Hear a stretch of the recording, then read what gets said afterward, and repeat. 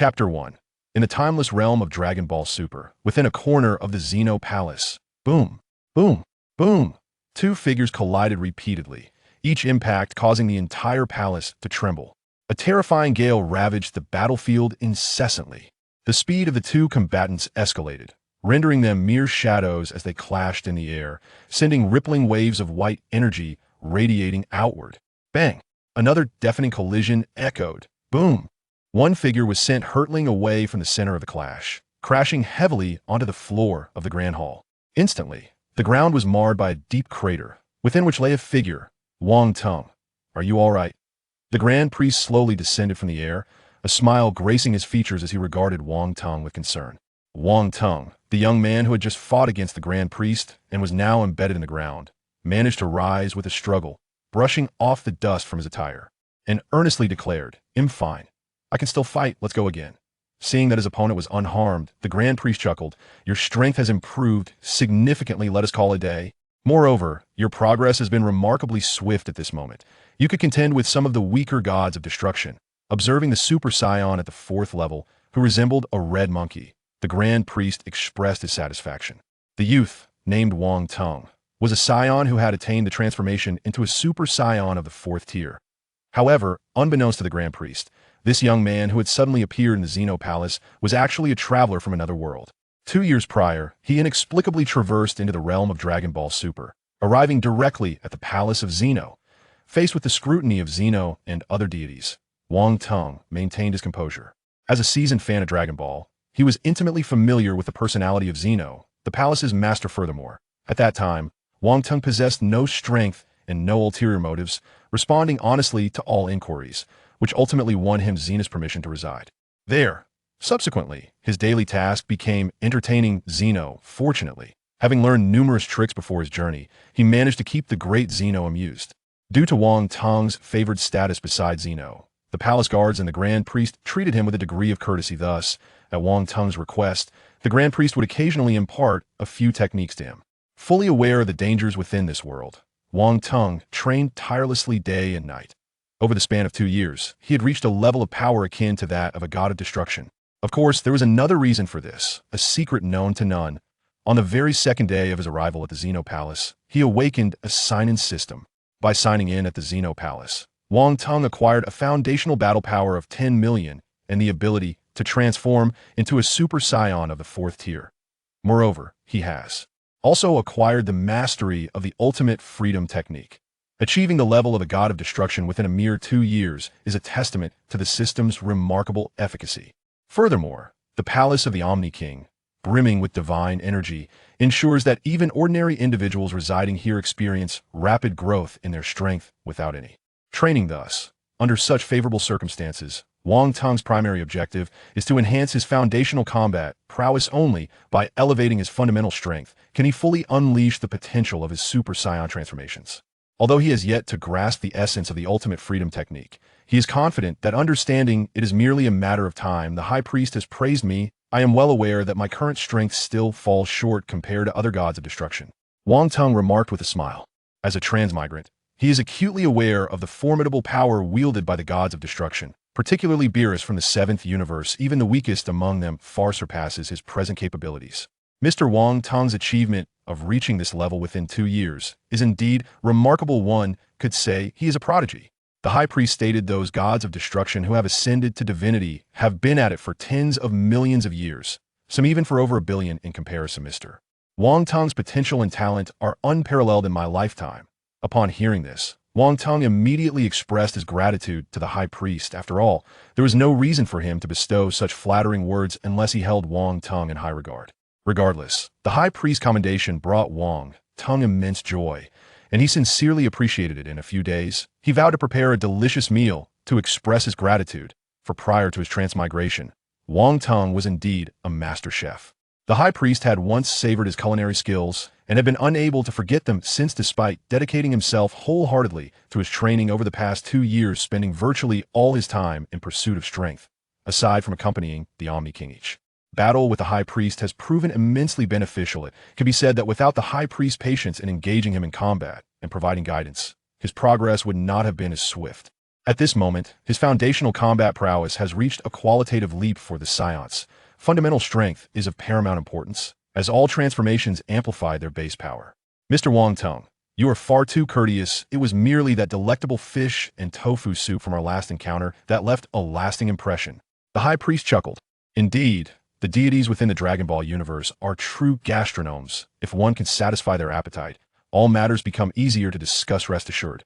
High Priest, I have recently devised a new soup recipe, and I shall invite you to taste it on another day. Upon hearing this, the High Priest's face lit up with joy. Since that is the case, Mr. Wong Teng, continue your training. I have matters to attend to, but do remember the new soup. With that, the High Priest took his leave. Just then, the cold, mechanical voice of the system echoed once more. Ding. Congratulations, host, on completing 600 sign-ins at the Omni-King's palace. Sign-in reward, Super Saiyan 5 form. Upon hearing this, Wong Teng couldn't help but exclaim in astonishment. What? The Super Saiyan 5 form? Upon receiving the cold voice of the system, Wong Teng's body trembled violently. Excitement, an unparalleled excitement. He never anticipated that this time the system would bestow upon him the form of Super Saiyan 5. The Super Saiyan 5 is an extraordinarily powerful transformation in the Dragon Ball fan works. Its enhancement for the Saiyans is truly unrivaled. Wonderful. My strength will soar to new heights in the next battle. I shall undoubtedly surprise the Grand Priest. Wong Teng was overwhelmed with joy at this moment. He felt the most exhilarated he had been in his 2 years within the Dragon Ball universe. He realized that his combat power had ascended to the upper echelons of the entire Dragon Ball world. With the foundation of his steadily increasing battle prowess over the past 2 years, coupled with the Super Saiyan 5 form, he believed that even the mightiest of the 12 destroyer gods, Beerus, would fall before him. However, at this moment, his heart was ablaze with the desire to challenge the Grand Priest, for the Saiyans' combative blood coursed through him fervently. Just then, a guard beside the Omni-King suddenly emerged from below. Mr. Wong Teng, the Omni-King requests your presence. After delivering the message, the guard vanished without a trace. Wong Teng did not hesitate. He immediately disappeared from his location and swiftly made his way to the Omni-King's palace. In a short while, Wong Teng traversed the lengthy corridor and arrived in the Grand Hall. In the magnificent hall, the Omni-King sat upon his throne, flanked by 2 formidable guards. I have arrived, Omni-King. Wong Teng addressed the Omni-King. The Omni-King's childlike voice responded softly. Upon seeing Wong Teng, the Omni-King's already small eyes lit up and his lips curled into a smile. Little Teng, you've come. Do you recognize the 2 beside me? Hearing the Omni-King's words, Wong Teng then noticed the 2 individuals standing next to him. Upon closer inspection, he realized they were the angel Vados and the destroyer god Champa from Universe 6. As in the storyline of Dragon Ball Super, Vados donned a predominantly dark green angelic uniform, wielding an angelic staff, with her silver-white ponytail elegantly tied high, exuding an aura of grace and tranquility. Her figure was simply stunning, well-proportioned in all the right places. When watching Dragon Ball previously, Wong Teng had thought Vados was incredibly beautiful, but he was astonished to find her even more captivating in person. This was Wong Teng's first encounter with any angel besides the Grand Priest, and he was delighted that it was Vados. Before him, Vados showcased an exceptional presence and physique in every regard. At this moment, the god of destruction, Champa, was drenched in sweat, bent over in a state of utter panic. Lord Zeno, it's my first time meeting both of you. Wong Teng exclaimed to Zeno. Zeno immediately soared into the air, hovering in front of Wong Teng. Champa, witnessing Zena's approach, became even more flustered, lowering himself further and daring not to lift his head. Meanwhile, the angel Vados maintained her icy demeanor, her expression unchanged. Little Teng, you've been diligently training lately. I truly wish to witness your combat prowess. Thus, I have summoned the god of destruction from Universe 6 for you to spar with him. Would you care to engage in a match? If you emerge victorious, I shall reward you with something splendid.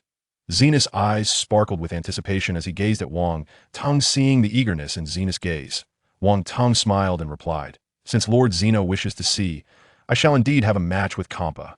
Upon hearing this, Zeno leapt with joy. Let us commence.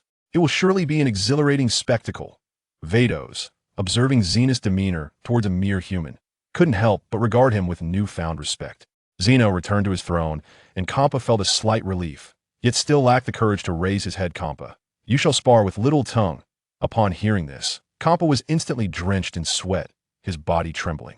He quickly responded, yes, In the next moment, Vados lightly tapped her angel staff on the ground, and an arena materialized within the grand hall. Wong Teng leapt onto the stage, followed by Champa, who finally raised his head. Initially, his pudgy face displayed panic, but upon realizing his opponent was merely a human, a fierce expression emerged. Kid, though I know not why Lord Zeno favors you, I must defeat you today, Champa declared coldly, fixing his gaze on Wang Teng. In response, Wang Teng's expression grew serious, and he calmly stated, "Do not hold back. I am eager to see just how formidable the god of destruction from Universe 6 truly is." Zeno watched the arena with a beaming smile. "Let the battle begin."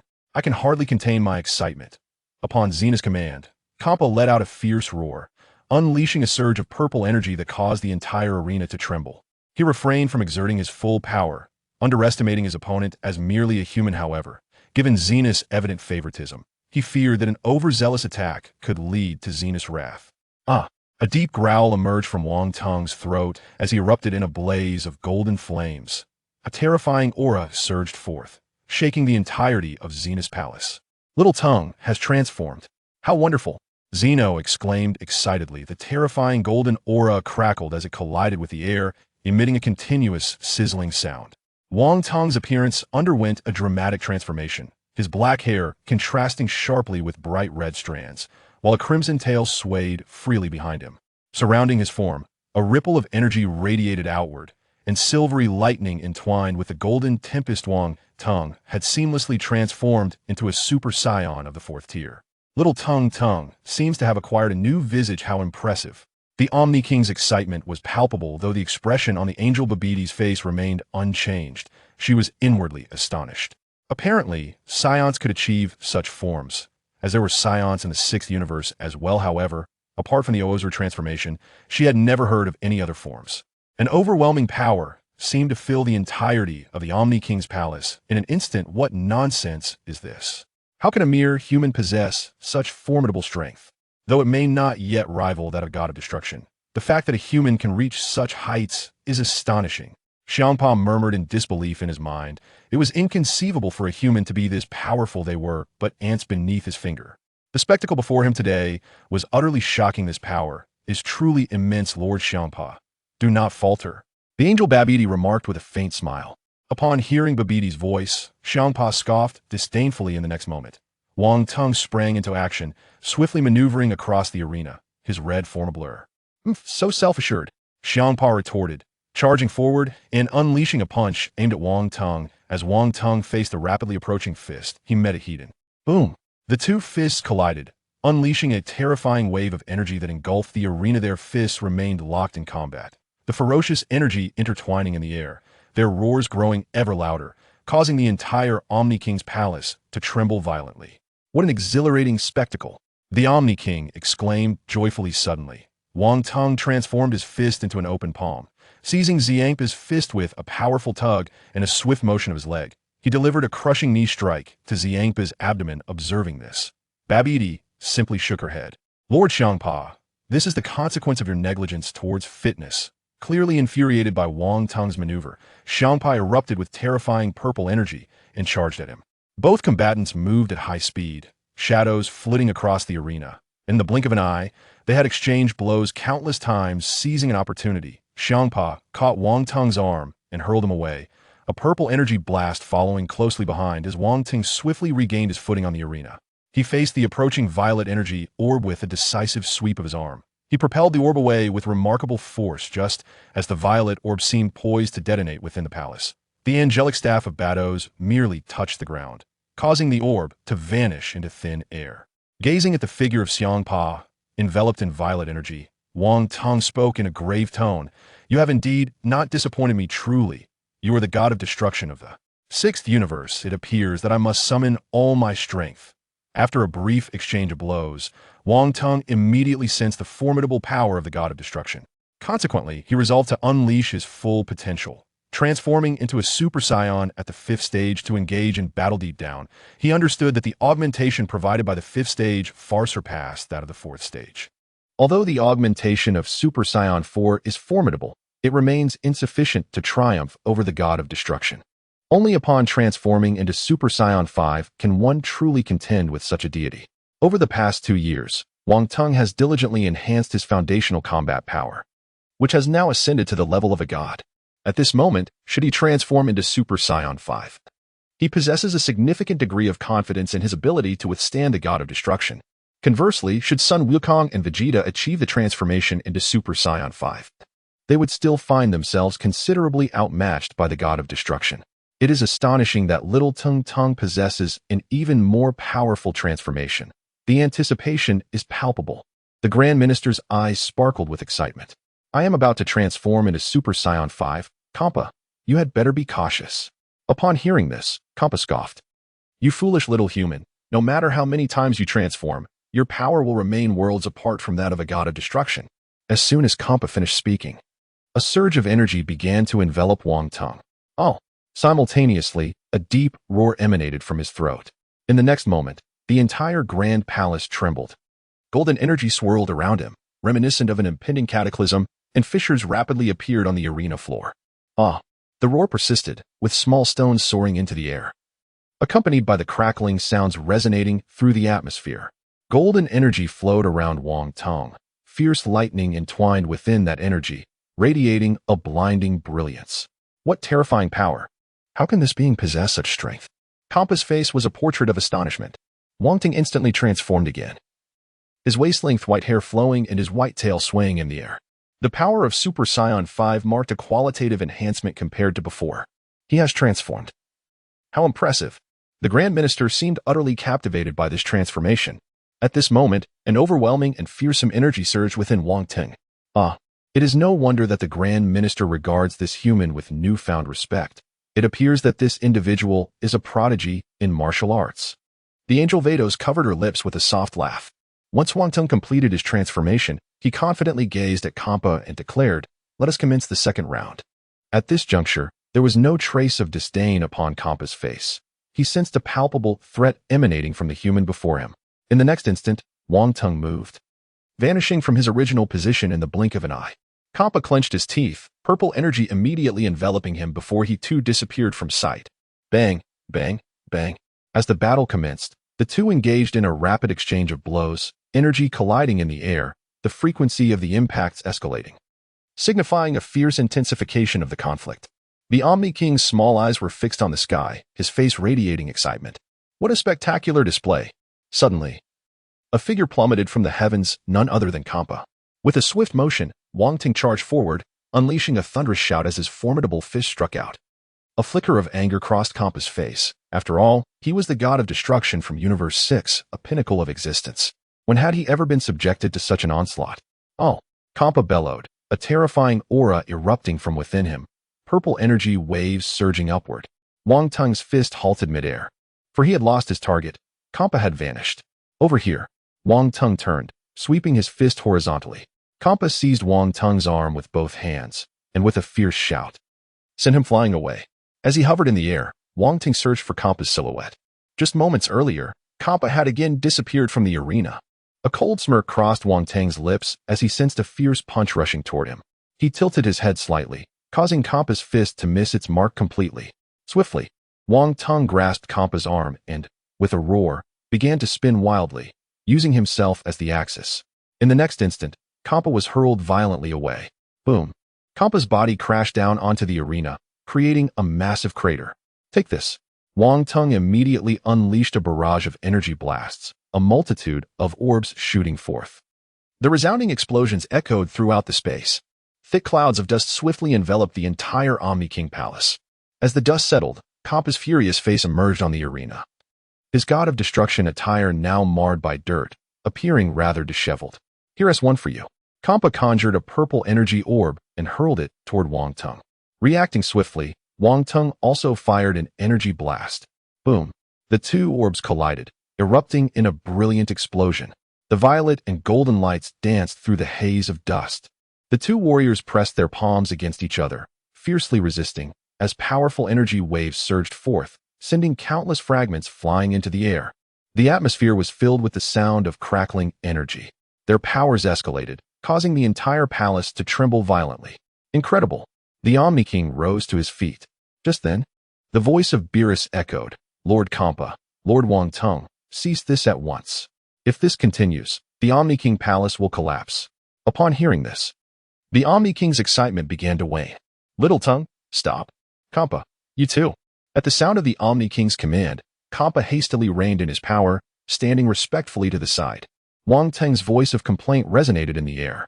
Your Majesty, I am on the verge of determining the victor against Champa. How can you intervene? As soon as the words left his lips, the Omni-King cast a beaming glance at Wang Teng. Little Tongue, since you are so fond of combat, shall we organize a martial arts tournament next time? Upon hearing of the prospect of battle, Wang Teng felt a surge of excitement within him. At that moment, he realized he was increasingly resembling a scion, with a combative spirit that had become deeply entrenched in his very essence. Then, the Omni-King spoke slowly. I mentioned that if you win, there would be a small reward. Though you have reached a stalemate, I sense that little Tung Ting is quite remarkable. I shall appoint you as an inspector. At this proclamation, Wong Teng was momentarily taken aback. It would be foolish to refuse an official position, after all. The Omni-King is the supreme deity of the entire universe, and any title bestowed by him would undoubtedly hold great significance. He quickly responded, Thank you, Your Majesty. Hearing the Omni-King casually bestow the title of inspector upon Wong Teng left Xiangpa astonished, though he dared not reveal his surprise. The inspector serves as the Omni-King's representative to exercise oversight, ranking alongside the High Priest, thus standing above countless others, even above the God of Destruction. Your Majesty. While Wong Teng is indeed commendable, is it appropriate to appoint him as inspector? Angel Beerus interjected. I have complete faith that little Ting Tung is more than capable of fulfilling this role. Understanding the Omni-King's resolve, Beerus chose not to press further. Wong Teng, from now on, you shall be the inspector of the Divine Realm, exercising oversight and instilling awe throughout the universe. Should the High Priest learn of this, he would surely be taken aback. In the next moment, the Omni-King suddenly levitated, gazing at Wong Teng as he said, Since you are now an inspector, you must fulfill the responsibilities of your office. Wong Teng was momentarily stunned. Responsibilities? It was his first encounter with the position of inspector, and he was uncertain of the specific duties entailed. Beerus smiled softly, Inspector, your duty is to oversee each deity in the mortal realm, ensuring their fidelity to their roles, and to report to the Omni-King once a year. Upon hearing Beerus' explanation, Wong Teng's heart swelled with joy. He had been contemplating how to challenge the protagonist of Dragon Ball, Son Goku from Universe 7, and now, as an inspector, the opportunity had presented itself. With his current strength, he could easily dominate all 12 universes. Wong Teng promptly assured the Omni-King that he would excel in his duties. The Omni-King chuckled. Since Little Ting Tung is now an inspector, you can no longer be called Little Tung Tung. Inspector, your time for testing has arrived. In a year, I eagerly await your report. When you return, we shall host the martial arts tournament of the 12 universes. How delightful. A broad smile adorned the Omni-King's face. Excellent. Wong Teng replied enthusiastically. After taking his leave from the Omni-King, Wong Teng made his way outside the Grand Palace. Upon returning to his training grounds, he immediately resumed his rigorous practice. He was resolute in his determination not to relax his training simply because he had become an inspector. He still had to contend with the angels, the Grand Priest, the guards of the Omni-King, and the Omni-King himself, who remained formidable opponents. To secure a sense of safety in the world of Dragon Ball, one must stand at the pinnacle of existence and seize control of their own destiny. Hence, it was imperative for him to vanquish all those stronger than himself.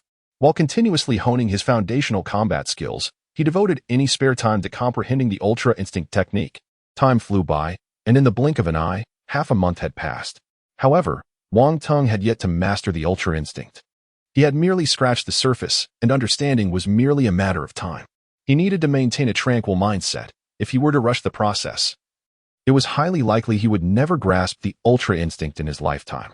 Rising to his feet, he exhaled gently. It is time to depart. He understood it was time to inspect the various universes, with his first destination being Earth in Universe 7. From a mere novice upon his arrival in this realm, he now possessed power rivaling that of a god of destruction.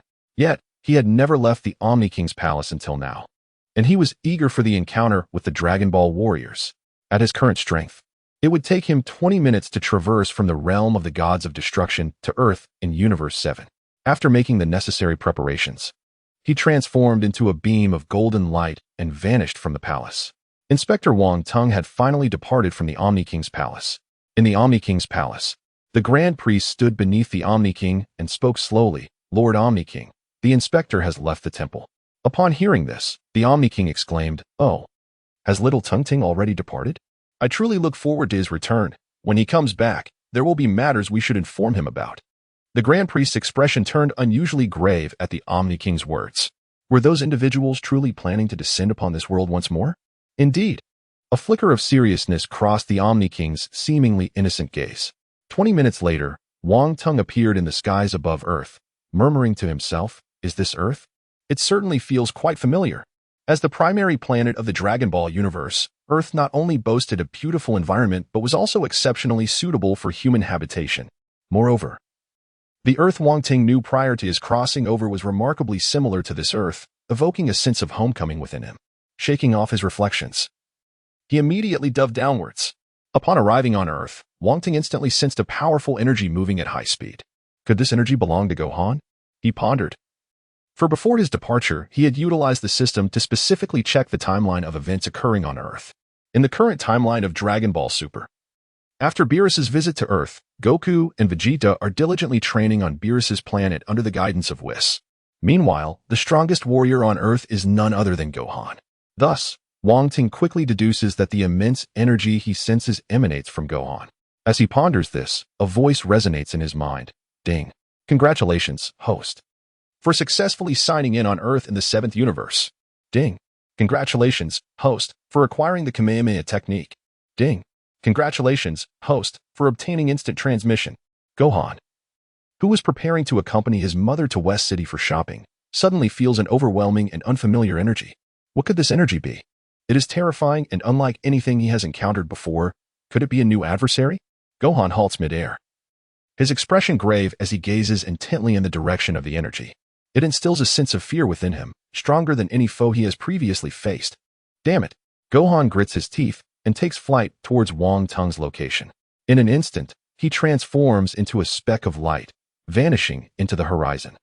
Gohan's approach is immediately sensed by Wong Teng, who has just completed his system sign-in. He decides to wait atop a mountain peak for Gohan's arrival. 5 minutes later, accompanied by the sound of rushing air and the appearance of a light, Gohan materializes before Wong Teng.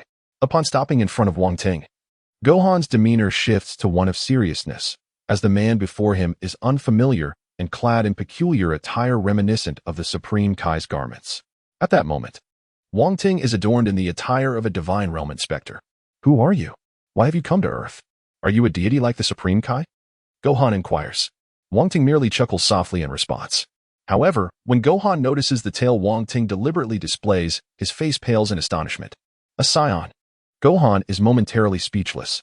Despite his reluctance to believe, the presence of the tail confirms that this man is indeed a Saiyan. Furthermore, Wong Teng's black hair undeniably solidifies Gohan's suspicions. Nonetheless, a wave of concern washes over him. Are you a Saiyan? He attempts to ask again. Although he already suspects the answer, he yearns to hear it from Wong Teng himself. Saiyans are known for their warrior nature, often characterized by their ferocity. Vegeta has felt the warmth of family and been influenced by Goku, while Goku himself was affected by a childhood injury. If the individual before him is a pure-blooded Saiyan, the situation could turn dire. Wong Teng, fully aware of Gohan's apprehensions, responds with a smile, "Indeed, I am a Saiyan." Upon hearing Wong Teng's affirmative response, Sun Wukong couldn't help but feel a surge of anxiety. What brings you to Earth?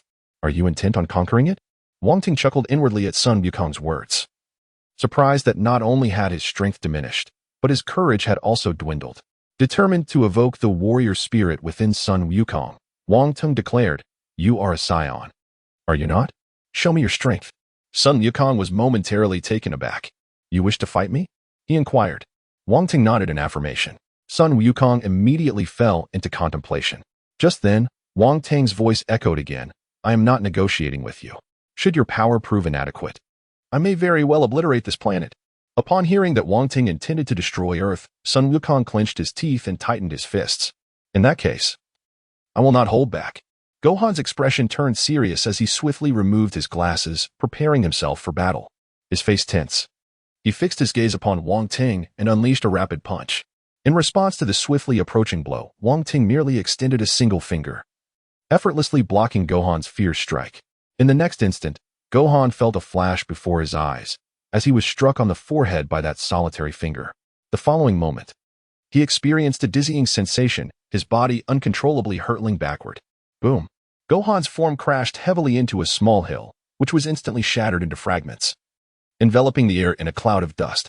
He was immediately buried beneath the rubble. Wong Teng gradually descended to the ground and remarked, "Is this all you were capable of?" He had not anticipated that Gohan, having neglected his training, had diminished to such an extent. Surely, Chi-Chi's discipline had been excessively stringent. As the dust slowly settled, Gohan erupted from the debris, his gaze fixed intensely upon Wong Teng. "You might as well transform into a Super Saiyan," Wong Teng stated coldly. Gohan's expression shifted, fluctuating between uncertainty and determination. He had not expected his opponent to be aware of the Super Saiyan transformation. Nevertheless, acknowledging the formidable strength of his adversary, Gohan resolved without hesitation. With a powerful shout, he unleashed his energy, golden aura surging from beneath his feet, his hair transforming instantly into a brilliant gold. Super Saiyan, Gohan, now radiating an overwhelming presence, brimmed with newfound confidence. "Be careful." Wong Teng gazed at Gohan, astonished that the once mighty Gohan, who had vanquished Majin Buu, had seen his combat prowess wane to such a degree. Truly, knowledge can alter one's fate. At this moment, Gohan had not yet realized that he had transformed into a Super Saiyan. However, his opponent, Wong Teng, appeared as calm and inscrutable as ever. Suddenly, Wong Teng beckoned to Gohan with a dismissive gesture. Seething with anger at the provocation, Gohan exclaimed, "How dare you look down on me?" Without further ado, Wu Fan vanished into the sky, transforming into a Super Saiyan as he swiftly maneuvered through the air. Gohan unleashed a powerful punch directed at Wong Teng. In the face of this swift assault, Wong Teng effortlessly extended a single finger, successfully blocking Gohan's fist. Gohan was momentarily taken aback. Yet he swiftly gritted his teeth and soared into the sky, unleashing a barrage of energy blasts from his hands. The relentless sound of rapid fire echoed through the air as countless energy orbs detonated upon impact with Wong Teng. Boom, boom, boom. With a fierce cry, another formidable energy blast was launched, resulting in an explosive eruption that sent flames soaring into the heavens, shrouding the surroundings in a thick cloud of smoke.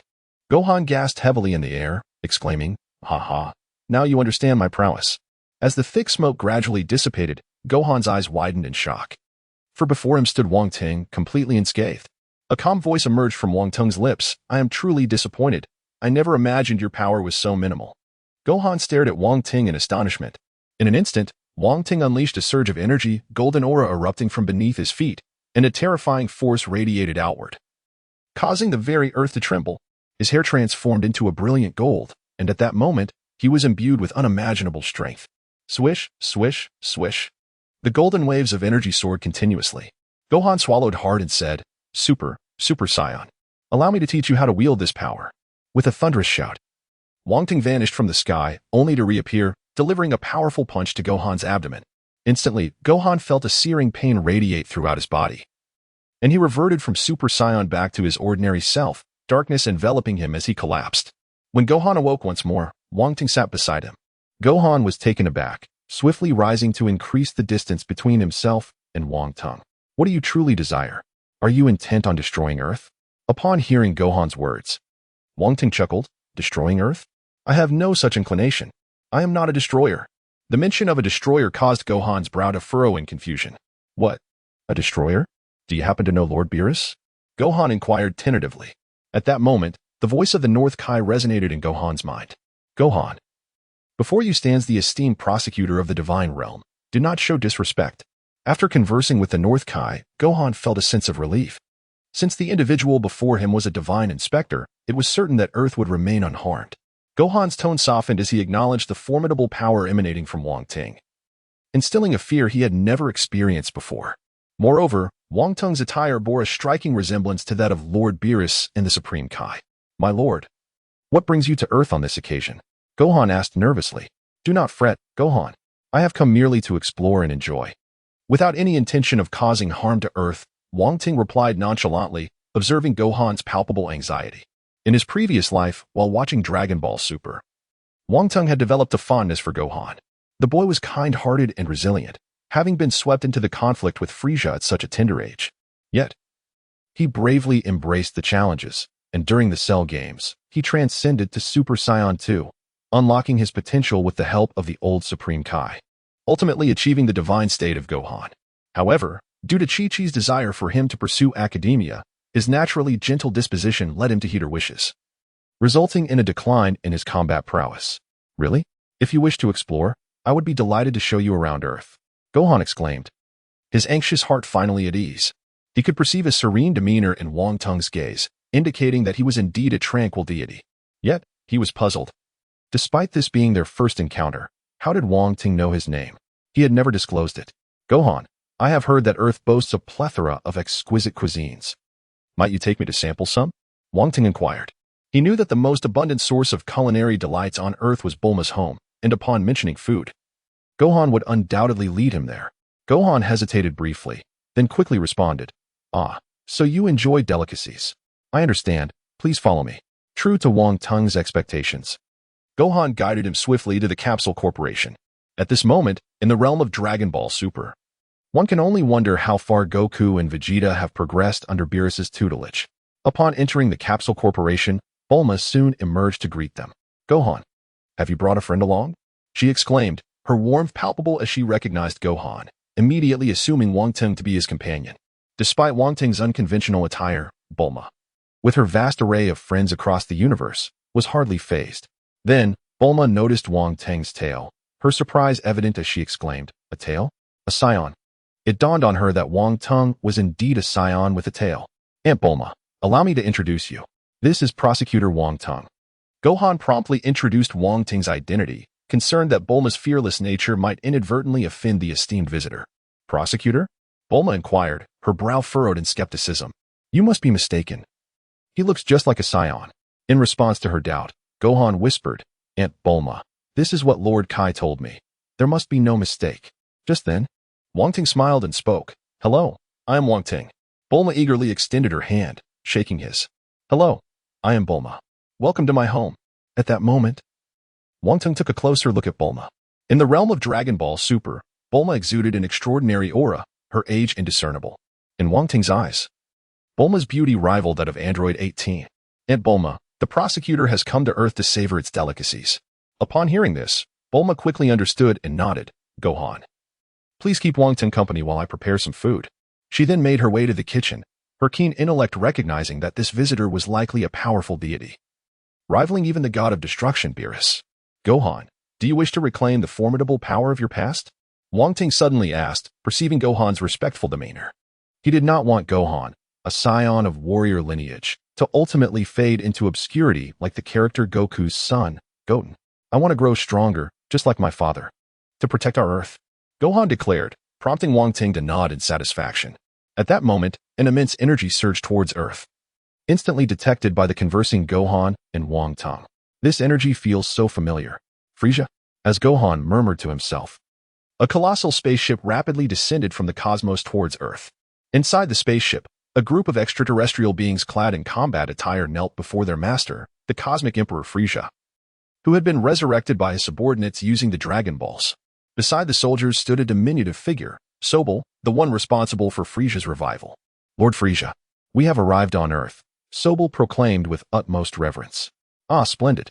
This time, I shall settle the score with those scions.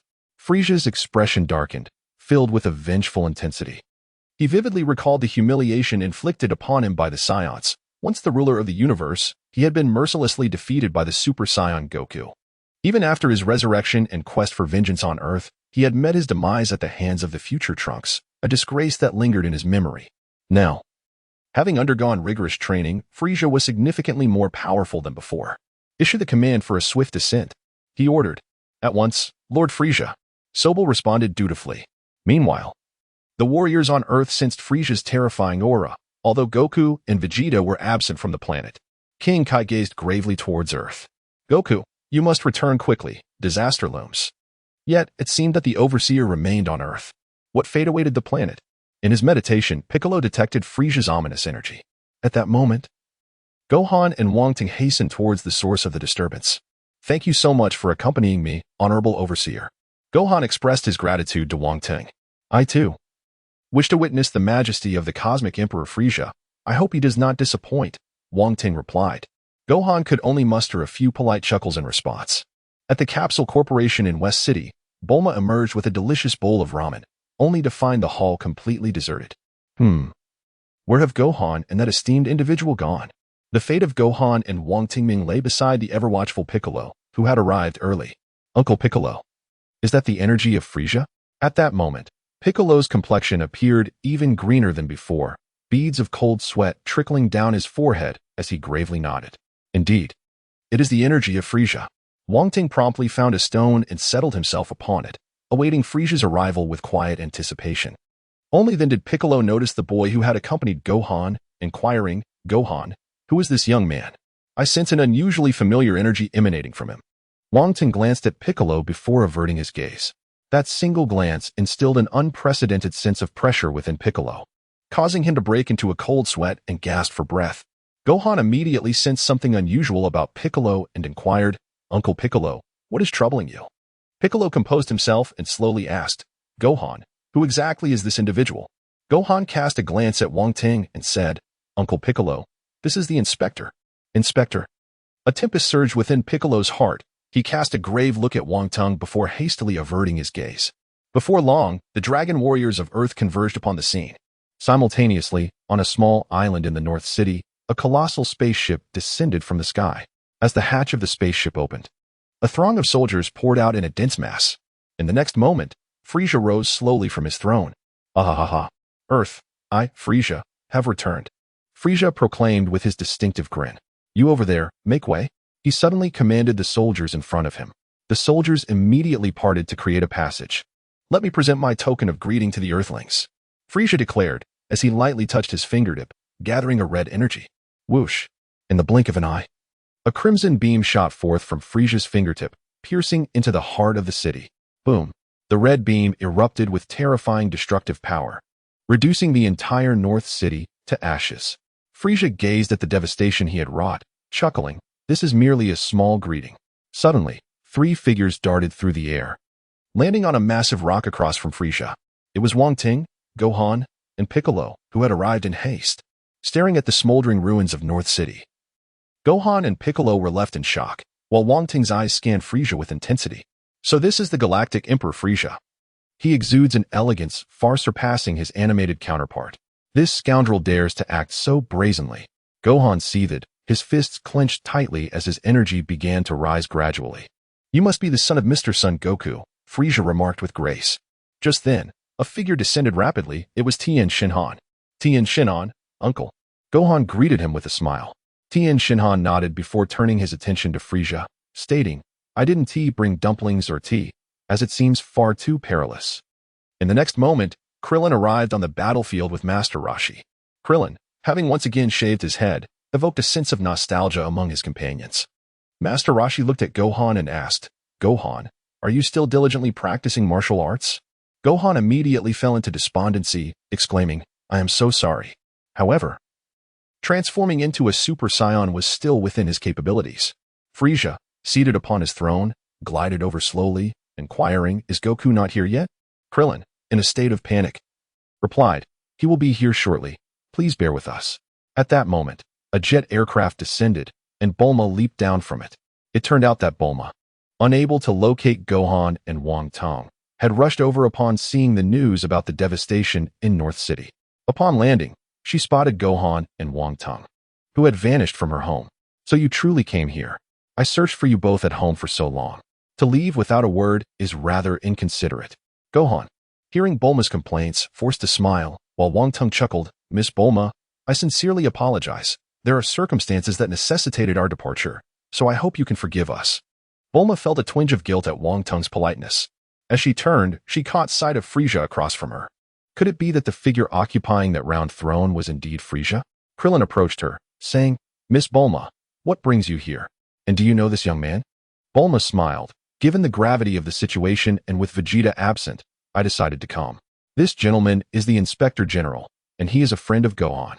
Everyone gazed at Gohan in astonishment, who could only manage a wry smile at that moment. Wong Teng introduced himself. "I am Wong Teng. It is a pleasure to meet you all." The group returned his greeting, charmed by his courteous demeanor. Bulma continued, "At such a critical moment, both Goku and Vegeta are completely unreachable. I attempted to contact Whis, but he did not respond." Then she directed her attention back to Frieza. Weren't you supposed to be dead? Why return for revenge? How did you come back to life? Krillin interjected anxiously. Miss Bulma, please mind your words. Frieza smirked. It seems you were somewhat familiar with my affairs. So, you have indeed visited Namek. He reclined upon his throne and demanded, where is your friend Goku? Bulma clenched her fists and questioned, why now? Why wait until now to seek vengeance? Frieza replied with a grin, a great many events have transpired, indeed. I have arrived late. Bulma, appearing unfazed, retorted, Goku would find defeating you an absolute ease at this point. You should leave while you still can. Krillin quickly cautioned. Miss Bulma, do not provoke him. Frieza's smile widened. By the time he arrives, witnessing the demise of his friends will surely bring him immense sorrow. Bulma turned to Gohan, saying, Gohan, you must be able to defeat him with ease. Gohan cast a glance at the composed Wang Teng, his heart heavy with uncertainty. The fate of Earth now rested solely upon Wang Teng's shoulders. With a grave expression, Gohan addressed Bulma. Miss Bulma, you may not have realized the gravity of the situation. Frieza is not to be trifled with. He has transformed significantly since our last encounter. His power has surged tremendously. Bulma's countenance darkened. How can this be? She turned to Wang Teng. Lord Wang Teng, are you not a great deity? Surely you can vanquish Frieza, can you not? At her words, Wang Teng slowly opened his previously closed eyes. Leave it to me, Miss Bulma, but do remember that you owe me a feast afterward. Upon hearing Wang Teng's willingness to assist, Bulma readily agreed. No problem. As long as you defeat Frieza, I will treat you to 100 banquets. Frieza, having grown impatient, declared, since Son Goku is absent, let the games begin. His voice was cold and commanding. Sobel, upon receiving Frieza's orders, waved his hand decisively. Eliminate them. Leave no one alive. In an instant, over 1,000 soldiers surged forth like a swarm of locusts, while those surrounding them braced for battle. Wang Teng stepped forward, raising his right hand with a delicate motion. Immediately, a beam of light manifested in the air, and the soldiers plummeted to the ground as if they were dumplings falling into water. Astonishment engulfed the Dragon Ball warriors. Their eyes widened in disbelief. Lord Wang Teng is indeed formidable, Bulma exclaimed with excitement. Meanwhile, Frieza stared, astonished, at the suddenly appearing youth. Who are you? Wang Teng replied with a slight smile. Greetings. Frieza. It is a pleasure to meet you. Your name is known throughout the cosmos. Frieza, taken aback that Wang Teng recognized him, chuckled. Ah. My reputation has indeed spread across the universe. Lord Wang Teng, please defeat Frieza swiftly. Bulma urged, enthusiastically shaking her small fists. Frieza ascended into the sky, an aura of terror radiating from him. Wang Teng quickly followed suit, positioning himself opposite Frieza. Frieza, transform. Let me witness your true power. Frieza paused, surprised by Wang Teng's knowledge. You seem well informed. Very well, I shall oblige. Wang Teng gazed calmly at Frieza. The two locked eyes, and then Frieza grinned wickedly, unleashing a mighty roar as he began to transform. A terrifying wave of energy erupted from Frieza, causing the very earth to tremble. His form began to shift gradually, with his power escalating rapidly. Wang Teng observed Frieza's transformation, recognizing the Ice Demon race as indeed a lineage of extraordinary talent. After a minute, Frieza finally emerged in his ultimate form. Ah, my apologies for the delay. Behold the transformation you have eagerly anticipated. Before Wang Teng could react, Frieza sprang into action, moving with such speed that he vanished from sight. When he reappeared, Wang Teng swiftly struck, delivering a powerful kick to Frieza's face. Frieza, gingerly touching his injured visage, remarked, I never expected Earth to harbor a warrior of your caliber, but you have chosen the wrong opponent. At that moment, crimson energy concentrated at Frieza's fingertips. With a fierce shout, a beam of red light shot forth with great velocity. Wang Teng extended his palm and, with a decisive motion, deflected the oncoming beam. Witnessing his formidable attack being effortlessly repelled, Frieza's expression darkened with fury. Are you becoming a bit overconfident? He seethed, charging at Wang Teng with unbridled wrath. Yet, his swift punch met only air, leaving behind nothing but Wang Teng's afterimage. From below, Wang Teng's voice echoed. Frieza, I am right here. Where are you striking? Infuriated by the audacity of being toyed with, Frieza lunged towards Wang Teng, unleashing a flurry of strikes. His fists moved like lightning, yet, predictably, each blow found its mark only in the emptiness of the air. Gazing at the multiple afterimages above, Frieza gritted his teeth in anger, roaring, You little brat. Is evasion your only skill? Lord Wang Teng is truly remarkable. Frieza cannot even touch him. Bulma murmured in awe. Gohan also nodded in agreement. The prowess of Lord Wong Teng is unfathomable. Who would have thought that Frieza could not gain any advantage against him? In response to Frieza's furious roar, Wong Teng chuckled lightly and remarked, "It seems you still do not comprehend. Go ahead and strike again." Frieza, thoroughly incensed by Wong Teng's words, bellowed in rage. "How dare you underestimate me, you scoundrel!" Opposite him, Wong Teng waved his hand, provoking the enraged Frieza even further. Frieza charged at Wong Teng with unrestrained fury, his fists hurtling towards him with great velocity. Wong Teng extended a single finger, and witnessing Frieza's disdainful action only solidified Frieza's resolve to eliminate him. In a flurry, Frieza unleashed a barrage of punches, yet each one was deftly blocked by Wong Teng with just his fingertip. In that moment of Frieza's astonishment, Wong Teng vanished and materialized above him, exclaiming, "This is how one ought to utilize their fists." His ghostly punch descended upon Frieza's head with tremendous force. Frieza instantly felt a terrifying power coursing through his body, rendering him uncontrollable as he plummeted downwards. Boom! Frieza's body crashed heavily into the cliffside. Enveloped in a cloud of dust, Wong Teng gradually descended and gazed at Frieza, now buried beneath the rubble. The next instant, a resounding explosion erupted as Frieza shot forth from the debris, countless stones hurtling around him. He glared at Wong Teng and demanded, "Who are you? How can you possess such formidable strength?" Wong Teng replied with a smile, "I am a Saiyan." Upon hearing this, Frieza's expression shifted dramatically. "You claim to be a Saiyan? Impossible. The Saiyans should be extinct. Aside from a few remaining on Earth, there should be no more Saiyans." To this, Wong Teng chuckled, "Nothing is impossible." He then revealed the emblem of a Saiyan, his tail. The sight of the tail made Frieza grit his teeth in fury. "A tail? You truly are a Saiyan. You wild monkeys, I shall annihilate every last one of you today." Wong Teng shook his head, stating, "You are not my match at this moment." Upon hearing Wong Teng's words, Frieza laughed derisively. "You are quite confident in your strength. Do you truly believe you can defeat me?" Wong Teng, unfazed, let out a low growl, and a terrifying aura erupted from within him, causing the very earth to tremble. Soon after, a golden energy enveloped his body, unleashing an unparalleled force in an instant. Whoosh, whoosh, whoosh. Super Saiyan. Frieza staggered back in shock, his teeth clenched tightly. Meanwhile, the onlooking Dragon Ball warriors stood in stunned silence. Gohan pondered, is he truly a Saiyan?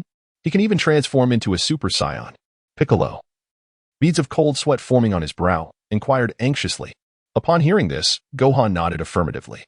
Unlike the others, Bulma's face was alight with excitement as she exclaimed, "This is wonderful. Lord Wong Teng will surely defeat Frieza. It seems we won't need Goku to intervene." "Curse it!" Frieza roared, charging forward with ferocity. The clash of their fists resonated like thunder, unleashing a powerful gust that swept across the battlefield. Frieza was immediately sent reeling backwards. "You should transform into your golden Frieza form," Wong Teng remarked, causing Frieza to recoil in disbelief. "How do you know about my golden Frieza transformation? Who are you? Why do you possess this knowledge?" In response to Frieza's palpable fear, Wong Teng replied with a smirk, "Who am I? If one must insist on a label, I am simply the one destined to slay you." "Arrogance!" Frieza erupted with fury. "Prepare yourself, for I shall unveil the terror of the Cosmic Emperor. You are the first to witness my transformation into Golden Frieza, and you should consider yourself fortunate." With that, he began to unleash his power, a violet aura rising around him as his expression contorted in agony.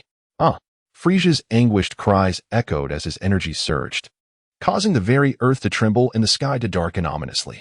At this moment, Frieza's rage was truly formidable. What is Frieza planning? Piccolo thought, cold sweat trickling down his brow as he watched the battlefield, his face paling with fear. What kind of training has Frieza undergone to amass such overwhelming power? Gohan clenched his fist and murmured. Wong Teng gazed at Frieza's transformation with a smile. At this moment, his opponent's strength had become exceedingly formidable, and he too began to feel a surge of excitement. He yearned to experience the true might of Golden Frieza, capable of rivaling Super Saiyan Blue Goku. Thunderous roars filled the air as the terrifying energy gradually stabilized. "Oh ho ho ho! This is my ultimate transformation," Wong Teng observed as Frieza's entire form shimmered with a golden hue. "Is that all? Just a change of skin? I expected something far more impressive," Wong Teng taunted deliberately. Upon hearing this disrespect towards his transformation, Frieza's expression turned icy. "You ignorant Saiyan brat, I will soon render you speechless." Golden Frieza unleashed a powerful punch, his speed now astonishingly swift. Wong Teng chuckled and charged forward, their fists colliding with tremendous force, unleashing a fearsome gust of wind. Boom, boom, Boom. The two were moving at an unbelievable pace, the sky filled with swirling white energy ripples, their figures entirely obscured. As the white ripples multiplied, it signified the intensifying battle. With a resounding crash, both were simultaneously knocked back. At that moment, Frieza suddenly appeared above Wang Teng, his fist descending with incredible speed. Faced with Frieza's terrifying blow, Wang Teng crossed his arms defensively, bracing for the impact. Boom. Wang Teng felt an immense force surge through him, propelling him downward. Crash. He landed heavily on the ground, gazing up at the triumphant Frieza, now possessing a clear understanding of Golden Frieza's formidable power. Truly, Golden Frieza is a super transformation capable of contending with Super Saiyan Blue. Although Wang Teng's foundational combat strength was extraordinarily powerful, surpassing Goku by several tiers, facing Golden Frieza with Super Saiyan Level 1 was still excessively strenuous. Oh ho ho ho, how does that feel? Are you sensing the fear now? No need to panic. I will grant you relief soon enough, Frieza proclaimed with arrogance. Wang Teng looked up and replied with a smile. What of it? You're not the only one capable of transformation. Allow me to show you what a true transformation looks like. Frieza paused, somewhat astonished. Transformation? You jest, surely. However, I shall grant you this opportunity. Come, unleash your power. Then, Wang Teng shouted down towards Gohan. Gohan, pay close attention. The mighty Saiyans possess no limits. Now, take a moment to truly appreciate the Saiyan transformation and its power. Gohan had always demonstrated remarkable talent, having been the first to achieve Super Saiyan 2, clearly proving his potential. Moreover, the old Kai had unlocked his latent abilities, allowing him to surpass Super Saiyan 3 and become the God Gohan. However, the tranquility of life had rendered him negligent in his training, compounded by Chi-Chi's desire for him to pursue academia. Consequently, he had forsaken the cultivation of his strength. Today, Wang Teng resolved to rekindle that fervent spirit within Gohan. In the next moment, Wang Teng began to unleash his energy. A deep roar erupted from his throat. Instantly, the golden aura intensified, the surging energy enveloping the battlefield with an ominous presence. Boom. Whoosh. In an instant, the very ground of the earth began to tremble violently. Waves of golden energy ascended, while white lightning flickered like serpents within the energy surges. Beneath Wang Teng's feet, a ferocious gale swept forth like a tempest. In the next heartbeat, Wang Teng transformed into the form of Super Saiyan 3. His golden hair cascaded to his waist, and his visage adopted a fierce demeanor, with his power becoming immeasurable. Since Gohan could already transform into Super Saiyan 2, there was no need for further demonstration. This was Super Saiyan 3, a form you may have witnessed your father assume before. Due to the extreme energy expenditure of Super Saiyan 3, Wang Teng had no intention of engaging in battle while in this form. The onlookers below stood with mouths agape, their faces etched with astonishment. For apart from Goku, they had never seen another capable of achieving such a transformation. Now comes the main event. Pay close attention. Wang Teng's voice resonated calmly. Is this not the limit? Has Lord Wang Teng truly surpassed my father? Gohan exclaimed in disbelief. What a joke. The Saiyans' power can surge to such heights. Surely, this main event is a ruse? Frieza's eyes were filled with gravity. At that moment, Wang Teng's low growl reverberated once more, and simultaneously, the earth quaked again. The entire planet shook violently. A fearsome whirlwind rendering the spectators unable to open their eyes, as if the apocalypse had descended upon them. The deep roar persisted. The sky became shrouded in dark clouds, as Wang Teng's formidable power pierced through the heavens. Whoosh! Countless white lightning bolts danced amidst the golden aura, his entire being radiating a blinding brilliance. Incredible! Lord Wang Teng is astonishingly powerful. It was simply hard to fathom that a Saiyan could attain such prowess. The overwhelming pressure compelled Gohan to take 2 steps back involuntarily. In the next moment, Wang Teng finally transformed into the form of Super Saiyan 4. A crimson tail swayed freely. His hair had turned black, with red energy entwined within it. His body was covered in crimson fur, exuding an aura of immense strength. At this moment, the visage radiated with newfound confidence. This is the form of Super Saiyan 4, a completely novel transformation. Wang Teng spoke with a calm demeanor. Below, the Dragon Ball warriors stood agape, astonished that the Saiyans possessed such a metamorphosis. The terrifying power, infused with an aura of destruction, was truly formidable. It was overwhelmingly potent. Gulyalu. Sun Wukong swallowed hard. At this instant, the golden Frieza beside him gaped in disbelief. Damn it! The Saiyans' energy had ascended to such heights. Frieza's expression soured as he realized that Wang Teng's power was subtly eclipsing his own. Had he known there were such formidable scions on Earth, he would have trained longer before seeking revenge. Regret coursed through Frieza's mind. Let us continue. Wang Teng provocatively beckoned Frieza. Enraged, Frieza's veins throbbed visibly. You wild monkey. Don't get too cocky. In his fury, he surged towards Wang Teng once more. The two clashed again. Boom, boom, boom. The air reverberated with the energy ripples of their combat. Their speed escalated to unimaginable levels. What kind of battle is this? They both fought with monstrous strength. Krillin muttered in awe. Bang. The two rapidly separated, with Frieza struggling to regain his balance, while Wang Teng remained composed. In the next moment, Frieza unleashed a terrifying energy sphere from his hand, but Wang Teng merely waved his arm, sending the sphere hurtling away. Boom. The sphere detonated high in the sky. At that instant, Frieza suddenly appeared behind Wang Teng, launching a fierce punch. Wang Teng's expression remained unfazed as he firmly grasped Frieza's arm, and with a thunderous shout, sent him soaring away. Boom. The ground was instantly cratered by Frieza's impact. Wang Teng's palm shimmered with radiant light, and in the next instant, an array of energy spheres descended upon the battlefield. Boom, boom, boom. The resounding explosions erupted, flames soaring into the heavens, thick smoke billowing forth. Krillin and the others were filled with exhilaration, exclaiming, Wonderful, we defeated Frieza. Yet, only Sun Wukong and Piccolo maintained grave expressions, for they could still sense Frieza's faint energy. Wang Teng hovered above the ravaged battlefield, chuckling softly. Come out, Frieza. You cannot be vanquished so easily. Indeed. As his words fell, a battered golden figure swiftly emerged from the debris. His face contorted with rage, he declared, Cursed brat, this king shall annihilate you. In the next moment, a terrifying aura erupted from Frieza, gradually converging above his head. A colossal golden energy sphere materialized at the apex of his being. Ha ha ha. With this sphere, vanish into oblivion. In an instant, he forcefully pressed his hands downward, and the golden energy projectile soared downwards, beaten by sweat. Piccolo gazed at the sky in trepidation, murmuring, Frieza has succumbed to madness. With this, Earth may very well cease to exist. Observing the ominous golden energy sphere above, Wang Teng's lips curled into a smile as he proclaimed, What a perfect opportunity to test the Kamehameha wave acquired from my sign-in.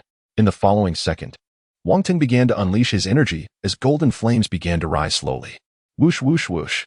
A brilliant white-blue radiance immediately sparkled in his hands, casting a dazzling glow.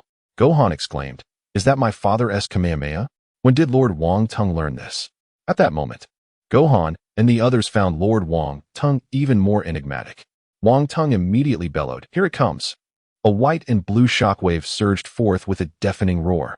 The two terrifying forces collided instantly, and in the blink of an eye, a dreadful wave of energy radiated outward. The surrounding cliffs and trees were reduced to rubble, and countless fragments of earth were sent flying. Gohan, with a grave expression, gazed at the clash in the sky and lamented, Frieza has indeed become much stronger than before. If it weren't for Lord Wang Teng being on Earth, we would be in serious trouble. Observing the standoff of the two forces in the sky, Wang Teng smiled and remarked, Frieza is indeed stronger than I had anticipated, but it is still manageable.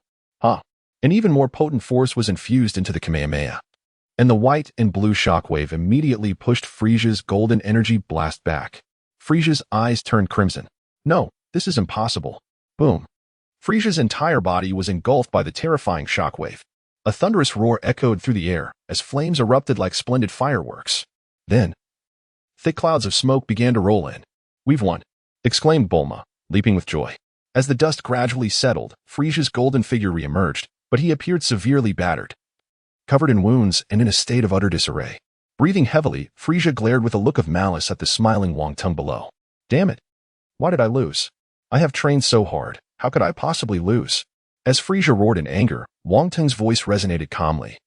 Do you understand why you have been defeated? It is because you possess two weaknesses. At this, Frieza furrowed his brow. Weaknesses? You dare claim that I, the king of the universe, have weaknesses? Ha ha ha. You wild monkey are far too arrogant.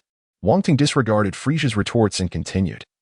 Your first weakness is your overconfidence in your power. If you encounter someone stronger than you, you will be mercilessly annihilated.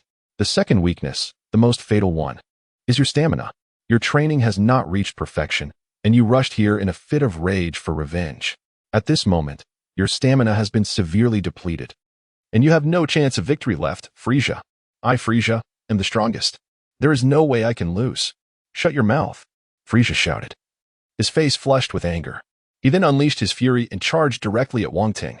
His strikes were as swift as lightning, with his fists raining down upon Wong Teng like a torrential downpour. When Frieza launched his attack, all that could be seen in the air were the fleeting afterimages of Wong Teng. After a flurry of assaults, Frieza's rapid onslaught astonishingly missed its target entirely. What? Frieza's expression turned exceedingly grim. Frieza, your speed has significantly diminished compared to before. This form, is it not taxing your stamina? Wang Teng remarked with a smile. Silence. I am invincible, Frieza roared. Countless energy blasts erupted from his hands, instantly filling the air with the ominous sounds of explosions. The sky was soon engulfed in a blaze of flames. Frieza laughed maniacally. Ha ha ha, perish without a trace. This is the consequence of underestimating me. Boom, boom, boom. As Wu Fan and his companions anxiously gazed at the terrifying explosion in the sky, a sense of dread enveloped them. Uncle Piccolo, is Lord Wong Teng going to be all right?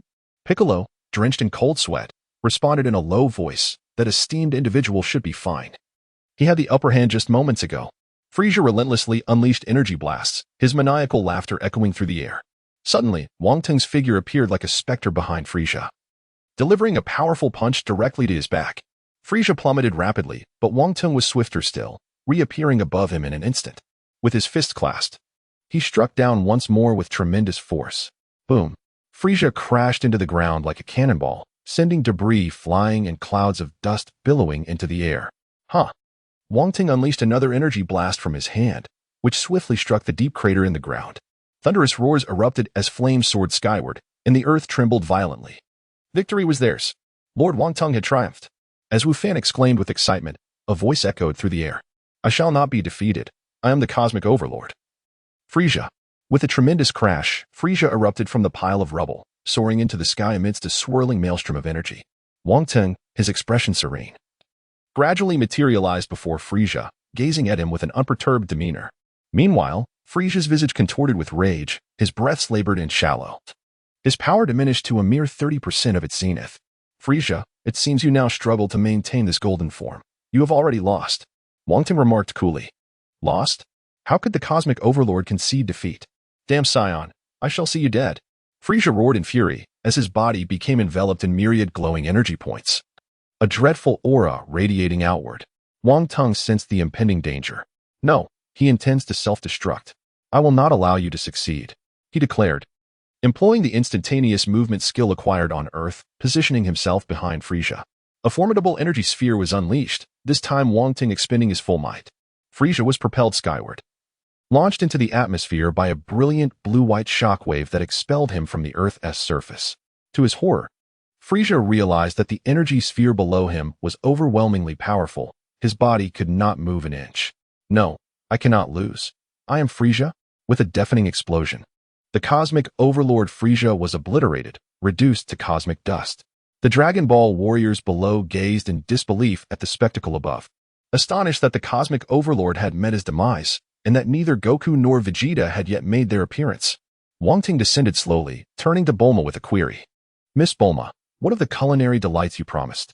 At this, Bulma beamed with a charming smile. Rest assured, Lord Wong Teng, upon our return to West City, I shall prepare a sumptuous feast for you. Satisfied with Bulma's assurance, Wong Teng nodded, but his expression shifted suddenly. I seem to have forgotten someone. The onlookers froze, puzzled by Wong Teng's abrupt change. Who might Lord Wong Teng be referring to? Indeed, a crimson beam had already been aimed at Wong Teng, yet he was quicker, launching a swift energy blast. With a resounding crash, the hidden Soul Bay, lurking behind the spacecraft, met his demise. Wong Teng unleashed another energy blast, annihilating Frieza's entire spacecraft. Once all was settled, he exhaled in relief, smiling. And thus, all is concluded. I almost overlooked that insignificant minion.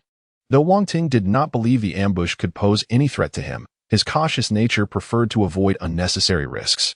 In the original narrative, even the formidable Super Blue Sun Goku fell victim. Lord Wong Teng, what was that just now?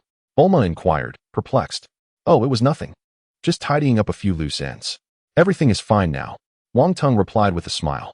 The others nodded in a manner that suggested they understood. yet remained somewhat bewildered. At that moment, Bulma heard Whis's voice resonate in her mind.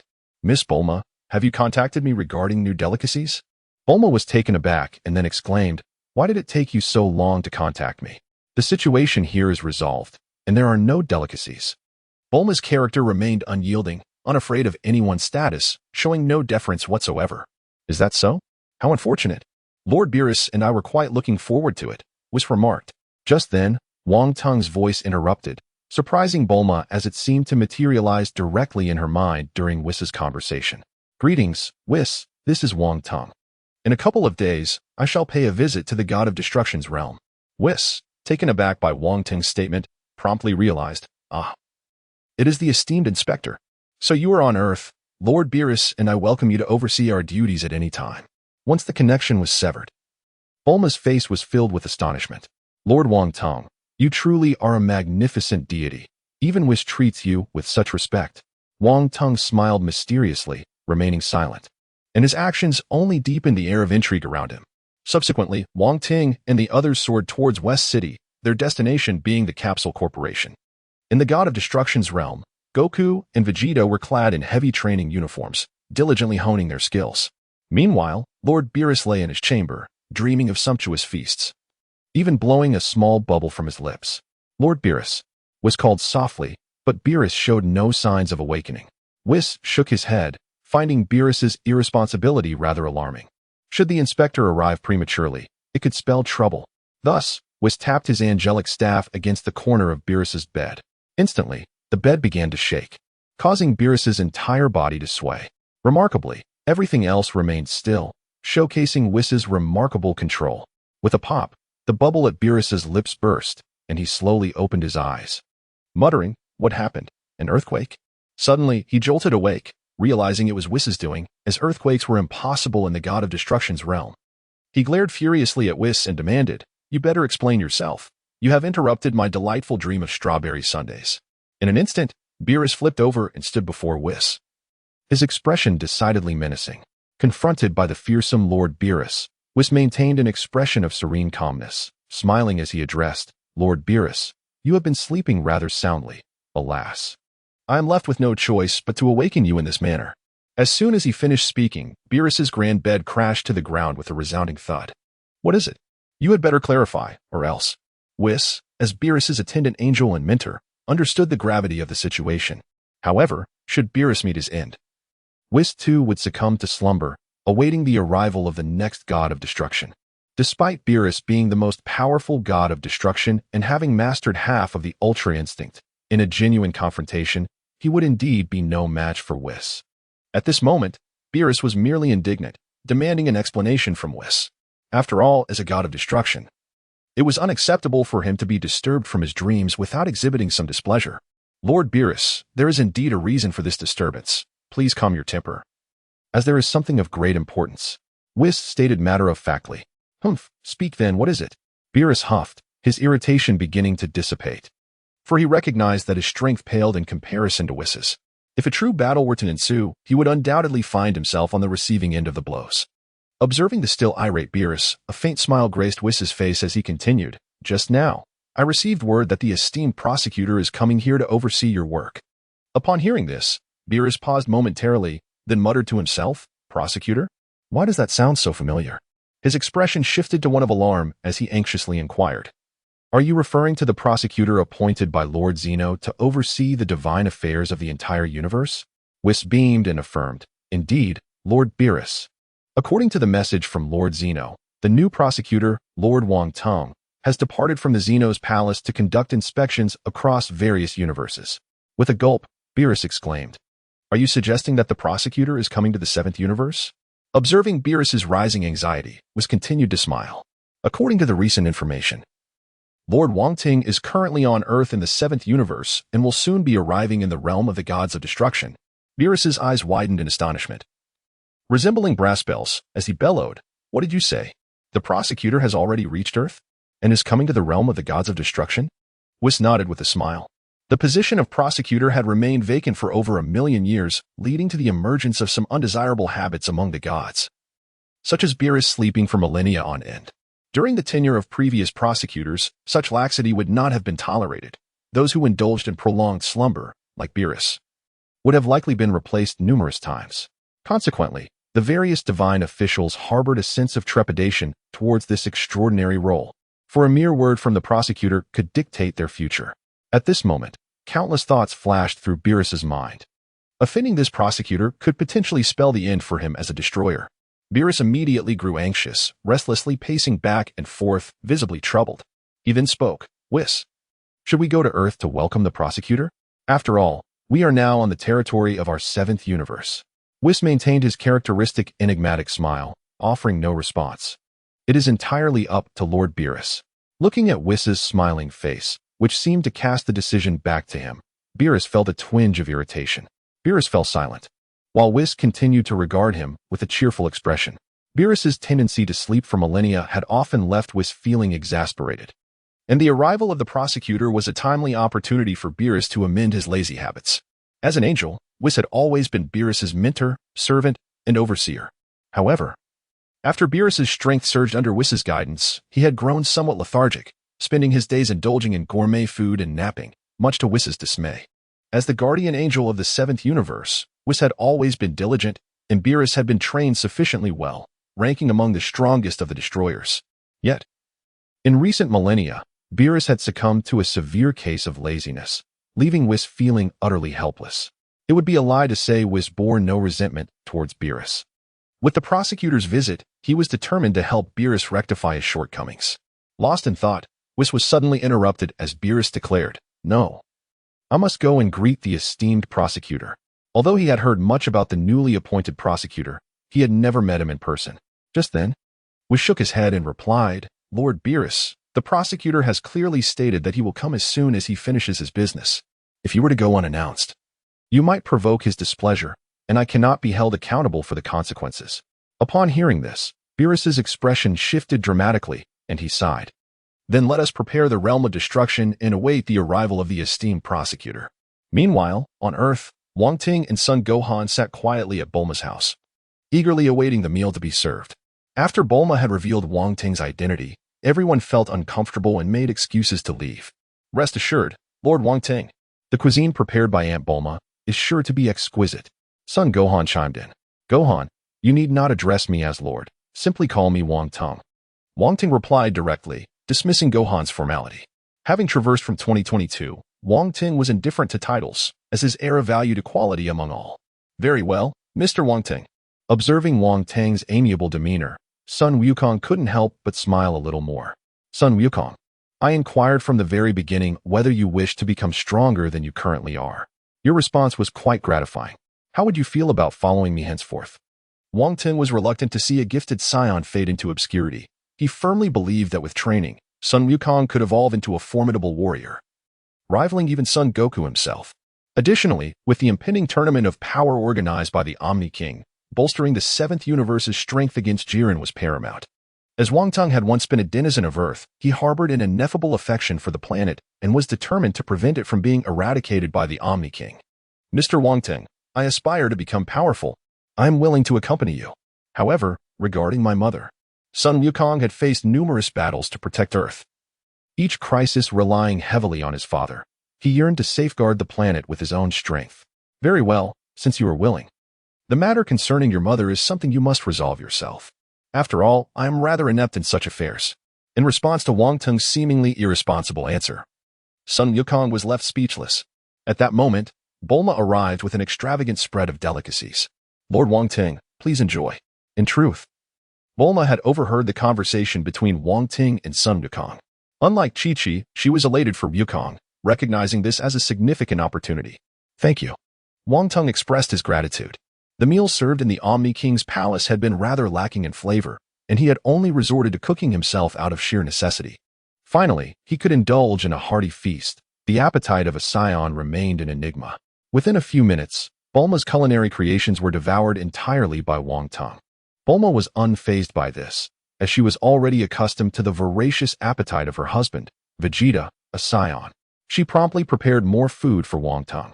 Half an hour later, Wang Teng felt satiated. "Thank you for the hospitality," he expressed sincerely. "It's nothing. Lord Wang Teng helped us defeat Frieza. This is a mere trifle. Whenever you wish to eat, Feel free to come by. Bulma replied with a smile. Indeed, for someone like Bulma, who owned the Capsule Corporation, food was never a concern. After his meal, Wong Teng stood up. Wukong, let us depart. I shall take you to a special place. With that, Wong Teng grasped Wukong's hand. And they vanished from the spot. Bulma stood there, gazing at the two disappearing figures, deep in thought. In the realm of destruction, Wong Teng and Wukong materialized directly in this extraordinary domain. He gazed upon the unfamiliar surroundings and remarked, indeed, teleportation is remarkably convenient. After my last conversation with Whis, I pinpointed the location, and to my surprise, I arrived almost instantaneously. This must be the realm of the Destroyer Gods. As Wong Teng and Gohan made their entrance, Whis and Beerus immediately recognized their presence. Beerus stood erect, embodying the demeanor of one awaiting a superior. Wong Teng approached with an easygoing manner. Beerus promptly bowed and declared, Welcome, esteemed inspector. How have you been of late? Whis smiled gently. No need for such formalities, Beerus. I appreciate your concern. The Grand Minister mentioned you during our last encounter. Meanwhile, Goku and Vegeta lingered behind Beerus and Whis. Is that the esteemed inspector? Is he exceptionally powerful? Excitedly, Goku exclaimed. Oh, is that Gohan following behind? He immediately waved at Gohan. Upon noticing Goku, Gohan, who was beside Wong Teng, hurried over, first respectfully greeting Whis and Beerus. Then he approached Goku, saying, Dad, I never expected that Lord Wong Teng would bring me here. What a delightful surprise. I hope everything is well with you. Before Goku could respond, a cold snort from Vegeta interrupted. Gohan, why are you here instead of diligently training on Earth? It seems your battle power has diminished once again. Gohan bashfully ruffled his hair and said, I came here with Lord Wong Teng, Uncle Vegeta. I will diligently train from now on. Upon hearing Gohan mention Wong Teng's name, Vegeta was momentarily taken aback. Who exactly is this Wong Teng? He has garnered such a grand reception from Lord Beerus and Whis, and prior to this, we were repeatedly warned not to show any disrespect towards him. While Vegeta pondered this, Son Goku quietly inquired, Gohan, is that Lord Wong Teng very powerful? In response, Gohan nodded emphatically. Dad, you might not know, but Lord Wong Teng's strength is unfathomable. It was he who vanquished Frieza when he came seeking vengeance. Upon hearing this, Goku immediately exclaimed, What did you say? Frieza? That villain is still unrepentant. If that esteemed individual could annihilate Frieza, then his power must be extraordinary. Goku's exclamation immediately provoked Beerus's displeasure, who reprimanded, Goku, lower your voice and do not disturb Lord Inspector. Beerus's admonition swiftly reached Wong Teng, who was conversing with Whis. He approached slowly and inquired, Beerus, who are these two? Upon facing Wong Teng's question, Beerus broke into a cold sweat, rendered speechless by anxiety. At that moment, Son Goku stepped forward, extended his hand, and said, Greetings. Lord Wong Teng, I am Son Goku, a Saiyan. I have heard from Gohan that you aided Earth in vanquishing Frieza. I cannot thank you enough. In response, Wong Teng smiled and replied, No need for thanks. I have a great fondness for Earth as well. Seizing the opportunity, Goku eagerly pressed on. I have heard that your strength is unfathomable. May I challenge you to a duel, my lord? Goku's reckless proposal startled Beerus, who panicked and exclaimed, Goku, what are you saying? The esteemed Lord Inspector cannot engage in battle with you. Meanwhile, Vegeta clenched his fists, gritting his teeth. How despicable, Kakarot. It should be I, the Prince of Saiyans, who battles Lord Wong Teng. Wong Teng's gaze swept over the two, yet he remained silent, leaving Beerus perplexed about Wong Teng's intentions. In his fluster, he hastily interjected, Lord Inspector, these are merely two subordinates. You need not pay attention to their words. Suddenly, Wong Teng chuckled. Interesting, let us have a match then. Whis. You shall act as the referee. Whis responded with a light smile. Very well, Lord Inspector. At this moment, Beerus was in a state of panic, fearing any misstep from Wong Teng during the battle, and he immediately interjected, No, it is inappropriate for the esteemed Lord Inspector to engage with you. Goku and Vegeta, do not be foolish. Step back at once. In the face of Beerus's objection, Goku touched his face and murmured, Since Lord Wong Teng has already agreed, why can't Lord Beerus allow it? It is merely a friendly contest. Beerus erupted in anger. I said no means no. In an instant, Wukong waved his hands, rendered speechless. However, at that moment, Wong Teng's gaze sharpened, his eyes fixed intently on Beerus. Do you have any objections to my decision, Beerus? Under the piercing scrutiny of Wong Teng, Beerus began to perspire profusely. And no, of course not. He stammered. Since Lord Inspector is so interested, let us have Wukong and Vegeta compete against you. Upon hearing Beerus concede, a smile immediately graced Wong Teng's face. Meanwhile, Wukong and Vegeta displayed eager expressions, ready for the challenge. However, Gohan's demeanor grew grave as he warned, Father, Uncle Vegeta, please be cautious. Lord Wong Teng's strength is formidable. Wukong's expression instantly turned serious as he nodded emphatically. Don't worry, Gohan. Your father will not be easily defeated. Vegeta crossed his arms and declared, Kakarot. Who among us shall take the first step? Son Wukong replied with a smile. Naturally, it shall be I, for it was my suggestion to compete. Humph. That Kakarot truly is infuriating. Very well, you may take the lead, but it is I who must vanquish him. Wukong acknowledged with a nod and swiftly stepped forward. Meanwhile, Whis and Beerus promptly shifted to the side. Beerus remarked softly, Hey, Whis, why aren't you intervening in this contest? What if the Grand Minister were to lose and unleash his wrath upon Universe 7? In response, Whis maintained his characteristic smile. Lord Beerus, you are overly concerned. It is unlikely that Wukong and Vegeta will easily defeat the Grand Minister. I can sense the essence of Ultra Instinct emanating from him, although it is not overwhelmingly potent. It clearly indicates that his strength is formidable. Beside them, Gohan's face remained etched with worry. Wukong gradually approached Wong Teng, positioning himself for battle. Wong Teng furrowed his brow. Taken aback by the sight of Son Wukong entering the arena alone, without transforming into a Super Saiyan. Consequently, Wong Teng resolved to teach Son Wukong a lesson, instilling in him the understanding that one must always give their utmost effort, regardless of the adversary faced. Wukong made his move, channeling power into his legs as he unleashed a fierce sweep towards Wong Teng. In response to Wukong's relentless assault, Wong Teng's figure became ethereal, vanishing entirely from sight. Ah. Indeed, Master Wong Teng's prowess is remarkable. Wukong is bound to face some challenges, Whis remarked with a subtle smile. As anticipated, Wukong's attack missed its mark, leaving him without a target. When he finally sensed Wong Teng's presence, the latter's counterattack was already hurtling towards him. A powerful punch struck Wukong squarely in the chest. What appeared to be a simple blow sent Wukong staggering several steps backward, nearly causing him to lose his balance and fall. With gritted teeth, Wukong exclaimed, Impressive. I was utterly unable to perceive how he had executed his move. Realizing this, I resolved to unleash my full potential. With a thunderous roar, Wukong transformed into a Super Saiyan. Immediately afterwards, he surged with energy, ascending to Super Saiyan 2. In that moment, his power had become extraordinarily formidable. A terrifying aura radiating outward, with golden flames rising ever higher. Whoosh, whoosh, whoosh, whoosh. Lord Wong Teng, be on your guard. Wukong charged forward, delivering a powerful punch towards Wong Teng. As he beheld the rapidly enlarging fist before him, he swiftly retaliated with a punch of his own. The two fists collided with tremendous force. A gust of wind surged outward from the point of their impact, spreading rapidly in all directions. With a resounding bang, both combatants leaped back, only to charge at one another once more, engaging in a flurry of strikes mid-air. Circles of white energy ripples continuously radiated outward. Bang, bang, bang. Suddenly, a figure plummeted swiftly from the sky. Father! With an exclamation of astonishment, Wu Fan exclaimed. Indeed, descending from the heavens was none other than Goku. Transformed into Super Saiyan 2, after swiftly stabilizing his form, Wukong gazed intently at the enigmatic figure in the sky, his expression gravely serious. While the others may have felt somewhat unclear about the situation, it was only Son Wukong, who had been engaged in battle, that grasped the gravity of the moment.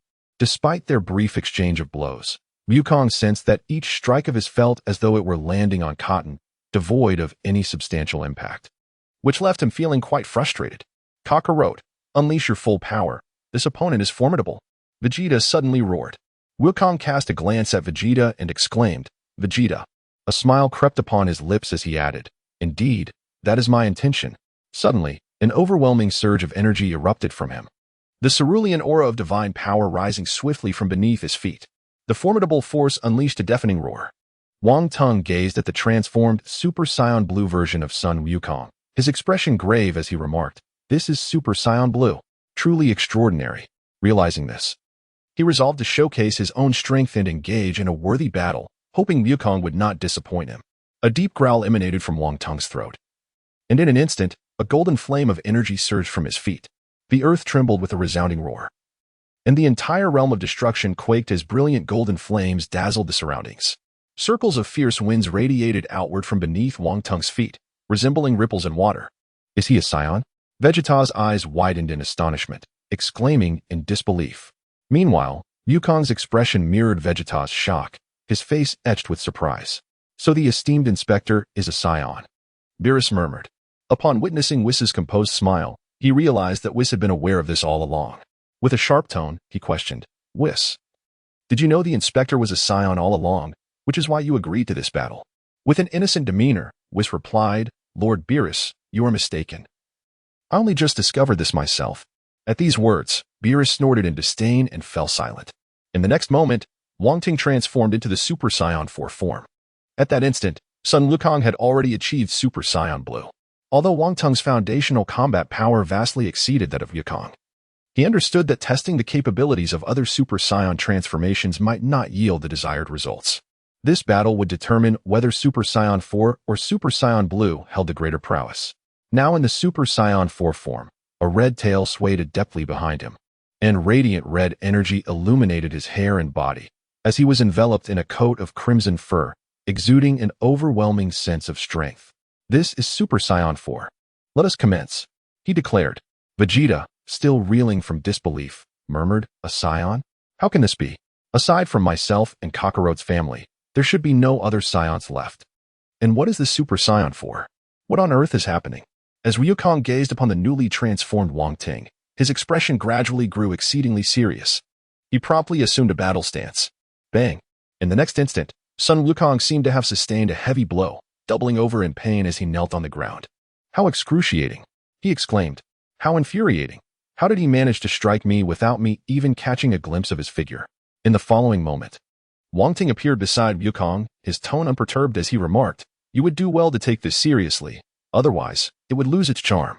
Upon hearing this, Wukong swiftly leaped backward, creating distance between himself and Wong Teng. Astonishingly swift, the strength of the Inspector General has nearly reached that of a destroyer. It is truly remarkable. This observed with a faint smile. Beerus clenched his fists tightly, his teeth gritted, leaving no one to fathom the thoughts swirling in his mind. Kakarot, shall I take over? Vegeta bellowed, casting a glance at the stage. Wukong slowly straightened his body and declared, Do not jest. How could I ever relinquish the opportunity to confront such a formidable adversary? I am elated just to engage in battle. Vegeta, trust me. No sooner had he spoken than a crimson figure charged forward once more, delivering a powerful kick to Wukong's abdomen. Wukong flew backwards like a cannonball. Boom. He landed heavily on the distant ground. Wong Teng maintained his stance, remarking, Is that all? Vegeta's expression darkened.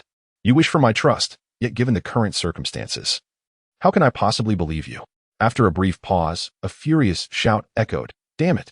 Wukong charged forward, his formidable fist hurtling towards his opponent. Wong Teng immediately met the challenge head-on. With a thunderous crash, their fists collided, unleashing an astonishing surge of energy. In an instant, the two engaged in a fierce exchange, trading blows in rapid succession. Yet, without exception, Wukong found himself at a disadvantage with each encounter. With a determined grit, Wukong charged forward once more, his fists raining down with the ferocity of a tempest. Wong Teng, unfazed, extended his palm, skillfully parrying the onslaught of Wukong's strikes. Wukong's assaults grew increasingly rapid, and he deftly employed the rebound force from the collision in his palm to swiftly retreat.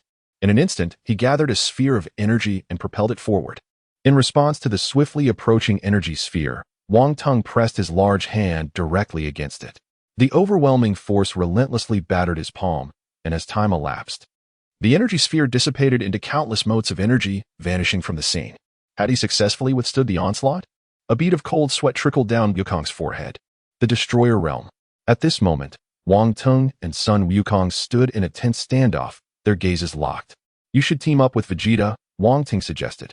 Upon hearing this, Sun Wukong clenched his teeth, his face a mask of fury.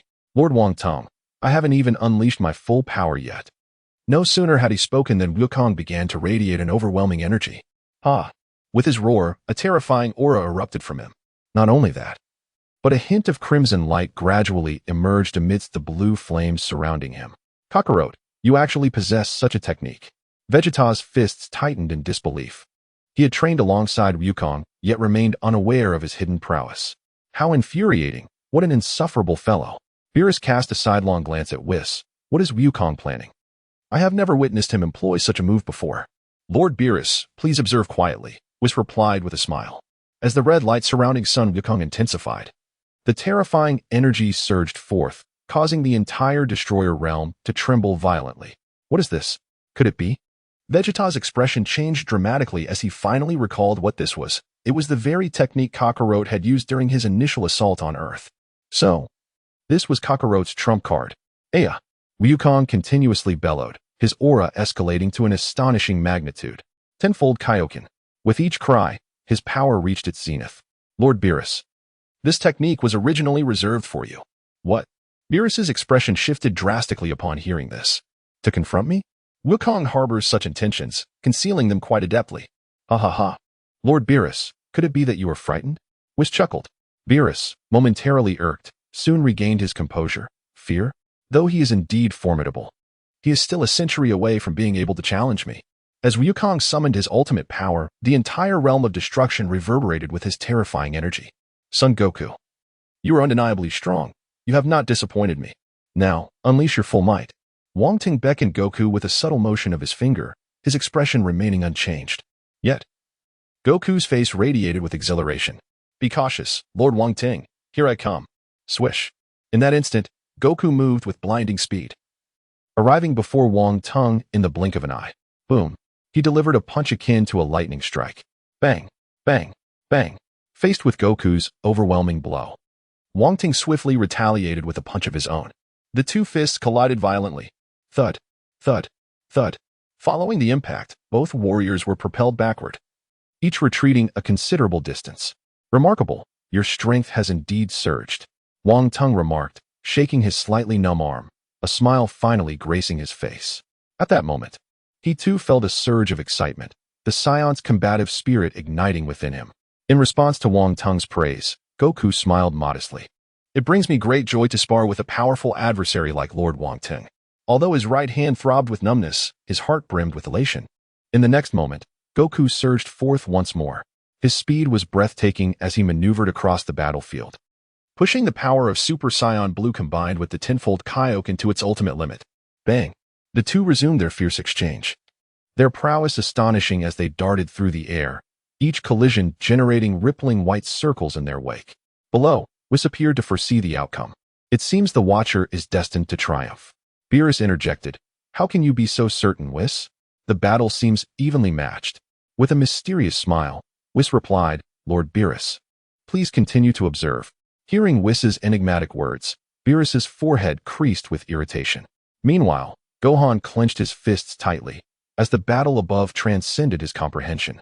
Yet he fervently wished for it to conclude swiftly. Vegeta gazed solemnly at the fierce battle unfolding in the sky. How infuriating! That Kakarot is truly vexing. At that moment, the two combatants were engaged in a brutal exchange, their blows landing with devastating force, the intensity of their clash palpable. Boom! Another titanic collision reverberated through the air. As they momentarily separated, they immediately re-engaged, waves of terrifying energy rippling around them. At this juncture, the astonishment within Goku was greater than anyone else's. He had transformed into a Super Saiyan Blue, augmented by the Kaioken tenfold, representing the pinnacle of his current abilities. Yet, his opponent, Whis, exhibited no signs of faltering and seemed to possess an ever-growing edge. This clearly indicated the unfathomable power of this prosecutor. The realization that Saiyans could evolve in such a manner struck him deeply. It was evident that his training was insufficient. The Saiyan race is indeed a formidable lineage. Capable of such extraordinary growth, this potential is truly terrifying. Lord Beerus, Whis chuckled, you are mistaken. It is not the Saiyan race that is formidable, but rather the prowess of the esteemed prosecutor. Huh. Boom. Boom. The sky crackled as their enhanced powers erupted forth. The magnitude of their strength was now exceedingly daunting. The cataclysmic energy wreaked havoc across the god of destruction's realm, with even the resilient ground fracturing under the strain of their escalating battle. As the violence intensified, the destruction of the realm grew ever more severe. Bang! A figure plummeted rapidly from the heavens. At that moment, Vegeta could no longer contain himself. He surged upwards and caught the descending Goku. Kakarot, let me take over. Gasping heavily, Wukong turned to Vegeta and said, "However, Vegeta, you may not be a match for Lord Wuding." Vegeta's expression shifted dramatically as he retorted, "Kakarot, how dare you underestimate me? I am the Prince of the Saiyans. Could I possibly be inferior to you?" Hearing the proud words of Vegeta, Sun Wukong realized that no amount of persuasion would suffice, so he reluctantly took a step back. At that moment, Wuding's voice echoed softly, "Vegeta, I suggest you join forces with Sun Wukong." Upon hearing Wuding's suggestion, Vegeta exploded with fury, exclaiming, "Enough of your nonsense." A divine aura immediately emanated from Vegeta's being, and in the next instant, a blue flame surged forth. A terrifying energy erupted from within him as he unleashed his power to its utmost limit, Super Saiyan Blue. Without hesitation, Vegeta charged forward. Wuding's eyes turned icy, and he vanished in an instant. The next moment, Vegeta searched for Wuding's figure, only to be met with a fist hurtling toward him. With a surge of strength, Wuding delivered a powerful blow to Vegeta's abdomen. Ugh! Vegeta gasped as if struck by lightning, spitting out saliva, his body trembling violently from the excruciating pain. Wuding struck again with an elbow, sending Vegeta flying backward. Vegeta quickly stabilized himself, kneeling on the ground while clutching his aching stomach. He had not anticipated that a single strike could inflict such damage. It was truly beyond his expectations. "Vegeta, let us join forces," Sun Wukong shouted from below. In response, Vegeta bellowed in rage, "What nonsense is this? To ally with you? I would rather perish." Vegeta sprang to his feet, quickly unleashing his fury as a blue divine power radiated around him. In this moment, even the proud Vegeta wore a grave expression. The blue light enveloped his form as he charged once more toward Wuding. Observing the astonishing momentum of Vegeta's resurgence, Wuding remained unfazed and remarked, "Truly the Prince of the Saiyans, quite intriguing." With that, he swiftly met Vegeta's charge, and the two clashed fiercely once more. The battlefield reverberated with thunderous sounds, as terrifying gusts of wind swept across the arena. With a resounding crash, Vegeta staggered backward several steps before regaining his footing. "Prepare yourself," he shouted, elevating his energy to the utmost, as incredible power flickered in his hands. Wukong's expression shifted dramatically. Could it be that Vegeta intends to employ that technique? In a mere moment, the power in Vegeta's hands had reached its zenith, with golden energy radiating an astonishing brilliance. Ultimate Flash. A terrifying shockwave erupted directly from Vegeta's hand. The astounding light instantly illuminated the entire battlefield. Wong Teng immediately sensed the formidable nature of this technique. Without hesitation, he activated his instant transmission. Boom! A thunderous roar resounded, and a mushroom cloud materialized in the God of Destruction's realm as a fierce gust swept across the battlefield. Rumble. Haha, this is the consequence of underestimating me. Whoosh. Yet, in the next instant, his expression changed, for Wong Teng had somehow appeared at his side, rendering his terrifying attack void. What was that just now? Instant transmission? Sun Wukong's face paled, his eyes filled with profound astonishment. The opponent not only possessed unimaginable strength, but also wielded instant transmission, something Wukong had never anticipated. Had he known that Wong Teng still retained the power of Super Saiyan 5, he would surely have urged Vegeta to concede. Wong Teng offered no respite to Vegeta, delivering a swift elbow that sent him flying. Why? Vegeta felt a surge of excruciating pain, yet it was overshadowed by a profound sense of defeat. He had never expected his ultimate flash to be evaded so effortlessly. Gritting his teeth, Vegeta ignited with rage and charged at Wong Teng once more. At that moment, Wong Teng showed no intention of evading, extending his palm to firmly catch Vegeta's fierce punch. Vegeta's eyes widened in disbelief. "Allow me to demonstrate how a fist should be wielded." Wong Teng's fist struck heavily against Vegeta's abdomen. Vegeta was propelled backward like a cannonball. With a swift leap, Goku caught Vegeta securely. However, Vegeta still clutched his abdomen, unable to recover from the earlier encounter. Moments later, as he slowly opened his eyes and glanced at Goku behind him, he retorted, "Who asked you to meddle, Kakarot?" At that moment, Goku's expression was particularly grave as he responded, "Vegeta, you must realize that Lord Wong Teng's strength far surpasses both of ours. If we confront him alone, we would only meet our demise. We should join forces to combat him." Upon hearing this, Vegeta turned his head away. Although he acknowledged the truth in Goku's words, his pride would not allow him to acquiesce. Just then, Wong Teng's voice echoed through the air. "Vegeta, it's disappointing that as the Prince of the Saiyans, you lack adaptability. You would rather see your entire army perish than collaborate with your allies. No matter how much you train, you remain nothing but refuse." Infuriated by Wong Teng's taunt, Vegeta seethed. You dare call me refuse? Do you even know who I am? I am Vegeta, the Prince of the Saiyans. And today I will defeat you. Kakarot, let us unite and show that scoundrel the true terror of the Saiyans. Goku, contemplating for a moment, replied. But Lord Wang Teng also seems to be a Saiyan. Vegeta, exasperated, barked, Stop with the chatter and let us go. Immediately, Vegeta and Goku positioned themselves opposite Wang Teng, their energies clashing in a fierce standoff. Whis, is it acceptable for Goku and Vegeta to team up against the Inspector? Beerus inquired with concern. In response, Whis smiled and said, Lord Beerus, look how merrily the Inspector is playing. Besides, Goku and Vegeta are no match for him, so you need not worry. Beerus glanced at Whis before falling silent. In the next instant, Goku and Vegeta sprang into action, both transformed into Super Saiyan Blue. Having trained together for an extended period, their synergy was remarkably harmonious. The three vanished from their original positions, and the air was filled with the ripples of their colliding energies. The sky resonated with the thunderous sounds of battle, a testament to the ferocity of their conflict. Father, Uncle Vegeta, and Lord Wong Teng, Wufan shouted anxiously from below. Beerus's expression was grave, clearly taken aback by the extraordinary prowess of the young inspector. In the air, Vegeta was struck in the abdomen twice, his face contorted with rage. As the proud prince of all Saiyans, he found it intolerable to be bested repeatedly. Were it not for Kakarot's presence to divert attention, he would have surely faced defeat, a reality he could hardly bear. With this thought, his inner pride rebelled against such humiliation. He erupted with energy, the azure aura of divinity intensifying, shifting from a light blue to a deeper shade.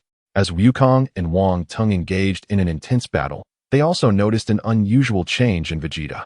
It seemed that Vegeta's energy had intensified. Just as Wukong found himself momentarily distracted, a voice echoed, When fighting me, it is best to remain focused. Suddenly, a punch, as swift and spectral as a ghost, struck Wukong squarely in the chest, propelling him backward with great force.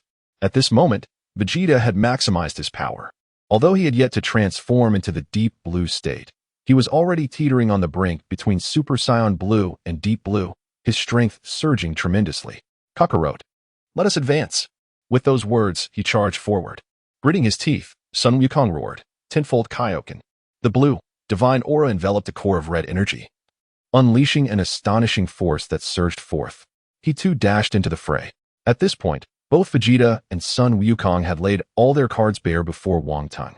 A smirk appeared on Wong Teng's lips as he erupted with power, golden flames rising rapidly as the strength of Super Saiyan 4 reached its zenith. The three soon collided in midair. With a powerful punch, Wukong struck out, only for Wong Teng to intercept it effortlessly, swiftly following up with an elbow strike. At that moment, Vegeta joined the fray, and the three engaged in an intense aerial combat, exchanging blows in a fierce back and forth, neither side yielding an inch. However, Wong Teng was meticulously gauging the limits of the deep blue Vegeta's power, allowing him to maintain an equilibrium with both opponents. The speed of Vegeta and Sun Wukong's punches escalated, each strike more potent than the last, radiating immense strength. Lord Beerus, it appears that Vegeta has transcended to a new realm, one that no predecessor has ever reached, Whis remarked calmly. In response, Beerus glanced at the sky and mused. That prideful fellow Vegeta, having his ego so thoroughly bruised today, it is only natural for him to achieve a breakthrough. With a resounding boom, the three figures rapidly separated. In the next instant, Vegeta charged toward Wong Teng once more. As Vegeta surged forward, Wukong followed suit, and at that moment, Wong Teng showed no signs of underestimating either of them, transforming into a crimson blur to meet their advance. Vegeta unleashed a flurry of rapid punches directed at Wong Teng, countless fist shadows bombarding him, yet Wong Teng effortlessly evaded each one. Just then, Wukong's fist arrived at high velocity. Wong Teng pivoted and struck back. The two fists collided with tremendous force, but suddenly, Wong Teng's fist morphed into a claw, seizing Wukong's arm. Wukong was abruptly sent flying, colliding with the attacking Vegeta. The two engaged in a most intimate encounter. Kakarot, get out of my way. Sun Wukong was rudely shoved aside by Vegeta. Wukong touched his head, exclaiming, It hurts. Vegeta, your body is incredibly hard. Silence. Vegeta erupted in fury. In that moment, both of them turned to face Wong Teng, who stood opposite them with a smile. Vegeta's anger flared once more, a magnificent azure aura rising around him. The Saiyans are not destined to lose. The more desperate the situation, the more they transcend their limits. With a fierce roar, Vegeta suddenly charged at Wang Teng. Wang Teng's expression sharpened, and an overwhelming force bore down upon Vegeta. Yet, Vegeta showed no signs of fear. His blue aura clashed continuously with Wang Teng's imposing presence. His face etched with determination. "Vegeta, I shall assist you." In a fierce display of power, Wukong erupted with intensity, causing the energies of the three combatants to clash and intertwine in the skies above the Destroyer realm. The very fabric of the realm trembled violently, their roars echoing louder and louder.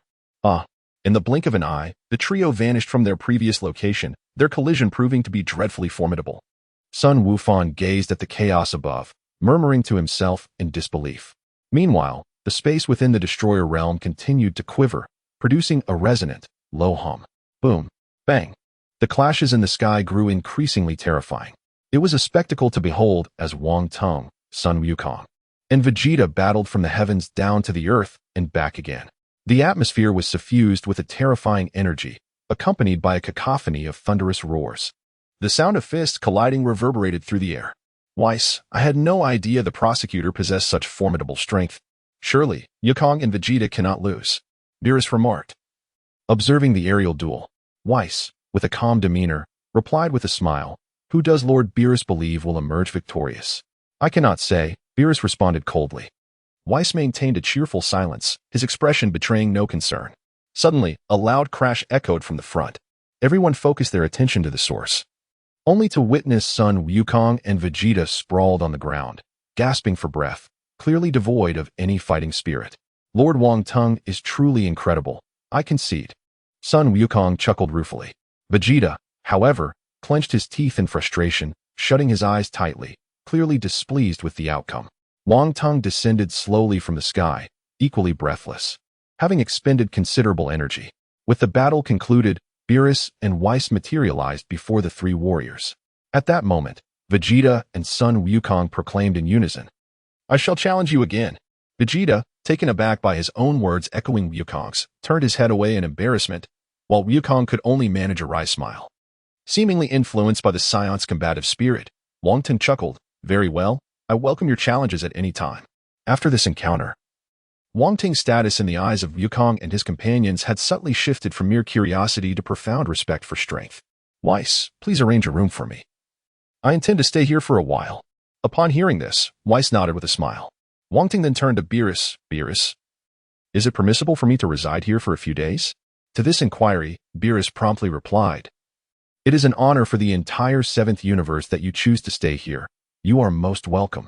At that moment, Wong Teng suddenly added, "By the way, Wufan will be staying with me. Please ensure 2 rooms are available." 3 days later, in the Destroyer realm, the sounds of battle continued to resonate. Bang, bang, bang. After enduring countless assaults, the attacks yielded no effect whatsoever. Vegeta struck the ground with a fierce punch, following his battle with King Tong. Vegeta and Son Goku became entangled in rigorous training under Whis' guidance. However, the disparity in strength between them and the angel was insurmountable. Consequently, during their practice sessions with Whis, they found themselves at a distinct disadvantage. "All right, let us call it a day," Whis chuckled. Just then, King Tong approached. "Whis, your abilities are quite impressive. Perhaps we should spar?" To this, Whis replied with a smile, "My lord jests, how could I possibly engage in combat with you? If Lord Zeno were to find out, it would lead to complications." King Tong rolled his eyes, fully aware of the power of the angels, and recognized Whis' words as mere pleasantries. "What if I were to offer you an exquisite delicacy?" Upon hearing King Tong's words, Whis' eyes immediately sparkled with interest. "Is that true, my lord? An exquisite delicacy? Is it tastier than instant noodles?" Given Whis' naivety, King Tong simply brushed it off. Before his journey to this world, he had been a top chef. Comparing his culinary skills to mere instant noodles was absurd. Even if he randomly prepared a couple of dishes, they would surely be considered gourmet in Whis' presence. "Whis, I assure you, exquisite delicacies are no problem. However, we must engage in a bout first." Upon hearing King Tong's proposition, Whis' face lit up with understanding. This prosecutor was clearly a combat enthusiast, eager to challenge a strong opponent. Yet, he could not resist the allure of fine cuisine. After some contemplation, he declined, "I think I will pass, my lord. I fear I may not be worthy of the culinary delights you create." While he had no qualms about sparring, he was rather averse to King Tong's tactics. Moreover, He harbored doubts about whether a prosecutor residing in the Divine Realm could truly create anything noteworthy.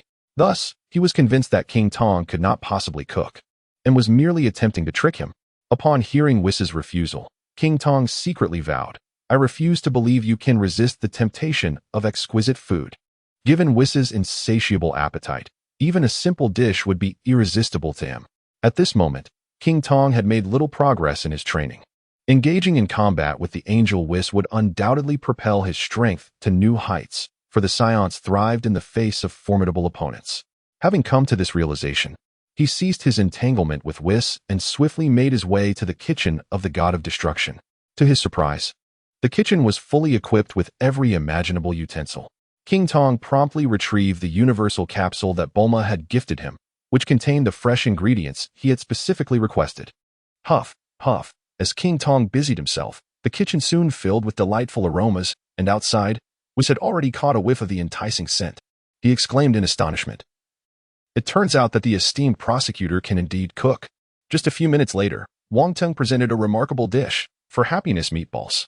As he unveiled the culinary masterpiece, a look of sheer surprise spread across Whis' face. The aroma was utterly enchanting, unlike anything he had ever encountered before. Whis closed his eyes, seemingly lost in the rich fragrance. What an exquisite scent! I have never inhaled such an alluring aroma before. Wong Teng, what is the name of this dish? Observing Whis' rapturous expression, Wong Teng replied softly, "This dish is called For Happiness Meatballs." For Whis, a true connoisseur of cuisine and an unabashed foodie, such a delectable creation was utterly irresistible. Whis, about what I mentioned earlier, enveloped in the delight of the dish, Whis nodded eagerly. Yes, no problem. Wong Teng, having anticipated Whis' unyielding agreement, suddenly found a peculiar thought crossing his mind. Who exactly did the high priest create such a multitude of angels with? Did he, like Bick, spawn them from his mouth? Shaking his head to dispel these odd musings, he graciously urged, "Please, enjoy. This was made for you." Whis took a few dainty steps forward, covering his mouth as he chuckled. "In that case, I shall not hold back." Watching Whis' playful approach, Wong Teng felt a wave of exasperation. At that moment, Beerus was drawn in by the tantalizing aroma as well. After exchanging pleasantries with Wong Teng, his nostrils flared in anticipation. Spotting the culinary delight before Whis, he bellowed, "Whis, how dare you indulge in such a feast alone?" The two soon engaged in a lively quarrel, though it was of no concern to Wong Teng, for his objective had already been accomplished. In mere minutes, the two had devoured an entire plate of For Happiness meatballs. Roar! Whis' voice echoed throughout the Destroyer realm. "This is absolutely delectable." Wong Teng inquired, "How was it, Whis?" Beerus. He noted the lingering satisfaction on both their faces and deliberately asked, "What do you think?" "Marvelous. This is the finest meal I have ever tasted. I never anticipated that Wong Teng possessed such culinary prowess. Might you prepare 2 more dishes for me?" In response, Wong Teng smiled. "That is certainly possible, but it depends on your performance shortly." Hearing the exchange between Wong Teng and Whis, Beerus quietly inquired, "Whis, what are you and the esteemed Wong Teng discussing? It feels as if there is a secret being kept from me." Chuckling at Beerus's puzzled tone, Whis replied, "Lord Beerus, this is something you could achieve as well. Wong Teng is in need of a worthy opponent, and you would be the perfect candidate." Beerus. What? Nanny? Why do I feel like I've been sold again? In the realm of destruction of the 7th universe, 2 figures stand aloft in the sky, Wong Teng and the angel Vados of the 7th universe. In the next moment, Wong Teng erupts with energy, transforming instantaneously into a form beyond Super Saiyan 4, enveloped in a radiant golden aura. Whoosh, whoosh, whoosh. Not bad. Vados observes Wong Teng's swift transformation, already aware of his battle prowess.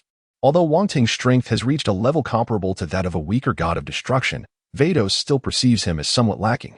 Nevertheless, at his age, he can undoubtedly be regarded as a prodigy. Meanwhile, Goku and Vegeta below fix their gaze intently upon the 2 figures in the sky. Gohan, with his fists clenched tightly, feels an overwhelming thirst for power at this moment. Although Wong Teng's strength is formidable, the magnitude of Vados' power is something he can scarcely fathom. Beerus murmurs to himself. As the god of destruction of the 7th universe, he is acutely aware of the prowess of his master and servant, Vados. No one knows better than he does that even he has never witnessed Vados unleash his full power. At that moment, Wong Teng's calm voice resonates. "I never claimed my strength was limited to this. Filled with confidence, he addresses Vados before turning to Gohan below. Watch closely, Gohan. Next, I will transform into Super Saiyan 5, surpassing Super Saiyan 4. The nature of my power will undergo a profound transformation. Wong Teng is well aware that Super Saiyan 4 can only contend against the weakest gods of destruction. Even against Beerus, Super Saiyan 4 would quickly fall short, let alone against the might of someone as powerful as Vados. Only by transcending his limits and transforming into Super Saiyan 5 might he stand a chance of genuinely contending with Vados. Though through his sign-in at the God of Destruction realm, Wong Teng's foundational strength has significantly increased since his arrival, he remains uncertain about his ability to match Vados. After all, Vados ranks among the most powerful of the angels. What? Super Saiyan 5? Goku, Vegeta, and Gohan are left utterly astonished. Vegeta clenches his fists tightly, his eyes filled with defiance. Damn it, what is this Super Saiyan 5? It's merely bluster. For he knows that the power of Super Saiyan 4 is already formidable enough to require him and Goku to unite just to manage. Yet now, Wang Teng claims that there exists an even more powerful form beyond Super Saiyan 4, and this is something he cannot accept. Could it be that what Master Wang Teng says isn't true? Does Super Saiyan 5 actually exist? Wukong murmured in disbelief. Whis covered his mouth and chuckled. Lord Wang Teng truly loves to jest. The aura you are currently releasing is remarkably powerful for your age. Moreover, considering you have only been a prosecutor for less than a year, I find it hard to believe you possess such strength. To achieve power exceeding Super Saiyan 4 at this age is indeed extraordinary. If you were to advance further, would it not imply that your potential surpasses that of any angel or destroyer? Whis, I sense that Lord Wang Teng is not jesting. You should be cautious. Beerus suddenly stated with grave seriousness, though he too was profoundly astonished. At that moment, a low rumble emanated from Wang Teng's throat. The next instant, the entire realm of destruction, even the entirety of the seventh universe, trembled. As Wang Teng unleashed an overwhelming force, the realm of destruction shook violently. A tempest surged through the realm, akin to a typhoon of unprecedented magnitude. The echoes of his roar resonated relentlessly. Lightning struck from the heavens, and the sky darkened with ominous clouds. An unfathomable aura erupted from Wang Teng, golden flames radiating like the aurora, piercing the sky. Silver lightning, akin to serpents, coiled around him, and the dazzling golden flames emitted a brilliance that was almost blinding. Beholding Wang Teng, with his silver hair and the terrifying power he exuded, one could only marvel at his might. Is this truly the strength of Lord Wang Teng? It's simply unimaginable. I never anticipated the existence of Super Saiyan 5. Under the oppressive weight of such formidable power, Son Wukong, Vegeta, and Son Gohan instinctively took several steps back. Had they not been titans capable of intimidating the universe themselves, their retreat would have been far more drastic. Oh, Whis exclaimed, astonished at the revelation of Lord Wang Teng's hidden strength, realizing he could transform into Super Saiyan 5. A formidable surge of energy. Wang Teng, now transformed into Super Saiyan 5, had reached a pinnacle of power. His foundational combat strength was already astounding, and upon transforming, it ascended to an unimaginable level. At this moment, the terrifying aura emanating from him surged like a tidal wave, altering the very environment around him. Beerus's eyes widened in shock, akin to copper bells. He felt an unparalleled astonishment. The power displayed by Wang Teng was such that even he could not fully guarantee his ability to contend with it. No wonder Lord Wang Teng possesses such confidence in his battle against Whis. This surge of power is indeed astonishing. Beerus murmured in utter astonishment. To think that in such a brief span, one could attain this level is truly unprecedented. Whis reflected quietly. He had frequently gleaned insights about Wang Teng through his exchanges with the Grand Priest, and the information he had received indicated that the opponent's combat strength was merely at the level of the weakest god of destruction. However, he was taken aback today as the prowess displayed by Wang Teng far surpassed the intel he had gathered. According to Whis' estimations, even the mightiest of gods of destruction would likely falter against Wang Teng, as the expressions of astonishment adorned the faces of those present. The tremors within the realm of destruction gradually subsided. The ominous clouds in the sky began to dissipate, revealing a golden aura that enveloped Wang Teng. Silver lightning flickered in and out of sight. Super Saiyan 5? Is this the ultimate form that Lord Wang Teng spoke of? This aura is simply terrifying. At this moment, Son Gohan stood rooted to the spot, staring at Wang Teng's flowing silver hair, murmuring in disbelief. The strength Wang Teng exhibited had utterly transcended his comprehension, leaving him unable to fathom the true extent of this power. Finally, having pushed his strength to its zenith, Wang Teng made his move. He surged towards Whis with astonishing speed, transforming into a streak of silver light that vanished from sight in an instant. In the blink of an eye, Wang Teng appeared right before Whis, launching a powerful punch. Boom! The force of his fist reverberated through the surrounding air, creating a cacophony of sound. Although Wang Teng was not exerting his full strength, he nonetheless unleashed 50% of his power. The onlookers below were left dumbfounded. They had not anticipated that even a mere probe could be so formidable. Lord Beerus, will Whis be all right? Wukong expressed his concern. While Beerus shook his head and replied, I do not know. At this moment, the situation had spiraled beyond my control. All I could convey was that Whis is extraordinarily powerful.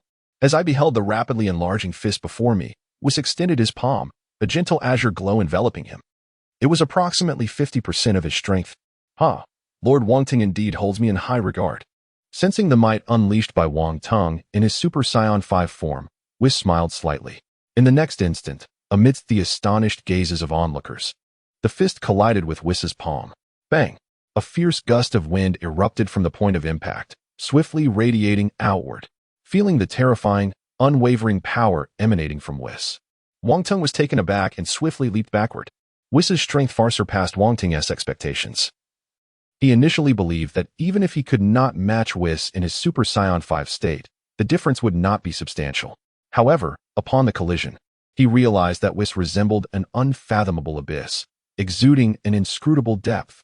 Whis's presence was strikingly similar to that of the Grand Minister. Undoubtedly, Whis ranks among the most formidable angels, distinctly extraordinary. It appeared he must summon all his strength. After all, he faced a true pinnacle of divinity, an angel. As his body began to shimmer, all his power surged toward his fist. Instantly, a golden aura coiled around his fist, while silver lightning crackled ominously. Whoosh! The fearsome fist shot forth. At last, confronted with Wang Teng's full might, Whis's expression grew solemn. Whis clenched his fist, a white divine aura flickering subtly. Whis was evidently serious now. It seemed the Grand Minister's power was indeed terrifying to an alarming degree. Beerus's eyes were fixed intently on the sky. Bang! The two formidable fists clashed instantly. The ground below cracked open, leaving a profound scar. The terrible energy surge rapidly spread outward. Vegeta shouted, "Get down!" Wukong and his companions swiftly descended to the ground, while Beerus was enveloped by a swirling purple aura, gradually ascending into the air. Ha ha ha! Wang Teng's aura surged, a terrifying energy rising relentlessly, causing the entire realm of destruction to tremble. Countless fragments of stone began to levitate, transforming the battlefield into a scene of utter devastation. Though Whis maintained his composure, the palpable power emanating from his fist was undeniably daunting. A resounding boom echoed throughout the realm of destruction. With a thunderous crash, both individuals staggered backward. Wang Teng felt an overwhelming force crashing against him, propelling him uncontrollably in reverse. After shattering several mountain peaks and carving a long gash in the earth, he finally came to a halt. In contrast, Whis executed a series of flips in midair before stabilizing himself, landing gracefully on the ground. The disparity between the two was stark. Wang Teng's fist clenched tightly, and he struck the ground with a powerful blow. What? Whis was actually pushed back? The sight before them left Beerus astounded. He was acutely aware of Whis's formidable strength. Even if he were to intervene, the outcome would likely be no different. Could it be that Lord Wang Teng's power has surpassed mine? Indeed, the prowess of Lord Wang Teng is truly remarkable. Judging by his current performance, it seems he is on the cusp of attaining the level of an angel. Observing Wang Teng's youthfulness, Whis was overwhelmed with astonishment. For at that moment, Wang Teng's battle prowess had evidently reached the pinnacle of a god of destruction, poised to rival an angel at any moment, which stirred deep emotions within him. Wang Teng gradually rose to his feet, his gaze steady as he regarded Whis. Whis, you are strong, but I shall undoubtedly surpass you, he declared calmly. Subsequently, Wang Teng exchanged a meaningful glance with Gohan and departed with him. As Wukong gazed at Wang Teng's evident esteem for Gohan, his heart blossomed with joy. Gohan, you must seize this opportunity. Lord Wang Teng is a paramount force in the entire world. However, he added resolutely, but father shall not be outdone, not even by you or Lord Wang Teng. Observing Wang Teng's departure, Vegeta clenched his teeth in frustration. How infuriating it is to see a Saiyan surpass me by such a margin. This is utterly unforgivable, Kakarot. Let us train. Both Wukong and Vegeta were profoundly astonished by the terrifying prowess of Wang Teng, thus silently resolved to strengthen their resolve. At that moment, Beerus, with a solemn expression, queried Whis, "Pray tell, has Lord Wang Teng surpassed me?" Whis, donning a contemplative demeanor, replied with a smile, "My Lord Beerus, you need not worry. While Lord Wang Teng is indeed formidable, he remains on par with you."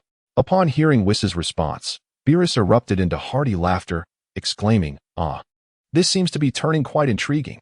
Through his battle with Whis, Wang Teng gleaned invaluable insights and subsequently informed Gohan, "I shall commence my seclusion. I have an inkling that this time, I shall transcend my limits and reach an entirely new echelon." His power had already ascended to the pinnacle of destruction gods. Engaging in another bout of seclusion, coupled with the rewards from his sign-in, might indeed allow him to surpass his current state.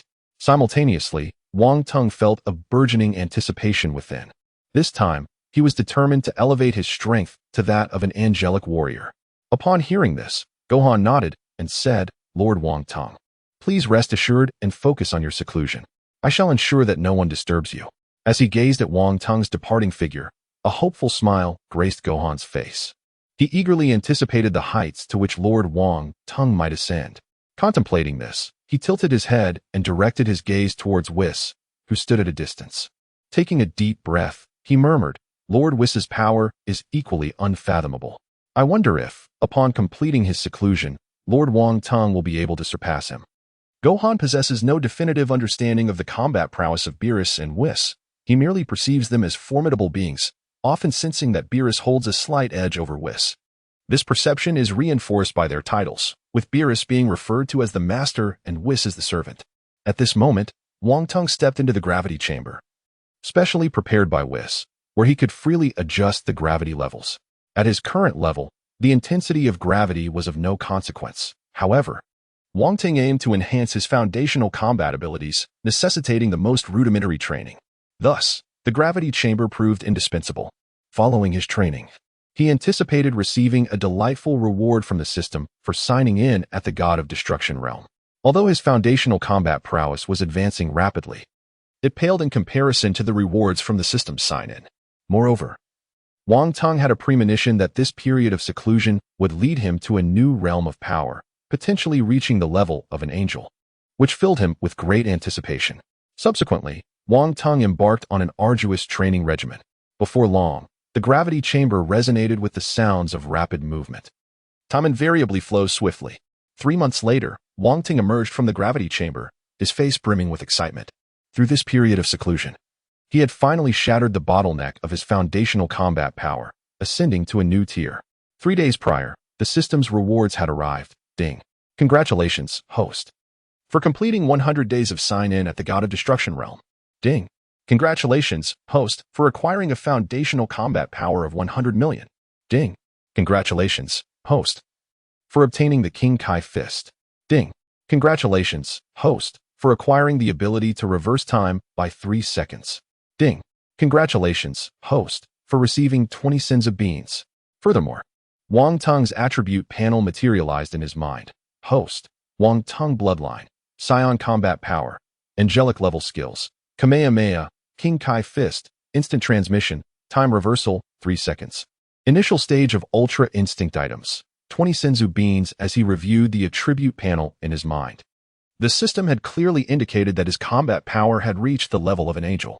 However, angels exhibit varying degrees of strength, and the true extent of his power could only be measured through actual combat with an angel. Remarkably, he had also obtained the ability to reverse time by 3 seconds. A highly advantageous skill for someone of his caliber.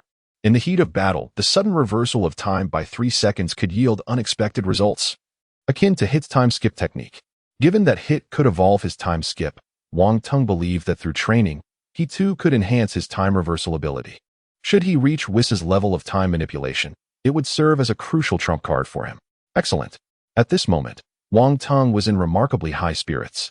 With aspirations that transcended mere angelic status, he firmly believed that in the near future, he would undoubtedly become the pinnacle of the Dragon Ball universe, commanding even the respect of the Omni-King. Whoosh! Wang Teng's figure vanished from his location, only to reappear at the entrance, where he was unexpectedly met by Gohan, who sat lost in thought. Gohan. Upon hearing this, Gohan appeared momentarily taken aback, then excitedly rose to inquire, "Master Wang Teng, you have finally emerged. Your expression suggests you have achieved significant progress. Observing the genuine joy in Gohan's eyes, Wong Teng nodded in satisfaction. By sheer fortune, I have broken through, he declared. Gohan, you may go and rest. Next time, I shall put you through special training. Gohan, thrilled that his specialized training was about to commence, responded enthusiastically before heading toward his chamber. During Wong Teng's seclusion, Gohan had indeed stood guard at the door for a full 3 months, anxious that others might disturb Wong Teng's cultivation. The sincerity and untainted nature of the Goku father-son duo were truly endearing. Wong Teng made his way to the training ground where Goku and Vegeta were engaged in practice. At that moment, the two were sparring with Beerus. Uncharacteristically, Beerus was not napping. Instead, he was actively training Goku and Vegeta, which was quite peculiar. Previously, he would delegate their training entirely to Whis. And if their training became too boisterous and interrupted his rest, he would unleash his wrath. Meanwhile, Whis, sipping coffee, noticed Wong Teng approaching and was initially struck with shock. As Wong Teng neared, Whis's gaze sharpened, and he solemnly remarked, Master Wong Teng, is it truly you? Upon hearing Whis's inquiry, Wong Teng touched his face, pondering if his appearance had altered. It shouldn't have, as Gohan had recognized him instantly. Furthermore, it was the first time Wong Teng had witnessed such an expression on Whis, who was usually characterized by a relaxed and jovial demeanor. Wong Teng settled down beside Whis, who continued, It seems that during your seclusion, Master Wong Teng, you have indeed made considerable gains. Your aura and the power you exude are markedly different from before. After some contemplation, Wong Teng responded, Perhaps it is due to my breakthrough in realms. Upon hearing this, Whis shook his head and stated gravely, Your transformation during this seclusion is far more complex than merely achieving a breakthrough in realms. At this moment, I sense a formidable energy emanating from you, accompanied by an indescribable essence. Whis then fell into deep thought. After a while, he exclaimed, Aha! It is the Master Wong Teng now radiates an extraordinarily sharp E. Wong Teng was momentarily taken aback by a term he had never encountered, even as a traveler. E, also known as intent, is an elusive concept. Whis slowly elaborated. The primary condition for the emergence of intent lies in the breakthrough of combat power beyond the level of the Destroyer God. As of now, even Lord Beerus has yet to comprehend the existence of this intent. To my knowledge, only Lord Hellas, the Destroyer God of the Second Universe, has grasped its essence. He is the very being whom Lord Beerus has long aspired to surpass. Upon hearing this, Wong Teng was profoundly astonished. It appeared that transcending the power of a Destroyer God would indeed give rise to such a phenomenon. Yet, the true nature of intent remained shrouded in mystery for him. The capacity of your intent must be discovered through your own exploration, for once an individual attains this state, they can apply it in combat, marking a genuine transcendence beyond the Destroyer Gods. If only Lord Beerus were less lethargic, his innate talent could undoubtedly lead him to master the perfect state of Zizige, realizing the power of intent and soaring to become the mightiest Destroyer God. Whis spoke solemnly. It seems that Lord Wong Teng has already surpassed the level of the Destroyer God, does he not? As soon as the words left his lips, Whis began to scrutinize Wong Teng, his astonishment palpable. However, Wong Teng was remarkably young, to deities such as Whis and Beerus, who had existed for countless ages. His age was but a mere fraction of their own lifetimes. To achieve such a level of power at such a tender age was utterly astonishing to Whis, a feat he had never encountered before. I cannot fully comprehend it myself, but I have indeed broken through. Wong Teng replied with a smile, clearly in high spirits. Bang! Vegeta and Son Goku were sent flying by a single swipe from Beerus. Well, let us conclude for today, Beerus stated nonchalantly. The two who regained their footing promptly abandoned their intentions to attack once more. Lord Beerus, why have you suddenly called a halt? I had just begun to find my rhythm. Wukong muttered under his breath. Upon hearing this, Beerus spoke in a solemn tone. I said today is the end. Do you have any objections? Noticing Beerus's growing irritation, Wukong quickly shook his hands in a flustered manner. All right, Kakarot, let us depart. Vegeta and Son Goku then soared into the distance. As Beerus approached, he spotted Wong Teng enjoying a cup of coffee with Whis. He promptly greeted Wong Teng, saying, Lord Wong Teng, when did you emerge from your seclusion? Wong Teng took a delicate sip of his coffee, replying, just a moment ago. Despite the casual exchange, Beerus sensed a formidable aura emanating from Wong Teng, causing his eyes to widen in astonishment. What is this? The aura resonated with the one he felt from Hellas, the realm of comprehension. Beerus gazed at Wong Teng in disbelief. Lord Wong Teng, Have you truly transcended the realm of the Destroyer? It seemed so. Wang Teng smiled faintly. Shock. An unparalleled sense of astonishment gripped Beerus, leaving him momentarily frozen. How could this be? Wang Teng was so young yet had grasped the essence. Standing shoulder to shoulder with the mightiest. Observing Beerus's astonishment, Wang Teng calmly stated, I have just concluded my retreat. I shall take my leave to rest. Without waiting for a response, he departed. Whis, did Lord Wang Teng truly comprehend the essence? Beerus, still in disbelief, hastily inquired. Indeed, Lord Beerus, your perception is correct. Receiving Whis's affirmation, the shock within Beerus lingered, refusing to settle. Lord Beerus, perhaps it is time for you to engage in earnest training. It seems you have not made any progress for quite some time, as the inspector has observed.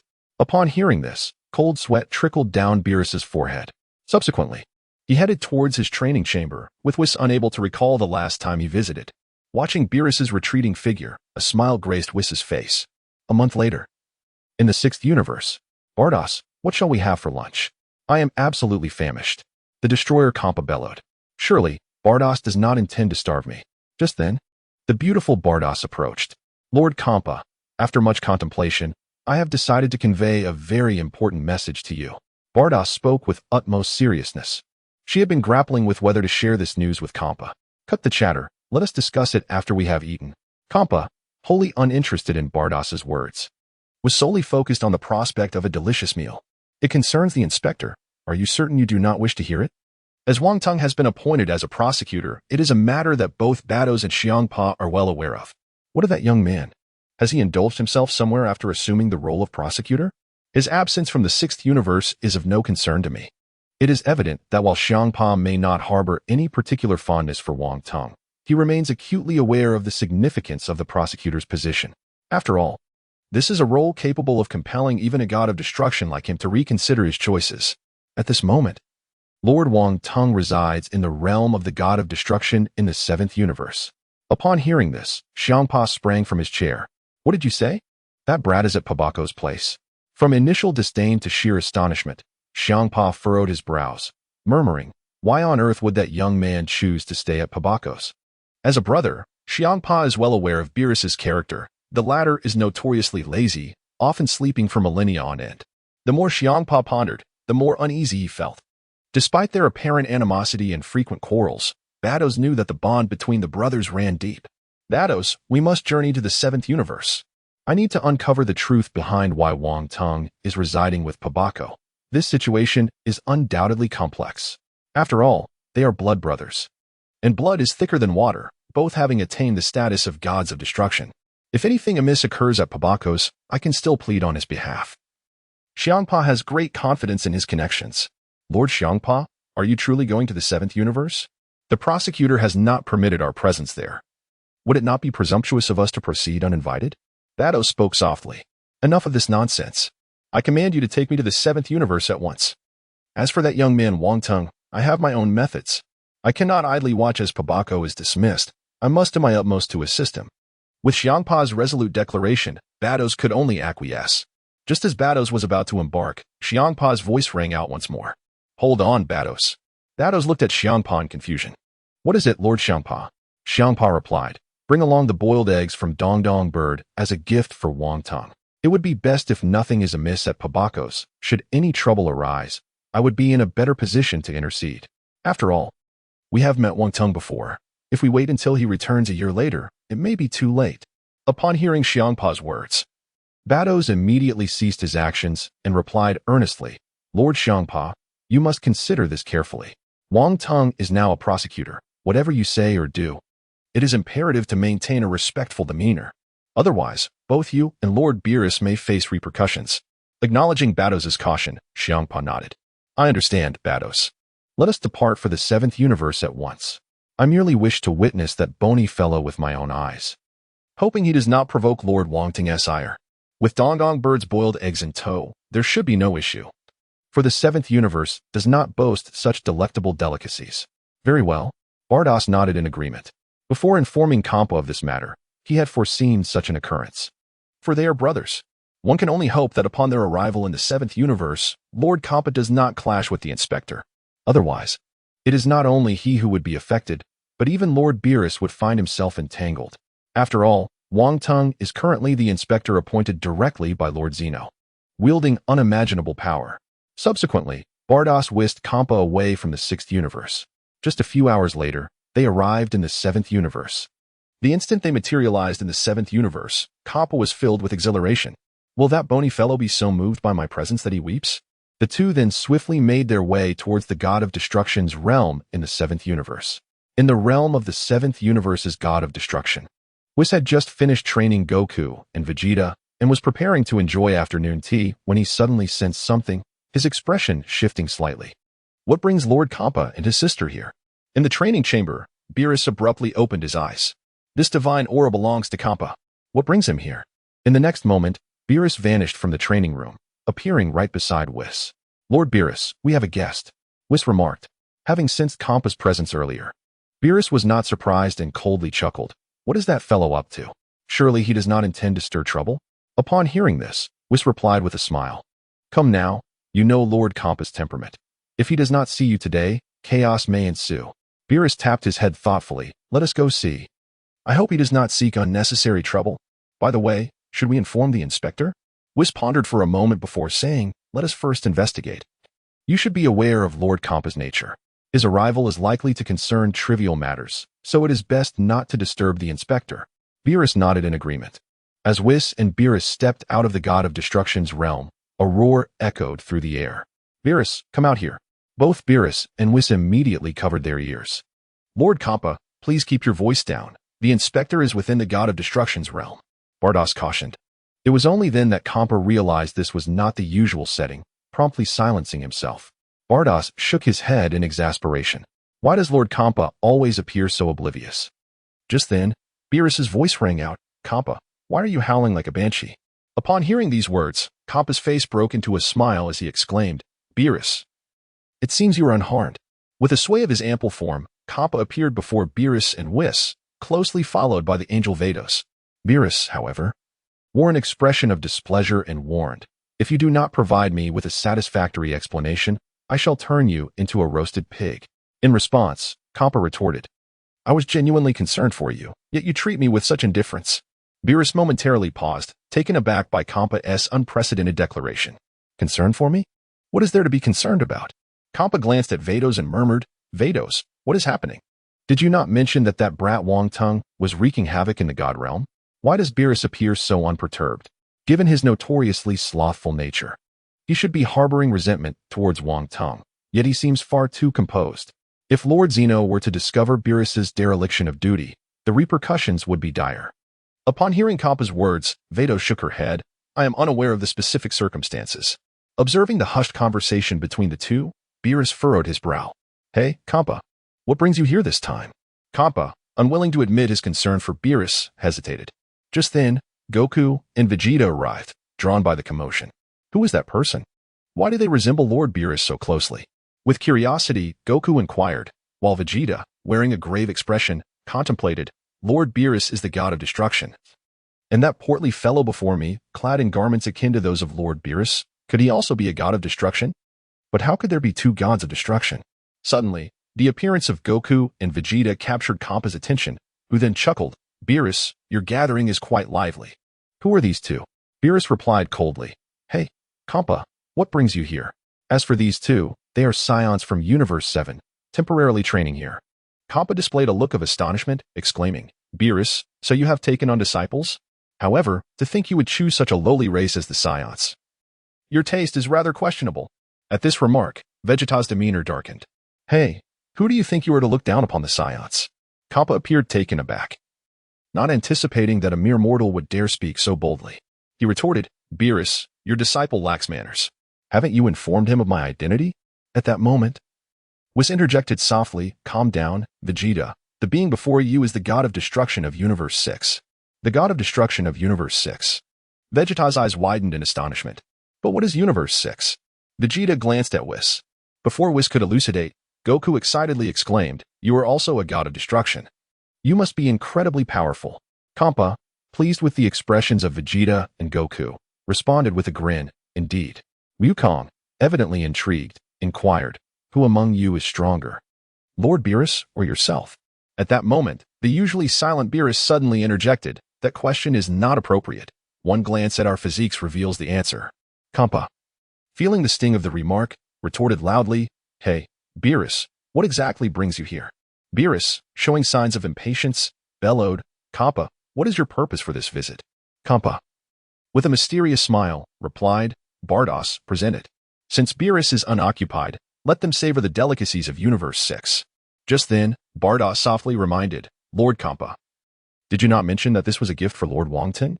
At this, Champa recalled that the inspector was still in the realm of destruction and exclaimed, "Hey, Beerus, I heard Lord Wong Teng is wreaking havoc in the destruction realm. Has he already departed?" Beerus, taken aback, finally comprehended the true purpose of Champa's visit, to pay respects to the inspector. Observing the atmosphere grow increasingly tense, Whis smiled and suggested, "Lord Beerus, shall we allow our sister to enter with Lord Champa?" Upon hearing this, Beerus nodded in agreement. In the reception hall of the Realm of Destruction, Beerus and Champa sat on opposite sides of a long table, while Whis and Vados stood beside the two gods of destruction. Beerus was the first to disrupt the silence, stating, "Champa, so you have come to visit the inspector. Unfortunately, he has just entered seclusion." Upon hearing this, Champa gestured to Vados, saying, "Then let us present it. We shall allow Lord Wong Teng to enjoy this delicacy another day." Vados, with a gentle wave of her angelic staff, conjured a beautifully crafted box that appeared on the table. The box opened automatically, revealing several peculiar eggs before the gathered company.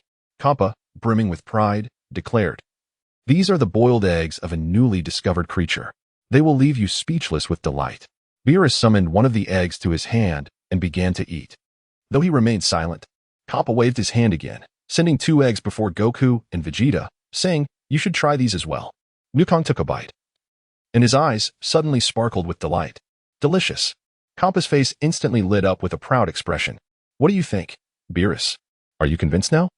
The 6th universe truly deserves the title of a culinary paradise." Beerus scoffed and replied, "Champa, you are utterly mistaken. This cannot be classified as gourmet cuisine. If we are to speak of fine dining, we must refer to the dish prepared by the esteemed inspector last time. What was it called?" Whis gently interjected. "For happiness meatballs." "Yes, for happiness meatballs," Beerus exclaimed, slapping his thigh in agreement. Champa, upon hearing this peculiar name, was enveloped in skepticism. "Hey, Beerus, are you incapable of finding good food and resorting to using that kid Wong Teng as a scapegoat?" Vados promptly cautioned, "Lord Champa, please be mindful of your words. It is Lord Wong Teng." At that moment, a faint voice resonated. "Kid, is that how you address me?" Upon seeing the newcomer, Champa's face turned crimson. "Wong Teng.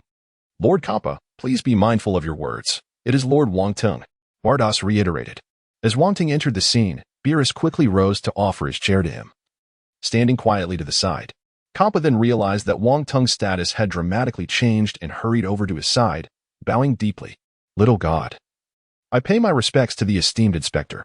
I apologize for my earlier slip of the tongue. I hope you will not take offense." At that moment, the angel Vados gracefully approached. "How have you been, Lord Wong Teng?" Wong Teng gently nodded in response to Vardos's greeting. "Quite well, thank you. And you, Vados, look even more radiant these days." Vados smiled at the compliment. "Thank you, Lord Wong Teng." Meanwhile, Champa was sweating profusely, continually bowing and too anxious to move. Wong Teng beckoned with his finger, and a boiled egg from a dong-dong bird appeared in his hand. Taking a bite, he found it to be indistinguishable from an ordinary chicken egg. "Champa, have you been diligently working? Why do you spend your days seeking culinary delights? Are you a god of destruction or a god of food?" Wong Teng spoke calmly. Upon hearing this question, Champa's heart raced with anxiety, for he had not engaged in his duties for quite some time, preferring instead to indulge in his passions. The responsibilities of a god of destruction had long been cast aside, and he had assumed Wong Teng would not inquire about his work. "Well," Champa stammered, drenched in sweat, casting a pleading glance at Vados. His words faltered and failed to materialize. Seeing this, Vados had no choice but to intervene. "Lord Wong Teng, Lord Champa has merely developed a fondness for gourmet food lately. Just look at his figure. However, he is still taking his work seriously." Upon hearing the beginning, Champa's heart nearly leapt from his chest, but as he listened further, he finally exhaled in relief. "Well, since Beerus has said as much, it is evident that you have been diligent in your duties. After all, she is your supervising angel. Please stand," whispered Wong Teng. Only then did Champa dare to rise slowly, directing a grateful expression towards Beerus. Although Champa stood tall, his gaze became increasingly cautious. He had not anticipated that Wong Teng's ascension to the role of prosecutor would impose such immense pressure upon him, feeling as though a divine magistrate had arrived in person. This was indeed a consequence of Wong Teng's profound understanding of the essence of the matter, and naturally, a relatively weaker deity of destruction like Champa would feel oppressed. "I am already aware of your work," Wong Teng stated. "Champa, you must learn from Beerus." Upon hearing Wong Teng's words, Champa could not help but mutter in his heart, "What can I possibly learn from that lethargic bag of bones?" Yet, he maintained a smile throughout. The reason Beerus is so slender must be due to his tireless dedication to work. "Just look at your own physique. It seems you have been rather idle, haven't you?" In response, Champa vehemently protested, "Lord Wong Teng, our physiques are purely genetic. They have nothing to do with our work." Wong Teng turned to Beerus and inquired, "Is that so?" Beerus had already scolded Champa countless times in his mind, yet his expression remained unchanged. "Lord Wong Teng, that physique is indeed genetic, but I assure you, I am most diligent in my work." Wong Teng shot him a sidelong glance and chuckled, "Very well, let us set work aside for now. By the way, Champa, what brings you to the 7th universe? I do not recall inviting you here." Champa immediately adopted a flattering demeanor, saying, "Your Honor, I wish to host a martial arts tournament, and I have come to invite you to attend." Upon hearing this, Wong Teng's interest was piqued. "A martial arts tournament? It sounds rather intriguing." Vados quickly grasped Champa's intention, realizing he had come to curry favor with the inspector's known passion for martial arts. A martial arts tournament. Goku, who had remained silent until now, suddenly brightened. There must be many skilled fighters in the 6th universe. At that moment, Vegeta looked utterly bewildered and asked, "What exactly is the 6th universe you speak of?" "Haha, it seems you are unaware. There are 12 universes in total. We reside in the 7th universe." As soon as he finished speaking, Vados tapped her staff on the ground, and the entire cosmos unfolded before them. Then, she pointed and declared, "This is the 7th universe. While my sister and Lord Champa hail from the 6th universe. These two universes are essentially identical, akin to twin brothers, where every phenomenon has its opposite, existing in pairs.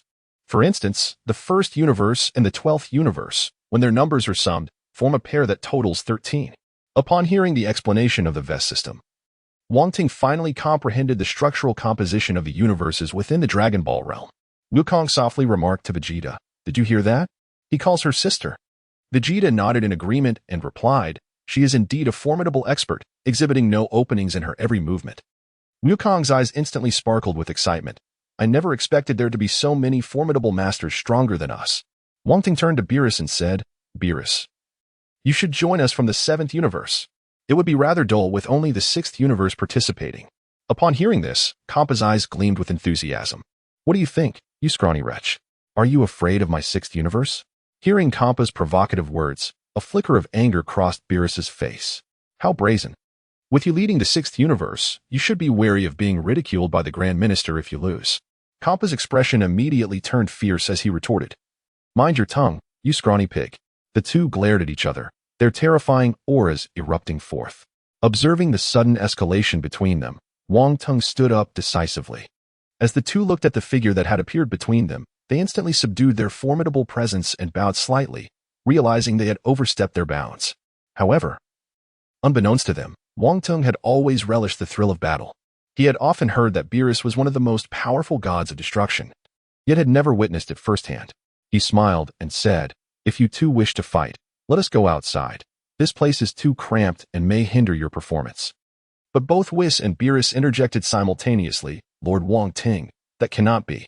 A battle between gods of destruction is strictly forbidden. If two gods of destruction were to clash, it would spell doom for both the 6th and 7th universes." Upon hearing this, Wong Teng nodded in understanding. "I comprehend, yet every rule has its exceptions. Whis and Beerus, please create a sealed arena for me, ensuring that no energy escapes. I trust your capabilities to accomplish this." Upon receiving Wong Teng's command, Beerus glanced at Whis, whose expression was grave. After a few moments of contemplation, Whis replied with a smile, "Since Lord Wong Teng has such refined interests, my sister and I shall exert ourselves to fulfill your request.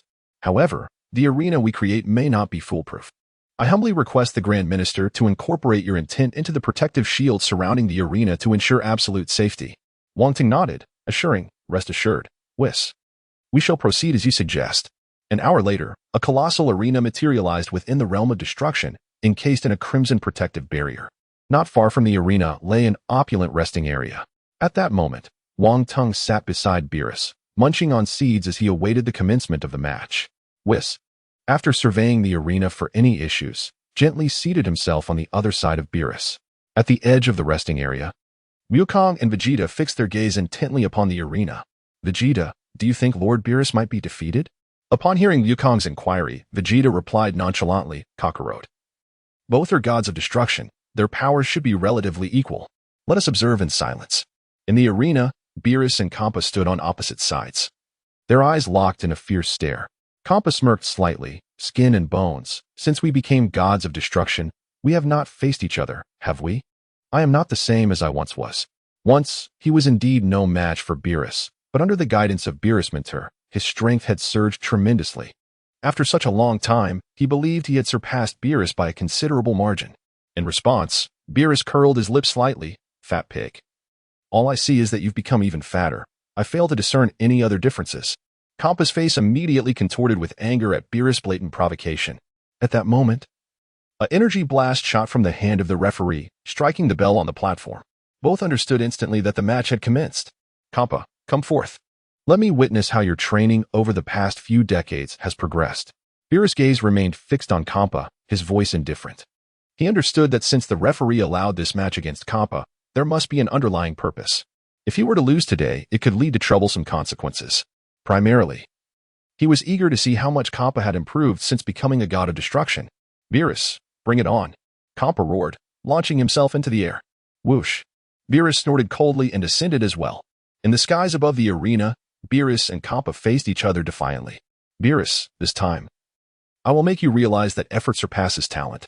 Since Beerus had always possessed greater innate abilities, Champa had been overshadowed throughout his life. Today, he finally had the opportunity to prove that his hard work bore fruit, and his heart raced with excitement. With a thunderous shout, Champa vanished from sight, only to reappear an instant later directly before Beerus. Bang! Champa's speed was unparalleled. Beerus smirked and immediately countered, their fists colliding with tremendous force. A powerful gust of wind radiated outward from their clash. Yet, as the wind met the crimson protective barrier, it vanished without a trace. In the next moment, they swiftly separated, and a surge of purple energy erupted from Beerus. An overwhelming destructive force began to rise. In the blink of an eye, Beerus transformed into a violet shadow, disappearing from sight with astonishing speed. Even Champa could not react in time, as Beerus delivered a devastating punch directly to him, sending Champa hurtling backward. Whoosh! As Beerus seized the moment, he charged towards Champa once more, raising his hand to deliver a fierce blow to his chest. Bang! Beerus's eyes widened in shock. His fist was unexpectedly caught by Champa. The strength and speed were commendable. Just then, Champa chuckled, and a surge of violet energy erupted from his being, instantly sending Beerus flying. Tap, tap, tap. Beerus managed to steady himself after only a few steps back. Whoosh! The two charged at each other again, their fists clashing fiercely in the air. In that instant, the arena echoed with the resounding sounds of their battle. Outside the arena, however, tranquility reigned, a testament to the formidable barrier created by the trio of Wong Teng. Currently, it seemed that both combatants were evenly matched. Wong Teng, munching on seeds, remarked nonchalantly. At this moment, his strength had surpassed that of Beerus. Yet, in terms of combat experience and fighting skills, he still fell short compared to Beerus. With the passage of time, even the esteemed inspector would grow stronger in every aspect. Whis glanced at Wong Teng and smiled. For the esteemed one had already comprehended the essence of the realm. Wong Teng understood these principles, offering a slight nod in acknowledgement. His gaze then fell upon the figure of Vados, who radiated an aura of nobility akin to that of a goddess, far surpassing the ordinary angels in strength. Noticing Wong Teng's stare, Vados turned her head and smiled. Esteemed inspector, is there something on my face? Wong Teng waved his hand dismissively. Oh, I was just glancing. There is nothing on your face. Oh. Vados replied softly and turned her attention back to the arena. Vegeta, I never expected Champa's strength to be so closely matched with Lord Beerus. It is truly astonishing. As Wukong observed the fierce battle unfolding on the arena, he exclaimed in astonishment. Vegeta, gritting his teeth and crossing his arms, remarked with frustration, how infuriating. I never anticipated there would be so many formidable warriors. Moreover, it is astonishing that there are actually 12 gods of destruction of such immense power. Upon noticing that Vegeta had not responded to his words, Wukong gave him a pat on the shoulder. Vegeta, what is the matter? Did you not hear me speak? Vegeta turned and shouted, Kakarot, spare me your nonsense. Wukong could only retreat hastily, forcing a bitter smile. Why such an immense display of anger? The sounds of collision in the sky grew increasingly terrifying. Wong Teng looked on, witnessing Beerus and Champa battling fiercely, descending from the sky to the arena and then soaring back up again. A fierce gale swept across the entire tournament platform, while the terrifying energy waves continuously radiated outward. Observing their intense clash, Wang Teng felt a stirring in his hands, a desire to join the fray. The young inspector had already grasped the essence of power, surpassing even Lord Champa and Lord Beerus, showcasing boundless potential. At that moment, the melodious voice of Beerus floated into Wang Teng's ears. Turning to see Beerus gazing at him with a warm smile, their eyes met, and Wang Teng felt as if Beerus could see right through him. To his surprise, Beerus was equally enigmatic, perhaps not much inferior to Whis. Undoubtedly a being of the highest caliber among the angels. Wang Teng was utterly astonished, for only Whis had ever given him such an impression. Those enchanting eyes filled with mystery. It could also be that Wang Teng had yet to encounter other angels. Suddenly, Beerus remarked, I heard from Whis that the culinary creations of the inspector are exceptional. I wonder if I might have the fortune to indulge before I leave? Upon hearing this, Wang Teng shot a glance at Whis, who merely chuckled behind his hand. That is certainly not a problem, but should Champa lose, that privilege will be forfeit. For Wang Teng, gourmet delicacies were but a trifle, especially since his impression of Beerus was exceedingly favorable. Truly, beauty is justice, and Wang Teng found her presence quite delightful. Boom. Crash. At that moment, an extraordinarily fearsome collision echoed from the tournament platform. Wang Teng turned his attention to the arena, where Beerus and Champa were locked in a fierce engagement, their punches creating lingering afterimages in the air, illustrating their immense speed and strength. Will you participate in the tournament between the 6th and 7th universes? Beerus suddenly inquired softly, taken aback by Beerus's words.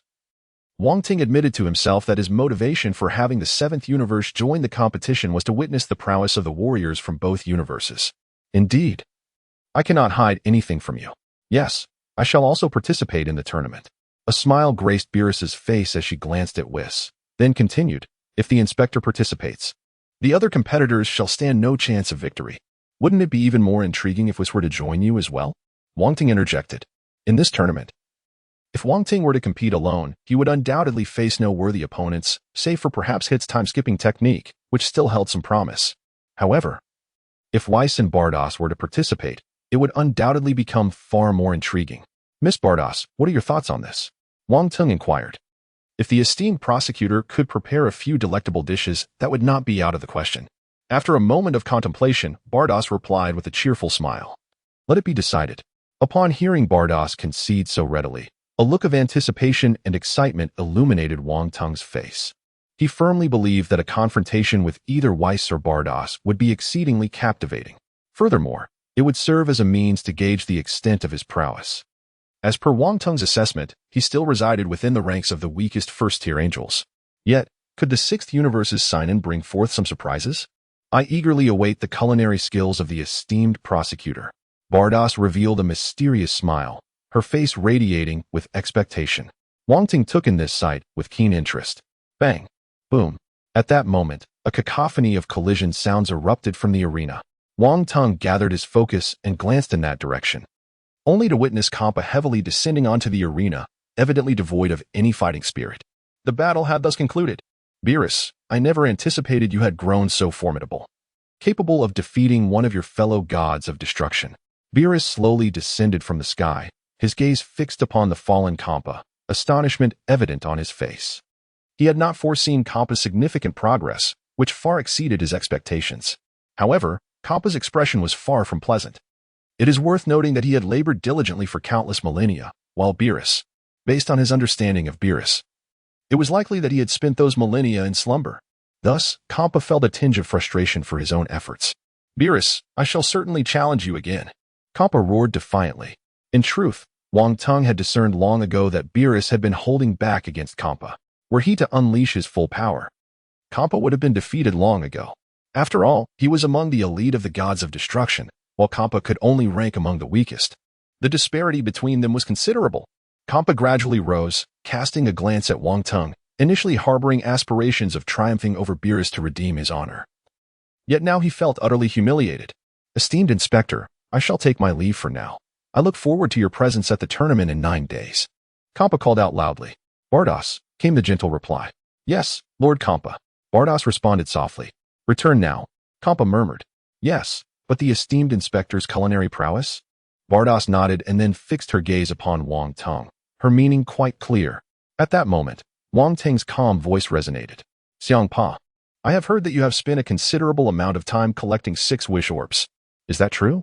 Upon hearing this, cold sweat immediately trickled down Xiangpa's forehead.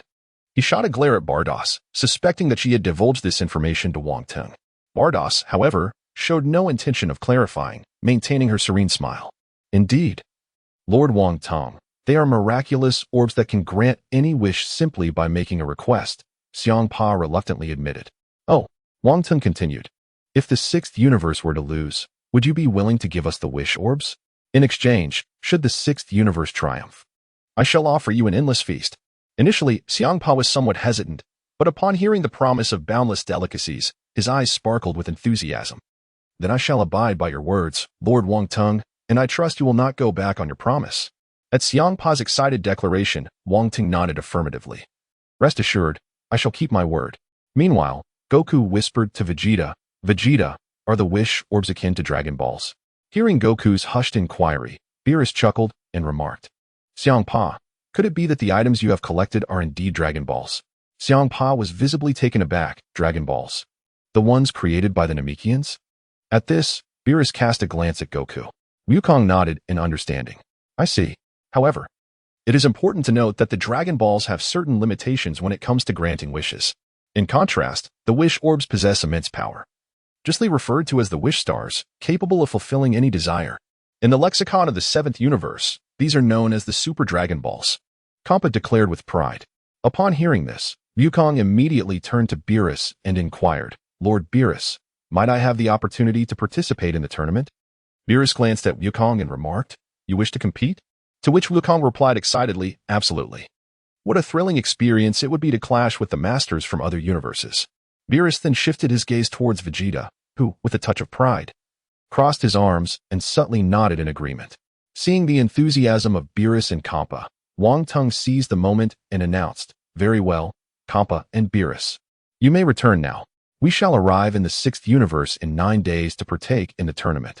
Subsequently, Wang Teng tossed a universal capsule to Beerus, saying, This is a storage device known as a universal capsule, filled with numerous delicacies I have prepared for you. Thank you, Lord Wang Teng. Champa's envy was evident to all present. Yet, in the presence of Wang Teng, he dared not overstep.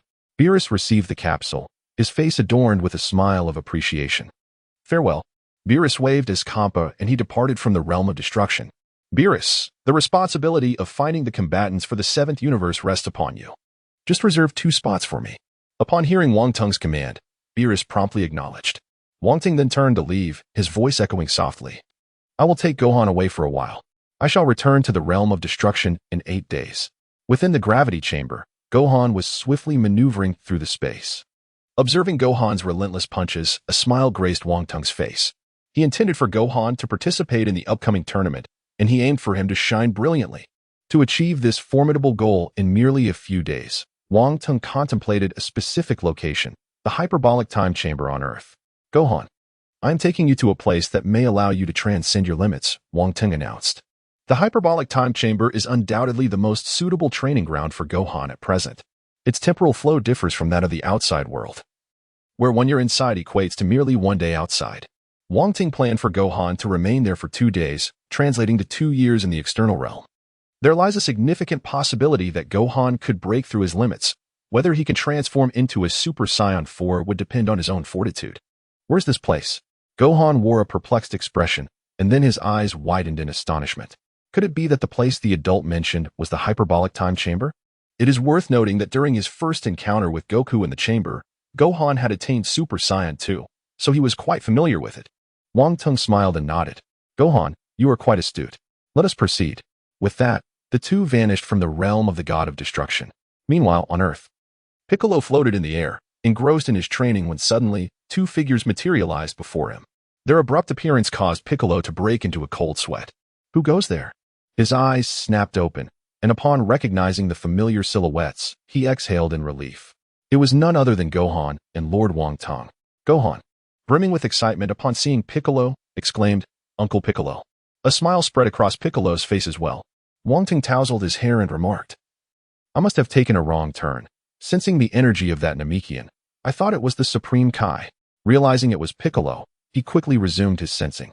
Moments later, Wang Teng's eyes flew open. "Gohan, I've located it. Let's go?" Gohan nodded and waved his hand towards Piccolo, saying, "Goodbye, Uncle Piccolo." Piccolo smiled and returned the gesture. "Gohan, seize this opportunity well. I hope you become stronger." In the sacred temple of Earth, the next moment, Wang Teng and son Gohan instantly appeared within the divine sanctuary. At the same time, Tian and Bo manifested before Gohan and Wang Teng. Tian, "Mr. Bo." Upon seeing the two individuals, Wu Fan exclaimed with delight. Before him stood Tian and Bo, their expressions imbued with utmost reverence and humility. "We humbly greet you, esteemed prosecutor." As they spoke, the pair unhesitatingly knelt, their foreheads bowing directly to the ground. Gohan was momentarily taken aback, his eyes wide with astonishment. Although he was aware that Wang Teng held a high position in the Divine Realm, he had never before witnessed a god of destruction or an angel bowing down. He had certainly never seen anyone prostrate themselves on the ground. Moreover, Tian was a deity of Earth. How could he kneel? Unbeknownst to Gohan, the hierarchy within the Divine Realm was exceedingly rigid. Thus, it was entirely customary for deities to pay their respects in such a manner. The prosecutor was of a rank equivalent to that of a high deity, commanding a certain gravitas, and even a god of destruction, who presided over an entire universe. Would bow deeply, how much more so a mere deity of Earth? "Rise," Wong Teng said, his tone calm and composed. Upon hearing his words, Tian and Bo felt as if they had been granted a reprieve. "Thank you, esteemed inspector," they exclaimed in unison, thereafter standing respectfully to the side. Gohan, feeling somewhat awkward, rubbed his face in disbelief. "Bo, I wish to bring Gohan into the hyperbolic time chamber for training. Please lead the way," he instructed. At this, Bo promptly adopted a respectful gesture, not daring to walk ahead. The origins of Mr. Bo remained shrouded in mystery. No one knew how many generations of deities he had outlasted, and even the young Goku had once been under his tutelage. Remarkably, Goku, having trained under him, had surpassed the power of the deities. In the latter stages of Dragon Ball Z, he even managed to contend with Goten and Trunks, two Saiyans. Under Bobo's guidance, the two successfully entered the hyperbolic time chamber. After ensuring their comfort, Mr. Bo respectfully withdrew. Creak. Wong Teng opened the door to the chamber, and a brilliant light burst forth, momentarily blinding Gohan, who instinctively shielded his eyes with his arm, while Wong Teng remained unfazed, unaffected by the brightness. In the nebulous recesses of Wong Teng's memory, it seemed that one could only remain within the chamber for 2 days, otherwise, the exit would vanish, leaving those inside eternally trapped. However, for someone of Wong Teng's extraordinary capabilities, this posed no issue. He could effortlessly traverse the temporal tunnel and return to Earth at will. The moment Gohan stepped into the hyperbolic time chamber, he was immediately struck by a wave of gravity, the air growing thin and the temperature rising significantly. Indeed, it was as burdensome as he remembered. "It's just like before," Gohan murmured. The gravity inside the chamber was merely 10 times that of the outside world, which should not pose much difficulty for him now. "First, I need you to rediscover the thrill of battle." Upon hearing Lord Wong's words, Gohan nodded eagerly. "Lord Wong, let us commence our training at once." Gohan seemed impatient, yearning to regain not just his former strength, but to surpass it. "All right, let us begin. Transform into a Super Saiyan." No sooner had the words left Wong's lips than Gohan erupted with energy, instantly transforming into a Super Saiyan. The golden aura surged around him, yet at that moment, Gohan's power lingered at the threshold between Super Saiyan 1 and 2. Observing Gohan's transformation, Wong contemplated, "Gohan, you must first reclaim that feeling of rage. Recall the fury you felt when Cell killed Android 16 and harmed your friends." At those words, images from the past flooded Gohan's mind, causing him to tremble as the veins on his forehead bulged with intensity. Within seconds, he collapsed to the ground. "I cannot find that feeling." Wong approached him with a stoic expression. Gohan, you should focus on honing your foundational combat abilities first. The stronger your base power, the greater your might will be upon transformation. Remember, this world is one of the survival of the fittest. Goku and the others cannot protect you forever. When the fate of Earth hangs in the balance, the sense of helplessness will be unbearable. Upon hearing this, Gohan rose, determination etched across his face, and began to train step by step. A month later, Gohan had transformed into Super Saiyan 2, his entire being enveloped in silver lightning. Wong felt a sense of satisfaction. In just a month, Gohan had not only rediscovered his fighting spirit, but had also achieved Super Saiyan 2, significantly enhancing his foundational power. Gohan's strength now far surpassed what it had been during his battle with Cell. Wong let out a roar, his golden aura rapidly ascending, a terrifying energy surging forth. Super Saiyan. Incredible! Such power is astonishing, truly worthy of Lord Wong. Gohan exclaimed, acknowledging the disparity in their foundational combat prowess, which consequently resulted in differing strengths upon transformation. At that moment, Wong Teng's battle power, having transformed into Super Saiyan Grade 1, had indeed surpassed Gohan's Super Saiyan Grade 2 strength. After all, Wong Teng's foundational power had ascended to the level of an ordinary deity. Very well, let us commence. Wong Teng beckoned Gohan with a flick of his hand. Whoosh. Gohan charged forward with unparalleled speed, rushing out with fervor. Wong Teng effortlessly evaded Gohan's onslaught, his hand clenched tightly as a golden aura enveloped his fist. With immense force, he delivered a devastating blow to Gohan's abdomen. Gohan was immediately engulfed by a searing pain that radiated throughout his entire body. However, he refused to concede defeat. With gritted teeth, he charged once more towards Wong Teng. Clang, clang, clang. Wong Teng deftly maneuvered his hands, effortlessly parrying Gohan's relentless onslaught. He felt a sense of satisfaction at Gohan's progress. The tenacity displayed by his opponent exceeded his expectations. Suddenly, with a fierce cry, Wong Teng unleashed a powerful energy blast directed at Gohan. Upon witnessing this, Gohan raised his hands high above his head, his palms crossing as he swiftly concentrated his power within them. Magical flash. A thunderous explosion erupted, flames soaring into the sky amidst a billowing cloud of dust. At that moment, Wong Teng suddenly appeared behind Gohan, who immediately reacted by thrusting an elbow fiercely towards the rapidly approaching Wong Teng. However, this was effortlessly blocked by Wong Teng, who then seized the opportunity to retaliate with a powerful punch, striking Gohan directly in the body. Gohan plummeted down like a cannonball. Wong Teng looked down at Gohan, his expression grave as he said, "Stand up. This is utterly inadequate. The gap is far too vast. You cannot possibly protect the Earth in this manner." Gohan struggled to rise to his feet, unleashing a thunderous roar as the power of Super Saiyan 2 surged within him. Reaching its zenith, with an explosive outburst of energy, an astonishing force ascended skyward. Observing the fury emanating from Gohan, a sly smile crept across Wong Teng's face. In the days that followed, Wong Teng diligently trained Gohan, who continued to grow increasingly formidable. In the realm of the god of destruction of Universe 7, Beerus pondered aloud. "Whis, have you decided whom to send for this upcoming tournament? The Overseer places great importance on this event." "Fear not, Lord Beerus," Whis replied with a calm demeanor. "The Overseer has already issued directives regarding the participants." Upon hearing Whis's words, Beerus's eyes widened in surprise. "What? Whis, why did you not mention this sooner? In that case, I shall take a nap. Do remind me to awaken before the Lord's return." Watching Beerus drift off into slumber once more, Whis shook his head in exasperation. Wukong and Vegeta stood aside, their minds still deliberating over the contenders for the upcoming tournament. Upon hearing Whis announce that the participants had been finalized, they immediately felt a surge of tension. I had suggested that Krillin should partake in this competition, as he is undoubtedly the strongest Earthling, only to discover that the roster had already been set. Wukong murmured softly, while Vegeta turned to Whis and inquired, "May I and Kakarot participate as well?"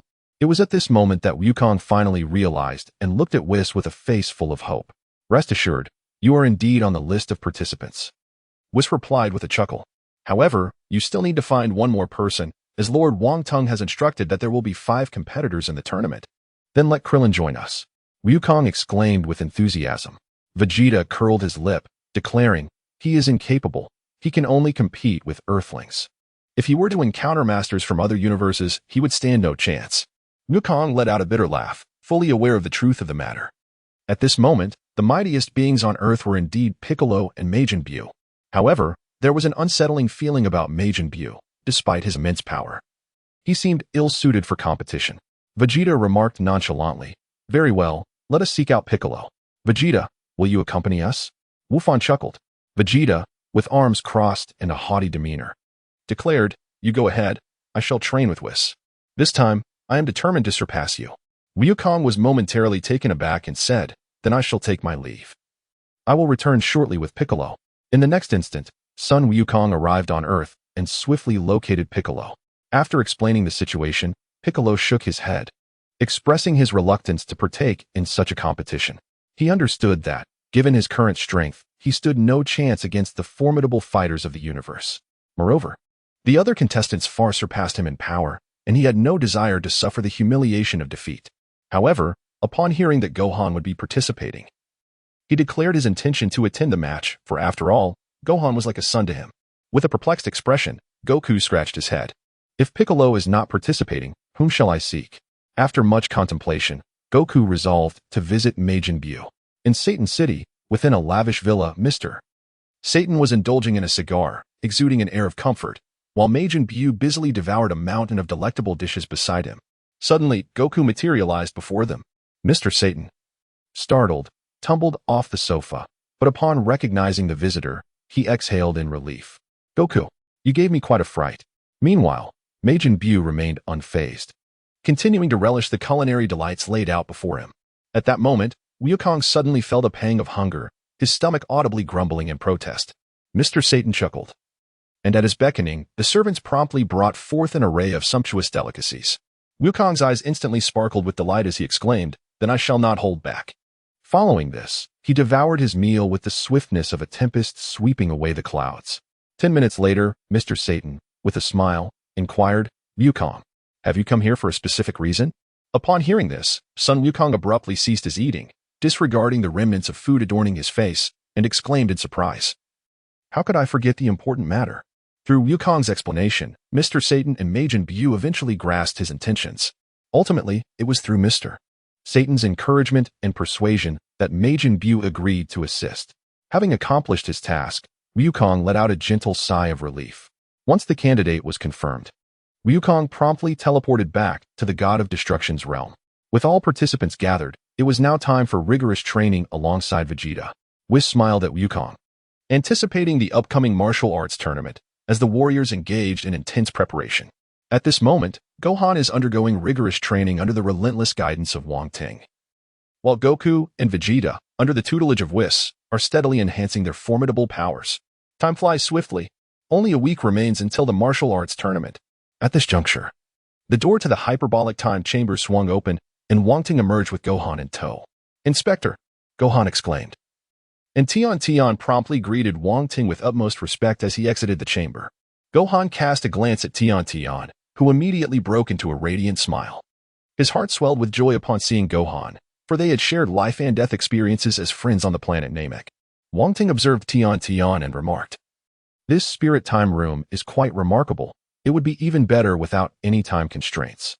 In response, Tian replied respectfully, esteemed prosecutor, the power of time exceeds my capabilities.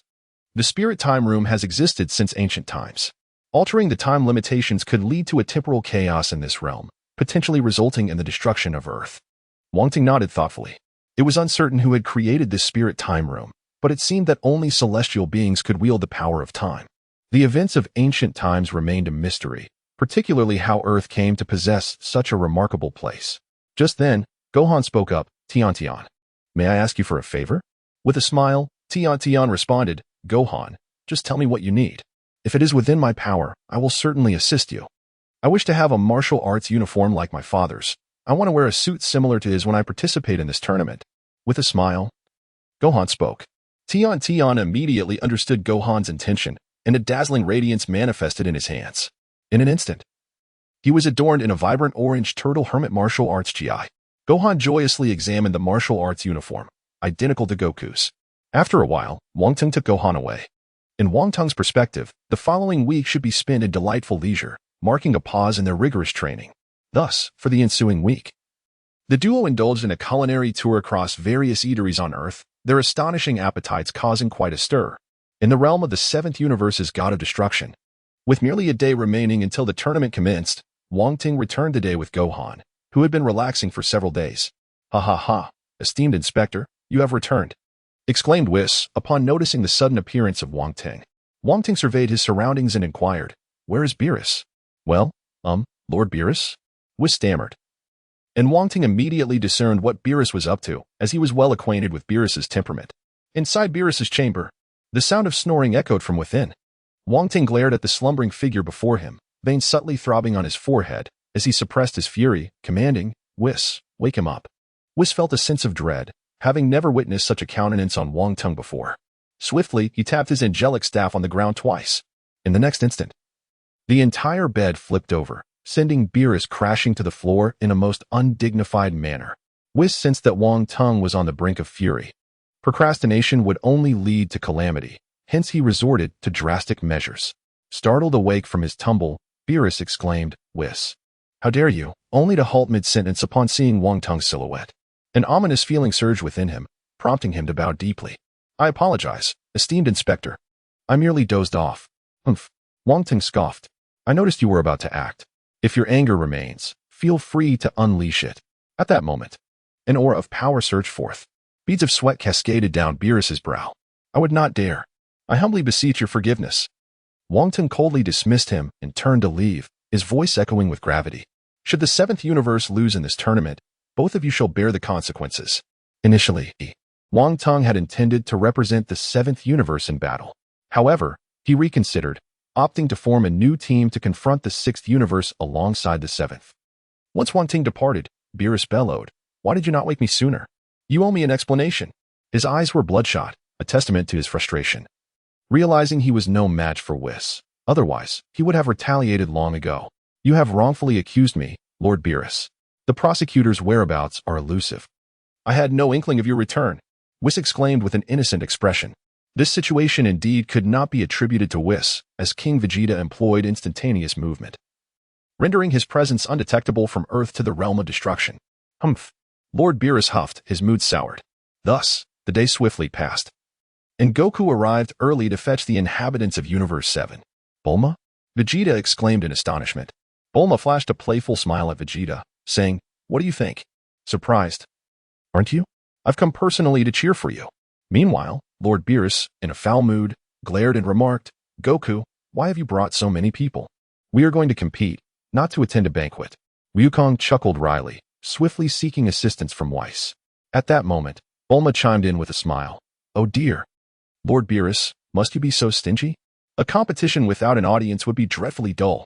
Just then, Wang Teng approached, nodding in agreement with Bulma's sentiment. "I told you so." Bulma winked playfully at Wang Teng. Beerus, however, turned away, choosing silence. "Well, since everyone is here, we shall set off," Whis gently announced, surveying the group brought by Wukong. His gaze swiftly swept across the assembled. Piccolo, Tien, Yamcha, Chi-Chi, Master Roshi, Majin Buu, Satan, Goten, Trunks, and Krillin were all ready for the journey. With a light tap of his angelic staff upon the ground, a wondrous force enveloped them. "Lord Wang Teng, we are ready to depart." Upon hearing this, Wang Teng nodded affirmatively. The group transformed into a streak of light, vanishing from the realm of the gods of destruction. "Whis, I was not jesting earlier." Wang Teng spoke to Whis during their journey. "Are you truly intending to initiate a new group, directly confronting the sixth and seventh universes?" Whis sought clarification once more. Wang Teng nodded. Whis opened his mouth as though to speak but ultimately refrained. Suddenly, Whis came to an abrupt halt. "Ah!" The others collided in a tangle behind them. The fiery-tempered Bulma exclaimed, "Whis, what on earth are you doing?" Both Whis and Wang Teng gazed into the void. Spotting a man in identical attire to Whis, his expression cold and detached, strikingly reminiscent of Gohan's high school classmate. "Sava." Beerus stood at attention, his surprise palpable. "Sava. Hellas, what brings you here?" Wang Teng then noticed that beside the man clad in angelic garb stood a tall, beautiful woman, seemingly of Indian descent, who regarded them with a cheerful smile. Judging by their attire, it was evident that they were angels and gods of destruction from a certain universe. "Lord Beerus, Whis. Long time no see." Sava spoke with an air of nonchalance. "Sava, Lord Hellas, it has indeed been a while." Whis responded warmly, greeting the two suspended in the void. "Ah, Whis, it has been quite some time. As for that one who only knows how to sleep, I shall forego the pleasantries." A female voice interjected. And Wang Teng turned to find the female god of destruction beside Sava scrutinizing him intently. And who might this be? She inquired, exuding a formidable divine aura. Hellas then spoke up. At that moment, before Beerus could utter a word, the angel Sava beside him quietly remarked, Lord Hellas. This individual must be the newly appointed prosecutor from the Divine Realm. Upon hearing this, a look of astonishment immediately spread across Hellas' face. Little deity Hellas pays her respects to the esteemed inspector. Meanwhile, Sava merely inclined slightly, expressing his courtesy. All right, rise, came the indifferent voice of Wong Teng. At that juncture, Whis lowered his voice, saying, Lord Wong Teng, this individual is Lord Hellas, the god of destruction from the second universe. And she is also a formidable being who has comprehended the essence of her realm. Even Lord Beerus would only stand a chance against her by employing the Ultra Instinct technique. Upon hearing this, Wong Teng cast a glance at Beerus. Realizing that this fellow was indeed remarkable, no wonder he was hailed as the strongest god of destruction, capable of defeating Hellas, who had grasped the essence of her realm. It seemed that his current strength was still on par with Beerus, hovering around the level of the first-tier angels. The earlier thought of surpassing Beerus had indeed been somewhat presumptuous. Whis, let us depart, Wong Teng instructed. Sava, Lord Hellas, we have urgent matters to attend to. We shall take our leave for now. Until we meet again. In response to Whis's farewell, both individuals waved their hands. Subsequently, Hellas bowed once more to Wong Teng. And Sava also inclined his body. Farewell, esteemed inspector. Should the opportunity arise, please visit the second universe to offer your guidance. Wong Teng nodded gently. In an instant, their group transformed into a streak of light, vanishing into the void. Once they had departed, Hellas furrowed her brows slightly and said, Sava, we should visit the seventh universe when we have the chance. That inspector is quite extraordinary. I sense the power of essence within him. Given his close ties to the seventh universe, I believe we shall encounter him again there. Oh. Sava's eyebrows raised in surprise. He had not anticipated that such a young official would be a master who had comprehended the essence of his realm. He had truly overlooked this earlier. In the sixth universe, on a nameless planet, a desolate brown sphere had been transformed by Champa into a grand arena. On one side of the arena stood a massive sign bearing Champa's image. This was a special request from Champa to Vados, signifying that the host was Champa, the god of destruction of the sixth universe. Lord Wong Teng must be arriving soon. Champa inquired with a smile. He is here. Vados replied with a gentle smile. At that moment, a streak of light swiftly descended, revealing Wong Teng, Beerus, Whis, and the others from the seventh universe as they appeared at the venue. They all proceeded directly to the resting area prepared by Champa. Bulma gazed at Champa, who resembled a portly version of Beerus, muttering, So, that is the god of destruction from the sixth universe, Champa. Champa and Vados swiftly approached Wong Teng's side. Vados greeted Wong Teng with a smile and a slight bow, while Champa executed a formal 90-degree bow. Welcome, esteemed inspector, to the sixth universe. Meanwhile, Bulma, hands on her hips, interjected, Hey, we traveled a long way. Are you only going to welcome Lord Wong Teng? Champa glanced at the alluring Bulma. But with Wong Teng present, he refrained from speaking, maintaining his bow. All right, you may rise. Are all the warriors assembled? Wong Teng remarked nonchalantly. Champa promptly replied, My lord, everyone is present. If you deem it appropriate, we may commence. Wong Teng nodded slightly. Only then did Champa rise to return to the resting area of the sixth universe. At that moment, Bulma plopped down, immediately feeling the discomfort of the hard seat. Hey, we traveled thousands of miles, and this is what we get? Is there no cushioned seat? Champa felt a surge of irritation. Being addressed repeatedly by a mere mortal had reached the limits of his tolerance.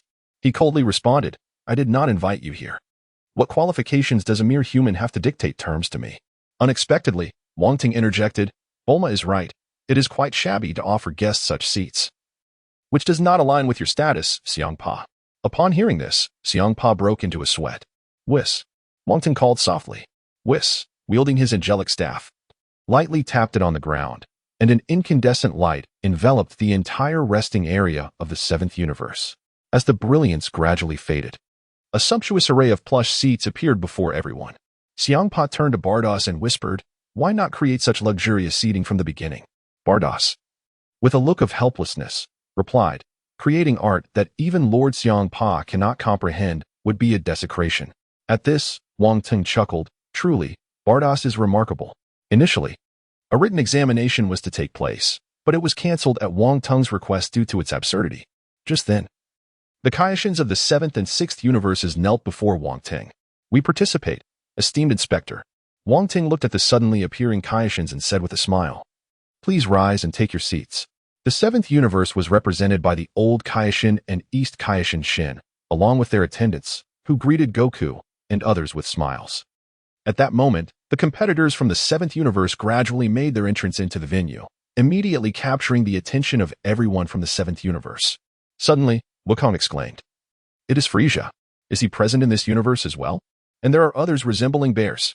Wong Teng's gaze remained fixed on the closed-eyed hit, while the Scion from Universe 6, Kappa, kept glancing in this direction. As the participants gathered, Beerus slowly announced, "The contestants for this tournament include those from Universe 7 and Universe 6, as well as the esteemed inspectors from the Divine Realm. Inspector, may we commence?" Wong Teng nodded in agreement.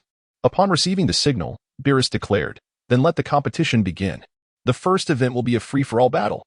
The duration is 30 minutes. Those remaining on the stage will advance." Subsequently, all contestants ascended the arena. Wong Teng stood upon the platform and nodded at Champa. Champa immediately unleashed a ki blast that struck the enormous clock hovering above. The referee promptly proclaimed, "The match has begun." After a fierce battle, at the end of 30 minutes, only 6 remained on the stage: Frost and Hit from Universe 6, Goku and Vegeta from Universe 7, along with Wong Teng and Gohan.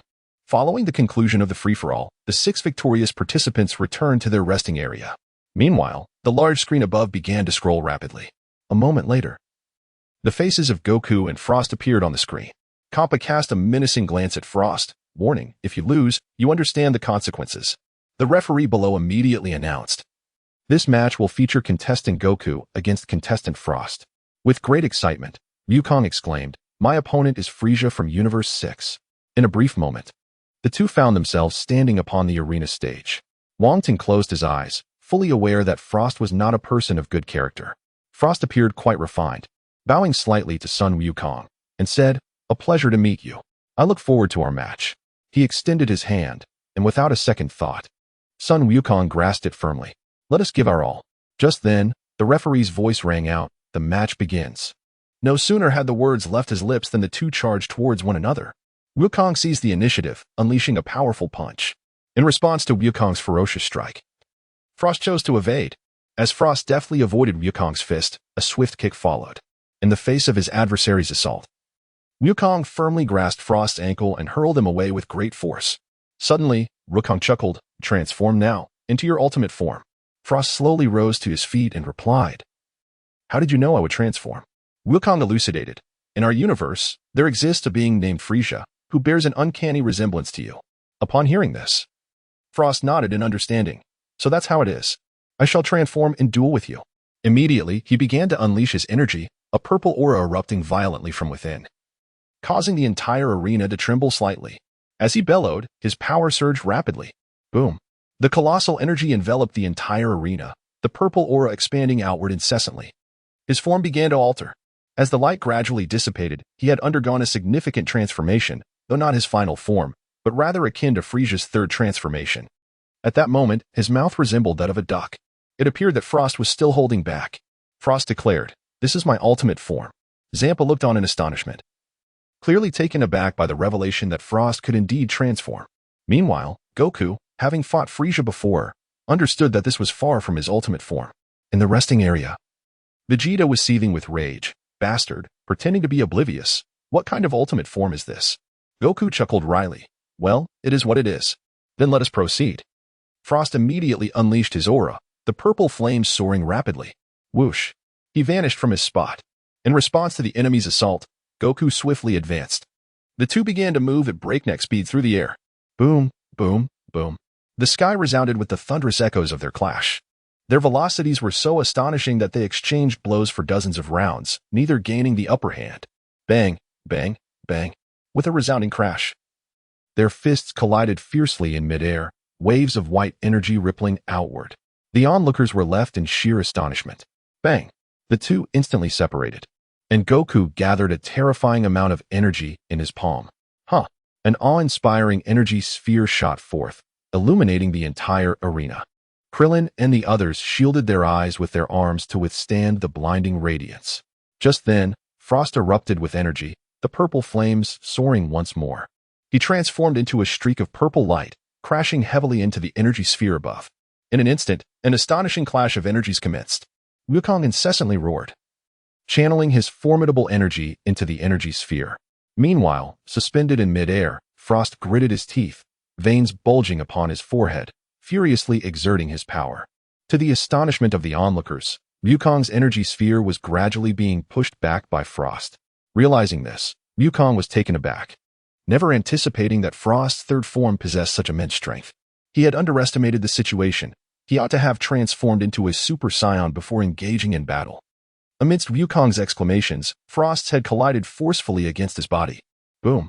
Thud. Thud. Wukong staggered backward for several paces before finally regaining his balance, his breath coming in rapid bursts. The onlookers were left utterly astonished by the breathtaking confrontation. Anger manifested on Vegeta's face.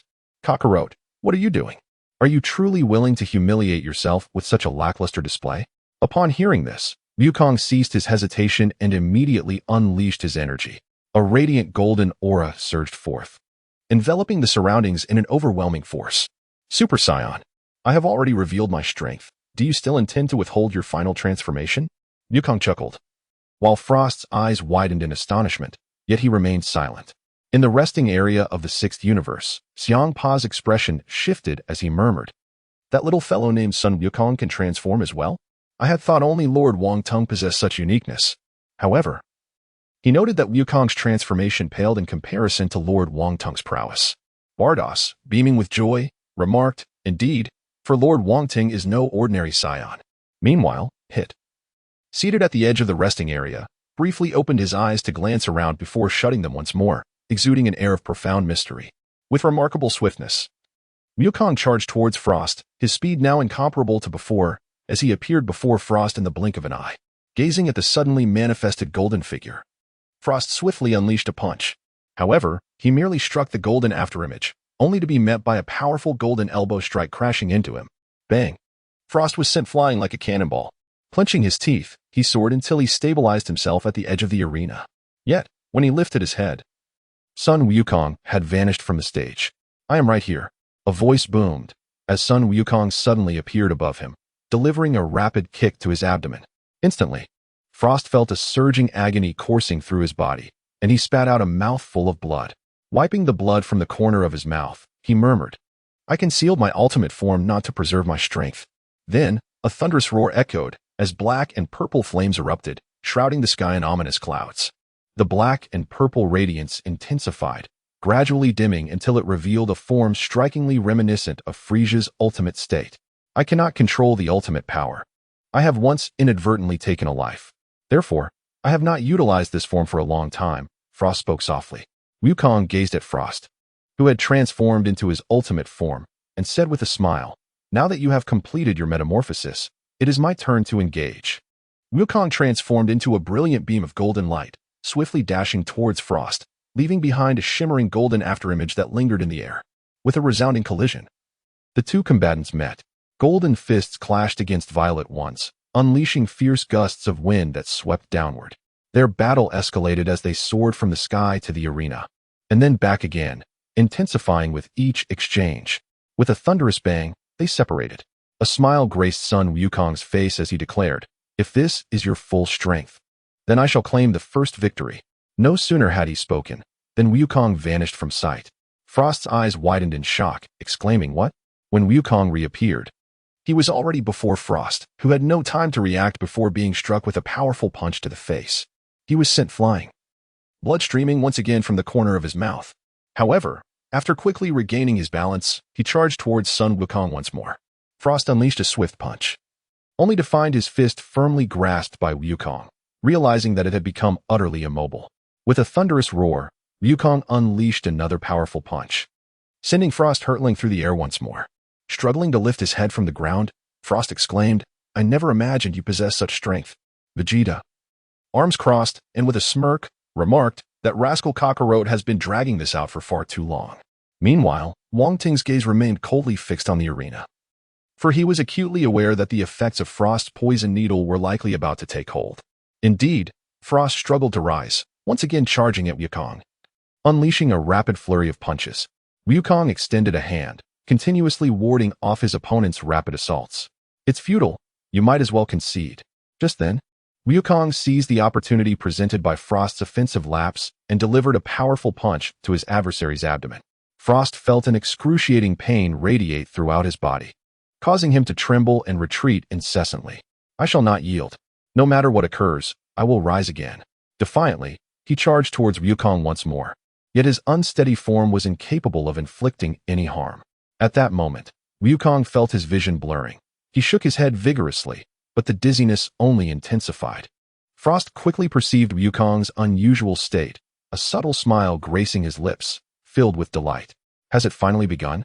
He seized the chance to launch a swift punch at Wukong. Suddenly, a figure emerged between them, firmly grasping Frost's fist. In shock, Frost looked up to meet the cold gaze of Wang Teng. Champa immediately stood up, murmuring, "What is happening? Why is Lord Wong Teng so enraged?" In the next instant, Champa and Beerus appeared swiftly on the stage. Beerus spoke first. "Lord Wong Teng, have you discovered something?" Thud. Sun Wukong finally collapsed to the ground. Kakarot. Vegeta rushed down in a flash. In response to Beerus's inquiry, Wong Teng remained silent, instead lifting Frost's arm directly. Frost's screams echoed immediately, and Beerus quickly noticed the thin poison needles embedded in Frost's body. Good heavens, he dared to cheat. Champa, this is one of your 6th universe's fighters. What do you have to say for yourself? Frost retorted defiantly, "This is a part of my body. Why can't I use it?" Upon hearing this, Champa exploded in fury. Silence. At that moment, the referee rushed over, confirmed the situation multiple times, and immediately rendered a verdict. Frost had violated the rules, and Sun Wukong was declared the winner. Champa, drenched in sweat, realized that losing the match was trivial compared to the wrath of Wong Teng. Provoking him would spell disaster. Champa, this matter is now in your hands. Should I witness such violations again, all participants from your 6th universe will be disqualified. Wong Teng stated coolly. A sense of relief washed over Champa, knowing he had narrowly escaped calamity. Once Wong Teng released his grip, Frost collapsed to the ground. Champa swiftly seized Frost and hurled him back to the resting area of the 6th universe. Beerus, quickly assist that young lad. Sun Wukong. Champa commanded without delay. He is aware that this matter is his fault, so he now strives to ensure that everything pleases Wong Teng. In truth, Wong Teng has already lost interest in subsequent events and has turned away to return to the resting area. The angel staff of Vados immediately radiated a brilliant light, and before long, Sun Wukong opened his eyes. Gazing at Vegeta, who was supporting him, he murmured, "What happened to me? Why is everyone on the arena? Oh right, I am still in the competition. Where is Frost?" Vegeta promptly released his grip, causing Sun Wukong to crash heavily onto the ground. He then turned away with a haughty demeanor, exclaiming, "What a fool. That hurts." He cried out, "What are you doing, Vegeta?" Sun Wukong clutched his head and continued to wail. The onlookers exchanged amused glances before departing the arena, leaving Sun Wukong alone to prepare for his next opponent. At that moment, the large screen began to roll once more, ultimately displaying the image of Son Gohan. The voice of the referee echoed, "All right.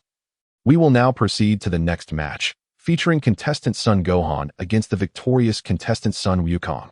Sun Wukong gazed at Gohan's image on the screen, murmuring, "Is my next opponent Gohan? I wonder how much he has progressed under Master Wong Teng. It is truly exciting." In the 7th universe's resting area, Kiki clenched her fists tightly, exclaiming, "Is Wukong going to fight Gohan? This is absurd. How could my Gohan possibly defeat Wukong?" She then unexpectedly burst into tears. Wu Fan immediately rose to his feet. "Very well, it is now my turn. Lord Wong Teng, I shall proceed." Wong Teng nodded in acknowledgement. Gohan stood facing Goku, his presence commanding the arena. Piccolo observed Gohan's emergence onto the stage, silently cheering him on. "Gohan, give it your all." At that moment, Beerus became intrigued. Is this the lad who has been following Lord Wong Teng? I wonder about his strength. He must be the son of Son Goku. Whis, covering his mouth with a chuckle, remarked, "Ho ho ho, Lord Beerus, do not underestimate Gohan. His ability to accompany Lord Wong Teng speaks volumes about his extraordinary nature." Wufan, clad in a martial uniform identical to that of Goku, gazes at him from afar. "Father, please do not hold back. Feel free to unleash your full power." As Gohan spoke up, Goku replied with a smile. Gohan, it seems your strength has improved significantly. In that case, I shall fight with all my might. If you find it overwhelming, surrender immediately, and I will stop at once. Upon hearing Goku's words, Gohan nodded earnestly. Just then, the referee's voice rang out. The match begins. As the words echoed, Son Goku erupted with energy, and in the next moment, a sacred blue aura surged forth from his being. In an instant, the entire planet trembled violently. Beneath Goku's feet, waves of energy expanded outward like ripples. Son Goku transformed into Super Saiyan Blue, his astonishing power moving all onlookers deeply. In the 7th universe's resting area, Kakarot truly intended to fight Gohan with all his strength. Vegeta exclaimed in shock. Trunks and Goten exchanged worried whispers. Gohan, brother? Brother! Chi-Chi stood up and shouted. Goku, have you lost your mind? Do you wish to harm Gohan? My Gohan! With a thud, Chi-Chi fainted in the resting area. Bulma and others hurried to catch Chi-Chi, yet their eyes remained fixed on the arena. In the 6th universe's resting area, it appeared that all Saiyans could transform. That Son Goku had employed yet another peculiar transformation. It seemed he had concealed his power during the previous battle, Pan murmured. That Son Goku appeared to have reached a divine state, truly unexpected. Vados chuckled. Gohan gazed upon his father, transformed into a Super Saiyan Blue, and his eyes gradually filled with resolve. His gaze shifted towards Wang Teng, who nodded in acknowledgement from the resting area. With the permission granted, Gohan's heart brimmed with exhilaration. A deep roar erupted from his throat, unleashing an astonishing surge of energy. A golden aura soared upwards, and with each shout, his power escalated relentlessly. Super Saiyan. Super Saiyan 2. Yet, Gohan's energy showed no signs of abating. The deep roars continued to resonate, and the golden flames grew increasingly fierce. Swish, swish, swish. Silver lightning flickered around his form, while the golden flames crackled against the air. The roar of Gohan reverberated through the air. Could he continue to ascend further? Had Gohan truly surpassed his limits? Vegeta, his face a mask of astonishment, pondered aloud.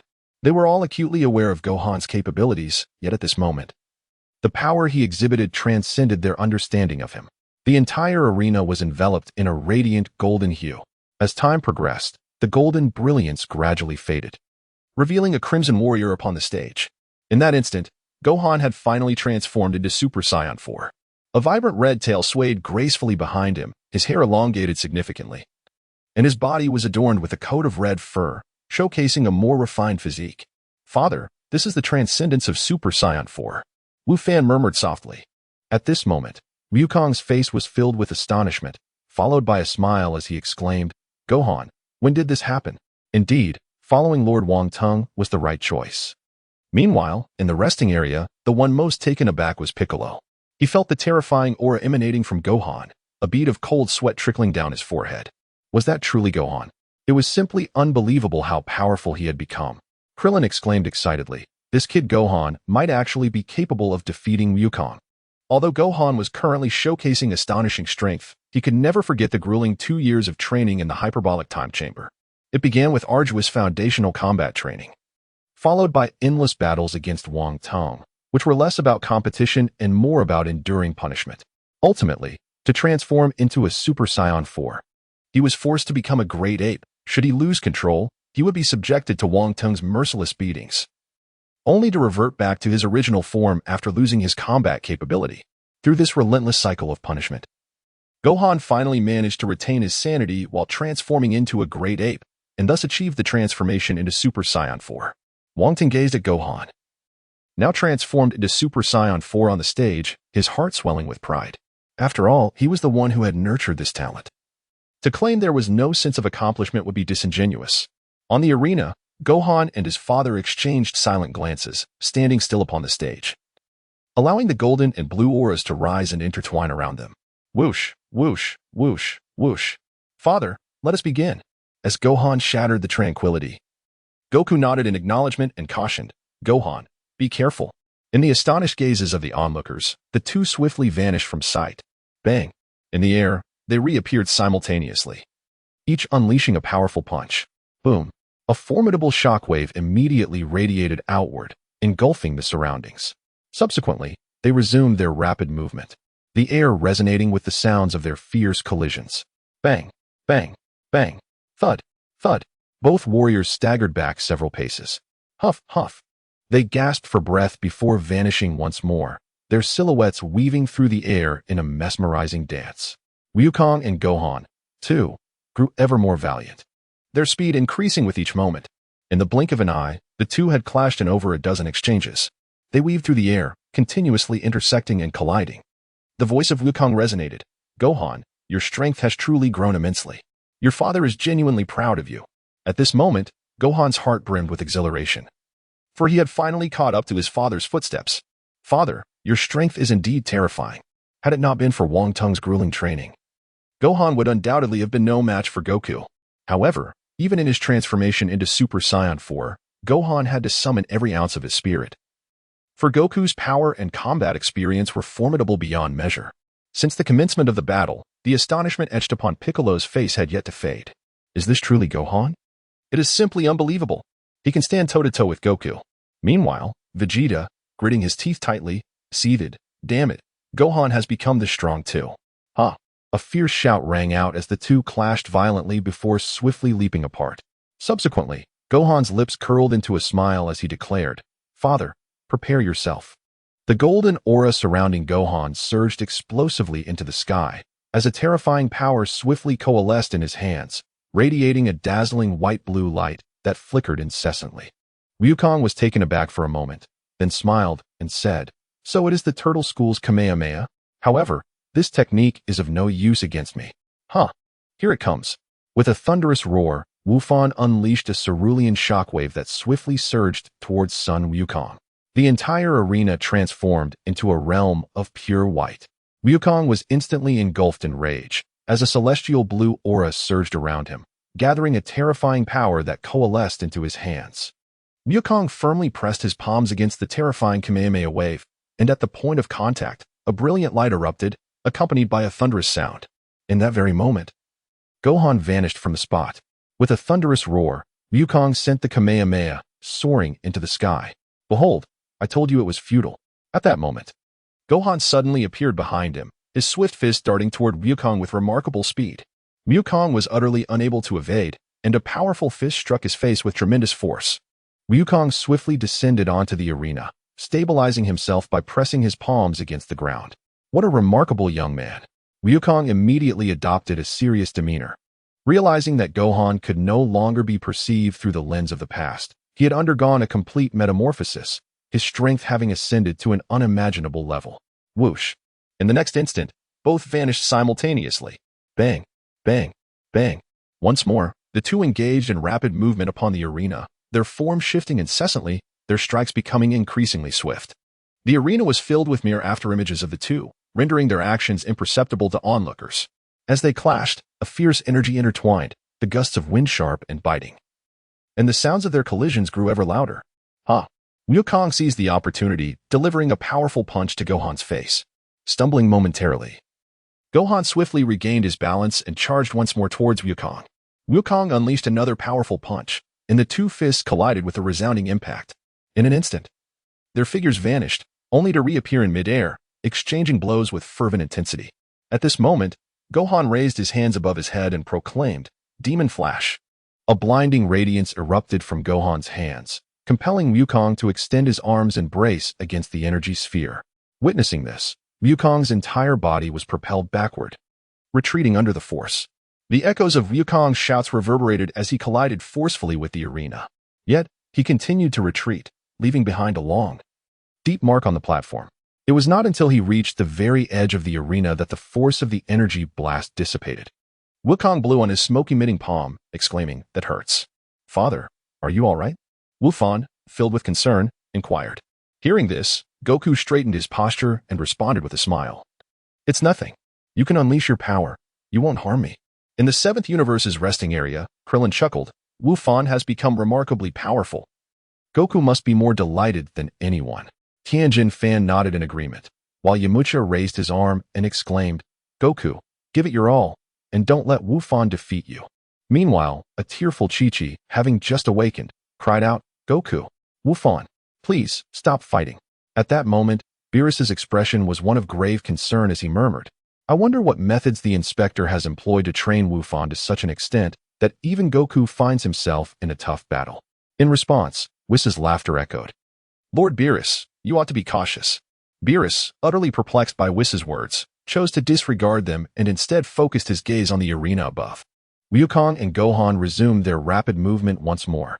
With a resounding clash, their palms met with a forceful impact. Terrifying waves of energy surged upward, and the two combatants immediately sank into the ground, creating a deep pit beneath them. Ah! They roared, as an overwhelming energy erupted from within their beings. Golden and blue flames dominated the sky, each claiming half of the expanse. Countless fragments of rocks soared into the air, causing the entire arena to tremble violently. To everyone's astonishment, the Saiyan youth on Beerus's side proved to be incredibly formidable. I can't believe it, Champa exclaimed in shock. The lad accompanying Lord Wang Teng is no slouch either, Babidi remarked with a smirk. Even Hit, who had kept his eyes closed, opened them to observe the fierce battle on the stage. Meanwhile, Wong Teng, seated in the seventh universe's resting area, remained utterly unfazed. He assessed the clash between Gohan and Wukong and quickly determined that their strengths were closely matched. Although Gohan had transformed into a Super Saiyan 4, his foundational combat power was still considerably insufficient. Had his base strength been on par with Wang Teng's, he would have undoubtedly overwhelmed Super Saiyan Blue Wukong. In his heart, Wang Teng silently encouraged, Gohan, give it your all. As the two warriors continued to elevate their power, the surroundings lay in utter ruin. With a loud bang, they swiftly retreated. Breathing heavily, they gasped for air, clearly feeling the immense toll of their earlier confrontation. Soon after, Gohan let out a mighty roar, and his golden energy surged once more. Wukong immediately took precautionary measures, but unexpectedly, Gohan unleashed a powerful energy blast in an instant. Boom! A terrifying explosion erupted in the arena. In a swift motion, Wukong leapt into the air, and Gohan seized the opportunity. The prince's battle technique surged forth, unleashing a barrage of energy blasts directed at Wukong. As countless energy orbs hurtled toward him, Wukong instinctively shielded his body with his arms. Boom, boom, boom. The blasts erupted continuously, and Gohan's strikes became ever more rapid, with an increasing number of energy spheres joining the fray. The cacophony of explosions echoed relentlessly. At that moment, a commanding voice rang out, tenfold Kaioken. An overwhelming aura emanated from Wukong, as a crimson wave of energy enveloped the azure rush. With the power of the tenfold Kaioken unleashed, Wukong's aura reached terrifying heights, its vast energy swiftly repelling all incoming assaults, even forcing Gohan to stumble back several steps. Wufan gazed blankly at Goku, who was employing the Kaioken technique at 10 times its usual strength, a wave of bitterness washing over him. He realized he had never mastered the Kaioken himself. After so many years apart, witnessing this extraordinary skill once more, especially layered upon the Super Saiyan Blue form, stirred a deep sense of longing within him. Father, is it truly possible to utilize the Kaioken atop the foundation of the Super Saiyan Blue form? Wufan voiced the questions that lingered in his heart. Wukong chuckled and said, Gohan, you are truly remarkable, capable of pushing me to this form. Once the match concludes, I shall teach you the techniques of the Kaioken. Wufan nodded and smiled, exclaiming, Father is indeed formidable. With a smile, Wukong tousled his hair and remarked, reaching this level of cultivation has required immense effort on my part, yet it is your progress, Gohan, that truly astonishes me. Shall we continue our spar? My strength has now surpassed yours. Upon hearing Wukong's words, a surge of excitement welled up within Son Gohan. Although Wukong's power eclipsed his own, he was nonetheless eager to engage, as it was the first time he felt so close to his father. With determination, Gohan nodded vigorously. Observing Gohan's indomitable spirit, Wukong chuckled. Be careful now, I'm coming. No sooner had he spoken than he charged forward with such swiftness that even Gohan was taken aback. Bang! Just as Gohan processed the situation, a powerful punch struck him squarely in the abdomen, causing him to cry out in agony as he was sent flying. So fast, Wufan swiftly steadied his form, meticulously observing Goku's movements. Wukong soared through the air at breathtaking speed, and a gentle voice resonated once more. Gohan, I am here. Wufan's expression was grave, showing no signs of weakness as he swiftly advanced. Bang, bang, bang. The two engaged in a rapid exchange mid-air, their fists colliding with astonishing force. Bam! Suddenly, Wukong erupted with fury, amplifying the Kaioken technique severfold. The crimson aura surged dramatically as he clenched his fists tightly, seizing the opportunity amidst Gohan's onslaught, and delivered a devastating blow upon him. Boom! Gohan plunged downward with remarkable speed, a resounding crash reverberating from the arena as a massive pit materialized. He swiftly rose to his feet, gritting his teeth, and launched himself from the depths of the crater. A sphere of energy was launched from Wukong's hand. Whoosh! Wufan instantly vanished from his original location. When he reappeared, he was already above Goku, his fists clenched tightly as he descended with tremendous force. Goku swiftly reacted, gently striking from the side with his palm, altering Gohan's trajectory and causing his fists to miss their target in an instant. Seizing the opportunity, Goku delivered a powerful kick, landing squarely on Gohan's abdomen. Ugh! Gohan immediately expelled saliva from his mouth. As Gohan wiped the drool from the corners of his mouth and lifted his gaze, he realized that Goku had vanished from the sky. Just as he began to search for him, Goku suddenly materialized above him. With a swift elbow strike, Gohan plummeted once more. In the air, Goku immediately gathered his energy, and a brilliant white-blue light radiated around him. Piccolo, witnessing the formidable Kamehameha that Goku was conjuring, shouted urgently, "Old son, you must stop. Do you wish to harm Gohan?" "My Gohan," murmured Chi-Chi before she fainted once again. "Brother, give it your all." Lu Tian clenched his fist tightly, clearly displaying a closer bond with his elder brother than with Gohan. After all, it was Gohan and Chi-Chi who had accompanied him throughout his childhood, while Goku's presence at home could be counted on one hand. At this moment, transformed into a Super Saiyan 4, Gohan gazed at the dazzling blue-white light shimmering in the sky. He quickly unleashed his energy, with a golden aura erupting in an instant. The overwhelming force surged dramatically as Gohan pushed his power to its zenith. Whoosh! The golden flames of energy rose continuously. In a flash, Gohan unleashed the white-blue Kamehameha. Ha! Goku, suspended in the air, had completed his own charge and shot downward at high speed. Amidst the astonished gazes of the onlookers, the two Kamehameha waves collided instantly. The powerful beams of energy crashed into one another. Boom! The terrifying force reverberated through the sky, producing a series of resounding roars. A fierce gale swept across the entire battlefield in an instant. The garments of Goku and Gohan fluttered violently in the terrifying gale, producing a sharp whistling sound. Ha! Both exerted their utmost energy, enveloping the entire arena in a radiant azure and white glow, compelling those around to shield their eyes with their arms. As Gohan's Kamehameha was pushed back, he gritted his teeth, determined to persevere. "Kakarot, are you insane? Do you truly wish to kill Gohan?" Vegeta exclaimed, his face a mask of astonishment. At that moment, Goku sprang into action. With a swift instant transmission, he appeared behind Gohan in the blink of an eye. "Gohan, give me your hand." Gohan withdrew one hand, meeting Goku's fist with his own. Boom! The terrifying Kamehameha completely engulfed the arena. Rumbling, rumbling. The entire stage was shrouded in a blanket of white. As the brilliance gradually faded, thick clouds of dust began to rise, revealing that the arena had utterly vanished, leaving only a vast pit billowing with smoke. Piccolo gazed at the scene below, collapsing onto the ground. "Gohan! Gohan is dead. Goku, you shall bear full responsibility." Piccolo immediately shouted. At that moment, Chi-Chi awakened. "What has happened to my Gohan?" Bulma shook her head at her. "Impossible? How could Goku possibly kill Gohan?" Tears streamed down Chi-Chi's face. Beerus cautiously glanced at Whis, noticing that the latter displayed no signs of disturbance, maintaining an expression of calm. He then softly remarked to Whis, "Is the prosecutor overly sorrowful? Why is there not a hint of reaction?" "Ho ho ho! Lord Beerus, do take a closer look." Whis maintained his cheerful demeanor. At that moment, whoosh! Two figures appeared in the sky, unmistakably Gohan and Goku. Gohan extended his fist, connecting it with Goku's. "Thank you, Father, for helping me understand what a battle of life and death truly means. I feel as though I have grown immensely." Wukong chuckled as he touched his head, saying, "Gohan, you have truly grown so much." Through his battle with Goku, Gohan comprehensively understood that one must exert their utmost effort when confronting an adversary. Showing mercy towards an enemy is, in essence, a cruelty inflicted upon oneself. Deep within, he also harbored profound admiration for his father. For his father, Sun Wukong is a true warrior. At that moment, Gohan's voice resonated. "I concede." Upon hearing Gohan's admission of defeat, the referee emerged from a corner to declare, "The victor of this contest is Sun Wukong from Universe 7. A smile finally graced Piccolo's face. That old fool actually pulled this off. Thankfully, Gohan isn't scathed.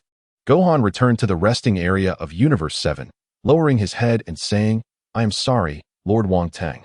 I have lost the match." Upon hearing this, Wong Teng rose and gently patted Gohan's shoulder, saying, "Gohan, do not be disheartened. You performed admirably. Leave the next part to me. As Wu Fan finally raised his head to gaze at Wang Teng, he exclaimed, Go for it, Lord Wang Teng. Amidst the jubilant cheers of the crowd, the large screen began to scroll rapidly once more. Wang Teng's visage prominently appeared opposite that of Sun Wukong. The voice of the referee promptly echoed, announcing that the next match would pit the victorious contestant Sun Wukong against the newly entered contestant Wang Teng. At that moment, the referee awkwardly realized that the arena had vanished, leaving only a deep pit in its place. Just as he found himself in a predicament, Beerus and Whis gracefully descended. Under the combined might of Beerus and Whis, the entire arena was instantly enveloped in a dazzling radiance, and shortly thereafter, the deep pit gradually disappeared. A brand new arena re-emerged before the spectators' eyes. Beerus and Whis bowed respectfully towards Wang Teng above, before returning to the rest area. Wukong gazed at the restored arena and remarked with a smile, Gohan and I shattered the stage to pieces. It was only thanks to Whis and Beerus that the tournament could proceed. Suddenly, the voice of the referee echoed, Now, let us welcome contestant Wong Teng to the stage. No sooner had the words been spoken than a dark figure darted across, and Wong Teng materialized upon the arena. Wu Fan gazed at the two individuals on the arena, murmuring, Lord Wong Teng, give it your all. Father, you can do it. Wukong gazed intently at the emerging Wong Teng and remarked, I never anticipated the opportunity to engage in combat with you once more, esteemed Wong Teng. I sincerely hope you shall not hold back. In response, Wong Teng nodded affirmatively. Observing that the two had taken their positions at the center of the stage, the referee promptly declared the commencement of the match. In an instant, Wukong was engulfed in fury. With a low growl, an overwhelming force surged forth from within him. The azure, divine aura erupted from beneath his feet, enveloping the entire arena with its astonishing presence. Confronted by Wukong's extraordinary momentum, Wong Teng immediately assumed a battle stance. Wukong was taken aback. He had not anticipated that his opponent would forego even transforming into a Super Saiyan. In light of this, he declared, Here I come. His entire being was enveloped in a brilliant blue aura, and an astonishing pressure instantaneously targeted Wong Teng. Whoosh! Wukong swiftly launched his attack. Meanwhile, Champa rose to his feet, astonished, exclaiming, Lord Wong Teng appears to be in perfect harmony with the universe, truly impeccable. Hee. It is evident that Lord Champa has made significant progress in discerning this, Vados replied with a smile. At this moment, Lord Wong Teng has harnessed the power of intent, achieving the sublime state of unity between heaven and man. As Wukong's fist loomed larger before him, a radiant white aura emanated from Wong Teng. Rewind time. In an instant, time reverted to 3 seconds prior, and Wukong's fist was propelled far from Wong Teng. Subsequently, Wong Teng effortlessly evaded the blow. What just happened? Wukong pondered, bewildered, as he had clearly struck Lord Wong Teng moments ago. Without time to contemplate, he unleashed a flurry of punches toward Wong Teng. Yet, each time he seemed on the verge of success, Wong Teng inexplicably dodged. It is now my turn to strike. Wong Teng's voice resonated calmly. Utilizing the power of time reversal, he swiftly identified the openings in Wukong's assault and delivered a powerful punch. As Wukong gazed at the peculiarly strange fist hurtling towards him, he swiftly evaded it, believing he had narrowly escaped. Yet, in the next instant, that seemingly dodged punch landed with tremendous force upon his abdomen. Bang! Wukong fell heavily onto the arena. Piccolo exclaimed, What just happened? Krillin remarked incredulously, It's impossible. I clearly dodged. Vegeta clenched his fists tightly, cursing inwardly, What a despicable fellow. I couldn't even discern how he threw that punch. Truly outrageous. Whis narrowed his eyes slightly and murmured, Could it be the power of time?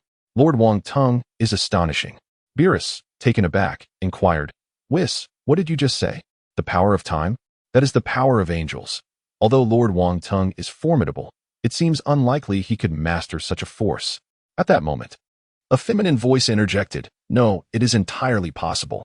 Lord Wong Teng is indeed extraordinary. It would not be surprising for him to exhibit any kind of power. Whis immediately stood up and exclaimed, Sister. Indeed, Vados appeared instantaneously beside Whis, her speed nothing short of otherworldly.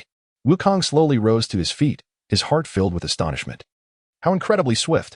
Although he had clearly evaded the attack, he still found himself struck. What manner of speed is this? Wong Teng spoke slowly. Yield now. Wukong was taken aback and said, Lord Wong Teng, although your punch was indeed powerful, I refuse to concede. At this moment, for reasons unknown, I find myself filled with an exhilarating fervor. Wukong was immediately engulfed in fury, a brilliant blue aura rapidly ascending around him as he charged once more towards Wong Teng. The arena was left with a fleeting blue afterimage, and in response to Wukong's astonishing speed, Wong Teng vanished from sight. Both combatants had disappeared from the platform, the air reverberating with thunderous sounds. Ya.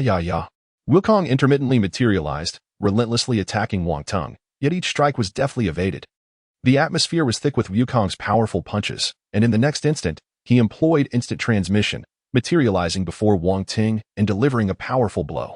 To Wukong's astonishment, Wong Teng once again evaded with an uncanny maneuver, and when he reappeared, he was already beside Wukong. In a moment of shock, Wukong realized that it was too late to evade. With astonishing speed, Wong Teng unleashed a powerful punch that struck Wukong squarely on the chin. In an instant, Wukong shot backward, leaving a long trace upon the arena, retreating for several meters before finally stabilizing his form. Can't you see? Why did his attack leave no mark whatsoever? In the 7th universe's resting area, a bead of cold sweat slowly trickled down Piccolo's forehead. His already green visage seemed to deepen in hue. Why was there no sign of his attack? Vegeta's face mirrored astonishment as he pondered over potential countermeasures. Wong Teng moved again like a specter, prompting Wukong to spring to his feet. Tenfold Kaioken. He rapidly unleashed his energy, the astonishing crimson aura merging with the azure flames, a terrifying presence swiftly emanating outward. Wukong remained on high alert against Wong Teng's assault. Ugh! Despite his utmost vigilance, Wukong was struck once more in the abdomen by a powerful punch. At that moment, he felt as though he might vomit stomach acid. Yet, Wong Teng had already vanished. Thus, Wukong endured a series of passive blows. Wukong maintained a defensive stance, utterly unable to discern the direction from which his opponent would strike.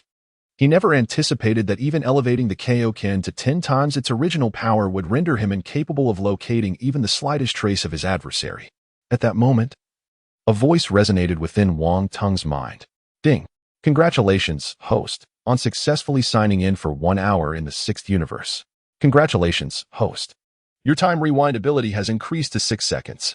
Congratulations, host, you have gained a foundational combat power of 100 million. Congratulations, host, you have received a stand-in. Upon hearing this cascade of rewards, Wang Teng's heart brimmed with joy. He had not expected the signing in rewards from the 6th universe to be so bountiful. System. What is the purpose of the stand-in? In response to Wong Teng's inquiry, the function of the stand-in soon infiltrated his consciousness. The stand-in serves as a safeguard, allowing the host to substitute it in moments of peril to absorb damage on their behalf. Each usage incurs a recovery period of 10 days. After absorbing this information, Wong Teng could hardly contain his elation.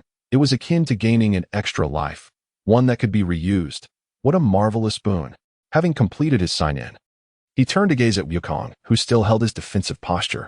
With his time rewind ability now enhanced to 6 seconds, Wukong's chances of victory had dwindled even further. Thus, Wong Teng charged forward once more, prompting Wukong to immediately sense the impending attack. He swiftly prepared to defend himself, but in that fleeting moment, the time rewind had reached an astounding 6 seconds, leaving Wukong momentarily stunned and resulting in a direct strike to his chin, sending him hurtling backward. Thud, thud, thud. Wukong staggered backward for several paces before finally regaining his composure. Huff, huff. Goku gasped for breath, frustration mounting as he remained unable to see. He swiftly retreated, distancing himself from Wong Teng. With a thunderous roar, Goku's blue divine aura was enveloped by a crimson flame, rapidly ascending. His hands immediately radiated a dazzling brilliance.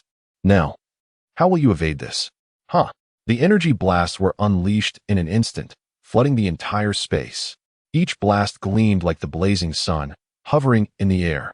Piccolo's eyes widened in shock. Indeed, Piccolo was correct. At this moment, Goku was employing the technique he had utilized during his battle with Android 17. With a sly smile curling at the corners of his mouth, Wukong declared, Lord Wong Teng, let's see how you escape this. In an instant, Wukong clenched his hand, and a barrage of energy blasts surged toward Wong Teng. However, he gravely underestimated the potency of time reversal. Within a mere 6 seconds, despite the intensity of the assault, Wong Teng seamlessly combined time reversal with instantaneous movement, effortlessly evading the lethal strike. Boom, boom. The air was filled with the terrifying sounds of explosions reverberating through the arena. In the blink of an eye, Wong Teng materialized right before Wukong, his swift fist landing squarely in Wukong's abdomen. Wukong wore an expression of disbelief, exclaiming, "How is this possible? How could this have been achieved?" Wukong clutched his abdomen and collapsed onto the arena floor. The spectators in the resting area were utterly bewildered by the unfolding events. "Kakarot!" Vegeta exclaimed, his face betraying shock. Wong Teng turned to Wukong and remarked, "Now do you comprehend the disparity? Surrender." Wukong lamented from the ground. "Surrender? How can I possibly concede here?" Beerus interjected coolly. "It's impossible for Wukong to prevail. You should yield." Indeed, Lord Wong Teng has mastered the power of time, which is truly astonishing. Victory seems rather elusive for Wukong, Whis chuckled. Wukong was utterly astonished. He never anticipated that even with his super blue form combined with the tenfold Kaioken, he would be unable to force his opponent to transform. Had the chasm between them grown so vast? How infuriating! The sense of unwillingness surged within him. Goku slowly rose to his feet. "I must concede that Lord Wong Teng is indeed formidable. I cannot even perceive your attacks. However, I shall not surrender." At that moment, a faint aura of sacred white energy enveloped Goku, and his demeanor underwent a notable transformation. Wong Teng's eyes widened in astonishment. "What is this?" "The nascent form of the ultimate freedom technique. This is perilous." A terrifying force instantly radiated outward from Wong Teng, and he swiftly charged towards Goku. The flow of time reversed in an instant, rendering his attacks unfathomable, and a powerful punch struck Goku with tremendous force. Wukong immediately felt an indescribable agony coursing through his entire being. Oh, how it hurt! Wukong transformed back into an ordinary human and collapsed onto the ground. Whis's eyes remained fixed upon Son Wukong. Suddenly, Beerus's voice resonated. "Whis, what was that just now? The Ultra Instinct?" Whis nodded, his expression serious as he replied, "Indeed. Lord Beerus, it was the Ultra Instinct." It was unexpected that Wukong had managed to grasp the essence of it, manifesting a rudimentary form of the Ultra Instinct. Given time, he would undoubtedly master its full potential. Beerus immediately bellowed, "When did you teach him? Why was I not informed?" Observing the furious Beerus, Whis chuckled, "But, Lord Beerus, weren't you asleep?" "Humph." Beerus snorted coldly and took a seat. At that moment, Wong Teng felt a surge of astonishment within him. He had not anticipated that under his pressure, Wukong would comprehend the Ultra Instinct, accomplishing it much earlier than in the original narrative. It seemed Wong Teng's involvement had significantly altered the storyline. He glanced at the referee and urged, "Why are you still standing there?" The referee quickly jogged over, examined the situation, and promptly declared, "The victor is contestant Wong Teng." Wong Teng looked down at the fallen Son Wukong and remarked, "You performed admirably. I hope you master the Ultra Instinct soon, so we can spar again." In the resting area, Gohan gasped, "Father." He swiftly dashed to the ring to assist Wukong back to the resting zone. Meanwhile, in the 6th universe's resting area, it observed Wong Teng on the stage, murmuring, "That fellow's speed of movement is indeed extraordinary. He seems to possess a technique akin to my time skip. I wonder who would prevail." However, what Hit did not realize was the vast disparity in their time manipulation abilities. Wong Teng's time rewind was a staggering 6 seconds, while Hit's time skip only reached 0.1 seconds, resulting in a significantly lesser effect. Once the time skip became ineffective, one's inherent strength would become paramount. At that moment, the large screen began to roll once more. Shortly thereafter, Hit's image appeared directly opposite Wong Teng. The referee promptly announced, following Wong Teng's victory, his next opponent is Hit from the 6th universe. Hit immediately stood up, his face still devoid of emotion, exhibiting no signs of disturbance. He leaped off the ring and positioned himself opposite Wong Teng. Champa anxiously watched the stage, knowing that Hit was the last contender from the 6th universe. At this moment, Wong Teng and Hit locked eyes, both pondering their thoughts in silence. In the resting area, Wukong had awakened after treatment, and he gazed towards the stage, recognizing that is Lord Wong Teng's opponent. That individual is so composed, having observed the previous matches, yet remains so unfazed. I sense that although the individual is making a strenuous effort to conceal their presence, an aura as sharp as a needle still emanates from them. How formidable! Wukong murmured to himself, while Vegeta, with a serious expression, promptly inquired, "Hey, Kakarot, what just happened? How did you inexplicably get caught up in that?" In response to Vegeta's query, Wukong scratched his face and replied, "I don't know." However, he found it peculiar that every time he seemed poised to strike, he vanished inexplicably, as if time itself had halted. Yes, it was akin to time standing still. Upon hearing Wukong's words, Vegeta appeared increasingly troubled. He then smirked, "Whatever. I certainly will not be defeated." At that moment, Beerus began to doze off again. Whis, I feel like I've heard of this fellow named Hit before. Do you know his background? Whis maintained his jovial demeanor, replying, Ho ho ho, Lord Beerus, you're dozing off again. Do take care not to let the Grand Minister catch you. As for Hit, he is reputed to be the finest assassin from Universe 6. His targets have never escaped his grasp. The mention of the Grand Minister jolted Beerus awake, directing his gaze towards the arena. An assassin? The Grand Minister should be fine. Right? Amidst the cheers of the crowd, the referee's voice resounded. The match begins. As the match commenced, Hit assumed a rather diminutive stance, which piqued Wong Teng's interest. Wong Teng waved at Hit, who, perceiving the disdain from his opponent, swiftly sprang into action with remarkable speed. The spectators gasped, so fast. Hit unleashed a rapid punch. But the moment it made contact with Wong Teng, it was mysteriously evaded. In the next instant, an astonishing aura erupted from Wong Teng. With a resounding boom, Hit was sent flying. Whis wore a broad smile, exclaiming, Ho ho ho, the Grand Minister truly is formidable. Meanwhile, Vegeta was engulfed by tumultuous waves of astonishment, as he could not even discern the attacks of the two fighters. So fast, he could hardly see their strikes. Contemplating the imminent battle against one of them, Vegeta quickly began strategizing in his mind. Gazing at the fallen Hit, Wong Teng shook his head in disappointment. He had hoped to witness the prowess of time skip. But ever since acquiring the ability to reverse time, he realized that time skip was trivial in comparison. His time reversal could reach an astonishing 6 seconds, while Hit's time skip merely amounted to 0.1 seconds, leaving Wong Teng feeling rather disinterested, perhaps influenced by the Saiyan bloodline's combative nature. He yearned to engage only with formidable opponents. He found no excitement in a one-sided battle. Wong Teng turned his attention to the resting area, where Vados and Whis were situated, feeling a surge of anticipation. They had promised him a match once the competition concluded. With this thought in mind, Wong Teng raised his hand. Referee, I forfeit. A voice, not particularly loud, silenced the entire arena. Hitler gazed in astonishment at Wong Teng, who had just declared his forfeit. Why? He had been on the verge of victory, having just witnessed Wong Teng's incredible speed, far surpassing his own. What an astonishing individual! Upon hearing Wong Teng's forfeit, the referee promptly announced, since contestant Wong Teng has forfeited, the next match will be between contestant Hitler and contestant Vegeta. This will also be the final round of the competition. The victor shall be deemed the champion of this event. At this moment, a look of shock filled Beerus's eyes. Whis, why? Why would the prosecutor concede? He should have been able to win with ease. Whis's expression grew unexpectedly grave. Lord Beerus, this is the prosecutor's way of granting us a chance. What follows will be the battle between the 7th and 6th universes. The consequences for the losing side will be dire. Upon hearing this, Beerus immediately grasped the gravity of the situation. He turned to Vegeta and declared, Vegeta, this match allows for no defeat. Victory is the only option. Gohan exclaimed, Let's go, Vegeta. Slowly rising, Vegeta made his way to the arena, his mind replaying the movements executed by Hit moments earlier. He recognized that this would be a formidable battle. At that moment, Beerus suddenly recalled something and said to Whis, Whis, please swiftly impart the method to deal with that fellow from Universe 6 to Vegeta. Whis looked up and assured, Fear not, Lord Beerus. Entrusting it to Vegeta is sufficient. However, Beerus's expression darkened. If Vegeta were to lose, do you comprehend the consequences? The prosecutor would undoubtedly hold me accountable, and I fear. Whis chuckled, Ho ho ho.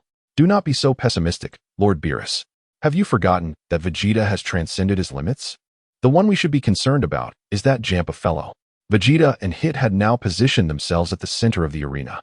As they settled into place, the referee promptly declared, the match begins. Vegeta immediately unleashed his energy, a tremendous wave radiating outward. With a fierce shout, a blue divine aura erupted from him, enveloping the entire arena in a terrifying energy. Transformed, Vegeta surged with confidence. Come on, he declared, swiftly moving across the arena, attacking from an unexpected angle. In response to Vegeta's rapid assault, Hit's form began to blur. In a flash, Hit's fist landed heavily on Vegeta's abdomen, causing him to stagger back several steps before regaining his balance. This guy? Vegeta thought, realizing that Hit's attacks were indeed elusive and powerful. Yet, from the previous exchange, Vegeta seemed to have grasped some insight. In the next moment, he charged forward once more, delivering another astonishing punch toward Hit. With a resounding impact, Hit casually extended his hand and captured Vegeta's fist effortlessly. A calm voice emerged from Hit. You cannot win. Surrender. Upon hearing Hit's words, Vegeta couldn't help but chuckle. Surrender? You expect this prince to concede? What a jest. Unfazed by Vegeta's defiance, Hit swiftly unleashed a punch, sending Vegeta flying backward. Thud, thud, thud. After soaring several meters, Vegeta finally steadied himself. At this moment, his mind was racing with thoughts of Hit's attack patterns. His eyes widened in realization, and a smirk crept upon his lips. So that is how it is. To validate his newfound understanding, Vegeta charged at Hit once more, roaring as his fist shot forth with great speed. Hit merely shook his head, futile. Vegeta watched as Hit's form became ethereal once again, his ghostly fist curving around Vegeta's punch as it lunged toward him. Faced with his adversary's fist, Vegeta tilted his head slightly, successfully evading Hit's strike for the first time. A resounding clash echoed as the two swiftly separated.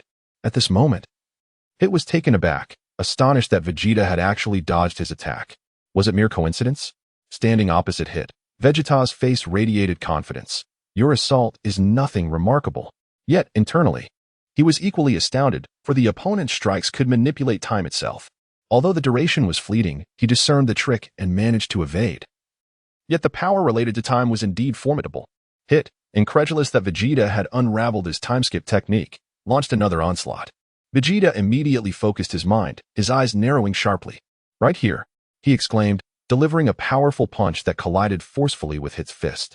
An extraordinary force erupted, radiating outward. Both combatants staggered back simultaneously. In the sixth universe's spectator area, Champa's eyes widened in disbelief. How is this possible? He actually landed a hit on Hit? Vegeta smirked, taunting, your technique has failed. What will you do now? Hit's expression shifted between doubt and determination. Before he retorted, it was merely a coincidence. Upon hearing this, Vegeta displayed a mocking grin.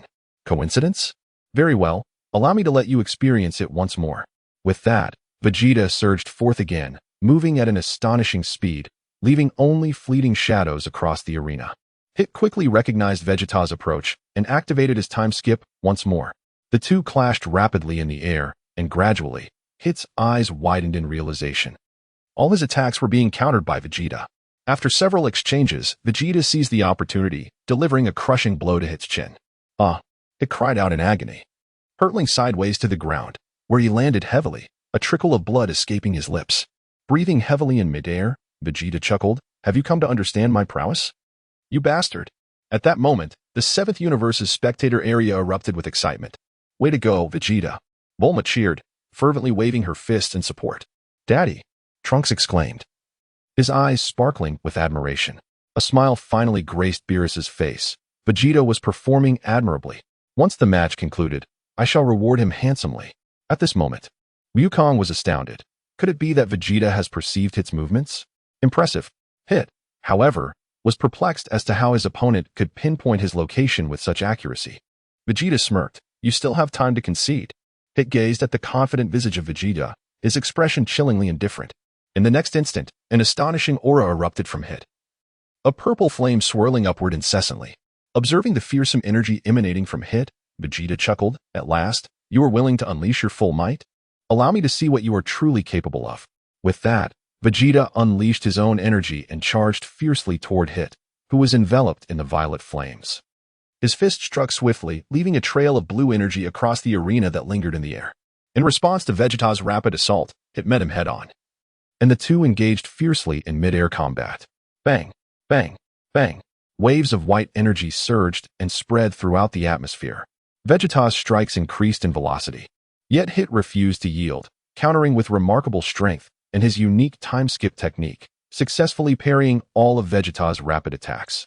Suddenly, Hit's eyes widened, and he seized the opportunity created by Vegeta's onslaught to launch a swift counterattack, his fist barreling toward Vegeta with lethal precision. Vegeta found himself on the defensive, skillfully evading Hit's relentless blows. In the seventh universe's resting area, Wukong's gaze was fixed intently on the two combatants as he murmured, that fellow is incredibly strong. Managing to overpower Super Saiyan Blue Vegeta. The battle between the two in midair intensified, with Hit's attacks growing increasingly rapid. Although Vegeta was in a precarious position, he still managed to withstand the onslaught. However, it was evident that he was deeply dissatisfied with the current state of the fight. His teeth were clenched, and his fists were tightly balled. I have clearly deciphered his time-skip technique, yet why is it still so arduous to contend with him? Observing Vegeta's struggling performance on the arena, Whis, from the sidelines, suddenly remarked with a smile, "It seems Vegeta is becoming somewhat anxious." Though he has unraveled the principle behind Hit's time skip, the opponent's inherent strength is not to be underestimated. Upon hearing this, Beerus's expression turned serious as he fixated on the arena. This match was pivotal to his fate. Hit, gazing at Vegeta, calmly stated, "While you have comprehended the mechanics of my time skip, you must still enhance your speed to overcome that fleeting moment, which is a considerable challenge for many. Furthermore, you need to anticipate my movements. In this regard, you are the only opponent I have encountered capable of achieving this." However, it ends here. At Hit's words, Vegeta's face flushed with rage. A tremendous aura erupted from him, the blue flames ascending and subtly shifting towards a deeper azure. "How dare you underestimate me? I am Prince Vegeta of the Saiyans." He charged forward with fierce determination. Bang. Ugh. It clearly did not expect Vegeta's speed to surge so dramatically, caught off guard. He was struck squarely in the abdomen by a powerful punch. Spitting out blood, Hit suddenly burst into laughter. What a thrill. It has been far too long since I experienced such an exhilarating fight. You are the only one to have deciphered my time skip technique, but this is not my limit. I grow stronger in the face of adversity. In the next instant, I shall become even mightier. In the blink of an eye, Hit vanished from his position. Bang. Vegeta's fist collided forcefully with Hit's. Bang, bang, bang. The two exchanged blows repeatedly, fierce winds swirling around them. Vegeta was astonished to discover that his opponent's speed had increased. As he was taken aback, Hit's fist struck him unexpectedly on the chin. Stumbling back several paces, Vegeta finally regained his footing. "Vegeta!" Goku exclaimed, his expression one of disbelief. Hit's time skip duration had extended from 0.1 seconds to 0.2 seconds. Was he truly one to grow stronger in the face of challenges? Wang Teng murmured. Upon hearing this, Whis chuckled and said, "Lord Wong Teng, it is evident that Hit has indeed matured. In such a brief span of time, Hit has undergone significant growth." The surrounding onlookers were left in astonishment, utterly unprepared for the revelation of such extraordinary talent, realizing that Hit's growth was genuine. Hit withdrew his fists and placed his hands into his pockets. It was truly unforeseen. The concept of growth had never crossed his mind until today. Now, having witnessed you, I have come to realize that even I should perhaps strive for growth. My instant transmission has indeed expanded to 0.2 seconds. Vegeta, with a face full of rage, exclaimed, "You bastard." He too had been caught off guard, having always believed that his opponent's instant transmission was merely 0.1 seconds. But when Hit escalated it to 0.2 seconds, he fell victim to it. Gazing at the increasingly formidable Hit, Champa of Universe 6 expressed his excitement, saying, "Indeed, Hit is remarkable. Quickly defeat him and claim victory, thus ensuring the triumph of Universe 6. Unfazed by the astonishment of the crowd, Hit nonchalantly waved his right hand at Vegeta. The provocation ignited Vegeta's fury instantly. He swiftly leaped back, unleashing a barrage of energy blasts from his hands. As the energy blasts hurtled towards him, Hit adeptly leaped into the air. Vegeta had anticipated this move and launched yet another energy blast skyward, followed by a multitude of blasts that erupted into a cacophony of explosions reverberating through the air. Amidst the flames and smoke, Vegeta cackled, "Ha ha. Perish. The Saiyan's hallmark has always been to ascend in battle. How dare you surpass me with your rapid growth? Do you now understand the gravity of your situation?" At that moment, Hit instantaneously appeared behind Vegeta, activating his instant transmission. In a mere heartbeat, he landed several punches on Vegeta, caught off guard by such swift aggression. Vegeta was sent flying. Then, an energy blast shot forth from Hit's hand. An astonishing explosion erupted, engulfing the arena in a thick cloud of fire and dust. At that juncture, Hit glanced at the referee and remarked, "Hey, referee, shouldn't you verify his condition?" Gohan's face was etched with anxiety as he inquired, "Is Uncle Vegeta all right?"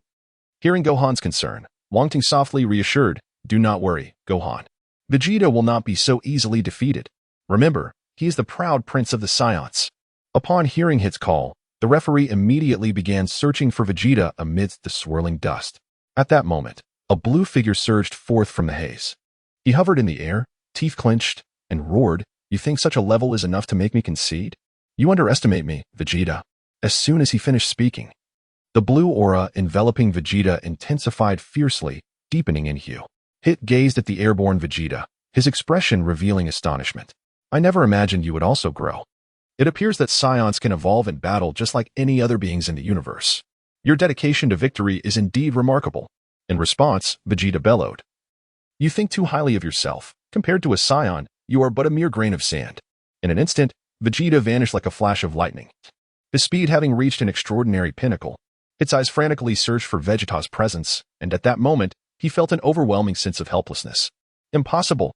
Just then, Vegeta's blue figure abruptly materialized before Hit, causing beads of cold sweat to form on his forehead as shock coursed through him. What is this speed?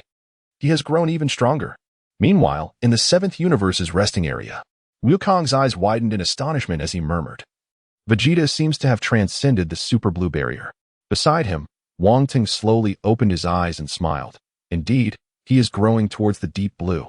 With just one more growth, he is likely to reach that realm. Vegeta, the Prince of the Scions, truly possesses a modicum of talent. Upon hearing this, Gohan exclaimed in disbelief, Deep Blue? Vegeta has actually surpassed his limits. It appears that the 7th universe is assured victory. Beerus chuckled.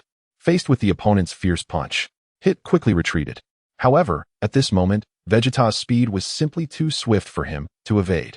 A powerful punch landed squarely on Hit, sending him hurtling sideways. Hit's eyes were filled with terror. His speed had increased by at least threefold.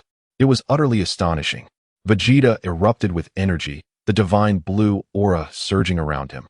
An incredible force exploding forth. After maximizing his energy, he charged towards Hit, intent on finishing the battle before Hit could recover. Just as Hit began to rise, Vegeta's swift fist struck him once more on the chin.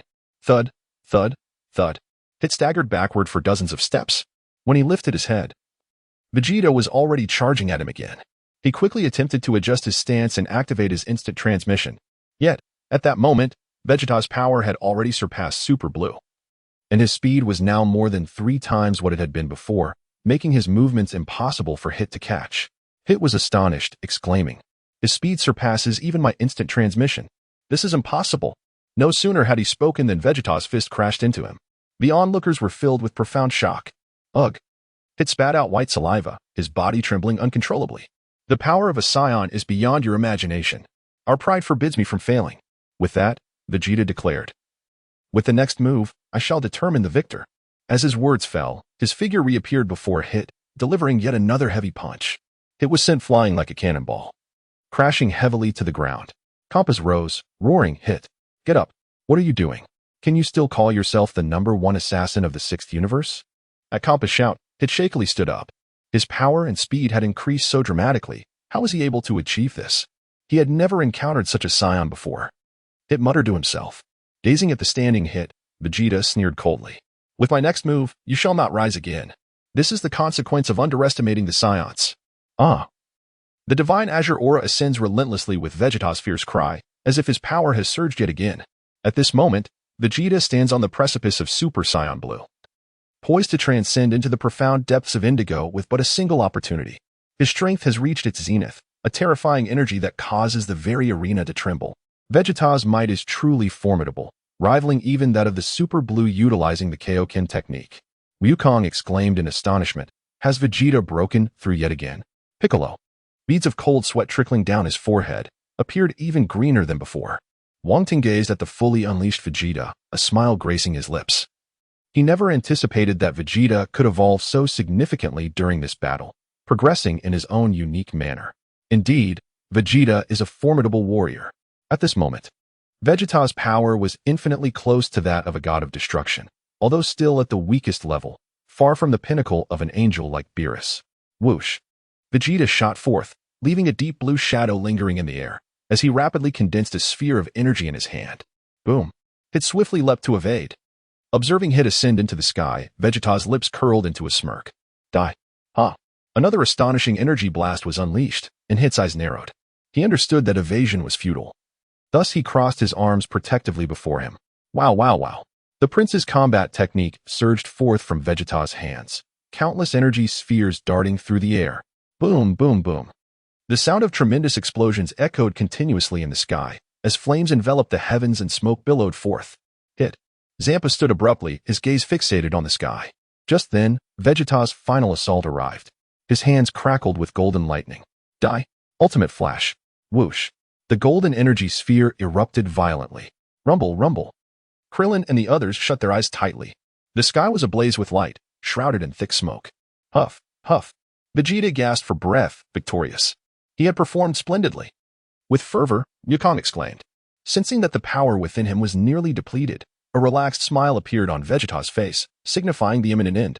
Just then, a resounding cry echoed. Ah!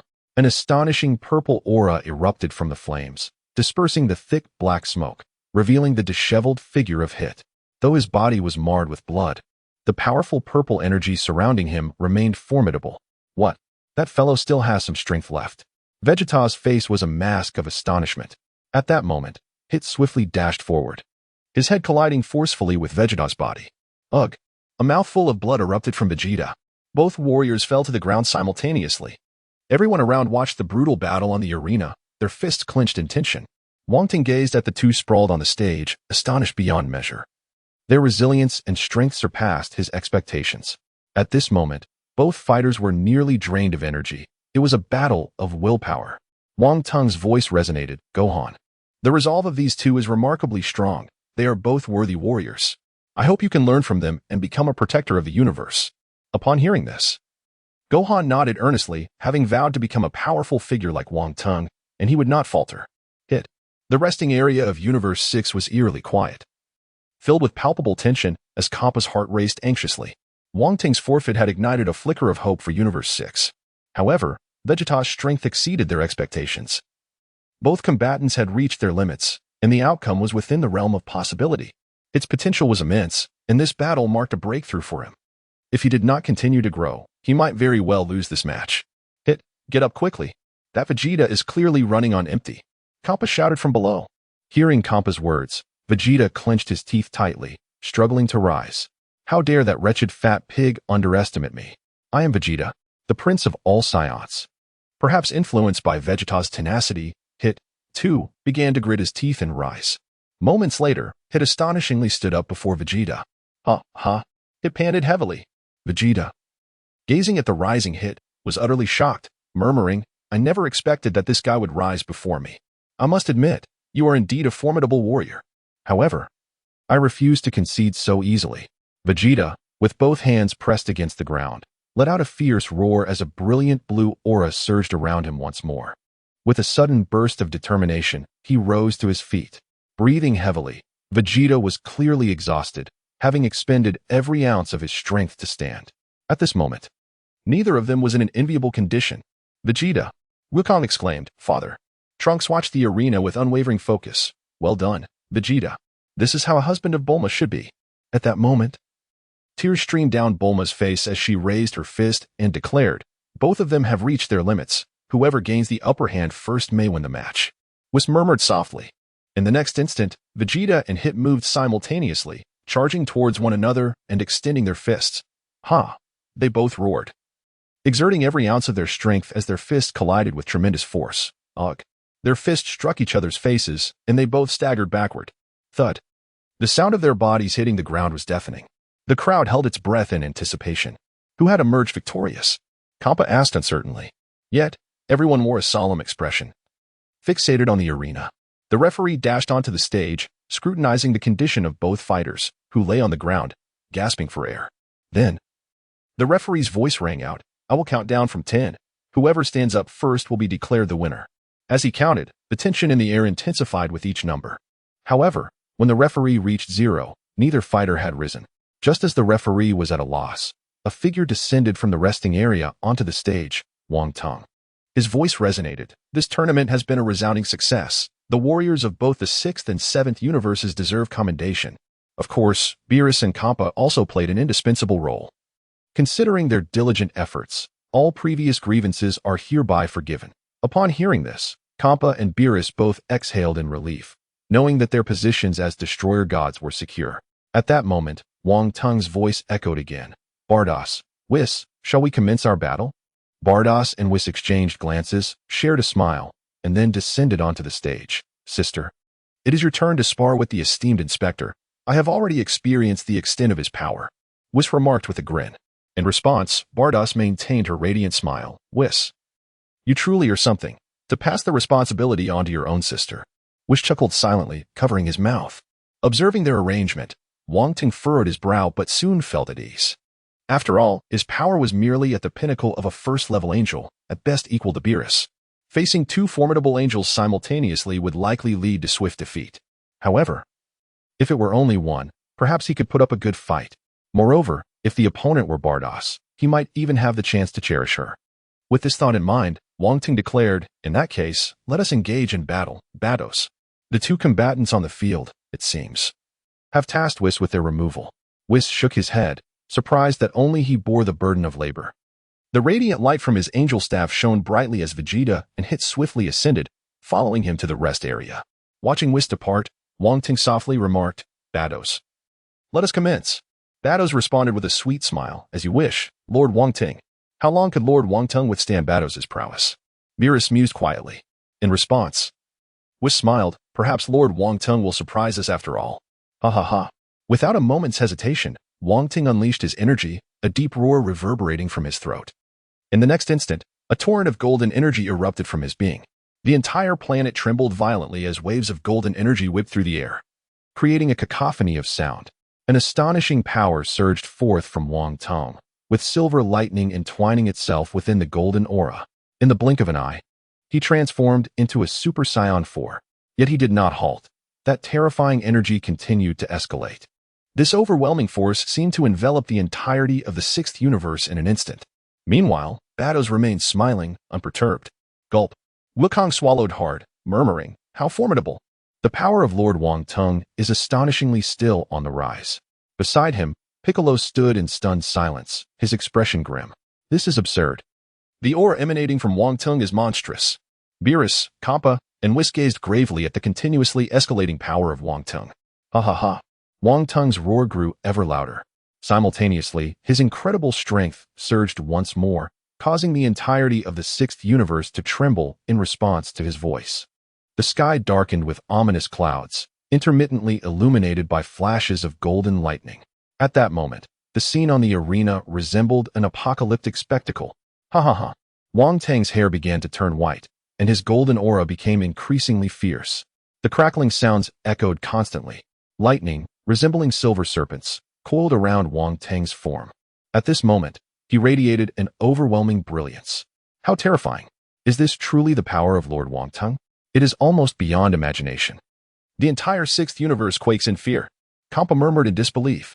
During their first encounter, Wong Teng's strength had not been nearly as astounding as it was today. Now, if he were to engage, defeat would be inevitable. The extreme terror and pressure made Champa swallow hard. Ho ho ho. Indeed. Lord Wong Teng's power has significantly increased yet again. It seems my sister's victory will not come easily. Whis observed in astonishment that Wong Teng's strength had surpassed their previous confrontation. Unbeknownst to him, Wong Teng had invested immense effort into honing his foundational combat abilities. And coupled with the system's sign-in rewards, his current prowess was quite natural. The stronger his foundational combat strength, the more terrifying the enhancement of Super Saiyan 5 would be. Thus, even a slight increase in his foundational strength would lead to an exponential rise in power upon transforming into Super Saiyan 5. As he beheld the overwhelmingly fearsome energy radiating from Wong Teng, Vados' expression shifted slightly before returning to normal. "Lord Wong Teng, shall we begin? Here I come." With that, Wong Teng's voice had barely faded when his body swiftly darted forward. His speed now surpassed that of lightning. Piccolo and the others could scarcely discern his movements. In an instant, Wong Teng was before Vados, delivering a fierce punch. This strike was imbued with the terrifying might of Super Saiyan 5. Wong Teng was utterly earnest in his assault. Indeed, the strength of Lord Wong Teng is extraordinary. Vados murmured as she sensed the impending attack. Yet she dared not underestimate him in the slightest. Subsequently, she extended her delicate hand to defend herself. A resounding clash echoed as fists met, unleashing a formidable force that radiated outward. Vados remained unfazed, yet she distinctly sensed the overwhelming power emanating from the impact at that moment. Lord Wong Teng had likely reached a level of strength akin to that of a peak-level first-tier angel. Indeed astonishing. Soon, an indomitable softness emanated from her palm, sending Wong Teng reeling backward. Stumbling back a few steps, Wong Teng swiftly regained his balance and surged forward once more. A swift knife-hand strike was directed at Vados. At this moment, Wong Teng activated his time reversal ability. Vados, possessing the combat prowess of a peak-level third-tier angel, immediately sensed the impending danger. Encased in a mysterious force, she retreated swiftly. Wong Teng's formidable strike met only empty air. At this juncture, Vados' expression had transformed. Her demeanor turned serious. She had not anticipated Wong Teng's mastery over time to have reached such profound heights. Though still inferior to Whis, he had already surpassed the majority of lesser angels. She had evaded his attack. Wong Teng was equally astonished, for he had exerted all his strength in that assault. Yet, he had not expected it to be effortlessly countered by his opponent. This elicited a sense of disappointment in Wong Teng, who had recently dominated his adversaries. Vados now regarded Wong Teng as a peer of equal caliber. Regaining his composure, Wong Teng launched a kick towards Vados, his terrifying whip-like leg slicing through the air with fierce momentum. In response to the onslaught, Vados struck his leg with her palm, sending Wong Teng spiraling away.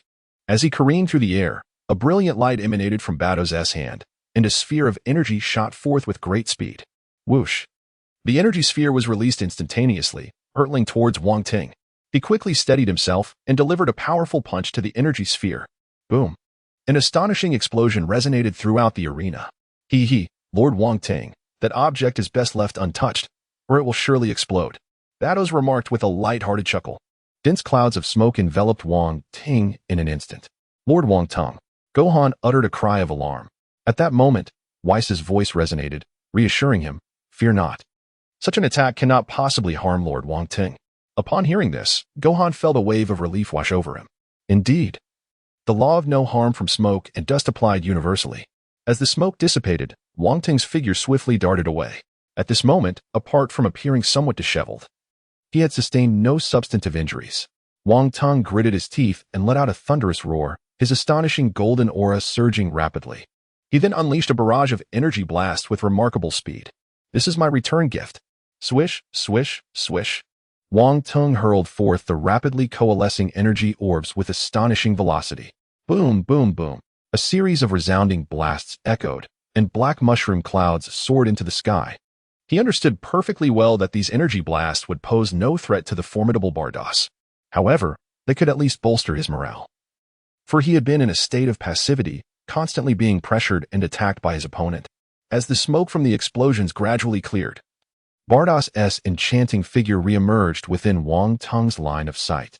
Indeed, a thin protective shield enveloped Vados, and the previous assault had not even managed to smudge her attire. Subsequently, Vados chuckled. "Such energy blasts are merely a waste of power. Lord Wong Teng's actions are rather unwise." Upon hearing this, Wong Teng's expression grew increasingly serious. Whoosh! No sooner had the words left his lips than Wong Teng's body vanished like a specter. When he reappeared, he was already behind Vados. His speed was such that even Goku and the others could not react in time. "So fast!" Wukong exclaimed, launching a powerful punch towards Vados with great force. Sensing the imminent danger approaching from behind, Vados swiftly turned and retaliated with a punch of her own. As one of the mightiest beings among the angels, Vados commanded immense strength, and Wong Teng approached the confrontation with utmost caution and seriousness. Moreover, Vados' power exceeded his expectations, compelling him to pour every ounce of his energy into each strike. The two fists collided with a resounding impact. Wong Teng felt a tremendous force surge through him, causing pain from his wrist to his arm. Subsequently, his body was propelled backward like a cannonball. He stumbled several steps on the ground before finally regaining his balance. As he lifted his head, he found Vados' foot sweeping towards him, caught off guard by the height of her leg. He was struck squarely in the face with a heavy kick. With a loud thud, he was sent flying to the side, momentarily dazed. Regaining his composure, he pressed his palms against the ground to stabilize himself and wiped the blood from the corner of his mouth. Quickly regaining his focus, he prepared to meet the advancing Vados once more, and the two engaged in a rapid exchange of blows. The air was filled with white energy ripples as their battle intensified, accompanied by fierce gusts of wind descending from above. Suddenly, a smirk appeared on Vados' face as she seized an opportunity during Wong Teng's aggressive assault, delivering a powerful stomp to his chest. The long, pointed heel of her shoe seemed to concentrate all the force into a single devastating point, inflicting real damage. With a whoosh, Wong Teng's body was sent hurtling through the air, crashing down with a thunderous boom onto the arena, creating a large crater upon impact. Debris scattered wildly in all directions. Rubbing his aching chest, Wong Teng reflected on the formidable nature of women, especially those who were both beautiful and powerful, such damage was undeniably real. However, he acknowledged that Vados' strength was remarkable and distinct from that of Whis, igniting a fervent spirit within him. Quickly rising to his feet, he returned to the arena with an indomitable fighting spirit, standing defiantly opposite Vados.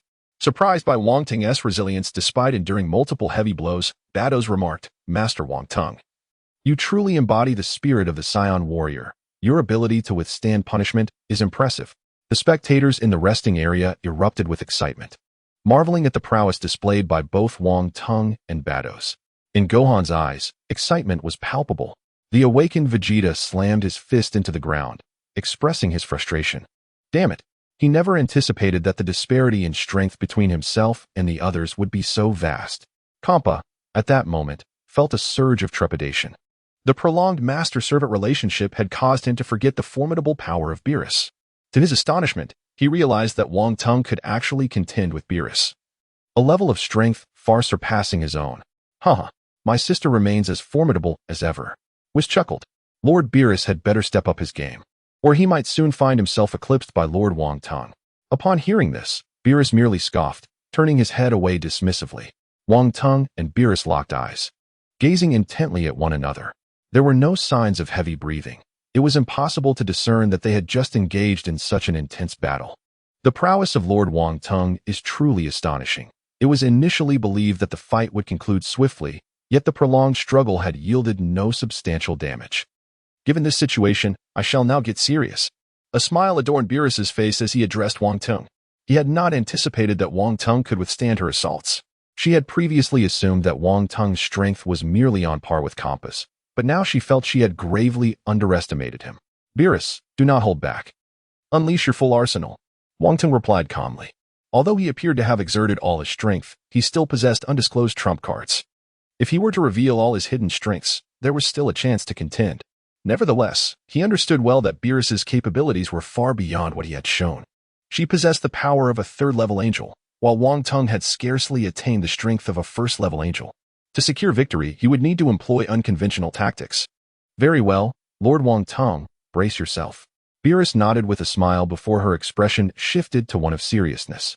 She had abandoned any intention of probing and was now prepared to unleash her full might. Suddenly, an astonishing white energy began to emanate from her being. In that instant, the divine aura enveloped the entire arena. At this moment, Beerus appeared as an inviolable goddess, floating gracefully in the air, her sacred radiance gradually enveloping her form. Haha, my sister has become serious. Lord Wong Teng is in peril now, Whis remarked with amusement. As the divine prosecutor of the celestial realm, Wong Teng immediately sensed the terrifying divine power radiating from Beerus, a wave of oppressive force that even exhilarated him. Feeling the overwhelming divine energy, Wong Teng clenched his fists. Bracing himself entirely, he tightened his grip, veins bulging as the essence of his power intertwined around him, and a golden aura began to radiate with a profound divine presence. Vados' expression shifted. This is the power of the realm of meaning. Only a select few deities can truly comprehend the essence of this power. However, the ability to harness such profound meaning also hinges on one's own combat prowess. Just as the god of destruction from the second universe has grasped this essence, he is still no match for Beerus in a true confrontation. Whoosh, whoosh. In the next moment, both figures vanished from their original positions. Bang, bang, bang. The air was instantly filled with the sounds of their clashes, waves of white energy rippling through the atmosphere with explosive resonance. Two silhouettes danced in the sky, weaving through one another, leaving the spectators below utterly astounded. Crash! A fierce gale swept downward. In the seventh universe's resting area, Goku and Vegeta gaped in astonishment. The intensity of this battle was overwhelmingly formidable. They were both among the elite fighters of the seventh universe, even ranking among the finest in the entire cosmos. Yet, at this moment, the power displayed by Vados and Wong Teng made them acutely aware of their own inadequacies. Each of them could effortlessly overpower the duo's collaboration. This is impossible. Damn it, those two rascals. Vegeta clenched his fists tightly, his eyes filled with resentment. Wong Teng and Vados are simply extraordinary, seemingly even more powerful than Lord Beerus. With astonishment, Wukong exclaimed. Upon hearing this, Beerus clenched his teeth tightly and bellowed, Hey, Wukong, if you remain silent, no one will mistake you for a mute. Have you ever witnessed my full strength? Gazing into Beerus's fierce eyes, Yukong immediately waved his hands in a panic, fearing to speak further. To his astonishment, Lord Wong Teng had already applied the realm of intent in battle. Moreover, he was engaging in a fierce exchange with his sister. It was truly remarkable. Whis' voice gradually echoed, stating that with the power Wong Teng displayed at that moment, he had surpassed all the gods of destruction, including Beerus himself. It was estimated that only by fully comprehending the Ultra Instinct could Beerus hope to contend with Wong Teng. However, in comparison to power, Lord Wong Teng's culinary skills were even more unforgettable. Whis chuckled, covering his mouth. Boom, boom, boom. As the intensity of their battle escalated, the arena had become dilapidated, with the protective shield cracking in numerous places. White energy waves flickered in the air. Bang! Crash!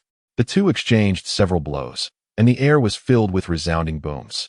Then, with a tremendous crash, an energy blast plummeted from the sky, instantly reducing the entire arena to nothingness, leaving behind a bottomless pit.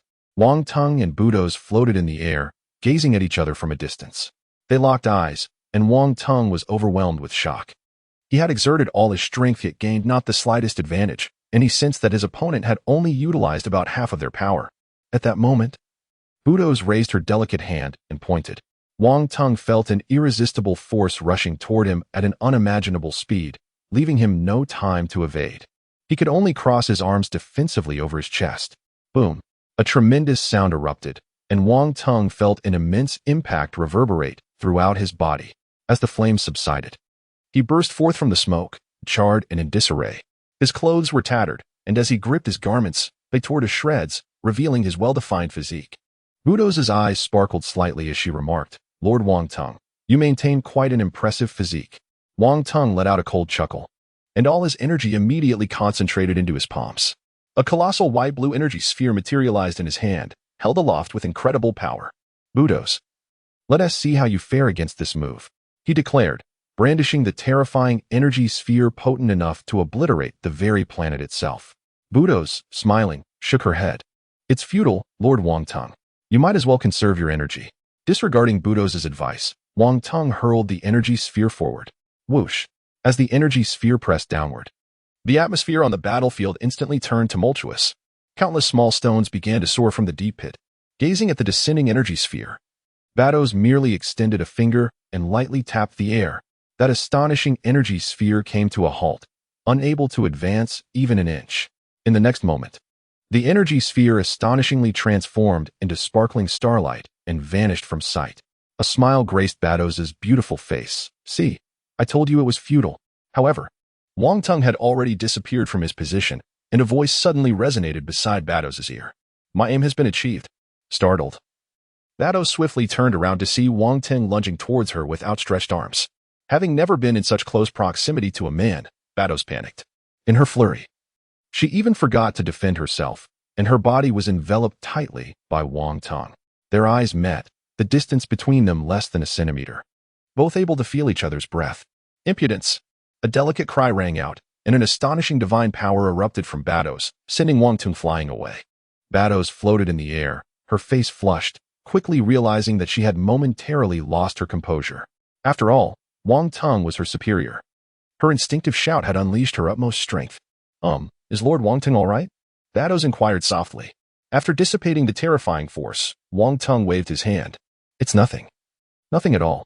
How could I possibly be injured? Let us continue. Upon hearing this, Vados gently replied, Following this, a deep roar emerged from Wong Teng's throat, which immediately transformed into a beam of golden light and vanished from sight. Whoosh!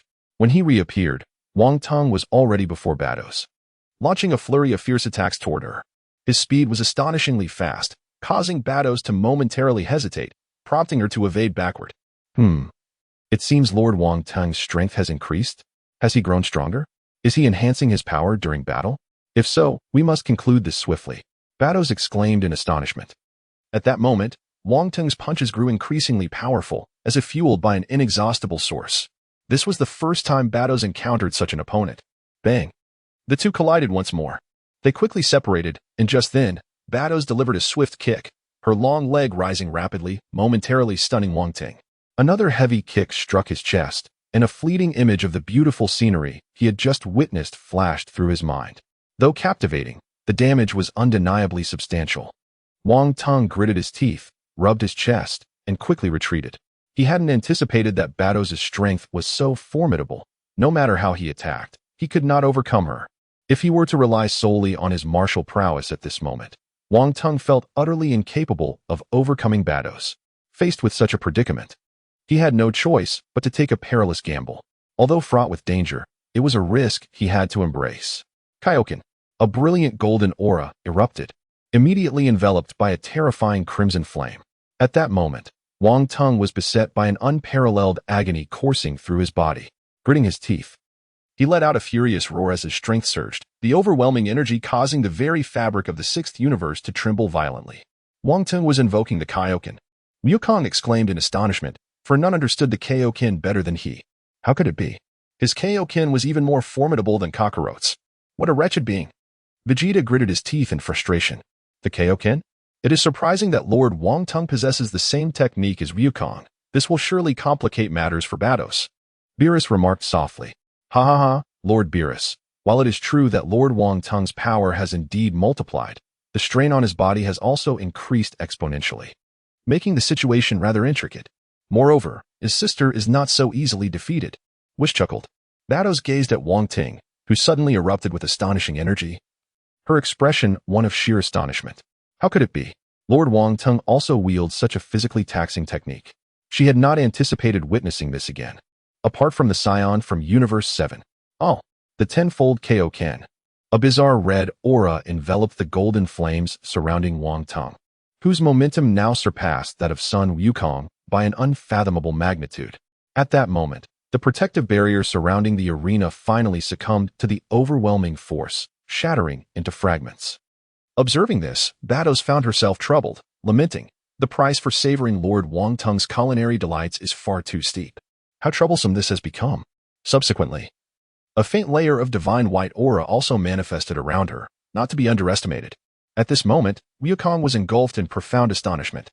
The mastery of the Kaioken at tenfold during the Ultra Blue transformation was a testament to the arduous training he had endured.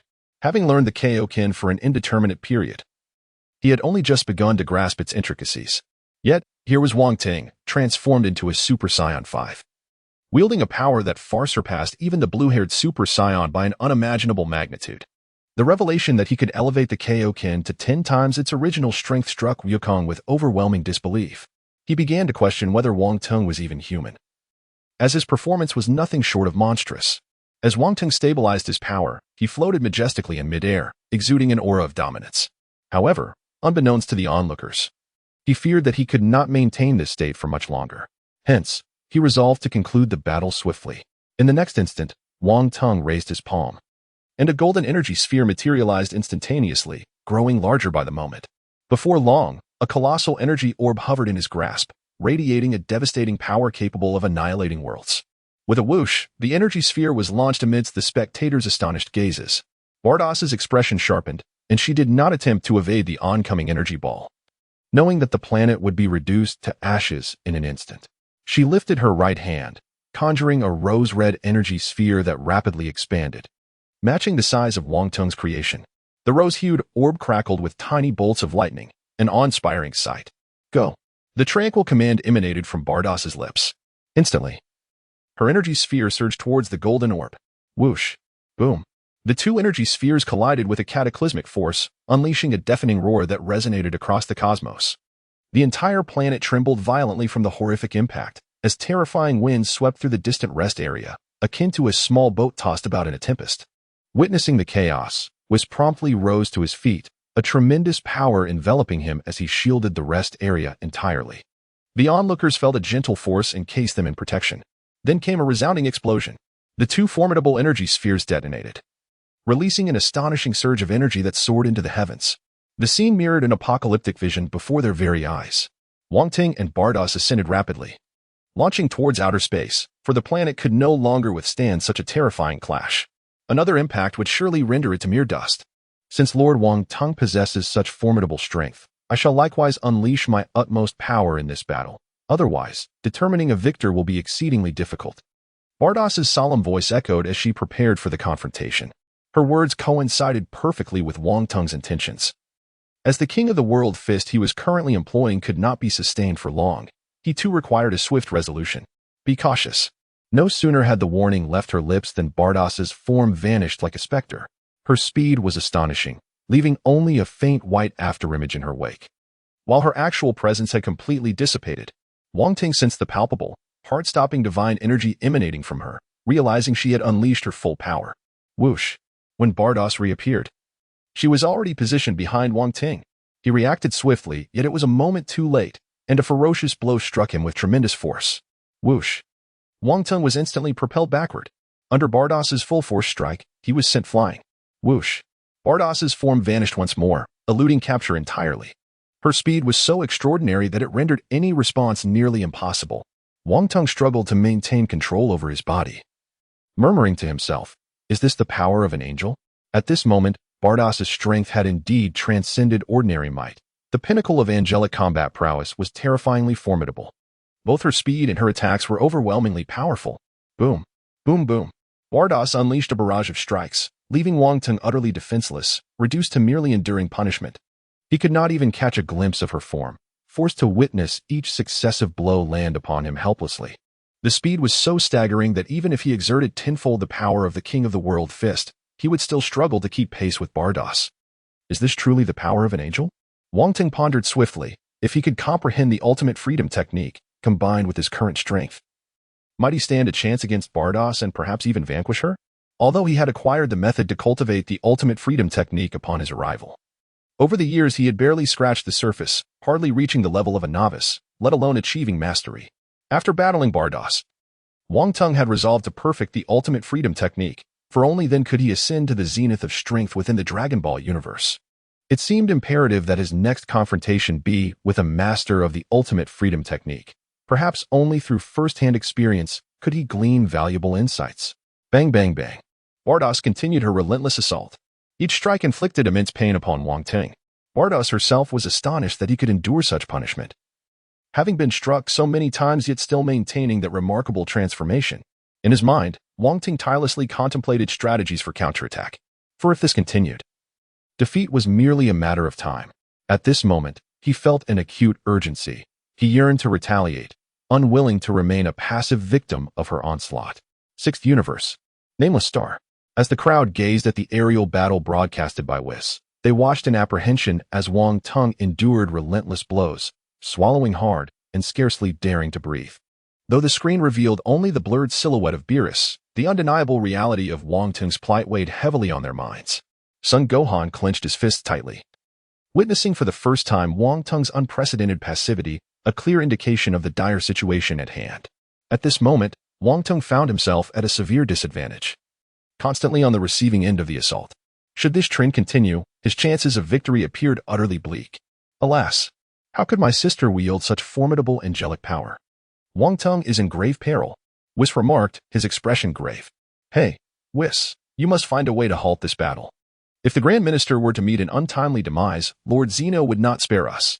Beerus exclaimed, his voice laced with urgency. Hearing Beerus's alarming tone, Whis's demeanor shifted. He understood the gravity of the situation. Should the Grand Minister perish here, the wrath of Lord Zeno could result in the instantaneous annihilation of both Universe 6 and Universe 7, while he and Beerus might evade death. The same could not be said for Champa and others. However, in such a high-stakes confrontation, only Whis possessed the capability to intervene. Any other would merely serve as fodder. Obliterated in an instant. Just then, an unexpected turn of events unfolded. Wong Teng's entire being ignited with a brilliant crimson hue, an unparalleled aura surging forth. At last, after enduring relentless attacks, Wong Teng resolved to unleash his final gambit. A deep growl emanated from his throat. 20-fold Kaioken. As the Kaioken activated, he felt an overwhelming, cataclysmic power coursing through him, as if he were ablaze. Fiery red flames erupted from his form, and an indescribable agony swept through his body, causing his eyes to widen in determination. The moment of reckoning had arrived. Whoosh! Wong Teng's figure vanished in an instant. Beerus, witnessing Wong Teng's sudden disappearance, gasped. What? How could this be? In the next heartbeat, Beerus's eyes widened as a fiery red fist struck mercilessly against his abdomen, forcing him to taste the remnants of his last meal as bile surged forth. In an instant, Wong Teng vanished again. Anger surged across Beerus's face as his speed escalated. Now nearly akin to instantaneous movement, the two combatants' fists collided with tremendous force. Whoosh! Both were propelled backward. At this juncture, Wong Teng's body could scarcely bear the strain, each movement becoming a Herculean task. Gritting his teeth, he channeled every ounce of his strength into his palm. At this very moment, Wong Teng, ablaze with fervor, swiftly unleashed a terrifying strike. In response to this formidable blow, shock spread across Vardos's face. She quickly gathered her strength, her palms radiating an astonishing energy sphere that coalesced with remarkable speed. Whoosh! The powerful energy orb was hurled forth. Witnessing this scene, Whis' eyes widened in alarm. Sister! Stop immediately! In the next instant, he materialized in space, but it was already too late. The two forces collided violently. Boom! A tremendous energy storm erupted, rampaging through the cosmos. Whis, confronted with the irrevocable situation, prepared to reverse time in an attempt to rectify the chaos. Just then, the two terrifying energy orbs detonated, engulfing Wong Teng, who was closest to the explosion. Realizing there was no time to spare, Whis shielded Vados and vanished into the void of space. Boom! The sound of the explosive energy resonated across the cosmos, creating a powerful shockwave. The entire expanse transformed into a blinding white due to the cataclysmic explosion. As the explosive energy gradually dissipated, countless fragments littered the cosmos. On the nameless star of the sixth universe, Sun Wukong collapsed to the ground. Although the scene had faded when Whis vanished, the overwhelming collision of energies left an indelible impression on him. The faces of those present were etched with worry, especially Beerus and Champa, who wore expressions of deep concern. I hope Lord Wong Teng is unharmed. At that moment, Whis and Vados appeared in an instant.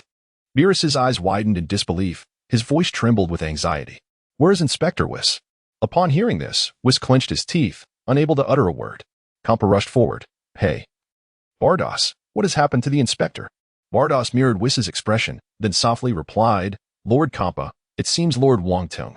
Hearing the fragmented words, a cold sweat trickled down Champa's brow, and he collapsed in despair.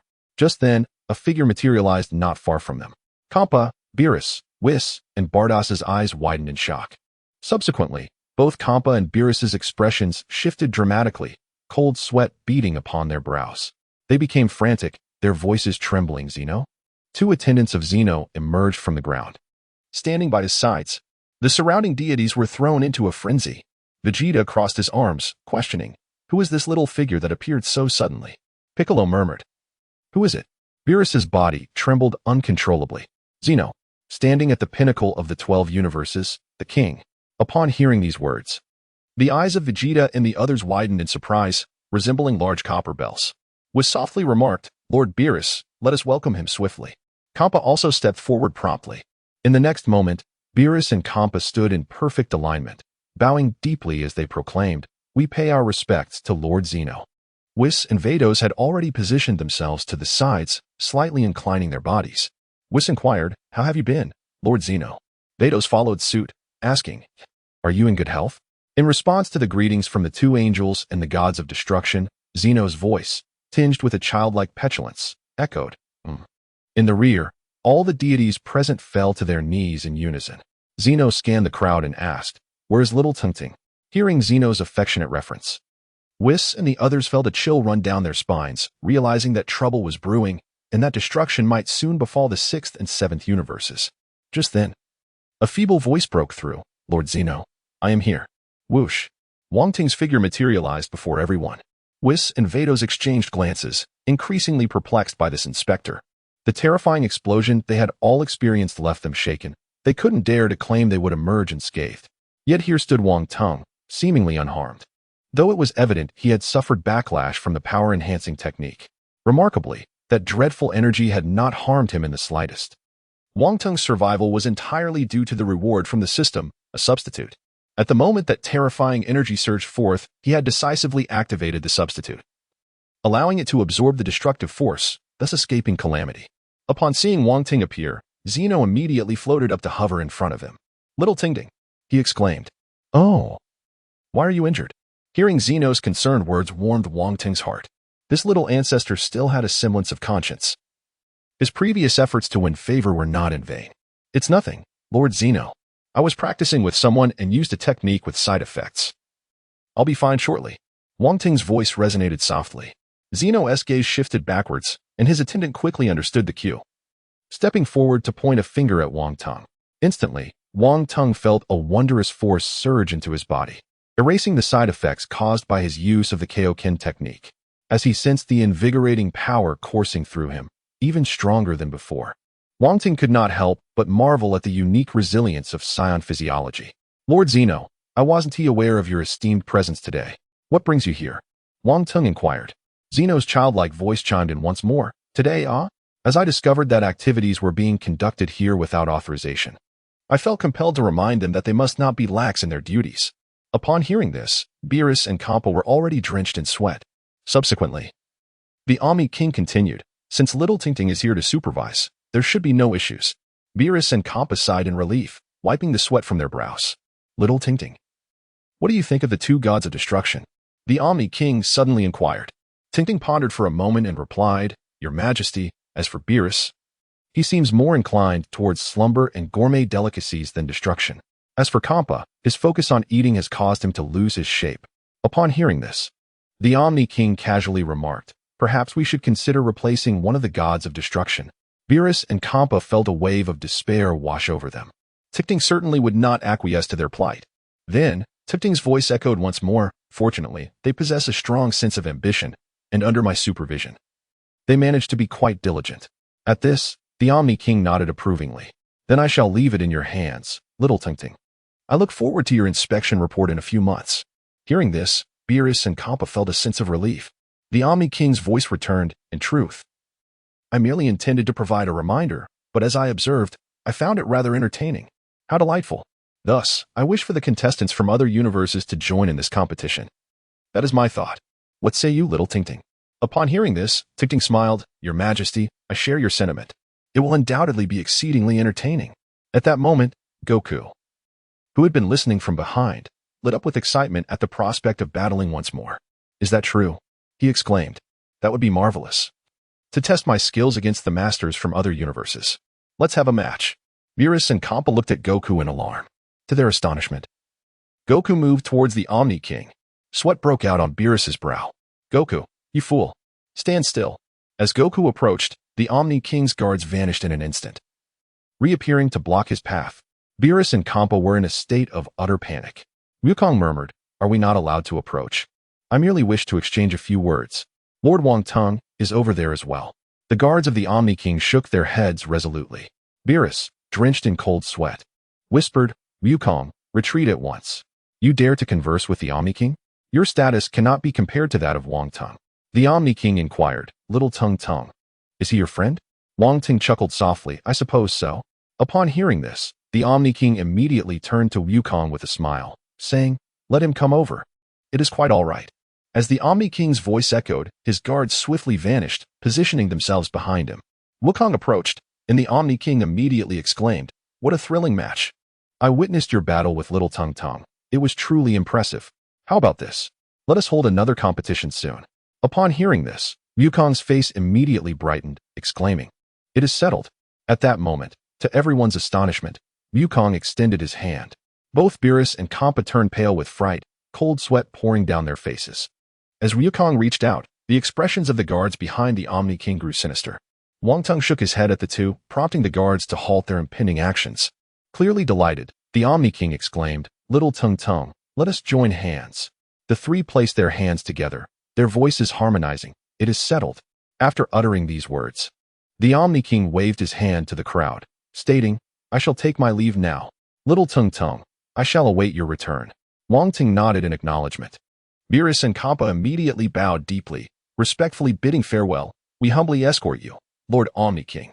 Subsequently, the Omni-King, along with his guards, vanished from the scene.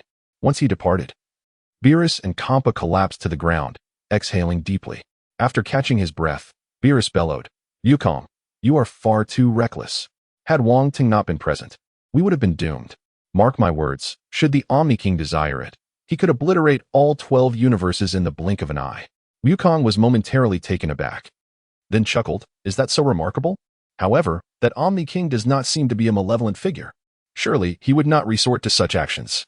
Beerus, Wong Teng interjected, All right, this match comes to a conclusion.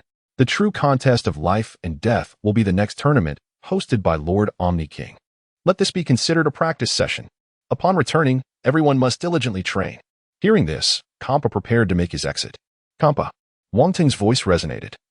Leave the Super Dragon Balls to me. Champa replied with a smile. I had intended to present them to you. However, I am just one short.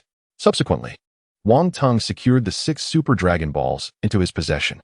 As Champa and Beerus departed with the members of the 6th universe, Wong Teng gazed at the 6 Super Dragon Balls shimmering in the starry sky, contemplating what wish to fulfill. Meanwhile, Bulma had retrieved her specially designed Dragon Ball radar. The device was pulsating with the unique signals emitted by the Super Dragon Balls. After a prolonged observation, Bulma murmured, I can't seem to find them.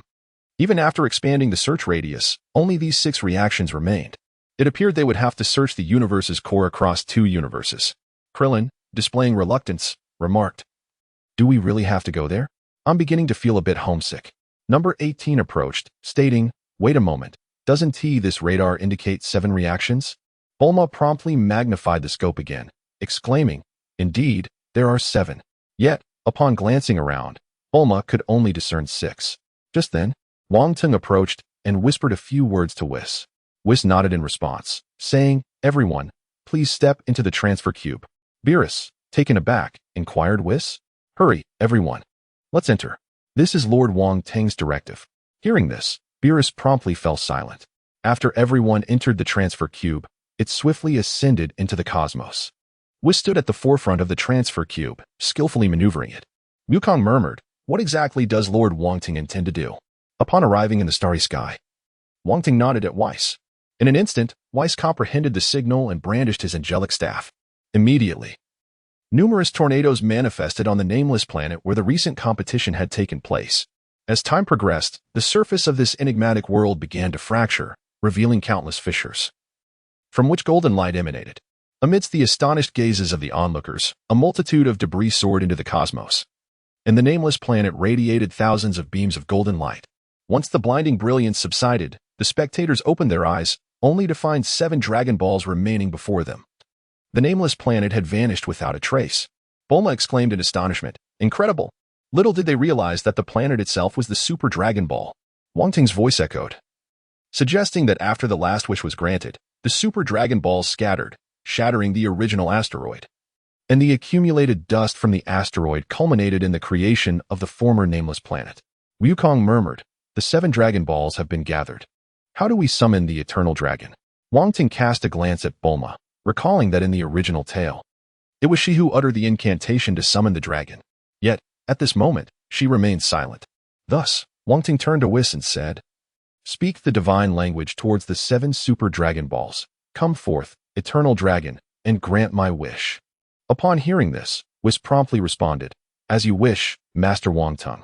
He then recited the divine language directed at the Super Dragon Balls, which resonated like a foreign melody. However, after Whis completed his incantation, nothing transpired. Whis paused, perplexed, Yet, mere moments later, the red stars of the Super Dragon Balls began to radiate a dazzling brilliance.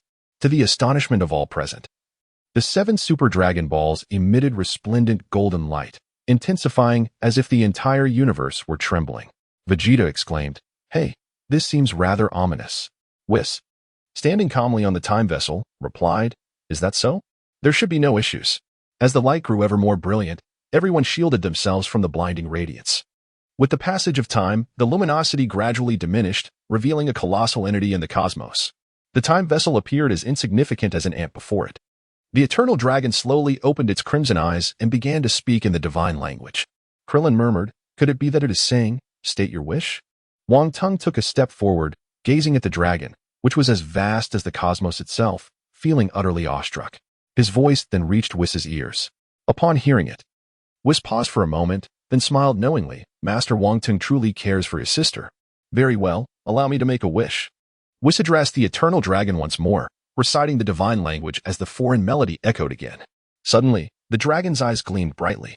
It spoke a lengthy passage of incomprehensible divine language, then let out a resounding roar, transforming into the 7 Super Dragon Balls that scattered across the 12 universes. Bulma turned to Wang Teng, inquiring, What wish did you make? Wang Teng smiled enigmatically, A secret. Wukong murmured, What will happen if you tell us, miser? Wang Teng smiled but offered no reply. Meanwhile, Vados, controlling the shuttle, was on her way back to the God of Destruction realm of the 6th universe when her angelic staff began to glow.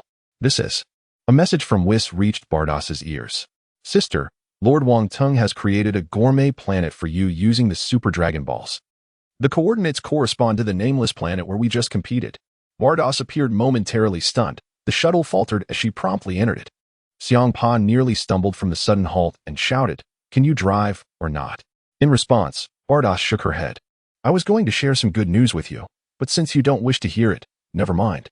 Vados then returned to the shuttle's exterior. With a whoosh, the shuttle vanished into the starlit sky. In her heart, Vados murmured, "Thank you, Lord Wong Teng." Whis, along with the others, also headed toward the 7th universe. "You truly care for your sister," Whis' calm voice echoed. Wong Teng chuckled and replied, it was merely a casual gesture. He had no desire to use the Super Dragon Balls to gain strength. He preferred to ascend the pinnacle of the Dragon Ball world through his own efforts. Before long, after Whis transported Wukong and the others back to Earth, Wong Teng and Gohan followed Beerus and Whis back to the God of Destruction realm. "Beerus, how about making Gohan a candidate for the 7th universe's God of Destruction? You have no objections, I trust?" Wong Teng remarked nonchalantly. Upon hearing Wong Teng's words, Beerus became flustered. However, with Wong Teng speaking, he found it difficult to refuse. Beerus stammered, unsure of what to say. Wong Teng's expression turned stern. "Beerus, do you have an objection? Besides, you won't be stepping down anytime soon. This is merely a nominal position, allowing for more convenient actions under the title of candidate for God of Destruction." With Wong Teng's words, Beerus had no choice but to nod in agreement. Whis observed the kind and diligent Gohan, feeling no resistance toward this arrangement. Subsequently, Wong Teng took Gohan back to their residence. He chose to enter seclusion once more. Despite his current strength being at the pinnacle of a level 1 angel, able to briefly contend with angels while using the Kaioken, he still felt inadequate when faced with life and death battles.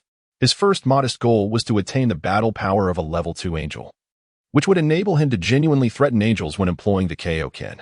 Alternatively, if he could comprehend the Ultra Instinct to a minor proficiency, the power he could unleash with his foundational strength would far surpass that of Sun Wukong. Thus, Wong Teng began his period of seclusion. On the 3rd day of Wong Teng's retreat, within the realm of the gods of destruction of the 7th universe, the angel Sava of the 2nd universe, along with the gods of destruction Helles and Beerus, gathered around a table adorned with 4 barrels of instant noodles. The taste of these noodles was undeniably exquisite. Sava, savoring a mouthful, wore an expression of utter contentment. Having lived for countless years, he had never encountered such a delectable dish. He felt that his journey to the 7th universe was truly worthwhile. Observing the navet of the 2 guests, Beerus could hardly contain his smugness. Indeed, while the instant noodles were delightful, they paled in comparison to the culinary creations of Lord Wong Teng. With a chuckle, Whis remarked, "Indeed, while the noodles are delightful, they are not in the same league as the dishes crafted by Lord Wong Teng."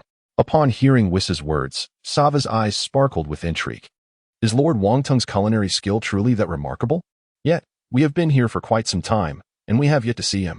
Beerus, brimming with pride, replied, "Our lord is quite occupied with affairs of state. He must be resting at this moment."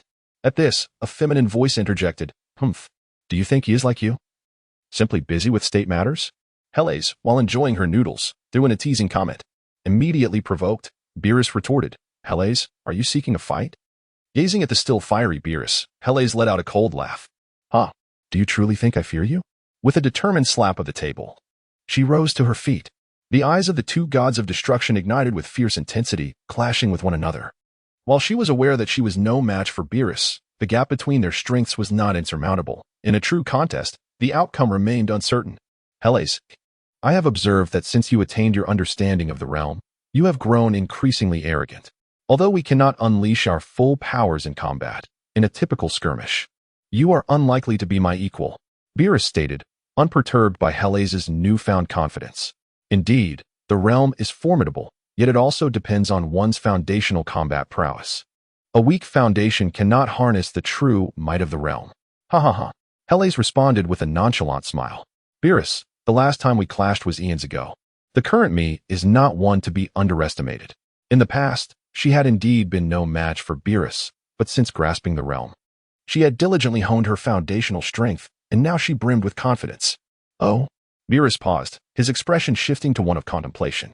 Truth be told, among the 12 gods of destruction, he held a certain respect for Helase's abilities. Intrigued by her words, he was eager to test her prowess. Come, Beerus, Helase declared, propelling herself into the air. With a scoff, Beerus followed suit, soaring upward. In the heights of the sky, Beerus and Helase faced each other, poised for confrontation. Beerus, it has been eons since we last clashed. This time, I shall demonstrate the might of true intent. As the words hung in the air, Helase vanished from sight. Sensing the impending confrontation between the two gods of destruction, Whis and Sava swiftly conjured a protective barrier with their divine powers, safeguarding the realm of destruction. Without such a shield, their skirmish would undoubtedly spell annihilation.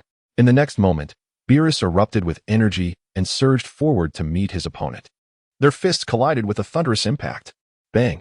They quickly retreated from each other, and the terrifying shockwaves and gusts of energy cascaded downward. Meanwhile, the meditating Wong Teng abruptly opened his eyes. Who could be fighting with such overwhelming energy fluctuations? Whoosh! A sound of slicing air echoed, and Wong Teng appeared before Whis and Sava, instantly becoming the center of attention. Sava promptly bowed. Greetings, esteemed inspector. Helase, suspended in the air, also executed a deep 90-degree bow. Salutations, honorable inspector. Recognizing the two from his previous journey to the 6th universe, Wong Teng smiled. Excellent. Please continue. I am quite intrigued by your battle. He then took a seat beside a stone table. With Wong Teng's permission, Helase turned his gaze back to Beerus. A deep roar resonated from his throat, unleashing an astonishing violet aura that enveloped him, accompanied by crackling lightning. In that instant, the divine energy surged forth. Beerus snorted disdainfully. So you are serious, then I shall not hold back. An impressive violet aura erupted from him as well, radiating immense power. Whoosh! In the blink of an eye, the two fighters darted forward with remarkable synchrony. Boom! Boom! The low thuds of their collisions resounded in the air, the white shockwaves reverberating endlessly. Each strike and clash sent tremors through the protective barriers surrounding them, while debris flew across the ground and shadows danced in the air. Seated below, Wong Teng observed the aerial duel, nodding occasionally.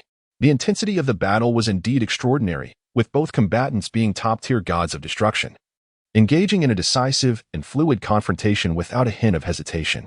Their speed was astonishing. Lord Beerus is truly serious this time. Whis chuckled, covering his mouth. Wong Teng nodded in agreement, clearly resonating with Whis' sentiments. Meanwhile, the angel Sava remained focused on the battle, his expression inscrutable, leaving no one to fathom his thoughts. Indeed, Lord Helase has made significant strides in power. To my astonishment, I am able to gain the upper hand in the battle against Lord Beerus.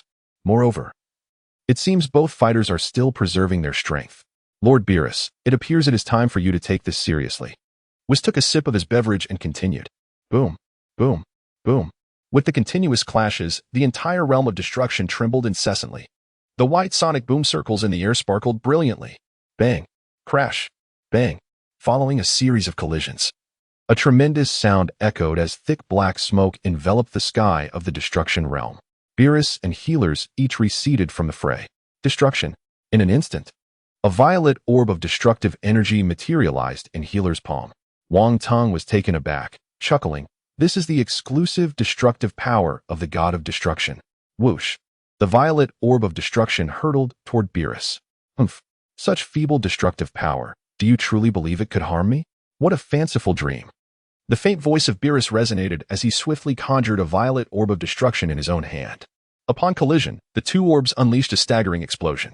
Boom! Thunderous roars followed as violet energy surged skyward. A fierce gale radiated outward, instantaneously enveloping the area in thick dust. Whoosh! Healer's figure darted through the smoke, appearing directly before Beerus.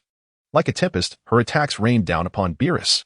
Her speed was astonishing, compelling even Beerus to evade continually. Tap, tap, tap. Reluctantly retreating, Beerus quickly distanced himself. Damn it! He realized this individual had indeed progressed significantly. He could no longer underestimate her. This cannot continue. It may lead to dire consequences. Beerus furrowed his brow, murmuring to himself. In the fleeting moment of Beerus' distraction, Healers executed a sweeping kick. She seized his ankle. TCH, the scoundrel. Beerus gritted his teeth, astonished by Healer's newfound prowess. If that is the case, let me show you my true capabilities. With a sudden cold chuckle, Beerus hurled Healers away. Suspended in the air, Healers wore a serious expression. She understood that Beerus was not merely boasting. He indeed possessed formidable strength. As a longtime rival, she was well aware of Beerus' prowess. Among the 12 gods of destruction, Beerus had always been the most powerful, mastering the Ultra Instinct technique. Though his mastery was not flawless, it remained immensely potent. Even when facing the other 11 gods of destruction, Beerus was confident in his ability to triumph. Be cautious. With a confident smile, Beerus suddenly emanated a milky white aura of divine energy. Subsequently, his form vanished from the spot like a specter, his speed unfathomable. Wong Teng sprang to his feet. Murmuring to himself, "Is this the mastery of Ultra Instinct that Beerus possesses?" In response, Whis elaborated, "Though Lord Beerus has not yet fully mastered Ultra Instinct, it is nonetheless extraordinarily potent. Most destroyers stand no chance against him." Upon hearing this, Wang Teng's gaze fixated on the sky, fearful of missing even the slightest detail. Whoosh. When Beerus reappeared, he was already behind Hellas. Hellas had no time to react and was struck heavily on the back by Beerus's fist. Bang. Whoosh. Hellas was sent flying. Beerus's figure was astonishingly swift, transforming into a shadow before vanishing once more. His speed was beyond capture. Ultra Instinct is a holistic enhancement, elevating both speed and strength to a qualitative leap. Bang. Bang bang. Beerus's successive strikes hit Hellas with precision. She could not even begin to perceive Beerus's velocity. Such speed. At my current pace, I stand no chance against him. Indeed, Ultra Instinct is terrifying. With this thought, Hellas gritted her teeth. And suddenly an extraordinary power surged within her. A violet aura erupted instantaneously. This is the power of intent. Wong Teng immediately sensed the wondrous force radiating from Hellas. Yet it was distinctly different from his own. It dawned on him that the power of intent varies, with differing amplifications. Hellas' intent amplifies her speed. Suddenly, Savar, who had remained silent, spoke up. Then, they witnessed Hellas' form transform, becoming specter-like as well. The two figures intertwined in the air, a mesmerizing dance of combat. Wang Teng observed their battle, his mind swirling with thoughts. Throughout the years, he had been grasping at Ultra Instinct, but had only barely touched the surface. Without the guidance of others, the endeavor of self-discovery proved exceedingly arduous. Yet today, witnessing Beerus wield Ultra Instinct, it seemed he had gleaned some understanding. Bang bang bang. The two specter-like bodies continued their intricate dance in the air. At this moment, their speeds had equalized, their astonishing fists colliding repeatedly. Bang. After another momentous clash, Hellas' body crashed heavily into the ground. Beerus remained suspended in the air. What is the matter? Is this all your strength? Although your speed has matched mine, your power falls woefully short. If you possess no other trump cards, then victory is mine. The words of Beerus ignited a fierce rage within Hellas, who struck the ground with a heavy fist. Despite her unwillingness to accept it, she realized that Beerus spoke nothing but the truth. She was taken aback that, aside from slumber and indulgence in culinary delights, Beerus had never truly exerted himself, yet his power remained formidable.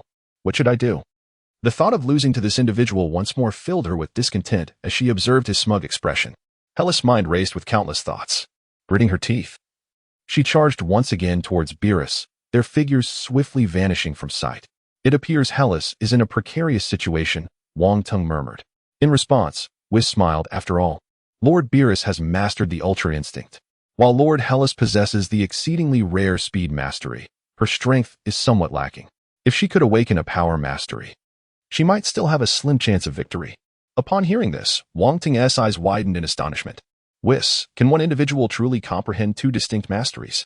At Wong Teng's inquiry, Whis erupted into laughter. Ah, indeed. When one breaks through the barriers of a destroyer's power, the possibility of grasping a mastery arises. Mastery is an experience of power, thus it encompasses various types. The type one can comprehend depends entirely on personal insight. And there are indeed prodigies capable of understanding multiple masteries. Furthermore, it is worth noting that the power of mastery can be combined with Ultra Instinct. Upon hearing this, Wong Teng felt as though he had stumbled upon a new world. It seemed there were myriad ways to grow stronger. Clearly, he had previously held a rather narrow perspective. Suddenly, a tremendous crash echoed from a distance, and thick clouds of dust enveloped the battlefield. Wong Teng focused his attention in that direction. Witnessing Hellas plummeting to the ground while Beerus hovered above, panting heavily, clearly drained by the exertion of Ultra Instinct. Beerus, I concede. I acknowledge your strength, but next time, I will not be defeated. Hellas' defiant voice rang out. Beerus descended slowly, his eyes reflecting admiration for Hellas. Yet, Hellas stood up, snorted dismissively, and turned to leave. Beerus's appreciation fell on deaf ears, as Hellas' face was painted with frustration. It is vital to remember that throughout the past several tens of millions of years, she had tirelessly sought out powerful adversaries to hone her strength. In contrast, what of Beerus? As far as she knew, he had spent the majority of those eons in slumber. Thus, she found herself deeply dissatisfied with the outcome of today's encounter. Healers approached and bowed to Wang Teng. Yet she found no desire to linger any longer. Sava, Healers called out. Here I am, Lord Healers. Sava's voice remained devoid of inflection. Let us depart. As the words left her lips, she soared toward the exit of the God of Destruction's realm. Sava bowed slightly to Wong Teng, saying, Esteemed Inspector, we shall take our leave. You are always welcome in the second universe. He hurriedly followed after her, and thus, Healers and Sava exited the God of Destruction's realm of the seventh universe. Upon their departure, Beerus sensed a looming threat. First, he was surpassed by Wang Teng. Then Wang Teng was confirmed as a candidate for the God of Destruction, and now Healers had grown remarkably powerful. Beerus was acutely aware of an impending crisis. Therefore, he resolved to forego sleep and commence his training anew. Whis, please continue to instruct me in the Ultra Instinct technique. Upon hearing Beerus's renewed commitment to training, Whis smiled broadly. Of course, Lord Beerus. Wong Teng nodded in agreement, finding the situation rather amusing.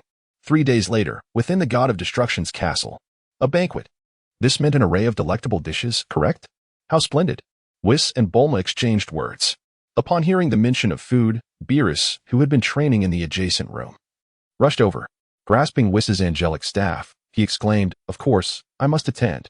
Bulma's voice chimed in. Please be sure to arrive by noon tomorrow with Lord Wong Teng. And don't forget to bring Gohan back. Chi-Chi has been reminding me for ages. Very well, see you tomorrow. After ending the call, Beerus resumed his training. Whis chuckled softly. Covering his mouth, Lord Beerus has become increasingly diligent of late. I find myself somewhat unaccustomed to this change. Whis then conveyed this news to Wong Teng. Wong Teng pondered for a moment. I should have Gohan accompany me. It seems I haven't informed Chi-Chi yet. I shall seize this opportunity. On Earth, at Bulma's banquet venue, tables were laden with sumptuous food, while Bulma continued to greet the arriving guests. Chi-Chi, Goten, and Trunks sat at the table, awaiting the others. I wonder when Gohan will arrive? He leaves without a word, that child. Chi-Chi murmured. Bulma approached her, inquiring, Chi-Chi, has Goku not arrived yet? With a helpless expression. Chi-Chi replied, he hasn't returned since heading to the fields. Perhaps he will suddenly appear. Bulma laughed, I see. Then let us begin. Vegeta, with a serious demeanor, interjected. We shall wait until Wong Teng and Beerus arrive before proceeding.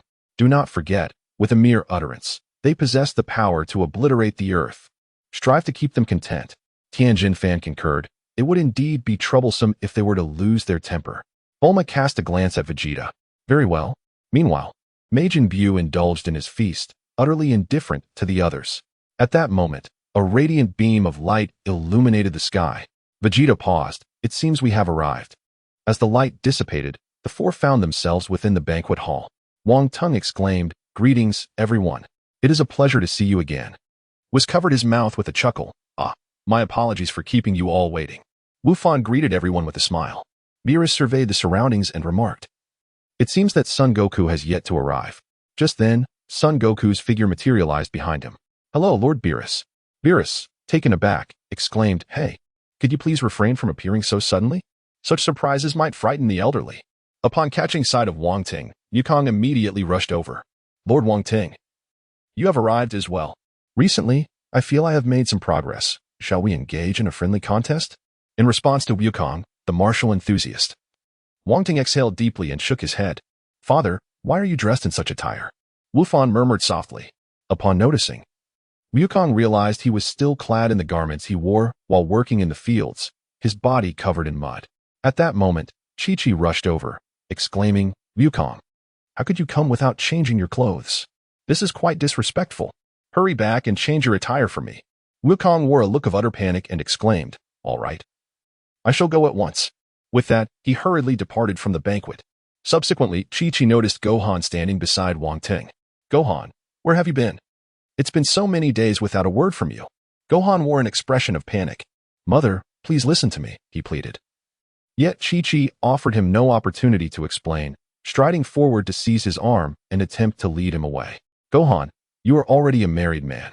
You must not wander about aimlessly any longer. Do not follow in your father's footsteps. At that moment, Wong Teng interjected, I wish to teach your son martial arts. Let him train under my guidance. What? Chi-Chi vehemently refused, resembling a fierce tigress in her indignation. Beerus cleared his throat twice. Please, address Lord Wong Teng with more respect.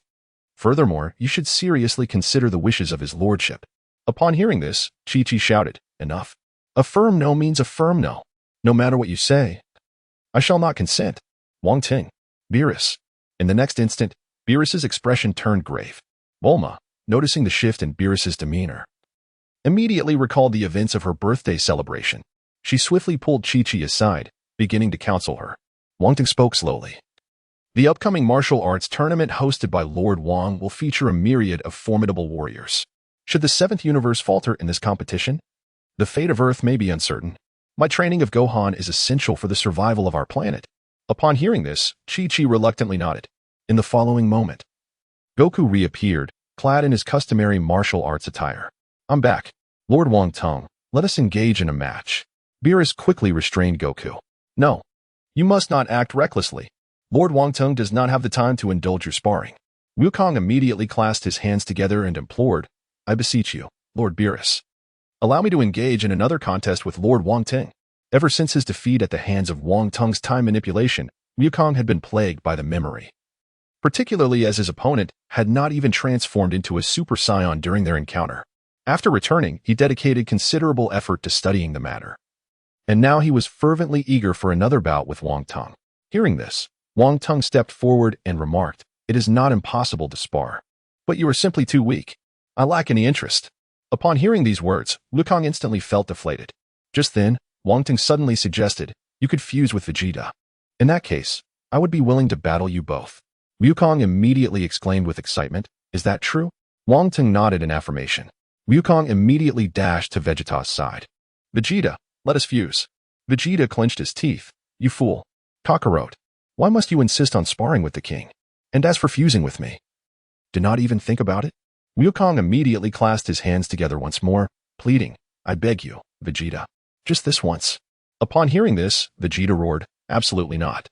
Do not even think about it?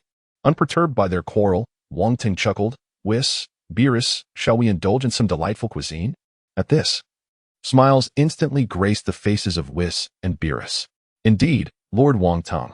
As Wong Teng and his companions relished their meal, Wukong's voice resonated, Lord Wong Teng. Vegeta has agreed to fuse with me. We can engage in battle now. Wong Teng was momentarily taken aback, astonished that the proud Vegeta would acquiesce. After all, in Dragon Ball Z, Vegeta had staunchly refused to merge with Son Goku, only doing so when faced with life and death situations. With Vegeta's consent, Wong Teng shed his reluctance and promptly rose to his feet. Then let us proceed. He declared, Whis, I entrust the safety of Earth to you. Reluctantly, Vegeta approached. Kakarot. You scoundrel. This is the final time. If you dare to trouble me again, I shall not spare you. Wukong chuckled, understood, Vegeta. Immediately thereafter, the two positioned themselves to either side. Vegeta's face flushed crimson, his heart brimming with resistance. How infuriating it is to be compelled to perform such a humiliating gesture in front of so many onlookers. Wukong urged, hurry up, Vegeta. At the scene of Bulma's banquet on Earth, Vegeta shouted, you're so noisy, Kakarot. Gritting his teeth, he struck the fusion pose alongside Wukong. Fusion, they exclaimed in unison. In the next moment, a dazzling light erupted. Amidst the astonished gazes of the crowd, a mysterious figure emerged, exuding a terrifying aura. Bulma murmured, is that the warrior formed by the fusion of Wukong and Vegeta? Trunks exclaimed, what an overwhelming energy. Indeed, it resembled Gotenks' attire perfectly. Chi-Chi pondered, what should we call the fusion of Wukong and Vegeta? Gita-Kong, Wujib? None of these names sounded particularly appealing. Wong Teng chuckled, what should we call it? Why not ask him directly? Upon hearing this, the dashing Gogeta smirked and declared, I am neither Son Goku nor Vegeta. I am the one who will defeat you. Listening to Gogeta's boastful words, Wong Teng felt a wave of resignation, raising his hands in surrender. Then let me witness how you intend to defeat me. With that, the two ascended into the sky. Vegeta and Wong Teng gazed at each other from afar, with excitement radiating from Wong Teng's eyes. This was Vegeta, the warrior renowned as the mightiest in the universe, truly a figure of remarkable distinction. Observing Vegeta's unwavering confidence, Wong Teng rushed forward with fervor. Bang! The two collided with a resounding impact. The air was filled with successive sonic booms, the sound echoing around them. In the next instant, Wong Teng transformed into a streak of white light, instantly appearing before Vegeta and unleashed a powerful punch. However, with a mere lift of his palm, Vegeta effortlessly blocked Wong Teng's strike. What? The fusion had endowed them with such formidable strength. Wong Teng's demeanor shifted to one of seriousness. He had not anticipated that Vegeta could so easily intercept his assault, and most astonishingly, his body remained completely unyielding. Wong Teng, do you think I am still the same as before? I am now the mightiest warrior. With an icy demeanor, Vegeta unleashed a lightning-fast punch. Boom! Wong Teng nimbly evaded, narrowly escaping the force of his opponent's strike.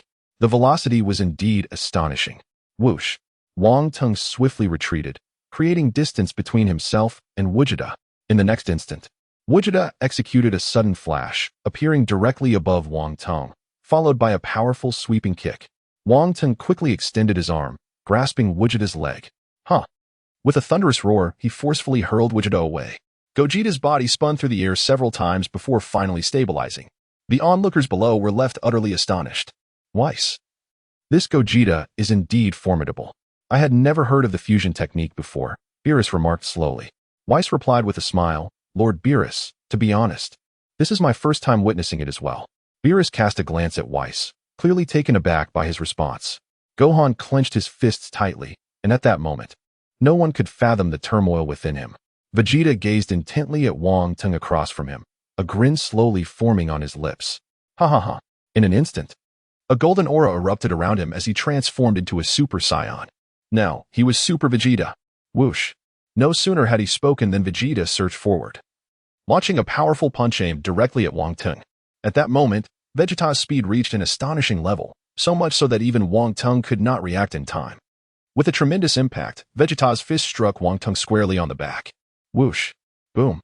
Almost immediately, Wong Teng's body was propelled like a cannonball into the ground. The earth trembled violently beneath them. Vegeta beamed with delight as he observed the deep crater left in the ground. Thanks to their fusion, his strength had undergone a remarkable enhancement, allowing him to subdue even Wong Teng.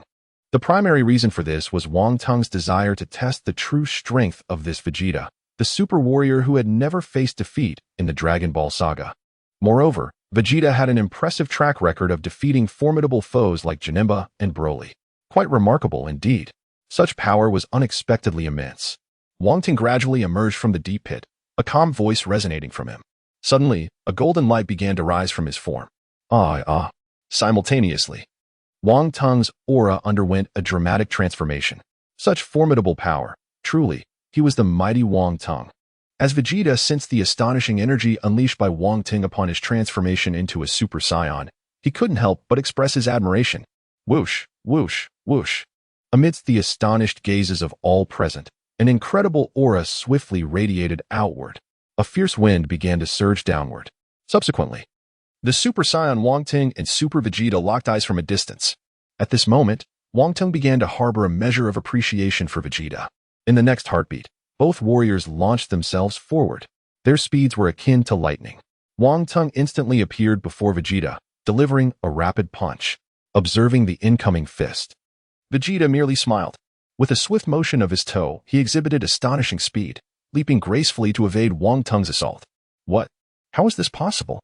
This kid actually dodged my attack. Could his speed surpass mine? Wong Teng's face shifted to one of shock as he realized his attack had missed its mark. However, his expression quickly shifted, and he chuckled. It was merely a fortunate coincidence. Miracles do not occur twice. With that, he surged forward once more. Whoosh! A swift punch was launched again with tremendous force. This time, Vegeta chose not to evade but to meet it head-on. Their fists collided with a resounding impact. Bang! An incredible force radiated outwards. Bang, bang, bang. The two combatants unleashed a flurry of punches. In the sky, one could only discern the shadows of their fists colliding incessantly. Astonishingly, each blow was deftly parried. A fresh wave of astonishment surged in Wong Teng's eyes. His foundational combat prowess had already ascended to the Divine Realm, yet he found himself unable to suppress Gogeta even in his Super Saiyan form. This indicated that Gogeta's fundamental strength had also reached at least the divine level. Gritting his teeth, Wang Teng charged once more at Gogeta. Boom. In the next instant, a crisp sound reverberated as their fists collided yet again. A colossal white shockwave rapidly spread outward. Both warriors could sense the immense power emanating from each other's fists, cascading forth uncontrollably. Indeed, Lord Wang Teng's prowess was truly remarkable. It seemed that even the slightest oversight could prove catastrophic. As Vegeta murmured, Wang Teng retracted his fist and swiftly delivered a kick towards him. Sensing the fierce gust of wind, Vegeta quickly extended his arm to defend himself. The impact resonated as Wang Teng's foot connected with Vegeta's forearm, resulting in a stalemate suspended in midair. Both individuals gritted their teeth, exerting relentless force against one another. With a sudden burst, they were propelled apart. Once Wang Teng regained his balance, he showed no inclination to grant Vegeta a moment's respite. In an instant, his right hand coalesced a sphere of energy. Whoosh! The energy sphere was unleashed, hurtling towards Vegeta with remarkable speed. Vegeta once again displayed his remarkable speed, swiftly maneuvering his entire body to evade the onslaught. Observing this, Wang Teng's aura surged magnificently, rapidly channeling energy towards his hands. The prince unleashed his battle technique with a piercing cry. Astonishing energy blasts were launched in rapid succession. The sound of explosions resonated continuously, as Vegeta nimbly dodged the fired energy orbs in midair. His form was as elusive as a phantom, evading capture with ease. The resounding explosions echoed throughout the sky. Vegeta darted through the air with astonishing speed, evading attacks effortlessly. Boom! The sky was enveloped in thick clouds of dust. Below, the onlookers shielded their eyes with their arms, as the ferocious winds sweeping down made it impossible to open their eyes. As the dust gradually settled, Wang Teng gasped for breath. In the next moment, a sudden voice called out from behind him, "Lord Wang Teng, I am here." Startled, Wang Teng swiftly turned around. Whoosh! A fist hurtled towards him, and he immediately engaged in combat. The two clashed fiercely, but as time passed, Wang Teng found it increasingly challenging to keep up. It must be said that Vegeta's strength was indeed growing stronger. "Take this." Vegeta's resounding voice echoed as he unleashed an energy sphere from his hand. Wang Teng was taken aback, realizing that evasion was no longer an option. He hastily crossed his arms in front of his chest. Boom! In the next moment, thick black smoke erupted, and Wang Teng was sent flying backward, bursting through the haze. Lowering his arms, he looked at Vegeta and remarked with a smile, "You have some skill." A triumphant smile graced the face of Gogeta. "However, I have played enough. It is now time for me to strike earnestly." With his fist clenched tightly, Wang Teng bellowed, unleashing an astonishing surge of energy that erupted forth as golden flames of power soared into the air. Continuously emanating from his being, the entire earth began to tremble violently. Have they gone too far? Do they truly wish to annihilate the planet? Piccolo murmured. Whis. You must think of a solution. Bulma cried out in concern. Oh, let us observe for a moment. If we interrupt now, Lord Wang Teng may become irate. Whis replied, all the while indulging in delectable morsels, unaffected by the gravity of the situation. Wang Teng transformed directly into Super Saiyan 4, a red glow flickering around him. This contest was not merely for amusement. The clash between Dream and Gogeta represented a significant opportunity for his own advancement. Here it comes. No sooner had he spoken than he launched his attack, instantly appearing before Gogeta and delivering a punch that sent the unsuspecting Gogeta flying. Ouch, it hurts. It really hurts. Lord Wang Teng, you lack martial ethics, resorting to a sneak attack. Vegeta covered his face and said, isn't it obvious? Wang Teng shrugged and replied, did I not just say that I have arrived? In the ethereal expanse, Gogeta declared, then I shall unleash my full power. Super Saiyan Blue. Instantly, a radiant blue aura erupted from within Gogeta's being.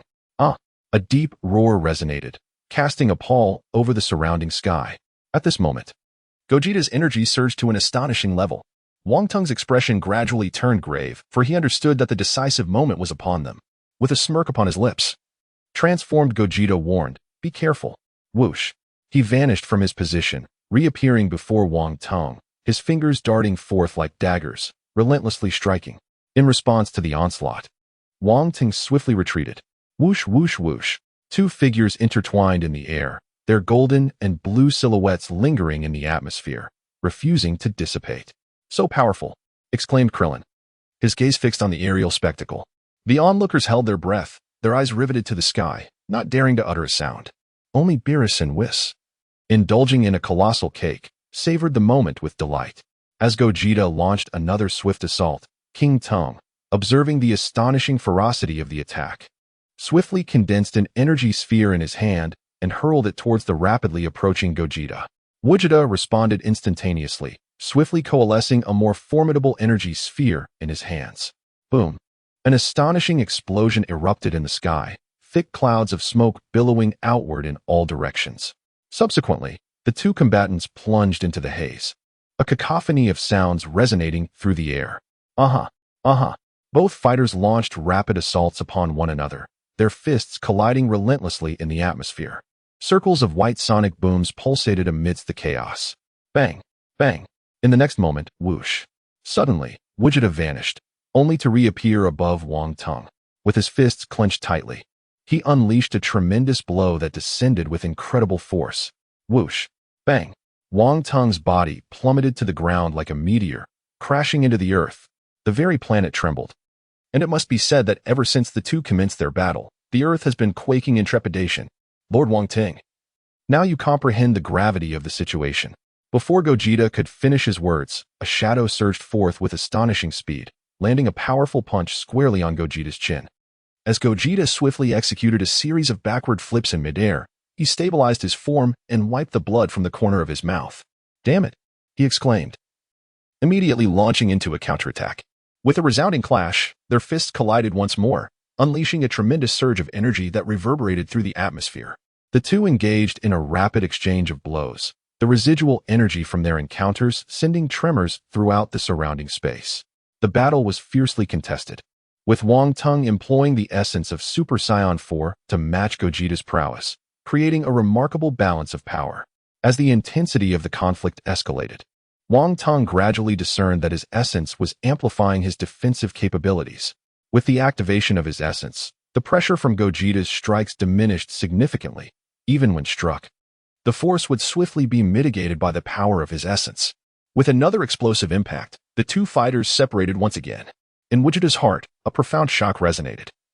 Since earlier, he had observed that his opponent seemed to have transformed into an unyielding boulder, impervious to his every assault. Gritting his teeth, he resolved inwardly, if this is the case, then let us settle this with a single decisive blow. Prolonging the confrontation could truly lead to disastrous consequences. Subsequently, he concentrated all his strength into his fist. The fist of Goku shone with astonishing energy, and Wong Teng immediately sensed his intention. At this juncture, Wong Teng could not afford to show weakness, thus he equally gathered his strength to meet the challenge head-on. The tremendous force unleashed by the two caused the earth to tremble once more. Bring it on! The two roared in unison. An extraordinary spectacle unfolded as their fists surged towards one another. The very ground quaked violently beneath them. Crack! A sharp sound of impact resonated. Both Wong Teng and Goku were momentarily taken aback. Suddenly, Whis appeared between them, effortlessly catching their fists. Do you intend to destroy the earth? Let us cease this contest for today. The banquet is about to commence. They exchanged glances, then retracted their fists. The battle concluded. Goku and Wong Teng returned to the banquet hall. As Goten and Trunks gazed at the approaching figures, their eyes sparkled with admiration. The might of these warriors had etched itself indelibly in their hearts. Meanwhile, Wong Teng found his intrigue for Gogeta intensifying, harboring a premonition that Gogeta still possessed untapped strength. To vanquish him, it seemed that a transformation into Super Saiyan 5 would be requisite. Approximately 10 minutes later, Gogeta reverted to Goku and Vegeta. Through this bout, Wong Teng gained profound insights into his own power, emerging with invaluable knowledge. Once their sparring concluded, the festivities resumed, and several Saiyans indulged heartily in the banquet laid before them, truly displaying their insatiable appetites. They certainly have big hearts, Krillin exclaimed with a chuckle. After the feast, Whis and Beerus departed from Earth. Gohan chose to remain on Earth to spend time with his daughter, Xiaofang. Meanwhile, his master, Wong Teng, has also temporarily taken residence in Gohan's home. The news of Wong Teng's decision not to return to the God of Destruction realm brought a sense of delight to Beerus, lingering in his heart for quite some time. At Wukong's abode, I am satiated.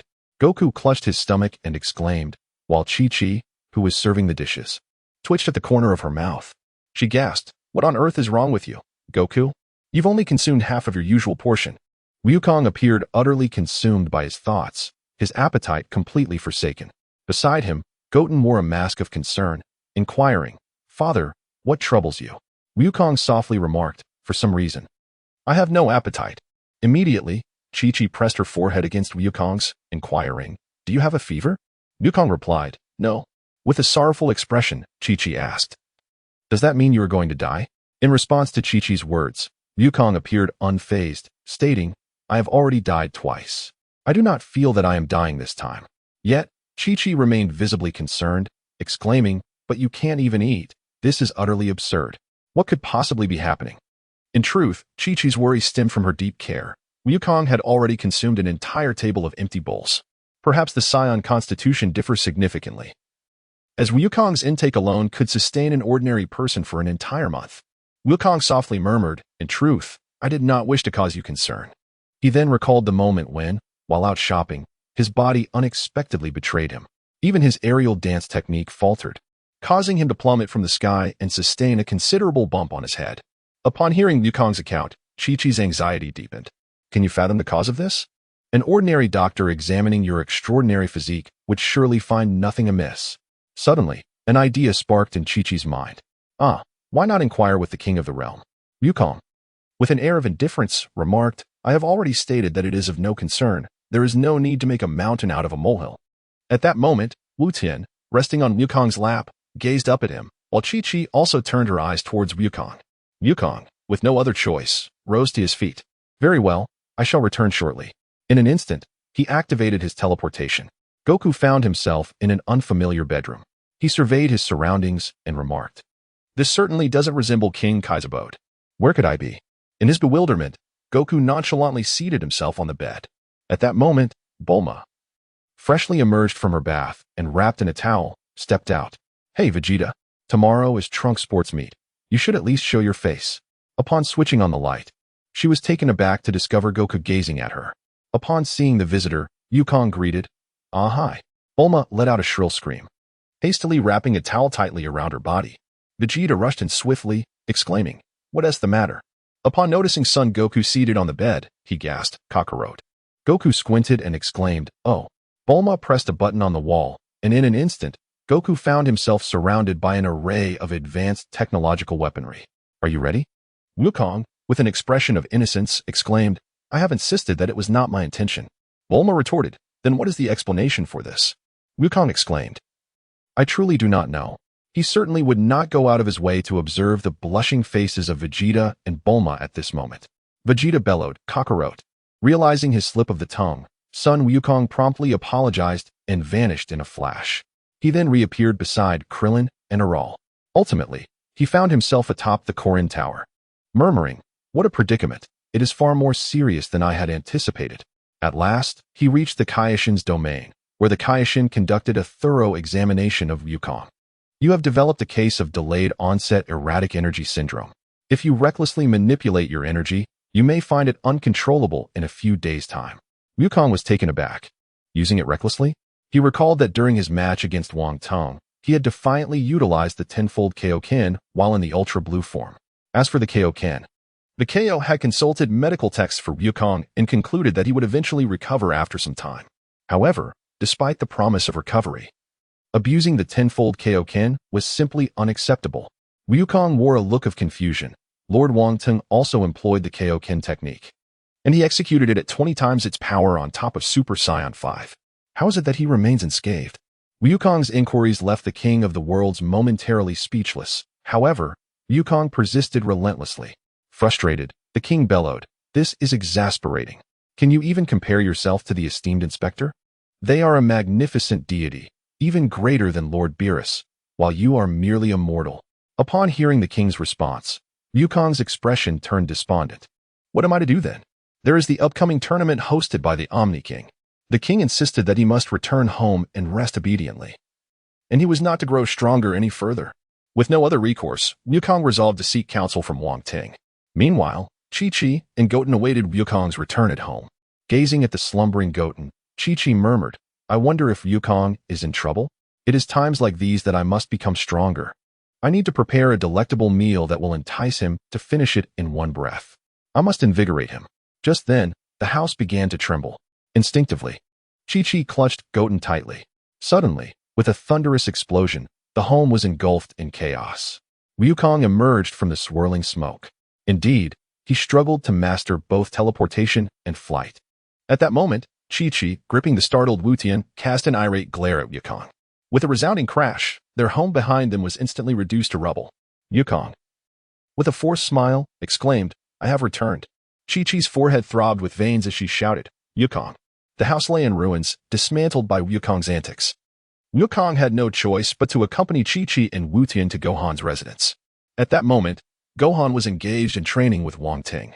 The two hovered in the air, their bodies radiating a mysterious glow. Meanwhile, Piccolo wore a tender, maternal smile as he cared for Gohan's daughter. Wukong immediately greeted Gohan and Wang Teng. "Hello, Gohan." "Lord Wang Teng." Upon hearing his voice, Wang Teng and Gohan ceased their training and gently descended to the ground. "Ah, it is you, Wukong. What brings you here?" Gohan hurried over, exclaiming with excitement, "Father." Wukong, feeling somewhat embarrassed, said, "Something has occurred, and I plan to stay for a few days." Following this, he recounted the recent events that had transpired in his life to Wang Teng. After finishing his tale, both Wukong and Gohan gazed anxiously at Wang Teng.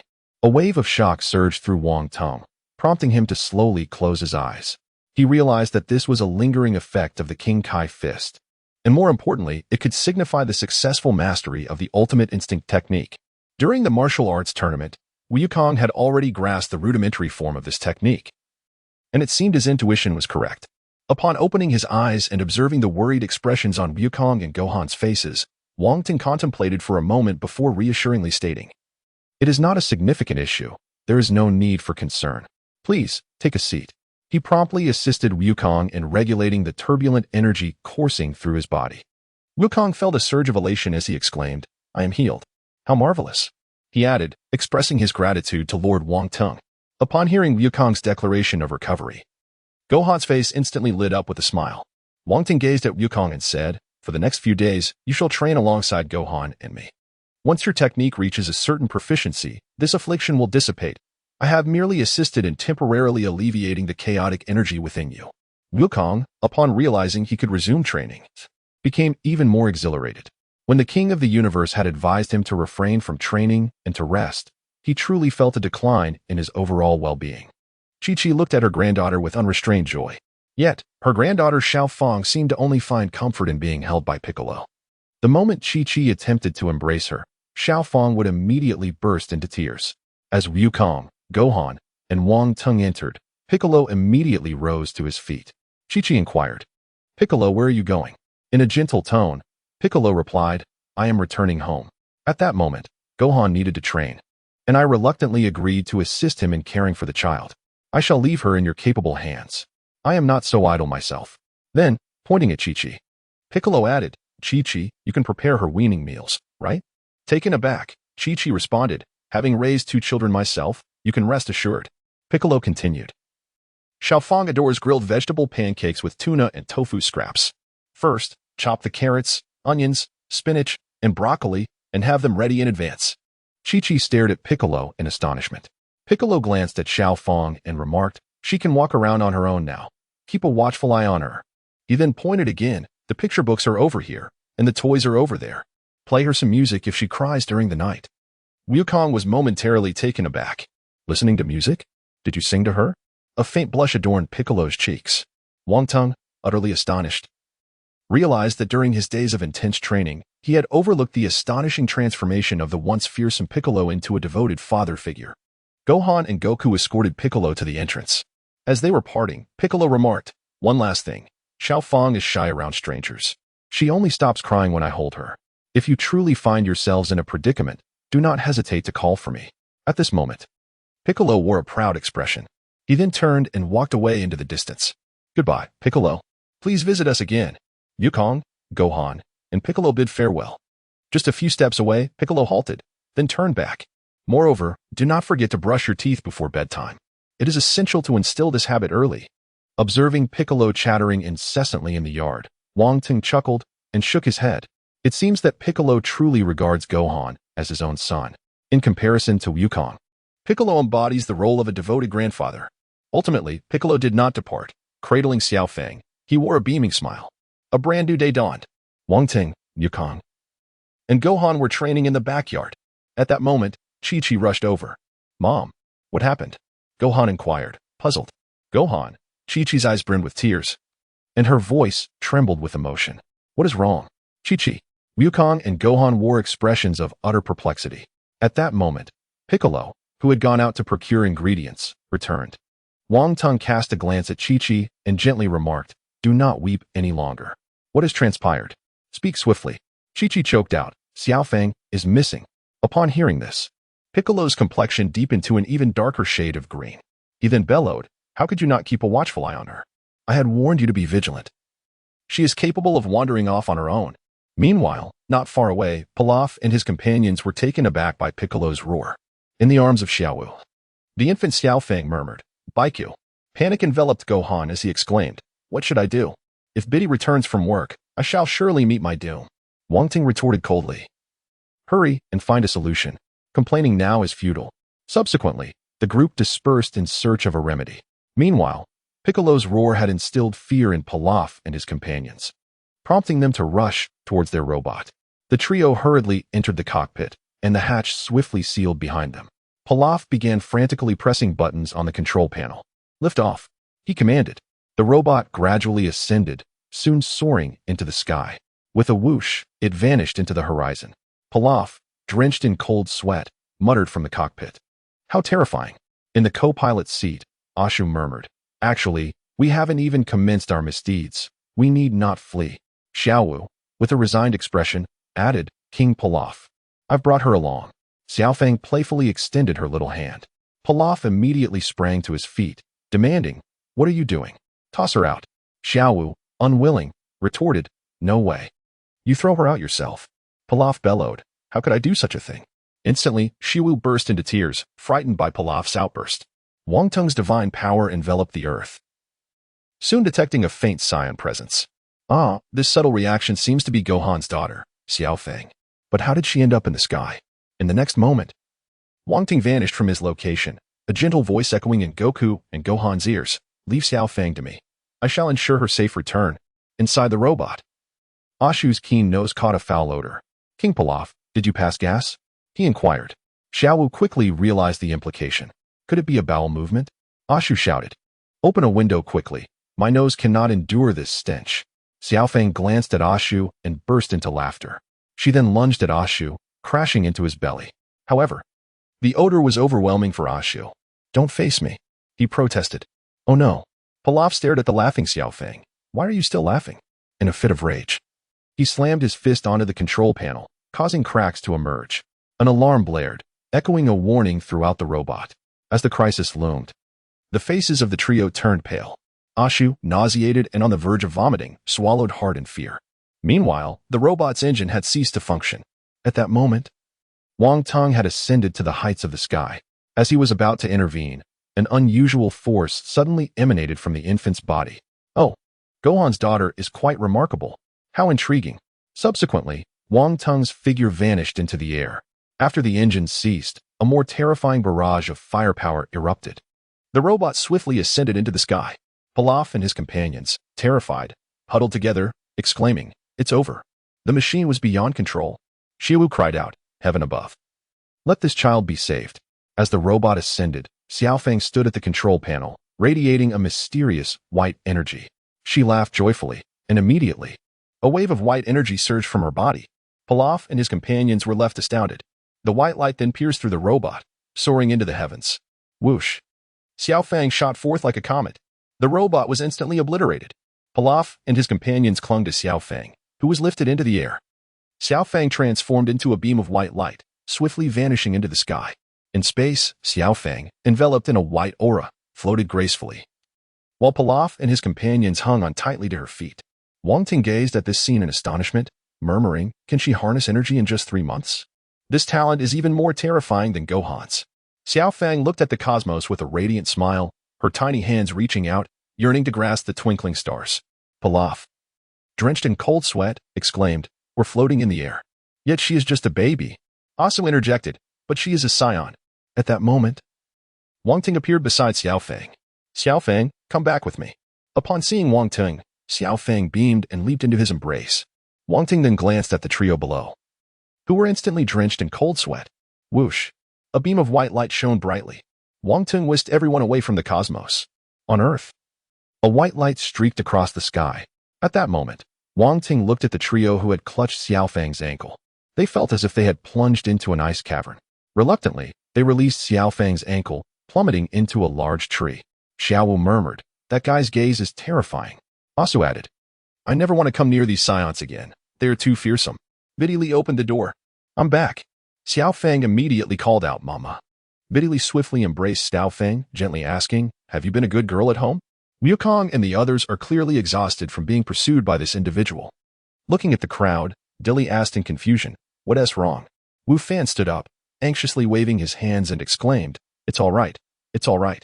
However, Dilly sensed that something was amiss and softly said to Xiao Fang, "Have you caused trouble for everyone? Grandpa's health is fragile. We shouldn't burden him." Xiao Fang smiled and called out, "Grandpa." She continuously waved her small hands, searching for her grandfather. Wukong immediately sprang to his feet, brimming with excitement. Chi-Chi chuckled, remarking on how quickly the child had grown during their brief separation. Even Piccolo's face radiated a maternal smile. At that moment, the Wukong family was enveloped in joyous laughter. Meanwhile, the architect of this turmoil, Wong Teng, was diligently practicing the art of ultimate freedom in the backyard. 2 days later, at Bulma's residence in West City, she was scrutinizing the surveillance footage, alarmed by the disappearance of Trunks and Goten, who had come to visit. Consequently, Bulma sought out Vegeta, recounting the unfolding events. Vegeta exclaimed in disbelief, "Trunks and the others boarded a spaceship?" Bulma, filled with concern, replied, "They should have returned home by now, yet I cannot find them anywhere. I feared something might have gone awry, so I checked the security footage and saw him boarding the spaceship of the time courier, Manaka."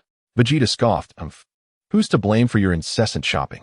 Bulma's expression shifted, her voice rising in indignation. "What do you mean?" Vegeta, sensing the tension, quickly clarified, "That is not what I intended." Bulma, with a hurt demeanor, retorted, "You say Trunks is missing and blame me for ordering desserts." At that moment, the Time Patrol officer, Jack, interjected, "I apologize for interrupting your quarrel, but I must be on my way. I came here specifically for this." Bulma immediately brightened. "Wait, Jack, please don't be upset. You are the only one who can assist me. I implore you to retrieve Trunks and Goten. I heard the next destination is Firepot Star. They should be there." However, Jack expressed his reluctance, stating he was too busy to help. In a final attempt, Bulma played her trump card. "If not, I may have to reveal the incident about you drawing mustaches on the Galactic King's photo." Jack, fearing disciplinary action, conceded, "Fine, I will bring them back. All right?" Bulma beamed. "Thank you so much." Jack boarded his spaceship, grimacing. Being associated with Bulma never leads to anything good. Vegeta scoffed again. "Humph, you are so easily commanded." Bulma added, "Vegeta must come too." Vegeta, taken aback, asked, "Me? I must go as well?" Bulma reminded him, "Of course. We are retrieving Trunks and Goten." Thus, Jack took Vegeta with him toward Firepot Star. Subsequently, Bulma informed Chi-Chi of Goten's journey to Firepot Star, prompting immediate panic from Chi-Chi. She rushed to Gohan's backyard to relay this news to Wong Teng and the others. Upon hearing that Goten had ventured to Firepot Star, Wong Teng quickly deduced the emergence of super water. He then calmly declared, "Wukong, Gohan, let us go together." At Firepot Star, a group of pink extraterrestrials brandished advanced weaponry, relentlessly pursuing Goten and Trunks. In their efforts to protect an elderly man and Manaka, Goten and Trunks found themselves embroiled in a fierce battle. At that moment, a golden ray was unleashed from a high-tech weapon, hurtling towards Trunks. Wu Tian exclaimed, "Trunks." Trunks' eyes widened in shock, rendered powerless in that moment. Just then, a golden beam was suddenly sent flying away, exploding in midair with a resounding boom. An enigmatic figure materialized before Trunks. Upon recognizing the newcomer, a smile illuminated Trunks' face as he exclaimed excitedly, "Father." Vegeta, with an air of confidence, turned gracefully and said, "We shall discuss this later." Gak's eyes widened in astonishment as he realized that the one pursuing Trunks was none other than the notorious supervillain, Grill. Wukong descended beside Vegeta, who gazed gravely at the adversary before him, immediately assuming a combat stance. Trunks cautioned, "Father, do not approach them." Before Trunks could finish his warning, Vegeta charged forward. Whoosh! He vanished from his position. When he reappeared, he stood behind an enemy, delivering a swift kick. With a scream, the foe was obliterated. Vegeta swiftly moved, each strike claiming the life of an enemy. Floating in the air, he surveyed the remaining foes and declared, "Make yourselves vanish." With a thunderous shout, a golden energy sphere formed in his hand. Whoosh! The energy sphere was released. Boom! An astonishing explosion erupted on the battlefield. Its roar intertwined with the cries of the fallen. As the residual force of the explosion dissipated, only the enemy leader, Greer, remained. The slain adversaries had transformed into a pink liquid pooling on the ground, a peculiarity that Vegeta remained oblivious to. Gradually descending from the air, Vegeta stood opposite Greer, coldly stating, "A rabble of misfits. You are the last one left." However, Greer appeared unfazed, instead mocking him with laughter. At that moment, the pink liquid surged toward Vegeta. Trunks exclaimed in alarm, "Father, be careful." In no time, the pink superhuman liquid ensnared Vegeta completely. Vegeta gasped, "What is this substance?" As the superhuman liquid fully enveloped him, he struggled to breathe. Gak stared in shock at the unfolding scene. The next instant, Vegeta was flung from the superhuman liquid. He crouched on the ground, gasping for air. Rising, a wave of weakness coursed through him. "My strength?" Greer slowly approached, chuckling, "I warned you, you were too careless. The superhuman liquid has taken your form." Vegeta seethed. "Who are you to dare assume my appearance?"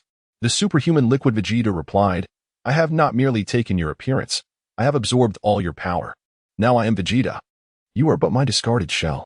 Vegeta could not fathom this reality, roaring, "To call me a shell? Such foolishness. You counterfeit." Unsteadily, Vegeta stood up, demanding, "Die already." He assumed a pose for his signature move, only to realize he could not even execute his ultimate technique. His body trembled uncontrollably, while the superhuman liquid Vegeta wore a mocking grin. "Did you intend to use this move?"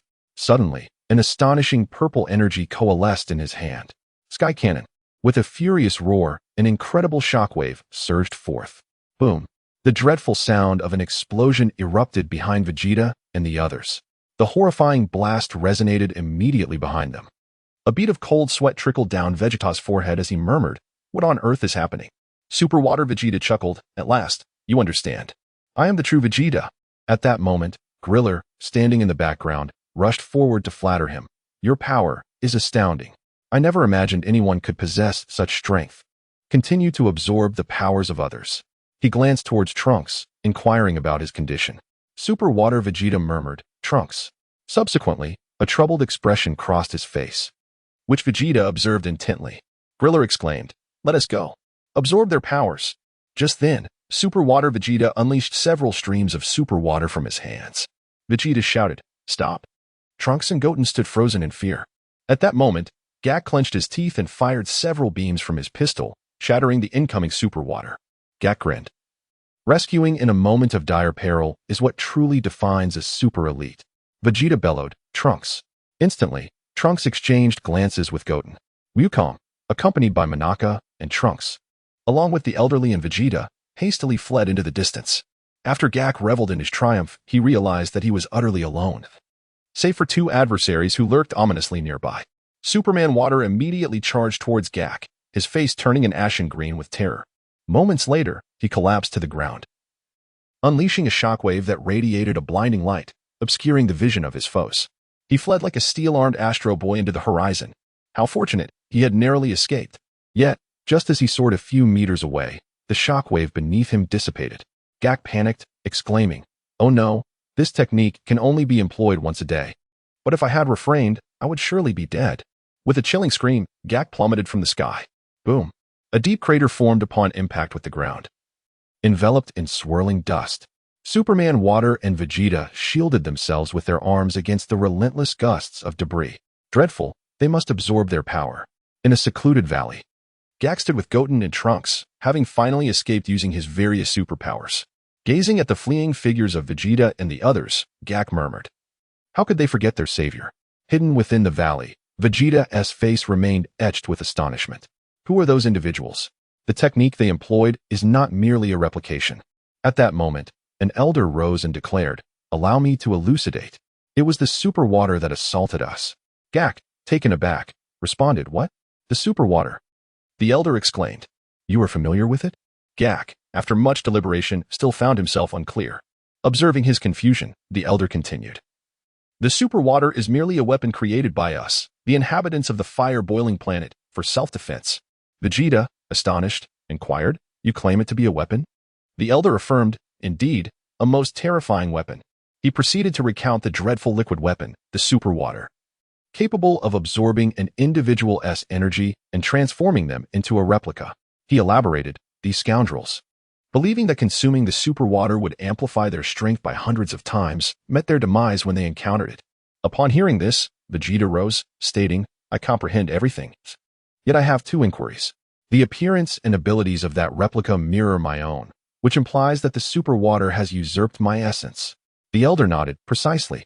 Vegeta continued, "However, that wretch hesitated when attempting to absorb Trunks' power. As a being of super water, why would he act thus?" The elder chuckled. "This illustrates the remarkable technology of the fire-boiling planet. He has even faithfully replicated your innermost thoughts." Vegeta murmured, "My innermost thoughts? Indeed, I would never covet another's strength to enhance my own." The elder crossed his arms, stating, "Yet, his heart is under the dominion of the super water." Vegeta roared, "That scoundrel! To be me yet obey the commands of a fiend. Moreover, what becomes of those whose power has been seized by the super water?" Upon hearing this, the elder grew frantic, exclaiming, "They will perish." His form began to fade, leaving him with merely 3 to 5 minutes. The first victims of the super water, Greer and his companions, had already vanished. Gak exclaimed, "Is there truly no remedy? If Vegeta disappears, Bulma shall surely blame me." The elder affirmed, "There exists but one solution, to vanquish the super water." Vegeta murmured, "Just as one would defeat me?" Ultimately, the group convened and resolved to send Gotenks into battle.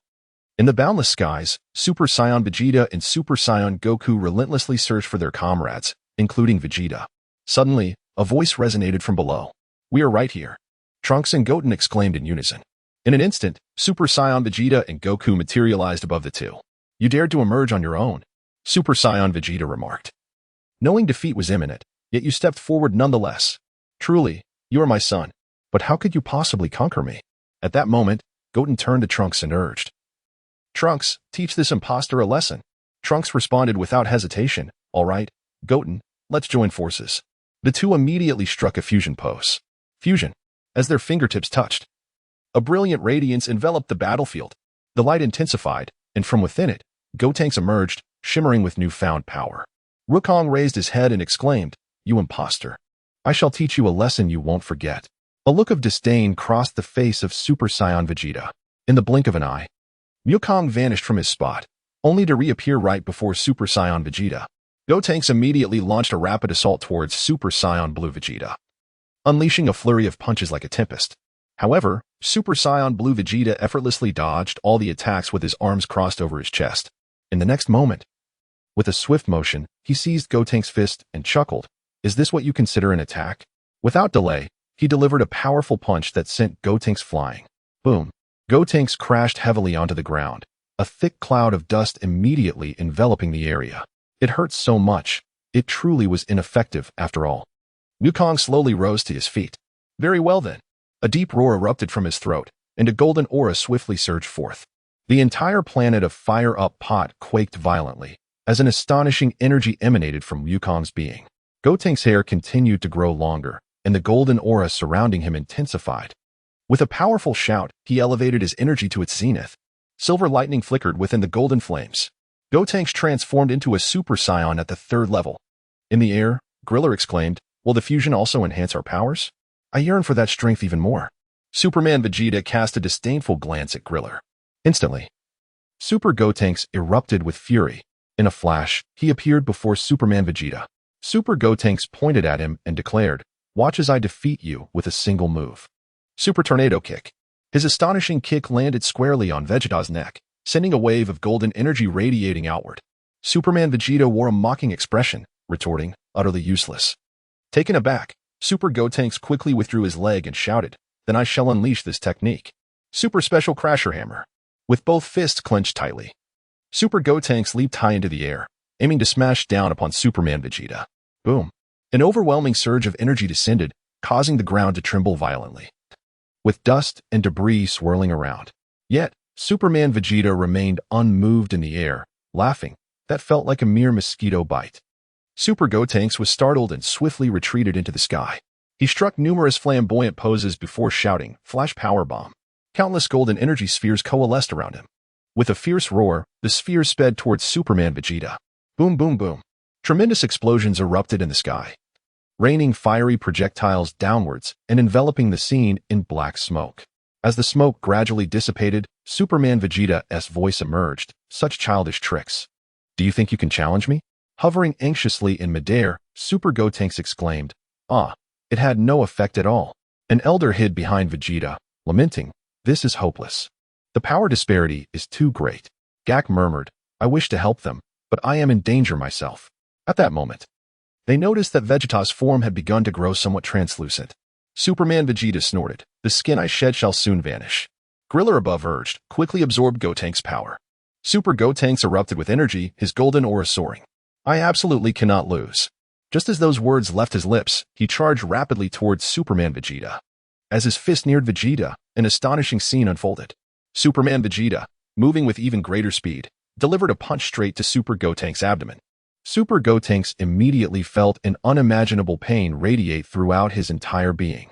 Soon after, pink shadows began to flicker in the sky, accompanied by the continuous cries of Super Gotenks. Under the relentless assault of Super Saiyan Vegeta, Super Gotenks found himself utterly defenseless, forced to endure the blows. Boom, boom, boom. Super Gotenks was struck several times. With a resounding crash, his body plummeted from the sky, crashing heavily into the ground. Thick clouds of dust surged skyward. In the next instant, Super Gotenks dispersed into Goten and Trunks. Whoosh! Super Saiyan Vegeta instantly appeared before the two, chuckling, "Indeed, you are my sons," displaying such spirit. However, it is time to put an end to this. As his fist was thrown forth, Wong Teng suddenly materialized, seizing Super Saiyan Vegeta's arm. "I won't let you succeed," Vegeta exclaimed in surprise. Wong Teng. Following this, Goku and Gohan also appeared at Vegeta's side. Wukong inquired, "Vegeta, are you unscathed?" Vegeta exclaimed, "Kakarot." Gohan, along with Wong Teng, was also present. Son Wukong glanced at Vegeta beside him, then turned his gaze to the Vegeta captured by Wong Teng, furrowing his brow and wondering, "Are there two Vegetas?" Vegeta pointed and shouted, "That one is a counterfeit." Wukong scrutinized carefully and murmured, "That is rather peculiar. It is a violet-hued Vegeta."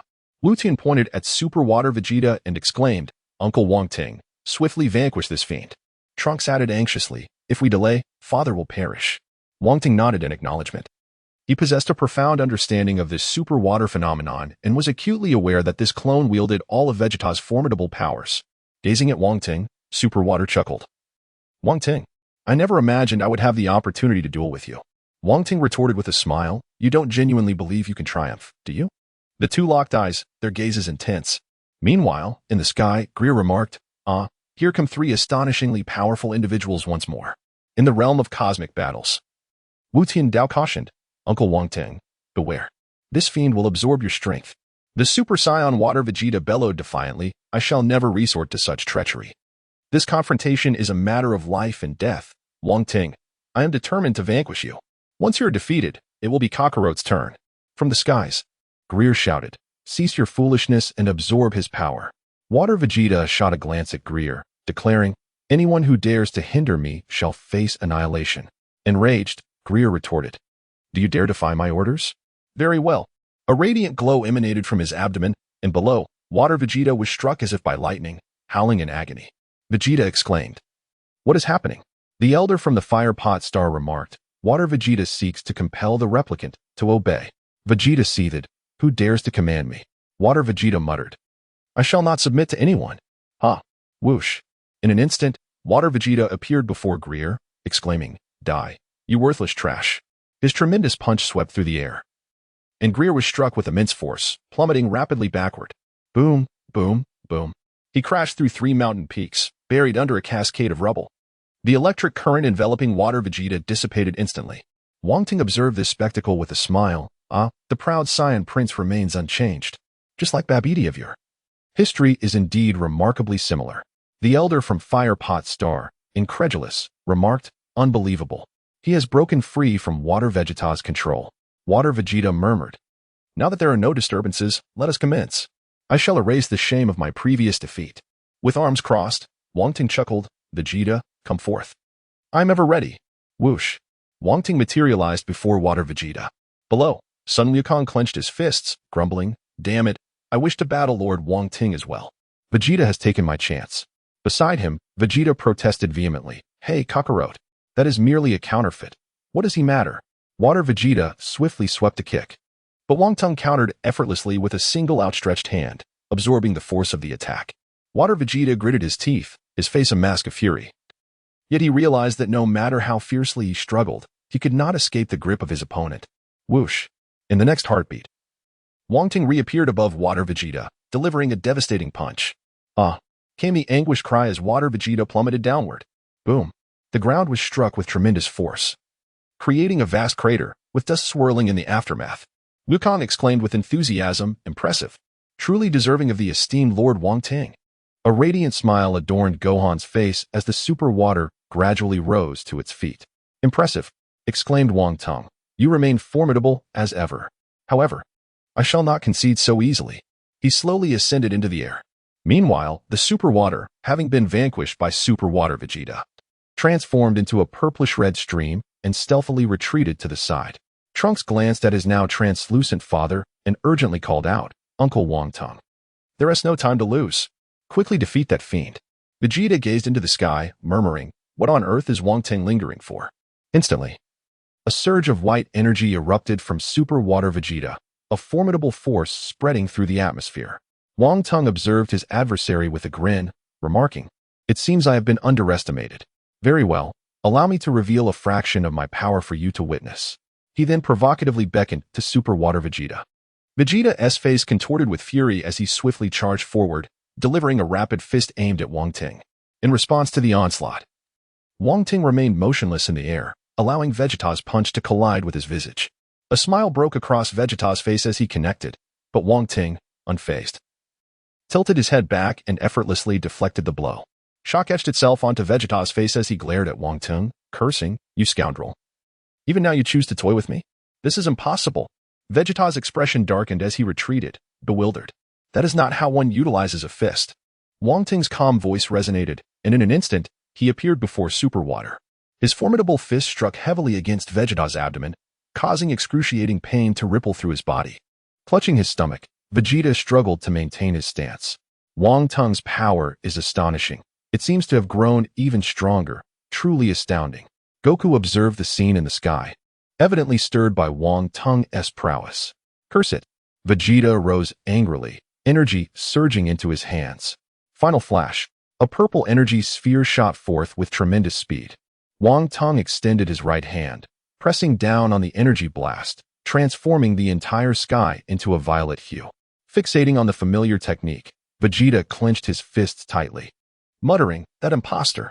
In the next moment, the brilliance began to fade, and smoke billowed from Wong Teng's palm as the energy sphere vanished without a trace. In a fit of rage, Super Water Vegeta erupted with energy, transforming into a Super Saiyan, and swiftly charged toward Wong Teng. As the enemy approached with alarming speed, Wong Teng reacted swiftly, delivering a powerful punch to Super Water Vegeta's abdomen, followed by a fierce kick that sent the latter flying. Whoosh. Boom. Super Water Vegeta crashed into a small mountain. Wong Teng dusted off his hands and chuckled. I didn't expect our strengths to be so similar. I had high hopes for this battle. Upon hearing this, Vegeta's face flushed with anger as he bellowed, Wong Teng, what do you mean? Am I that weak? Wong Teng glanced at the now translucent Vegeta and replied with a smirk, just a tad. Otherwise you wouldn't be in such a pitiful state. Fuming, Vegeta retorted, you. Bang. Super Water Vegeta erupted from the rubble, declaring, I will kill you. A deep growl resonated from his throat as a blue divine aura surged around him, emanating an astonishing power that caused the entire fire-up to tremble. Wong Teng observed Super Water Vegeta, though his body was a shade of purplish red. He was enveloped in a blue aura, strikingly reminiscent of a true Saiyan. It seemed that Vegeta had been utterly consumed, leaving nothing behind. Wong Teng, prepare to meet your end. Super Water Vegeta shouted arrogantly. In the blink of an eye, Wong Teng appeared before him. As Super Water Vegeta attempted to evade the rapidly approaching punch, he thought he had successfully dodged. Ugh! Wong Teng's fist landed heavily on Super Water Vegeta's abdomen, causing him to expel both stomach acid and bile. What is happening? I clearly avoided that. Super Water Vegeta exclaimed in disbelief. Wukong and Vegeta gazed at the battle unfolding in the sky, exchanging a knowing glance as three words echoed in their minds. Instant transmission. Indeed, Lord Wong Teng was employing the instant transmission technique. This time, that imposter Vegeta was doomed. Wukong chuckled. While Wong Teng had no intention of granting Superman Vegeta a moment's respite, he surged forward once more, activating time reversal again. With a powerful punch, he struck Vegeta squarely in the face, sending him flying through the air. Wong Teng's form vanished once again, reappearing instantaneously above the rapidly descending Superman Vegeta. His fist clenched tightly, delivering a heavy blow to his body. Whoosh. Boom. The plummeting Superman Vegeta crashed through three towering peaks. Rumbling. He was immediately buried beneath the rubble. This should be the end. Wong Teng's calm voice echoed as he summoned a golden energy sphere into his hand. Whoosh. The energy sphere was hurled forth in an instant. Boom. A tremendous explosion erupted amidst the debris, a pillar of fire shooting skyward. Its terrifying destructive force obliterating the nearby three small mountains. Rumbling. Thick clouds of dust quickly enveloped the epicenter of the explosion. Vegeta clenched his fists tightly, devoid of any joy at the defeat of his adversary. That imposter's power was identical to his own. Yet, he had not so much as touched Wong Teng, and was reduced to this pitiful state, which greatly displeased him. Subsequently, Vegeta shouted, "Hey, imposter, do you really consider yourself a Vegeta?" The elderly Firestar, hiding behind Trunks, suddenly interjected, "Hey, why are you cheering for the enemy?" Vegeta turned around angrily, "Shut up. What do you know?" The old man immediately sealed his lips, daring not to utter another word. Wukong and Gohan, along with the others, exchanged dry smiles. In the next moment, an astonishing shout echoed from below. A brilliant blue aura surged upward, casting a shadow over the entire sky, as an incredible energy ascended into the heavens. Wong Teng gazed curiously downward, witnessing the relentless rise of the blue flames. What could this be? In astonishment, Wukong cast a glance at Vegeta and exclaimed, "Vegeta, what is this power?" Vegeta gritted his teeth, his gaze fixed intently on the swirling dust below. Gradually, Super Saiyan Water Vegeta began to ascend. At that moment, his form was not merely blue, but a profound shade of deep blue. Wong Teng marveled. Indeed, it is the Super Saiyan Deep Blue. This imposter has actually surpassed the limits that even Vegeta could not breach. Vegeta seethed with rage. Damn it, this counterfeit scoundrel. Super Saiyan Water Vegeta hovered directly opposite Wong Teng. With a smirk, Wong Teng remarked, "I never anticipated you could transform into Super Saiyan Deep Blue." A triumphant expression adorned Super Saiyan Water Vegeta's face as he declared, "Did I not mention before that I am Vegeta? I have merely transcended my limits. Are you prepared? This time will be different from before." As he gazed at the transcendent Super Saiyan Water Vegeta, Wong Teng's demeanor shifted, growing increasingly serious. "In that case, allow me to showcase my strength." A deep roar erupted from Wong Teng, and a golden aura surged forth, rapidly intensifying. The entire planet trembled violently, fissures tearing through the ground below. Wong Teng's form began to transform, his energy reaching its zenith. Lord Wong Teng was on the verge of transforming into Super Saiyan 4. Wufan gazed into the sky, murmuring softly. The expressions of Vegeta and Son Goku also grew solemn. With a thunderous roar, a crimson warrior materialized upon the battlefield. An astonishing aura erupted in the air, with golden flames soaring skyward. Whoosh, whoosh, whoosh. In an instant, Wong Teng transformed into a Super Saiyan 4. His body adorned with red fur and sculpted muscles exuded an intimidating presence. "Let us commence," Wong Teng declared with a grin. The golden flames and deep blue aura painted the sky in two contrasting hues, subtly suggesting a rivalry. At that moment, Gak exclaimed, "Hey Vegeta, your body seems to have grown a tad paler." The Super Water Vegeta retorted mockingly, "Your demise is finally at hand. But fret not, before you meet your end. I shall ensure you witness Wong Teng's wretched state." Just then, the elder from the fiery cauldron extended his hand, saying, "Quick, take this. It is the key to sealing the super water. It may grant us a moment's respite." Vegeta was taken aback, but swiftly grasped it and placed it in his mouth. Wukong, Gohan, Trunks, and Goten were utterly astonished. Vegeta, of all people, was sucking on a pacifier. With the pacifier in his mouth, Vegeta gazed skyward, secretly contemplating it. "I must endure until the final showdown." Wong Teng was momentarily taken aback, nearly bursting into laughter at the sight of the proud Saiyan Prince, Vegeta. With a pacifier in his mouth, Jack swiftly produced his camera, recognizing the rarity of this moment, just as he was about to capture the scene. The camera unexpectedly displayed a low battery warning. Alas, of all times to run out of power.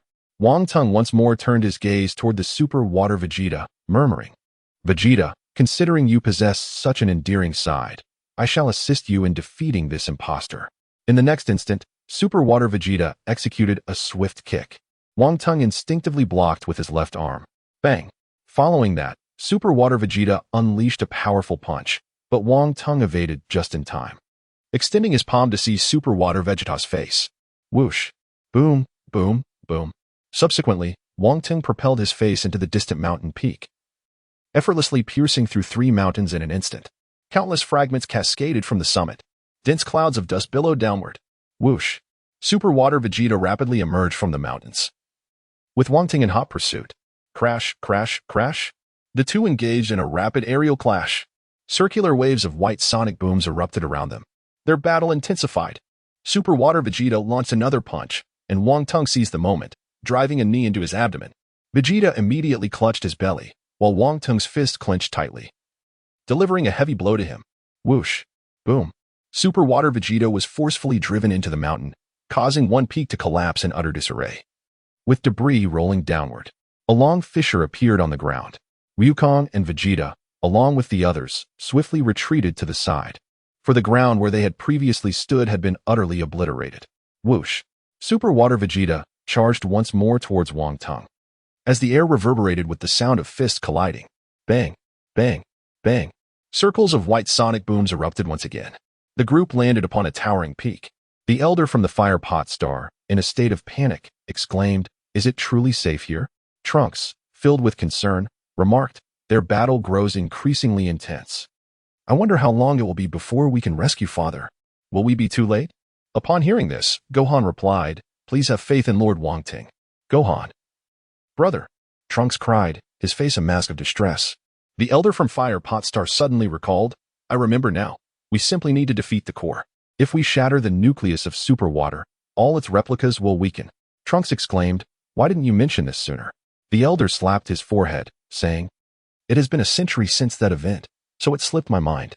The group immediately recalled the defeat of the Greer by Super Water Vegeta, and upon the elder's confirmation, they realized that it was indeed the core of Super Water. Gohan and Goku soared through the skies, guiding the elder towards their destination to vanquish Greer.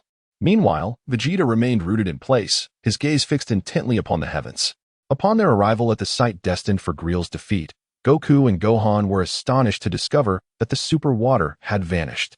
The elder stepped forward to bid farewell, saying, "Do not be hasty. The Super Water likely yearns for that power as well. I suspect it is lurking nearby, waiting for the opportune moment to strike." Wong Teng unleashed a kick that sent the Super Water Vegeta flying. Thud, thud, thud. Once the Super Water Vegeta regained his footing, he charged once more towards Wang Teng with astonishing speed. He unleashed a fierce punch, which Wong Teng caught effortlessly, retaliating with a heavy kick to his abdomen. The Super Water Vegeta was propelled backward. Wong Teng's energy quickly coalesced in his hands. The prince's technique surged forth with a resounding blast. Whoosh, whoosh, whoosh. Countless energy blasts erupted forth. Boom, boom, boom.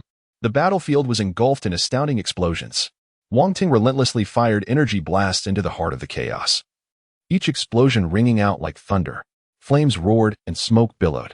Wong Teng surveyed the thick smoke enveloping the epicenter of the explosions, knowing well that, since this adversary was Vegeta, he could not be so easily defeated. As expected, amidst the smoke, there was no sign of injury. As the haze gradually dissipated, the figure of Super Water Vegeta emerged, appearing utterly disheveled, devoid of the initial vigor he once possessed. He lowered his arms, which had shielded his body. A scowl of fury etched upon his face. "Damn it," he exclaimed. "Why am I still losing? I have transcended my limits. Yet I am still unable to overcome that wretch. I refuse to accept such a reality." The astonishing deep blue aura surged anew, fierce winds swirling around him. Observing the revitalized Super Water Vegeta, Wong Teng murmured to himself, "I was so close to defeating him. Truly, this counterfeit Vegeta is remarkably tenacious. Since I have nothing pressing to attend to, I shall indulge in this playful contest a bit longer." Fortunately, positioned high above, Wong Teng's words reached no ears. Had Vegeta heard, he might have succumbed to despair, feeling utterly defeated while Wong Teng continued to toy with him. The two warriors charged at one another once more, their deep blue fists colliding violently with golden ones. Bang! Whoosh! They engaged in a rapid aerial battle, the air filled with the deafening sound of sonic booms. Vegeta, perched atop a high platform, felt a surge of frustration. Damn it, he seethed. Why am I not the one fighting up there? I should be the one to defeat Wang Teng. Meanwhile, the core of the Super Water pursued Goku and Gohan relentlessly. Due to the nature of the Super Water, conventional attacks were ineffective, and they dared not approach, for proximity would result in the siphoning of their power. Wukong exclaimed, Gohan, run. This creature is exceedingly strange. The two then unleashed their energy and soared into the sky. Super Saiyan Water Vegeta was once again sent flying by a single punch. Panting heavily, Super Saiyan Water Vegeta clearly showed signs of immense exhaustion. I never anticipated your strength. I am almost tempted by your power. However, I shall not resort to such measures. I am determined to defeat you completely, for I am Vegeta. Wong Teng gazed at the impostor before him and chuckled. I never expected a counterfeit to so completely inherit Vegeta's proud demeanor. What a surprise. Super Saiyan Water Vegeta roared in response. Ah! A deep blue aura surged skyward, filling the air with an astonishing presence. Wong Teng observed as the energy surged around him, remarking, It seems you wish to settle this once and for all. Come on. Super Saiyan Water Vegeta unleashed a tremendous force, the deep blue aura rising ever higher. Let us determine the victor. Wong Teng echoed, Bring it on. The two charged at each other, their formidable powers converging into their fists. The clash of deep blue and golden fists resulted in an explosion of blinding white light. As the entire space transformed into a luminous haze, a fearsome gale and waves of energy radiated outward, obliterating the boulders and peaks below. Goten and Trunks, standing beside Vegeta, found themselves unable to open their eyes in the overwhelming chaos. At that moment, Super Saiyan Water inexplicably abandoned the pursuit of Wukong and Gohan, stealthily making its way toward Vegeta. In the blink of an eye, Super Saiyan Water appeared behind the mountain where Vegeta and the others stood, its sights set firmly on Trunks.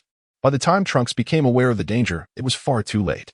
He gasped in shock, and upon hearing his cry, Vegeta shouted, Trunks. The pacifier fell from his mouth in an instant. As it flew away, spots of purplish-red energy manifested around Vegeta, rendering his form ethereal.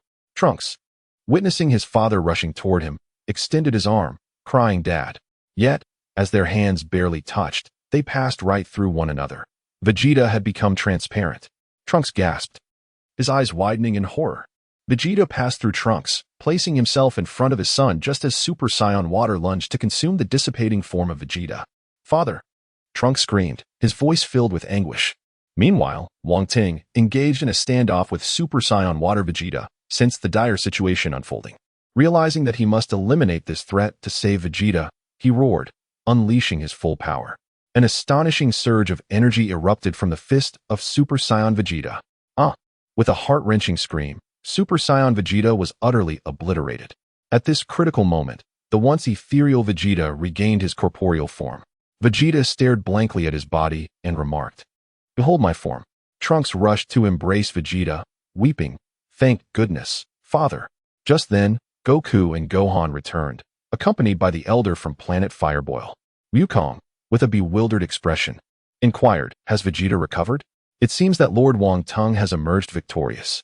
As Wong Teng descended from the sky, Trunks immediately expressed his gratitude, saying, Thank you so much, Uncle Wong Teng. Wu Tian chuckled, exclaiming, Uncle Wong Teng is truly remarkable and exceedingly handsome. Vegeta, however, merely turned his head away and softly murmured, Thanks. Wong Teng responded with a nod to the crowd. He then approached the now somewhat dazed Super Water, which had momentarily stagnated due to the destruction of its clone. Once recharged, it would once again be capable of devouring others' powers. Observing it, Wong Teng furrowed his brow and initiated a dialogue with the system. System, is it possible to absorb this super water? Wong Teng's voice echoed in his mind. Shortly thereafter, the system's mechanical voice responded, Greetings, host.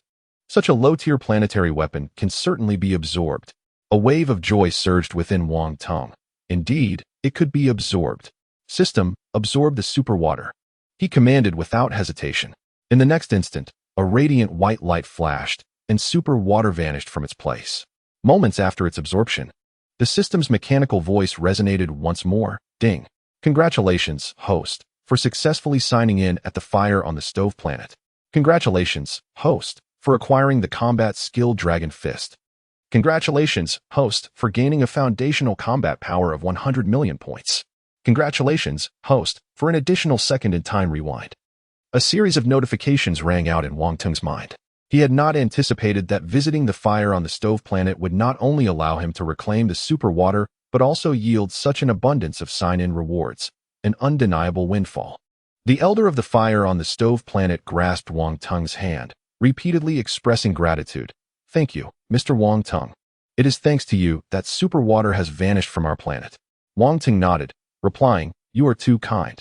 The elder then turned to Trunks and Wu Tian, saying, thanks to your presence, super water would have been taken by the oil-fried man long ago. We welcome you to visit again. Wu Tian smiled and nodded, saying very well. Wukong pondered, stroking his chin. It is indeed Lord Wang Teng who has subdued Superman Shui. Truly impressive. Alas, it is regrettable that I did not have the chance to engage with Lord Wang Teng myself. I envy Vegeta. Vegeta turned his head and exclaimed, what did you say? Kakarot. This time, you haven't been of any assistance at all. With a chuckle, Wukong remarked, Vegeta. It's quite amusing to see a man of your stature sucking on a pacifier. Vegeta's face flushed crimson as he turned away, muttering softly, what did you say? I didn't hear you. Soon after, the group returned to Earth. In Biddy Lee's arms, Little Fong continued to suckle on her pacifier. Little Fong, you'll no longer need that once you grow up. Vegeta gazed at this scene, utterly dumbfounded, his heart suffering 1,000 genuine wounds. As he watched Goten return, Chi-Chi rushed out, enveloping Goten in a tight embrace. My Goten has finally come back. Are you all right? You weren't hurt, were you? Wu Tian whispered, However, Trunks faced criticism from Bulma. Trunks, you have been quite mischievous. Sneaking into someone else's spaceship without permission. Everyone has been terribly worried about you. Goten and Trunks exclaimed in unison, I realize my mistake. Vegeta stood frozen, trembling all over. Was that truly a pacifier? Wong Teng approached with a smile. Did you not know? Vegeta bellowed, who on earth would know? If I had known, I would have preferred death to accepting it. Wukong interjected. Do not speak in such a manner, Vegeta. If one were to perish, there would be no contest of life and death. Moreover, would you truly resign yourself to defeat at the hands of Lord Wang Teng? Vegeta let out a disdainful snort. Following their adventure on the fiery planet, Wang Teng's strength experienced yet another ascension. Not only had his foundational combat abilities increased, but his time manipulation had also extended to 7 seconds, alongside mastering the Dragon Fist, culminating in a comprehensive enhancement of his prowess. Throughout the subsequent week, Wang Teng and Gohan dedicated their time to practicing the Ultra Instinct technique, engaging in rigorous sparring sessions that yielded significant improvement for both parties. At that moment, Gohan's foundational combat power had grown considerably, and in his transformation into Super Saiyan 4, he was now a suitable training partner for Wang Teng. A day later, as the two continued their practice of Ultra Instinct, Whis and Beerus arrived at Gohan's residence. Upon their arrival, they swiftly made their way to Gohan's backyard. Beerus immediately offered a 90-degree bow, exclaiming, Salutations, esteemed inspector. Wang Teng slowly opened his eyes and inquired, Beerus, what is the matter? With utmost respect, Beerus replied, I have come to report regarding Son Gohan. Wang Teng was taken aback. Son Gohan? Pray elucidate. In response, Beerus continued, As you are aware, I have previously appointed Gohan as the candidate destroyer of Universe 7. 3 days hence, an event known as the First Destroyer Martial Arts Tournament will be held in the realm of the First Universe's destroyers. I wish to take Gohan to participate. Upon hearing this, Wang Teng's interest was piqued. The First Destroyer Martial Arts Tournament? How intriguing. Very well, I shall accompany Gohan on this journey. Beerus smiled. Then Whis and I shall await you in the realm of the destroyers. Subsequently, they took their leave. After bidding farewell to Wukong and the others, Wang Teng escorted Gohan back to the realm of the destroyers in Universe 7. Upon their arrival, Beerus and Whis were already anticipating their presence. After exchanging pleasantries with Wang Teng, he softly stated, Let us set forth. Thereafter, with a gentle tap of Whis' angelic staff upon the ground, the traversal vessel enveloped the three of them and transformed into a streak of light, vanishing from the realm of the destroyers in Universe 7. During their journey, Wang Teng inquired with some perplexity, Beerus, what exactly is this First Destroyer Martial Arts Tournament you mentioned? He was well aware of the plot of Dragon Ball Super and was certain there was no such event in the storyline. Beerus, contemplating for a moment, explained, This is an exchange tournament established by the 12 Universe Destroyers, and the champion of the contest will earn the title of First Destroyer.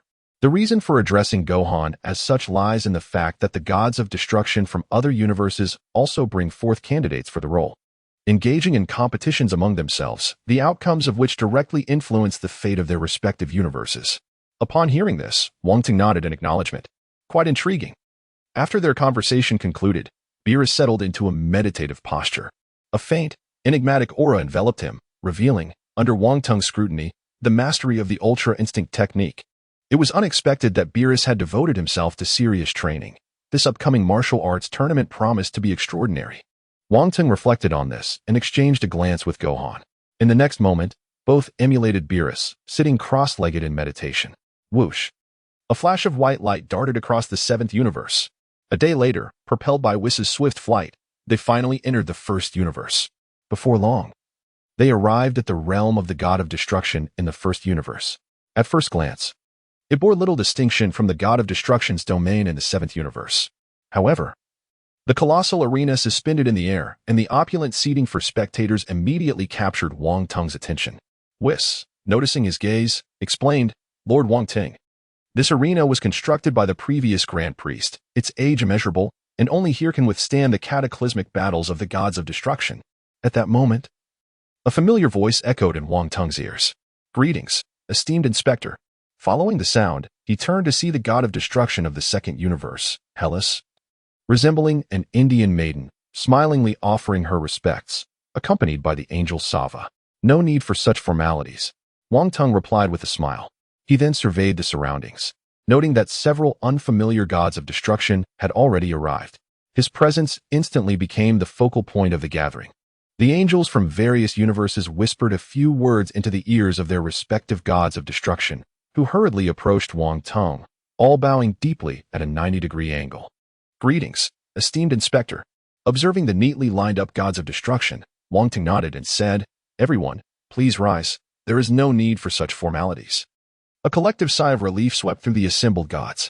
Subsequently, the angels from each universe also inclined their bodies, extending their greetings to Wong Teng. Notably, the angel Makari from the 11th universe made quite an impression on Wong Teng. With her hair styled in twin ponytails, she resembled a charming little girl, captivating all who beheld her. Whoosh! A streak of light shot by, and soon the god of destruction of the 6th universe, Champa, along with the beautiful Vados, arrived. Upon their arrival, they immediately approached Wong Teng. "Lord Wong Teng, how have you been?" Vados' gentle voice resonated. Wong Teng smiled, replying, "Well." Vados had become increasingly lovely. Upon hearing this, a radiant smile instantly adorned Vados' face. As for Xiangpa's greeting, Wong Teng merely nodded lightly and disregarded it, leaving Xiangpa feeling a twinge of disappointment. Oh! The air was imbued with an aura of profound significance. The formidable Margarita approached slowly, her gaze scrutinizing Wong Teng from head to toe. Her beautiful eyes suddenly narrowed, a look of astonishment crossing her features, as she exclaimed in surprise, "Who would have thought that the esteemed inspector was a prodigious talent in cultivation?" Margarita's words immediately captured everyone's attention, and numerous angels turned their gazes toward Wong Teng, gradually realizing that this inspector was not merely a figure elevated by connections. As rumors suggested, as time progressed, various deities of destruction, angels, and even candidates for the role of deity began to arrive one after another. All eyes were fixated on Wong Teng, who had undeniably become the focal point of this martial arts tournament. The presence of Son Gohan, trailing behind Beerus and Wong Teng, also sparked considerable discussion. Could the lad accompanying the esteemed Wong Teng truly be the candidate for the 7th universe's deity of destruction? Standing beside Beerus, he must be noteworthy. His strength appeared commendable, though one might argue that his visage seemed rather youthful. Yet, Beerus, that contradictory fellow, had previously insisted that he would never appoint a candidate for the deity of destruction. It seems this inaugural tournament for the top deity of destruction would be anything but simple. As the murmurs gradually subsided, anticipation filled the air as everyone awaited the commencement of the tournament. The reason it was dubbed the inaugural tournament for the top deity of destruction was that any deity who could clinch the championship title for 3 consecutive years would earn the honorific title of the top deity of destruction. With such a title, one would essentially rise above the other 11 deities. Thus, all deities regarded this tournament with utmost seriousness. Beerus had already claimed victory in 2 consecutive championships. Should he triumph once more, the title of top deity of destruction would rightfully belong to him. This was a reality that none of the deities could tolerate. The competition among candidates for the deity of destruction symbolized the potential and future of a universe, as well as the prestige of the deities. Whoosh! A figure descended from the sky. In the blink of an eye, under the watchful gaze of the crowd, a figure gradually took their position at the dais. It was the Grand Minister. Wang Teng immediately recognized the descending figure as the Grand Minister, the Chief Steward of the Omni-King. We bow before the Grand Minister. With the Grand Minister's appearance, all the deities of destruction performed a deep bow. Gohan, quickly pay your respects, Beerus remarked, observing Gohan, who seemed momentarily dazed, a look of alarm creeping onto his face as he whispered a reminder. Yet, his seemingly hushed warning caught the Grand Minister's attention, causing beads of cold sweat to form on Beerus's brow. It's over. A calm voice emanated from the Grand Minister's lips. Inspector, since you've come, why not join me for a chat? Wang Teng smiled softly and said, Gohan, stay close to Beerus. Do not be afraid. I shall handle everything. In an instant, Wang Teng appeared before the Grand Priest. It has been a while, he exclaimed with a smile. You, my friend, have hardly changed at all. Though your aura has certainly grown much more formidable since your departure, it is rather unkind of you. You promised to prepare a delicious meal for me before you left. Yet you departed without a word. The Grand Priest spoke with a smile, his tone gentle. I sincerely apologize. I shall make it up to you upon my return. Upon hearing this, the Grand Priest nodded with a smile. With a wave of his hand, the seating arrangements on the podium transformed from one seat into two. Since the inspector is here, let us observe whether these destroyers have made any progress. Wong Teng nodded in agreement. The Grand Priest then turned his attention to the bowing destroyers. His calm voice resonated, all destroyers, please rise. Yes. The destroyers responded and slowly stood up. As Beerus glanced at Wong Teng seated beside the Grand Priest, he felt a sense of relief. He was well aware of the consequences should the Grand Priest become enraged. Yet he also reassured himself that with Gohan under the inspector's protection, there should be no significant issues. Gohan, to be cautious in the future, and refrain from causing any trouble for Lord Wong Teng, Beerus advised softly. Gohan could only manage a wry smile, as he was unaccustomed to such scenarios and had yet to adapt to the position of a candidate destroyer. Ladies and gentlemen, for this first Destroyer Martial Arts Tournament, the judging duties will be jointly undertaken by myself and the inspector. The Grand Priest's voice echoed in the ears of every attendee. The assembly was reminded once more of the inspector's immense authority, as even the Grand Priest showed deference. While both the Grand Priest and the inspector held the rank of first-level divine officials, their spheres of influence differed. Lord Beerus, the Grand Priest, has declared the tournament open. Yet no one is taken to the stage. What are the rules governing this first Destroyer Martial Arts Tournament? Gohan, filled with confusion, inquired. Upon hearing this, Beerus chuckled. Rules? You wish to challenge someone? Simply step onto the stage. Gohan's perplexity deepened at Beerus's explanation. Was the divine contest truly so unceremonious? Was it not akin to a chaotic brawl? Just then, Topo had already ascended the arena. Hey, you from Universe 7, do you have any interest in joining the fun? The voice of Topo, the candidate destroyer of Universe 11, resonated throughout the realm of the gods of destruction, unexpectedly targeting Gohan first. Upon hearing Topo's challenge, Gohan gritted his teeth and leapt onto the stage. Observing Gohan's determination, a glimmer of admiration crossed Beerus's face. Who would have thought that the seemingly timid son Gohan would actually take action when it mattered? Indeed, he did not tarnish the reputation of Universe 7. Beerus murmured with a smile. Whoosh. On the arena, Gohan swiftly approached Topo. Gazing at the rapidly advancing Gohan, Topo couldn't help but display a smirk of derision, exclaiming, You naive child, seeking your own demise. Topo considered himself among the elite candidates for the role of God of Destruction across the 12 universes. Yet the audacity of the youth before him, devoid of any fear, was utterly bewildering. In the next moment, Topo moved, his form vanishing like a specter, only to reappear behind Gohan. With astonishing force, he launched a punch towards Gohan. Reacting instantly to the assault, Gohan seized Topo's fist with both hands. With a surge of strength, he hurled Topo away. Whoosh. Boom. Topo's massive frame crashed heavily onto the arena. A wave of laughter erupted from below. The other candidates for God of Destruction from various universes finally witnessed this arrogant individual suffer a significant setback, their faces adorned with mockery.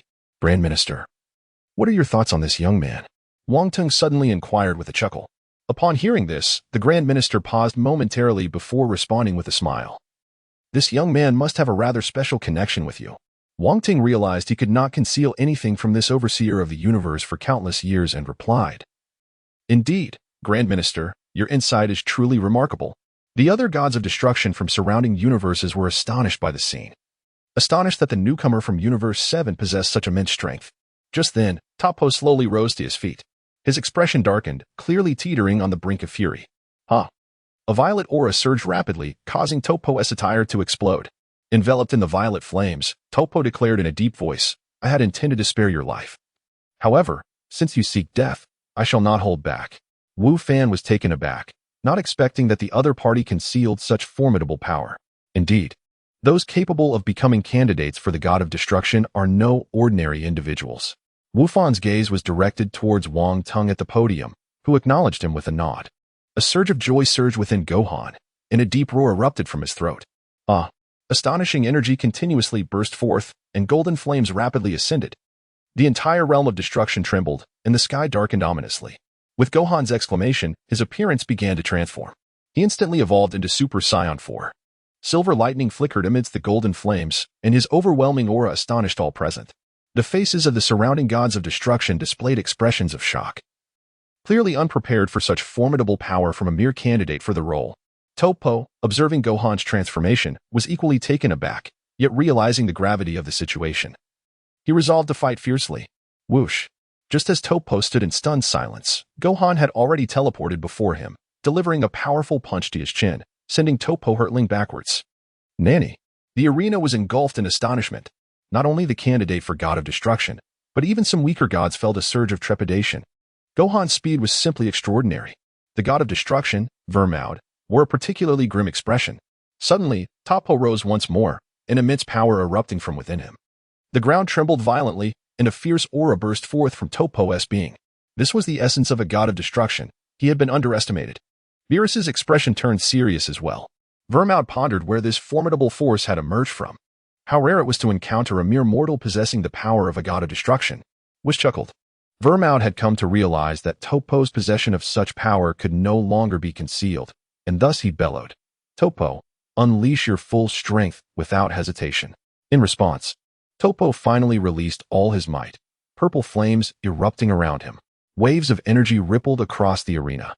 In the next moment, Toppo charged towards Gohan, clearly intent on avenging his earlier humiliation.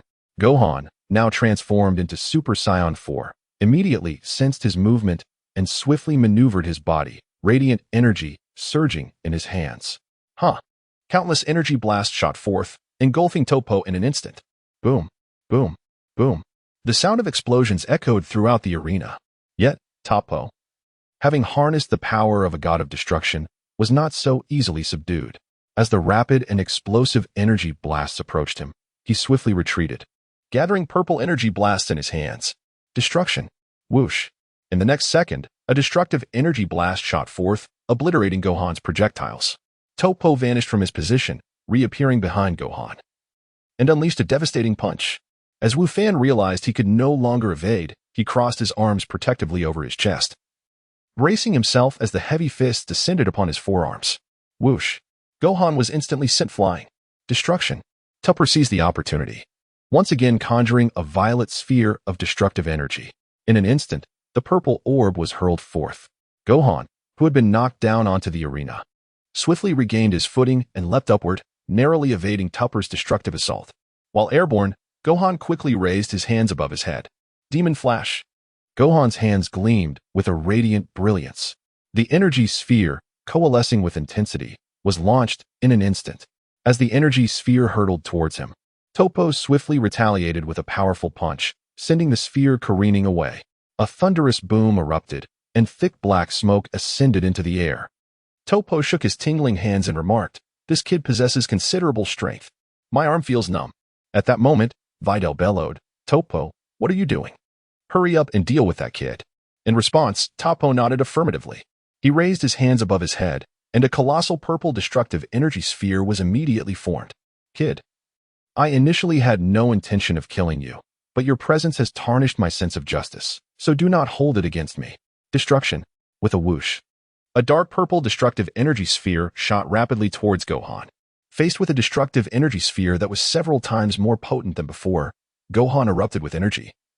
golden flames surging forth. I promised Lord Wong Teng that I would become the strongest warrior. I cannot afford to lose here. Observing Gohan as he gathered his power, Topo scoffed, "Little one, your strength is merely a flickering firefly in my eyes. Die." Topo forcefully pressed down, exerting tremendous pressure upon the destructive energy sphere. Feeling the weight of the pressure above, Gohan instantly maximized his energy, with a shimmering white-blue radiance emanating from his hands. "What you said is something I cannot achieve." Wave. With a swift whoosh, the white-blue energy wave was unleashed, colliding against the dark purple destructive energy sphere amidst the astonished gazes of onlookers. The destructive sphere, propelled by a fierce gust, remarkably halted in midair, as terrifying energy radiated outward, causing debris to soar from the ground. Meanwhile, Wong Teng remained calmly seated above, exuding an air of tranquility. The Grand Priest cast a subtle glance at Wong Teng. Gohan relentlessly channeled energy into the Kamehameha wave. Ha! With Gohan's furious roar, the dark purple energy sphere was gradually pushed back. "Whis, did you perceive a figure within Gohan?" Beerus inquired, astonishment evident in his voice. In response, Whis smiled and said, "Are you referring to Lord Wong Teng?" Beerus nodded solemnly, affirming, "Indeed, for a fleeting moment, it seemed as though the presence of Lord Wong Teng manifested within Son Gohan." Tropo gazed at the rebuffed destruction energy sphere, his eyes widening in disbelief. He had not anticipated that his enhanced destructive force could be countered by a mere human. He then bellowed, "If that's the case, allow me to demonstrate what true destructive power entails." No sooner had he spoken than Tropo coalesced an even larger purple destruction energy sphere in his hands, pulsating with tremendous energy. "Destruction!" Tropo roared, flinging the massive purple energy sphere forward. Boom! The colossal purple sphere crashed down upon the previous destruction energy sphere, and Gohan immediately felt an overwhelming surge of pressure. "This is bad. It seems Son Gohan is in a precarious situation," Beerus exclaimed in alarm. At that moment, Whis' voice resonated. "Lord Beerus, do not panic. Perhaps Gohan still possesses a hidden card. Observe Lord Wong Teng's calm demeanor." Beerus swiftly turned his gaze to the podium, noticing Wong Teng seated above, exuding tranquility without a trace of worry. Only then did he redirect his attention back to the arena. Gohan was relentlessly pushed back by the terrifying destructive energy wave, carving a long scar into the arena behind him as beads of sweat rolled down his forehead. Topo chuckled, "Give up. You stand no chance of victory. Cease this futile struggle." Upon hearing this, Gohan's eyes widened in shock, and a series of deep roars erupted from his throat. "I have fought hard to reach this point. How could I possibly surrender? I aspire to become a powerful being like Lord Wong Teng. Anyone who dares to obstruct me shall pay the price." Tenfold Kaioken. Whoosh, whoosh, whoosh. A crimson aura flared up around the golden energy, unleashing a terrifying force. Mei's eyes widened in disbelief. Impossible. How could a mere mortal possess such overwhelming power? Wong Teng gazed at the erupting Gohan with a sense of pride swelling within him. After all, he had meticulously trained him. It was astonishing how quickly Gohan had mastered the Kaioken technique after Wong Teng had taught it to him. In terms of timing, he surpassed even Goku. Tenfold Kaioken. The resounding cry of Wufan reverberated throughout the realm of the destroyers. The azure and white Kamehameha instantly received a formidable surge of power, momentarily countering the two destructive energy spheres, gradually pushing them back. Torpo's eyes were filled with terror as he roared. How is this possible? How could such an event transpire? How could a mere human withstand the force of destruction? Subsequently, he let out a thunderous shout, exerting all his strength in a desperate attempt to propel the destructive energy spheres forward. Gohan immediately stepped back, and his gaze transformed, becoming resolute. "Ah!" With Gohan's deep exclamation, a white-blue shockwave erupted with astonishing force, completely repelling the destructive energy sphere, which was on the verge of being consumed. At that moment, whoosh, the figure of Videl appeared before the energy sphere without warning. "Destruction!" A soft voice emanated from her lips. In an instant, the energy sphere in the air was entirely obliterated, vanishing without a trace. Suddenly, it was taken aback, gazing at the unexpectedly appeared god of destruction, whose presence evoked a tumult of emotions within him. Was there no shame left? The resounding voice of Beerus echoed through the air. In an instant, Beerus stood upon the arena. The two locked eyes from a distance, and the atmosphere became palpably tense. Both Beerus and the exquisite Vimid exchanged a nod towards the two individuals behind them. As Wufan and Tualpa stepped down from the arena, Beerus declared, "Show mercy where mercy is due.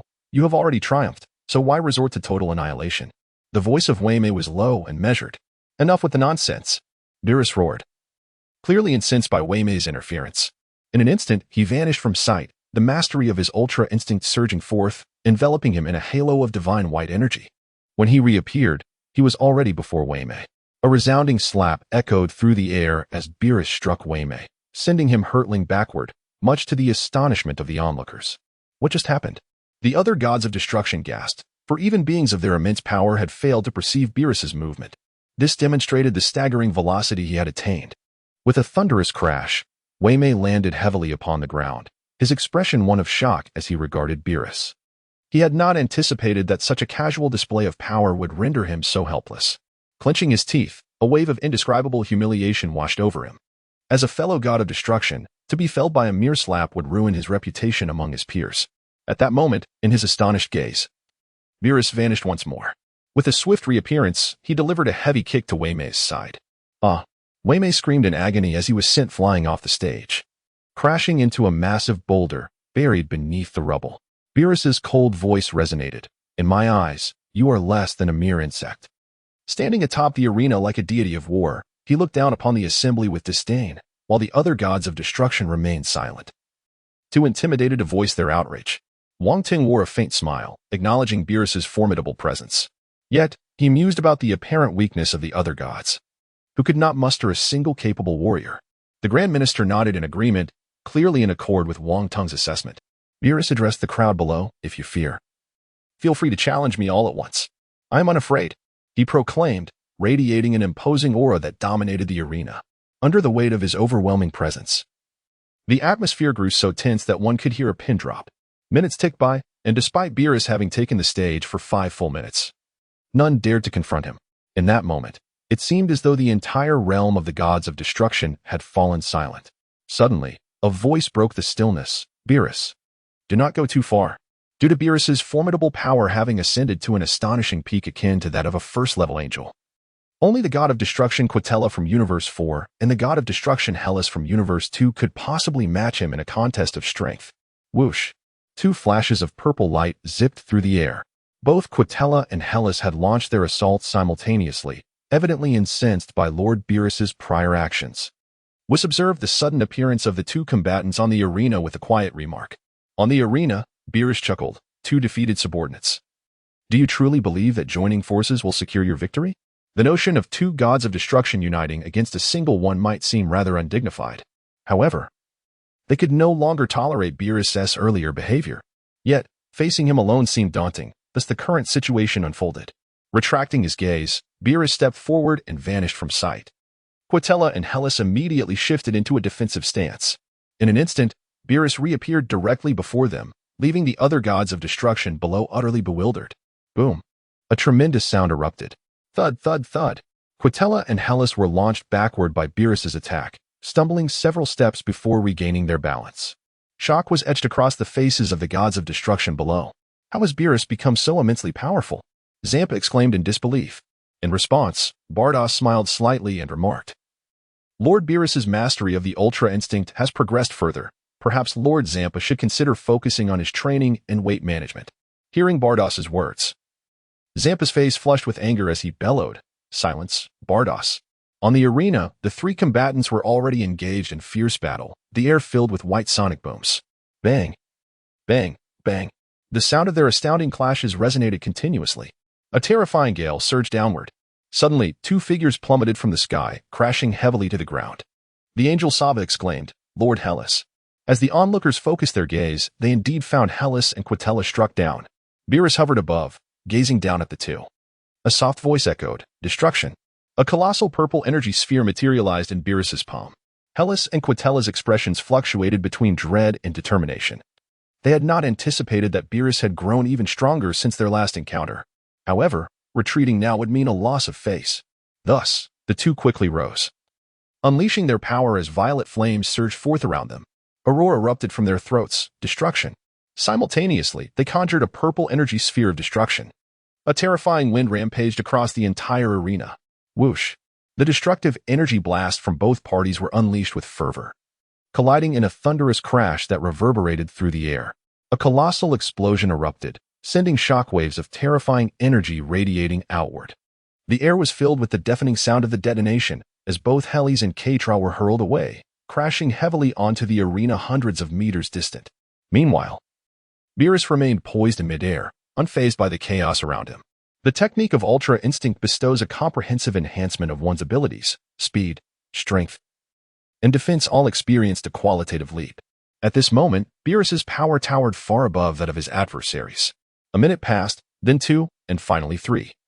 Yet neither combatant rose to their feet. It was unclear whether they were injured or had simply conceded defeat. Observing this scene, the remaining gods of destruction inhaled sharply, swiftly calculating their odds of contending against Beerus. Ultimately, a bitter smile spread across their faces. Victory appeared utterly unattainable.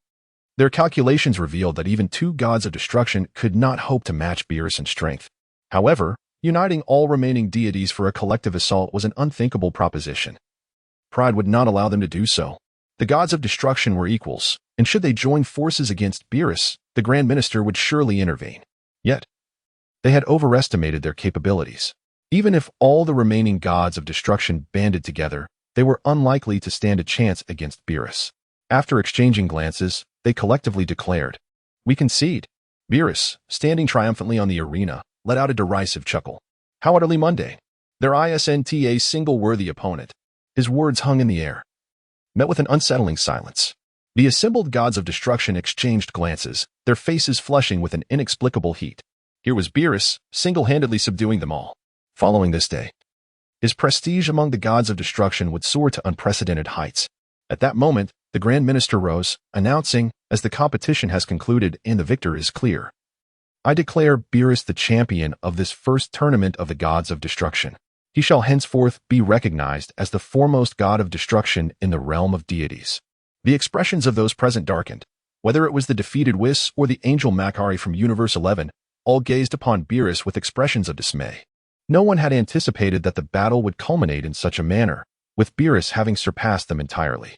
Following this confrontation, his fame as the premier god of destruction would resonate throughout all 12 universes.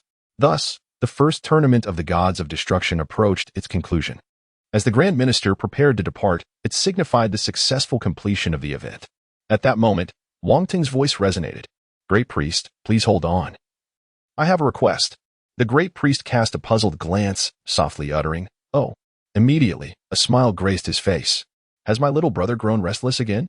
Since Wong Teng's arrival, he had spent considerable time with the Great Priest, who was well acquainted with the latter's character. Previously, he had urged him to cultivate, and now, witnessing the victorious Beerus, how could he possibly remain indifferent? Wong Teng chuckled. "Only you truly understand me, Great Priest." With the thought of Beerus having mastered the Ultra Instinct, Wong Teng felt a compelling desire to engage in a contest. After all, such an excellent opportunity was not one to be missed. The Great Priest settled back down, his voice calm as he announced, "A rematch, the inspection officer versus the first destroyer." Upon hearing the Great Priest's declaration, the gods who had intended to withdraw paused in their tracks. Wong Teng's figure transformed into a streak of light, appearing instantaneously on the arena. Upon his arrival, Beerus immediately bowed. "Beerus, unleash your full power without reservation. You cannot harm me." Wong Teng's commanding words echoed forth. Standing on the platform, Wong Teng and Beerus exchanged intense gazes. "Beerus, show me your true strength. I hope it will satisfy me. Otherwise, you know the consequences." A glance from Wong Teng sent beads of cold sweat trickling down Beerus's forehead. In the next moment, an overwhelming aura erupted from Beerus, a violet flame of energy soaring into the air. In truth, Wong Teng harbored no animosity towards Beerus. Although he often spoke of destruction, Beerus was inherently full of humanity. Witnessing the astonishing energy emanating from Beerus, Wong Teng let out a fierce roar. "Aya!" Instantly, golden flames erupted from within him, forming a colossal pillar of light that soared into the heavens. Surrounding the golden flames were flashes of silver lightning, and Wong Teng's appearance began to transform. Whoosh, whoosh, whoosh. The overwhelming energy surged forth, causing the entire realm of destruction to tremble violently. Suddenly, the sky darkened, and with Wong Teng's thunderous shout, the golden light pierced through the clouds. The roaring flames expanded outward from beneath him, creating tiny fissures in the otherwise solid arena. With his mighty roar, he transformed into Super Saiyan 5, his silver hair and white tail dancing freely. "Beerus, we may commence." Although it was not the first time Beerus witnessed Wong Teng's transformation, an exhilarating thrill coursed through him. Lord Whis, do you think Lord Wong Teng will be all right? Lord Beerus is now the foremost god of destruction. Wu Fan inquired with a tone of concern. Ha ha, Wu Fan, there is no need for worry. It is Lord Beerus who should be concerned. Whis chuckled softly. In the next moment, Wong Teng launched an attack, a flash of golden light darting forth as he appeared before Beerus, delivering a straightforward yet powerful punch. Whoosh!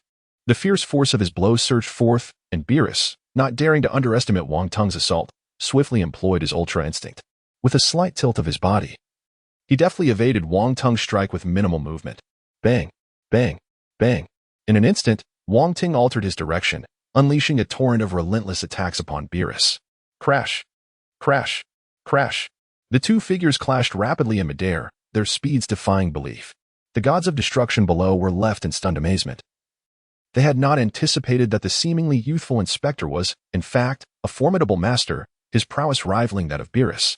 At that moment, a sense of reverence washed over the faces of all the gods of destruction and angels.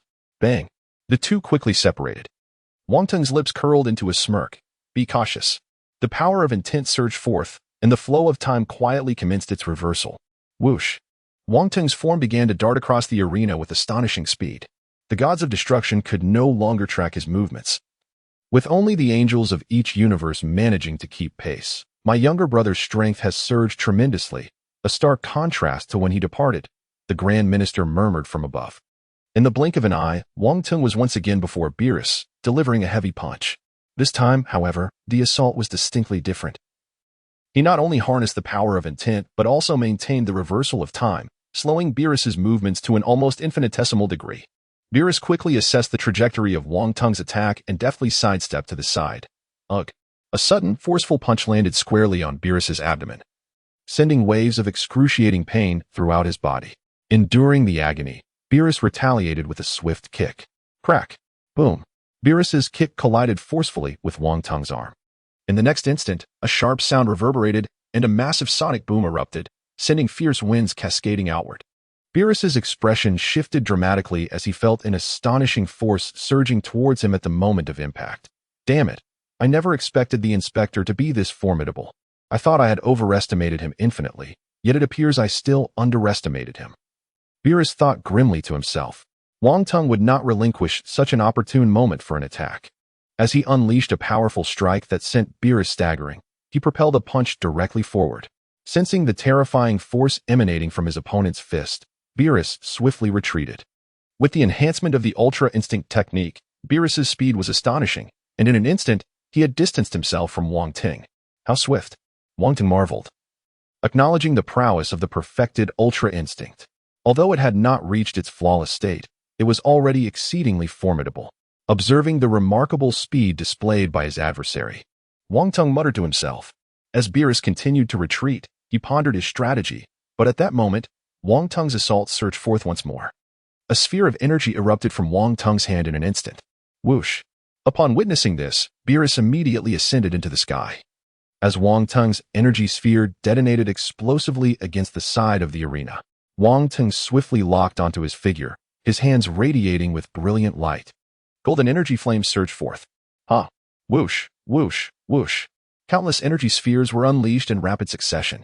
The princess fighting technique reemerged. The myriad of energy spheres he had gathered sped towards Beerus with relentless velocity. Boom! Boom! Boom! The thunderous sounds reverberated as Beerus was enveloped by thick clouds of smoke. Swish! Swish! Swish! Wong Teng provided no respite for Beerus, continuously launching energy spheres at breakneck speed, with countless projectiles racing into the swirling black smoke. Boom! Boom! Boom! The sky was filled with explosive roars. Flames illuminated the surroundings as dark smoke billowed outward. The destroyers below twitched at the corners of their mouths, feeling a deep sympathy for Beerus. Huh! With a thunderous shout, a violet protective barrier materialized above the arena. All assaults were immediately repelled by the barrier. Phew! Beerus gasped for breath. As the violet shield expanded outward, the smoke was swiftly dispersed. Wong Teng gazed at Beerus, who had retracted the barrier in midair, his expression shifting constantly. Just then, a resigned voice from Beerus echoed. Lord Wong Teng's attacks are truly overwhelming. I had no choice but to activate the protective barrier. Please proceed with caution. Suspended in the air, Beerus summoned the signature power of the destroyer, destruction. A violet sphere of destructive energy materialized instantly.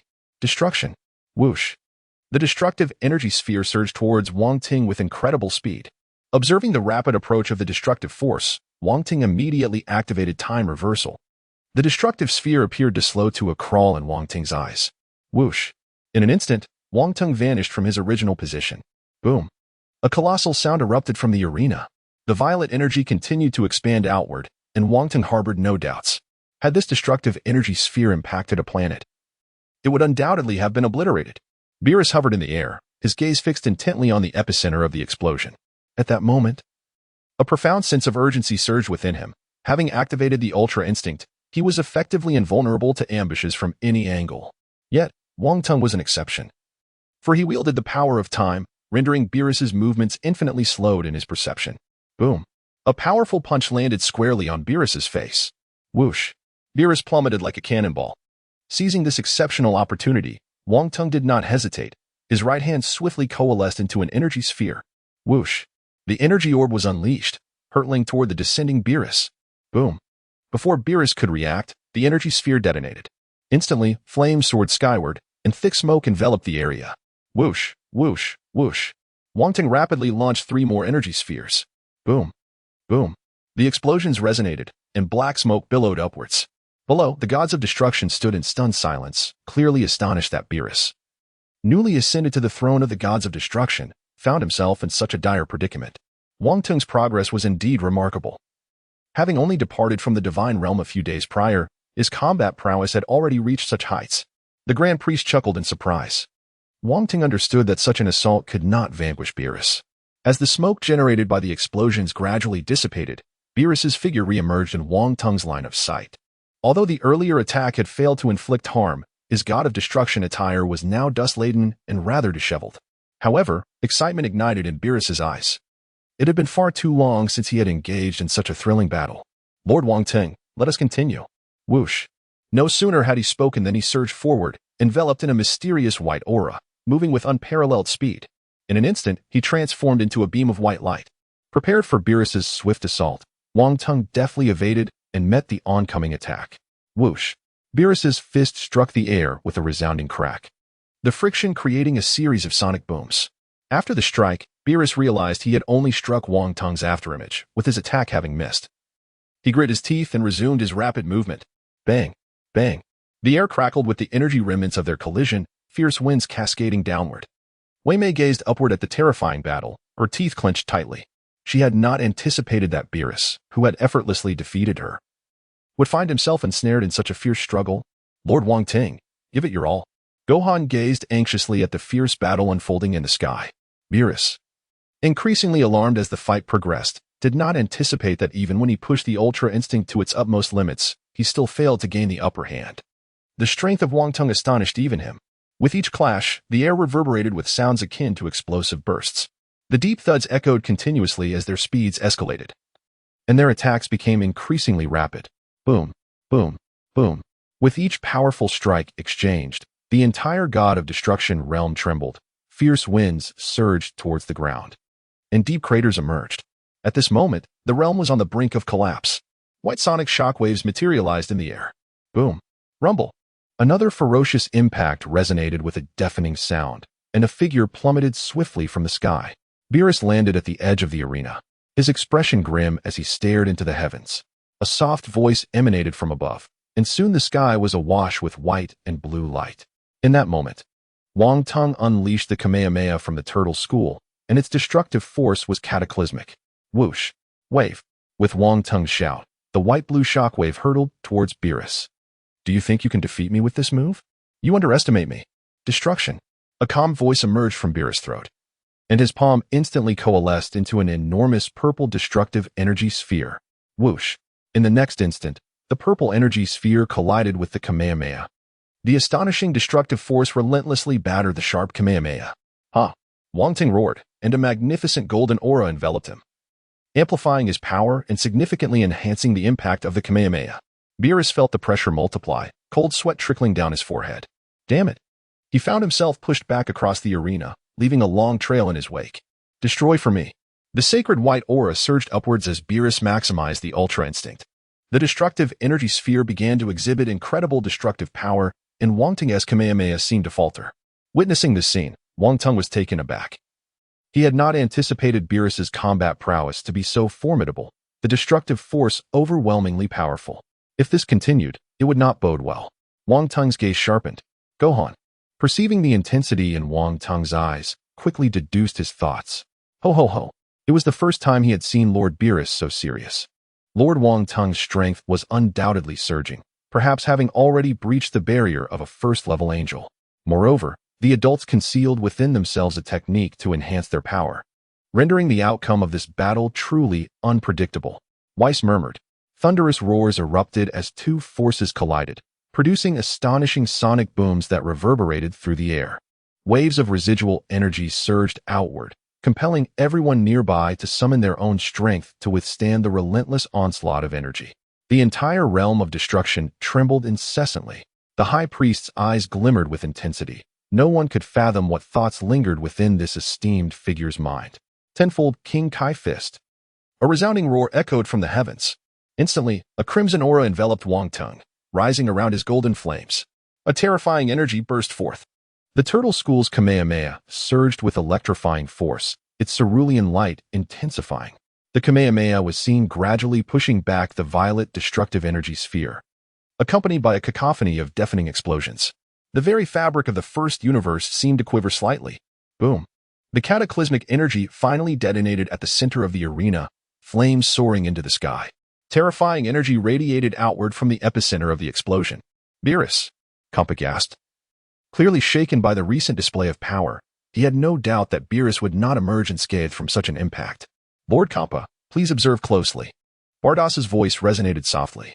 Huff, huff. Wang Teng gasped for breath, gazing at the astonishing explosion below, his lips moving slightly. Truly impressive that one could evade such a strike. No sooner had he thought this than, whoosh, Beerus's figure suddenly materialized behind him, delivering a powerful punch. Incredibly, at the crucial moment, Beerus' Ultra Instinct unleashed astonishing speed, allowing him to evade that terrifying shockwave in an instant. As Beerus' heavy fist raced toward him, Wang Teng charged forward to meet it. Their fists collided with a resounding crash. The resulting shockwave radiated outward from the point of impact. In the next moment, Wang Teng's form vanished like a phantom, his speed augmented by the King Kai fist reaching unfathomable levels. All that remained was a fleeting red afterimage, while he himself had completely disappeared. When he reappeared, it was already behind Beerus. Caught off guard, Beerus had no time to react as Wang Teng delivered a powerful blow directly to his body. Bang! Whoosh! Beerus was sent flying. His form plummeted downward. Whoosh! Wang Teng vanished once more, now moving with the swiftness of lightning. His speed was so extraordinary that it defied capture. This is the terror of the Tenfold King's fist layered upon the Super Five. Primarily due to Wang Teng's recent endeavors in signing in, battling, and training, which have significantly enhanced his foundational combat power. Bang! Bang bang bang. Wang Teng unleashed a flurry of strikes, rendering Beerus akin to a mere punching bag, utterly incapable of retaliation.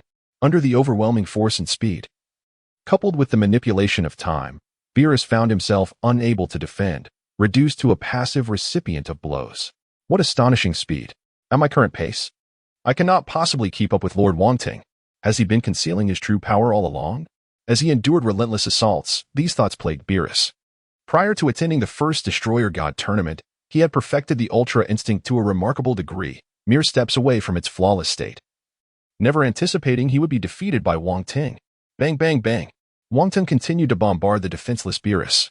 Each strike landed with precision, inflicting unimaginable pain upon Beerus' body. Beerus, what is happening? Have you exhausted your strength? If this is your limit, it is rather disappointing. Wang Teng taunted as he attacked, his words piercing deeper than his fists. Having always held a position of supremacy as a god of destruction, he had never experienced such humiliation. A profound sense of indignity surged within him. Beerus had never yearned for strength so desperately. At that moment, a surge of terrifying white energy erupted from within Beerus.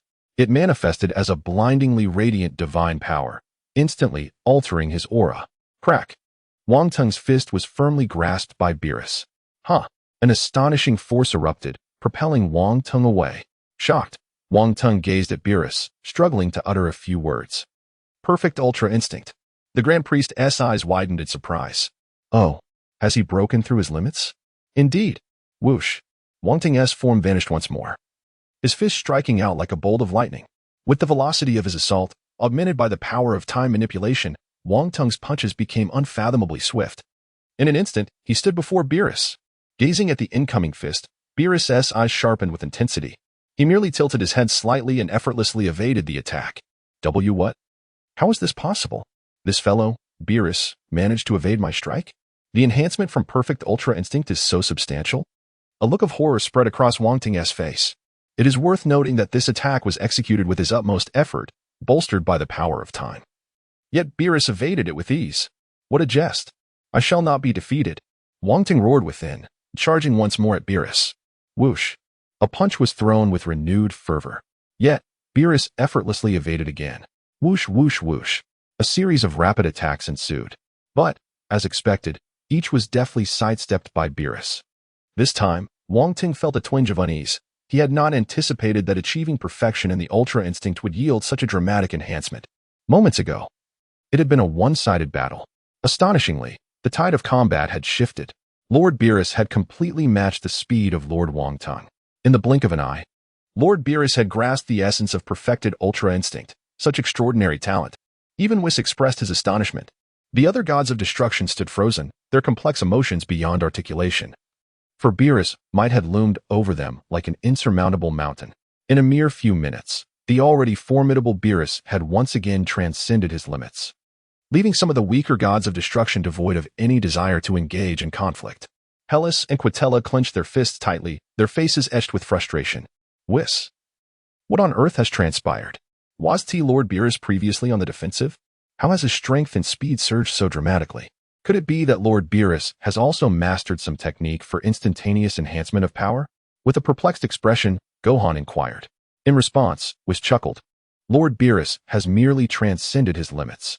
Upon hearing that Beerus had indeed surpassed his limits, Gohan clenched his fists, growing increasingly concerned for Wang Teng. In the aerial battlefield, Wang Teng launched several attacks against Beerus once more. However, the outcome remained unchanged. Each assault was effortlessly evaded by Beerus, indicating that his speed had far surpassed Wang Teng's.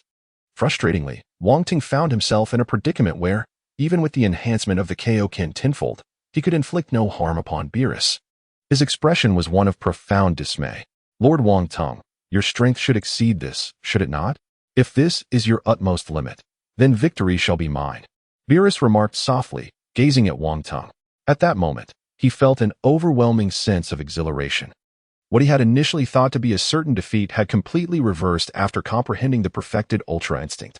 Now, it appeared he had thoroughly deciphered Wang Teng's movements. Beerus, do not let your triumph cloud your judgment. Even if you have grasped the perfected Ultra Instinct, it will be a century before you can claim victory over me. The outcome of this battle will not alter. As soon as he finished speaking, Wang Teng's fists tightened. 20-fold Kaioken. With a low growl, an unimaginable force erupted from within him, causing crimson flames to surge higher and higher. The entire god of destruction realm was engulfed in darkness, as if the apocalypse had descended.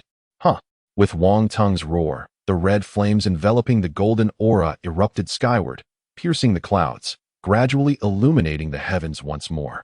Whoosh! Wang Teng shot forth like a comet. However, the Ultra Instinct required no conscious thought. His body instinctively discerned and evaded danger. Whoosh! Wang Teng's punch was swiftly anticipated by Beerus. Yet, to Beerus's astonishment, the opponent's speed had become so swift that he could not evade in time. In surprise, he quickly retaliated with a punch of his own. The two fists collided with a thunderous impact. A wave of unimaginable power radiated outward. Wang Teng and Beerus locked eyes. Bang! Both fighters swiftly retreated, aware that their strength was not sustainable, thus opting for a swift resolution. They charged towards each other with fervor. The crimson flames and the white divine aura surged upwards in an explosive display. Beerus! Wang Teng bellowed. Beerus responded with an equally thunderous shout. Bring it on. The tremendous force reverberated throughout the entirety of the god of destruction realm. Even the very fabric of the cosmos trembles violently at this moment, as countless mortals gaze up at the sky in sheer terror. With a swift motion, the two combatants have summoned their powers to the utmost limit. Amidst the astonished gazes of the onlookers, the crimson and alabaster lights converge, colliding with tremendous force. A deafening roar ensues as a cataclysmic storm of energy surges outward, causing the entire realm of destruction to quiver. The red and white energies clash relentlessly. With their mighty shouts, the two forces reach their zenith. As time progresses, Bills, having mastered the perfected ultimate technique, begins to gain the upper hand. The white energy gradually engulfs the crimson force entirely. A world-shattering explosion erupts upon the battlefield, flames engulfing the space, accompanied by billowing black smoke. The terrifying energy continues to spread in all directions. Whoosh! Bills gasps for breath, clearly pushed to his limits. Lord Wang Teng. Gohan remained rooted to the spot, then cried out loudly. Whis closed his eyes. Champa's eyes widened in astonishment as he pondered strategies in his mind. He murmured, Boney this time is in trouble. The Grand Priest will not let him off easily. The expression on Beerus's face was one of deep despondency. The surrounding gods of destruction exhibited either shock or schadenfreude. The Grand Priest's gaze was exceedingly grave. Although Wang Teng's aura had dissipated, he sensed something was amiss. Beerus descended slowly onto the arena, internally cursing his oversight. He never anticipated that he would indeed kill Wong Teng while exerting his full strength. His spirits plummeted to an abyss, devoid of any joy from victory. At that moment, a faint voice echoed in his ear, Beerus, you have grown too complacent. In the next instant, the silhouette of Wong Teng, enveloped in crimson flames, materialized behind Beerus. His finger pointed at Beerus's head, capable of extinguishing his life at any moment if he so desired. Beerus's eyes widened in disbelief, muttering, impossible. I had already, simultaneously, a wave of relief washed over him. The surrounding gods of destruction were rendered speechless, their eyes filled with incredulity. Even the angels from the other universes exhibited expressions of astonishment. At this moment, only the Grand Priest's countenance remained largely unchanged, for he understood that anyone favored by the Omni-King would not perish so easily. Wang Teng recalled the previous events with a shiver. Had it not been for his substitution skill, he would have undoubtedly faced severe injury, if not death. A bead of cold sweat trickled down Beerus's forehead. His strength had waned, leaving him devoid of the capacity to continue fighting. Yet, he could not fathom how Wang Teng had survived such an astonishing strike. Taking a deep breath, for words escaped Beerus's clenched teeth, I concede. Upon hearing Beerus's immediate surrender, Wang Teng gradually retracted his Kaioken and Super Saiyan Blue transformations.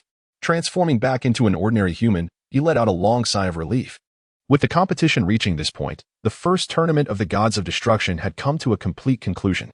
After the Grand Priest announced the successful conclusion of the tournament, the deities departed from the realm of the first universe's Gods of Destruction. Before leaving, they cast profound glances at Wang Teng, their eyes brimming with respect and trepidation. After exchanging a few words with the Grand Priest, Wang Teng, along with Whis, Gohan, and Beerus, vanished like a shooting star into the cosmos. Within 2 days, the quartet returned to the realm of the Gods of Destruction in the 7th universe. Wang Teng felt immense satisfaction with this first tournament of the Gods of Destruction, as he had gleaned valuable insights into the Ultra Instinct technique through his battle with Beerus. Subsequently, he bid farewell to Whis and Beerus, taking Gohan back to Earth. Upon returning to Gohan's home, Wang Teng immediately chose to enter seclusion. The recent martial arts tournament had an immense impact on son Gohan. Every detail of the battles had been etched into his heart, playing a significant role in his growth. In the future world, the city had been reduced to ruins, littered with the remnants of civilization. The remaining warrior, Trunks, was fleeing into the distance. Suddenly, a dark shadow swept across the sky, crackling with golden lightning, exuding an aura of terror. The shadow's massive hand shimmered with golden light, and in the next moment, countless energy blasts were hurled from it. Boom, boom, boom. The energy blasts detonated throughout the city, transforming the dilapidated landscape into a sea of flames. Trunks, hidden behind a colossal rock, witnessed the devastation unfold before his eyes. The future world resembled a hellish nightmare. In the next instant, the shadow in the sky darted away into the distance. Once it departed, Trunks cautiously began to move. Panting heavily, he arrived breathlessly at Bulma's laboratory. Inside, Bulma was diligently operating the machinery. Just then, Trunks called out, Mom. Bulma turned in surprise and saw Trunks not far away, her face instantly lighting up with a radiant smile. Trunks. He approached her with a grin. Wonderful to see you.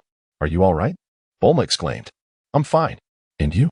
Trunks replied, his smile matching hers. He then noticed the fuel for the time machine on the control panel. Bulma explained, this is only enough for a one-way trip. It took a year to accumulate this much. A look of despondency crossed Trunks' face. Bulma quickly reassured him, "Don't be disheartened, as long as there's enough for a one-way journey. We'll find a way." Trunks gazed at Bulma, expressing his concern, "But if I go one way, I won't be able to return." With unwavering confidence, Bulma replied, "There will be a way back, although it might be a bit risky." Hearing this, a smile returned to Trunks' face. "You should rest here for a while," he suggested. Bulma chuckled, "Don't worry about me. Time is of the essence." She then proceeded to operate the control panel, separating the fuel from the machine. "We need to get this to Capsule Corporation as soon as possible." Trunks immediately declared, "I'll make the trip. You stay here and rest." Haven T slept a wink. "Have you?" he added. At his words, Bulma smiled, "I'll go with you. It's better to face whatever comes together. Should you fall victim to that assailant? The destruction of this vessel would render a year's worth of effort utterly futile." With that, Bulma lifted the jar containing the time machine's fuel. Witnessing Bulma's unwavering determination, Trunks reluctantly conceded, "Very well." Upon realizing Trunks had relented, a smile returned to Bulma's face, though it soon shifted to a serious demeanor. Furthermore, Trunks, countless lives were sacrificed to generate this energy. Do not forget, there are matters that require your utmost commitment, for you embody the hope of us all. At this, Trunks' expression turned grave. "Indeed," Bulma promptly declared, "Then let us proceed. Little Mai is awaiting us." Just then, a terrifying explosion resonated from above the laboratory. Flames erupted, and thick smoke engulfed the room. Trunks immediately shouted, "Mother," as he shielded Bulma behind him. After the explosion, Trunks pushed aside the debris in front of him. In the next moment, an expression of shock crossed Bulma's face as she assessed the damage. At that instant, sensing imminent danger, Bulma thrust the fuel into Trunks' arms, exclaiming, "Trunks, hurry." No sooner had she spoken than another deafening blast reverberated, and the laboratory erupted once more. Following the explosion, Trunks realized Bulma had vanished from his side, and he frantically searched for her. "Mother." Just then, a shadow loomed at the laboratory entrance, holding Bulma aloft. Trunks sprang to his feet, shouting, "Mother." Bulma urged, "Go, quickly." Trunks. Clenching his teeth, Trunks trembled with rage. At that moment, the shadow unleashed a powerful energy blast. Seeing this, Trunks swiftly leaped aside. Boom. The energy orb detonated, shrouding the entire laboratory in thick, black smoke. Trunks emerged from the haze, disheveled, only to find the laboratory engulfed in flames, the explosions relentless. Realizing that Bulma could not possibly survive such a horrific blast, tears streamed down Trunks' face. Yet he was the last beacon of hope. With a heavy heart, Trunks fled into the distance, vowing, "Mother, I shall return here. I will save this world, Earth." Since participating in the first God of Destruction tournament, Wong Teng had been in seclusion. Through his battle with Beerus, he had garnered invaluable insights into the Ultra Instinct technique and was resolute in his determination not to emerge until he fully grasped it. Gohan understood the significance of this period for Wang Teng. Thus, he took on the role of a guardian, ensuring that no one ventured into the backyard during this period. The training of Gohan and Goku, along with their companions, has shifted to the front yard. Upon discovering that Wang Teng resides here, Vegeta has visited a few times with Trunks. Ever since being effortlessly defeated by Wang Teng on the fiery planet, he has vowed to conquer him. However, due to Wang Teng's seclusion, Vegeta has ventured to the realm of the Destroyer to seek Whis' guidance for his training. In the future world, Trunks arrives at a dilapidated building, clutching fuel for the time machine. He hastily enters and approaches a door, knocking softly. As the sound echoes, a gentle female voice emerges. "Trunks." Turning with a smile, Trunks responds, "Little Dance." A bright smile blossoms on Little Dance's face. "You're back." She glances at the fuel in Trunks' arms and softly inquires, "Where is Aunt Bulma?" Upon seeing Trunks' expression, Little Dance's face suddenly pales. Trunks' voice, laced with melancholy, follows, "She sacrificed herself to help me escape. That bastard from the Dark Realm could sense my energy." As he speaks, Trunks clenches his fists, tears welling in his eyes. He then opens his eyes wide and declares, "But Little Dance, the energy that Mom extracted with her life can allow us to return to the past." No sooner had he spoken than a deafening roar filled the sky. Trunks, startled, quickly concealed his aura and concealed himself at the stairwell. At that moment, a swirling black vortex appeared in the air, and Trunks immediately realized that the Dark One was about to descend once more. He thrust the time machine fuel into Little Dance's hands and drew a sword, charging out of the building with urgency. The sky crackled with golden lightning as a shadow darted from the clouds. Seeing this, Trunks surged forward with his sword raised. The Dark One, radiant with power, unleashed a barrage of energy blasts. Trunks deftly evaded, leaping into the air and slashing with his sword. A beam of light shot forth into the sky, but multiple energy blasts soon surged toward him. As the blast loomed larger, Trunks wielded his sword with fervor.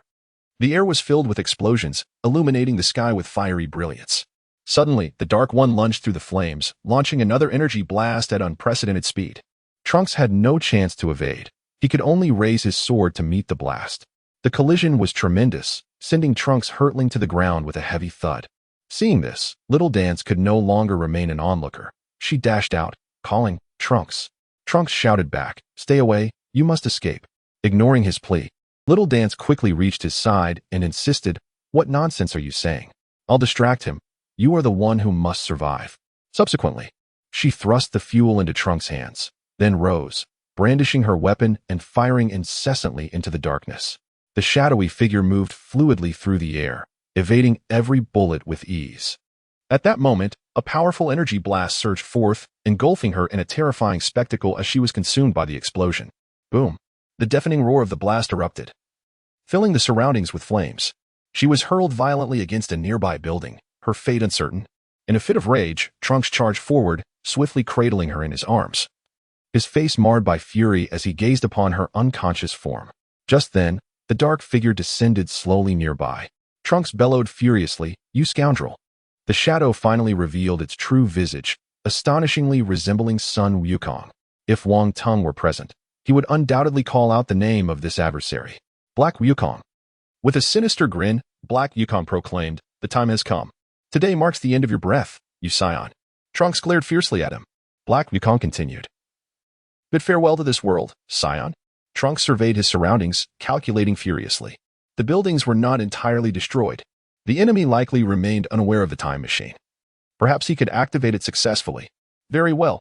Black Wukong derided, observing Trunks' unwavering resolve. "You wish to oppose me?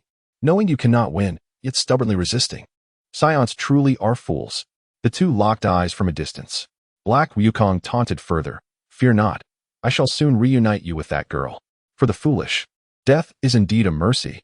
Unable to endure any longer, Trunks let out a deep, thunderous roar. Oh! In an instant, a brilliant golden aura erupted around him, a formidable energy surging forth. Trunks transformed into a Super Saiyan. "You scoundrel! How dare you harm Xiaowu?" Enveloped in a radiant golden blaze, Trunks set Xiaowu down and, consumed by rage, launched himself at Black Wukong. His speed surged dramatically as he delivered a powerful punch to Black Wukong's abdomen. Seizing the moment, Trunks followed with a swift kick, but Black Wukong effortlessly blocked it with his arm. In the next heartbeat, Trunks unleashed a flurry of relentless attacks. Yet they were all repelled with ease. Bang! Trunks was sent hurtling backward. Whoosh! Black Wukong vanished from sight, only to reappear directly before Trunks, delivering a crushing kick that struck him hard. Acid and bile erupted from Trunks' mouth. Trunks found himself retreating continuously, leaving a long streak upon the ground. Black Goku provided no respite, launching another assault without delay. Observing this, Trunks swiftly defended himself, and in an instant, the two clashed together. The sound of their encounter echoed with a series of explosive impacts, creating white shockwaves that radiated outward. The battle intensified with increasing ferocity. At that moment, Black Goku seized an opening during Trunks' counterattack and delivered a heavy kick. The impact sent Trunks crashing into the wall of a nearby building. Black Goku followed up with a flurry of strikes, driving Trunks further into the structure. With a thunderous rumble, Black Goku retreated swiftly, his hands glowing as countless energy blasts erupted forth. The air was filled with explosive detonations, shrouding the entire building in thick black smoke. The ground trembled beneath the ferocity of the onslaught. As the smoke began to dissipate, Trunks knelt upon the ground, utterly disheveled. Hovering above, Black Goku taunted, "Is this the end? For a proud warrior of your kind, this is rather pathetic." Trunks glared furiously at Black Goku in the air. In the next instant, Black Goku concentrated energy into a golden sphere in his hand, declaring, "Let it be extinguished." Trunks stumbled back, collapsing to the ground, his hand fortuitously grasping the fallen sword. With a thunderous roar, Black Goku prepared to unleash the golden energy blast. Observing the menacing sphere forming in Black Goku's hand, Trunks seized the sword and hurled it forward. The blade sped through the air, catching Black Goku off guard. "What?" he exclaimed. The swiftly approaching sword collided with the energy sphere in Black Goku's grasp. resulting in a cataclysmic explosion. Flames erupted in all directions, accompanied by thick smoke. The sword executed a graceful arc, returning to Trunks' hand. As soon as he grasped it, he sheathed it with fluid precision, executing the motion seamlessly. With a fierce shout, Trunks declared, "Die!" Magic flash. Instantly, the golden energy burst forth from his palms. Realizing he had no time to evade, Black Goku crossed his arms defensively. The golden sphere consumed him entirely, enveloping the area in a dense cloud of smoke and causing the ground to quiver violently. As the smoke cleared, it became evident that Black Goku emerged unscathed. His teeth clenched in frustration as he swung his arms in anger. Damn it, where did he go? Trunks had vanished from sight. In a flash, Trunks arrived at the Capsule Corporation, standing before the time machine. He inserted the blue energy capsule, which immediately illuminated the machine with a brilliant blue glow.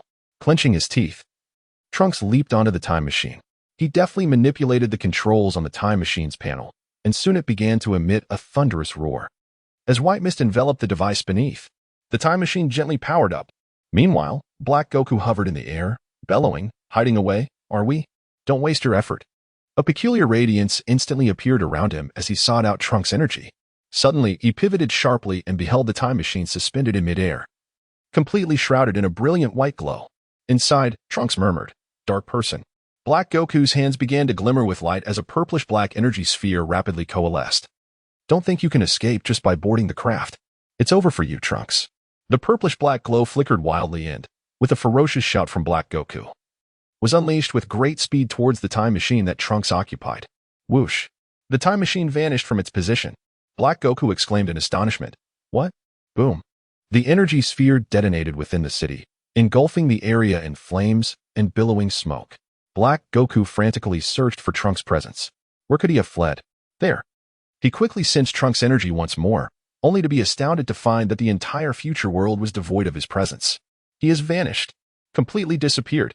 On Earth, Trunks was having lunch with Pilaf and his companions when suddenly a beam of golden light streaked across the sky, accompanied by a fierce gust of wind. Trunks stood up in shock, gazing upwards. Whoosh! The time machine abruptly materialized in the air. In the next instant, it crashed heavily onto the ground. Trunks immediately dashed towards it. He wiped the dust off the window and discovered someone unconscious inside. "There is someone in here." Pilaf and his companions gasped. "What?" "Be careful. It might be an alien." Trunks, patting his chest confidently, declared, "Don't panic. I can handle a mere alien." Shiwu pointed at the time machine, exclaiming, "Trunks, look. It says Universal Capsule Corporation on the machine." Trunks responded in astonishment. "Is that really true? Do we have such products at home? Quickly, go fetch my mother." Hearing this, Pilaf said, "Asu, would you make a trip?" Before long, Bulma arrived hurriedly. Trunks inquired, "Do you recognize the person inside?"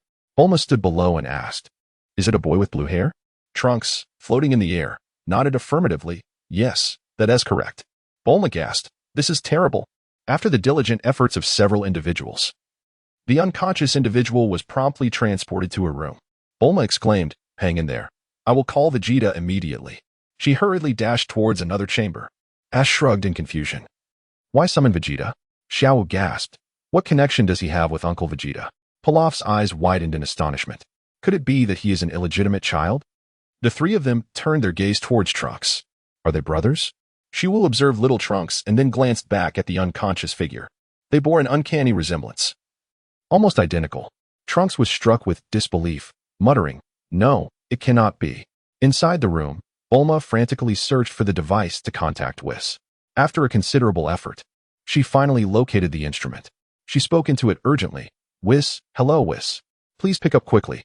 In the realm of destruction, Whis, Beerus, and Vegeta were savoring a delightful meal when suddenly the angelic staff illuminated. Whis cheerfully picked up the staff. "I am here." Bulma's face immediately appeared on the staff's surface. "Whis, is that you?" Whis smiled. "It seems my communication device has proven useful so soon. Are there any more delicious dishes?" Bulma paused in confusion. "What?" Whis continued. "Thank you for your kindness. However, we just finished our meal." Bulma, anxious, insisted, "I have something urgent. Quickly summon Vegeta." Vegeta, nearby, promptly responded, "What is happening?" Beerus, irritated, shouted, "Enough of this nonsense. Who allowed you to use that device for such trivial communication?" In response, Bulma retorted, "This is not trivial. It is an urgent matter." Subsequently, She rushed into the room where the unconscious individual lay, capturing his image on the communicator. Trunks has returned in this state.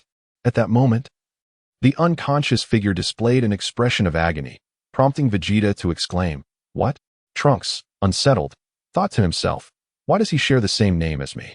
A bead of cold sweat trickled down Pilaf's forehead. Two brothers with the same name? Trunks' expression darkened further. Just then, Bulma shouted at everyone, "Be quiet." Vegeta, noticing the pained expression on Trunks' face, grew increasingly anxious. Bulma inquired, "Vegeta, do you have any senzu beans?" Vegeta replied, "Unfortunately, not at the moment. By the way, Bulma, we should find Goku. He must have senzu beans." Meanwhile, Beerus chuckled, "Hey, Whis, this seems quite entertaining. Shall we join?" Whis stroked his chin and remarked, "What a splendid idea. We might as well enjoy a delightful dinner." Thus, Whis transformed the three of them into a streak of light and set off towards Earth. Bulma promptly dialed Gohan's home and succinctly explained the situation. As soon as Gohan hung up the phone, Wang Teng emerged from his seclusion. Observing Wang Teng stepping out of the backyard, Gohan exclaimed, "Lord Wang Teng, you have returned. What have you gained?" With a slight smile curling at the corners of his mouth, Wang Teng replied, "A modest harvest." However, it was evident from his expression that his gains were indeed substantial. Subsequently, Gohan recounted the information relayed by Bulma. Wang Teng chuckled, "That sounds quite intriguing. Gohan, Goku, let us pay a visit." With a swift motion, Wang Teng sensed Trunks' energy and activated instant transmission, transporting the three of them directly to Bulma's residence. Upon their sudden arrival, Bulma exclaimed with delight, "Lord Wang Teng, Gohan. And Goku has come too. How wonderful." Wang Teng stepped forward, only to see a pained expression on the face of the great Trunks. With a flick of his hand, a senzu bean materialized in his grasp. Having acquired several senzu beans from Korin Tower when he first arrived on Earth, he had yet to put them to use. But today they would be of service to Trunks. In the future world, Black Goku hovered in the air, his teeth clenched and his face twisted in fury. How could this be? The presence of that individual had suddenly vanished from this realm. "No matter, I will surely find you. Do you think you can escape me?" Black Goku's rage erupted, and dark purple energy flared around him, fierce winds swirling downward. Back on Earth, Wang Teng tossed the senzu bean to Bulma. She approached Trunks, her face etched with concern, bewildered by the severity of his injuries. Gently, she lifted Trunks' head, saying, "Trunks, this is a senzu bean. Please eat it." Little Trunks, witnessing his mother's deep concern for his brother, began to question the very fabric of his existence. After consuming the senzu bean, the great Trunks slowly opened his eyes. Bulma, filled with worry, inquired, "Are you all right?" As Wukong approached, he exclaimed, "Trunks, hold on." Meanwhile, Wang Teng stood by with arms crossed, patiently awaiting Trunks' recovery. Suddenly, the moment Trunks opened his eyes, his gaze fell upon Wukong.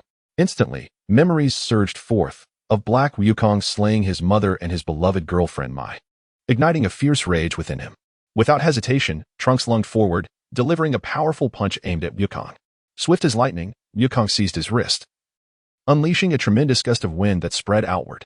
The onlookers were left in awe, their eyes wide with shock at the scene unfolding before them. "You bastard!" Trunks roared. And Wukong, taken aback by Trunks' desperate demeanor, was left bewildered, uncertain of the events that had transpired.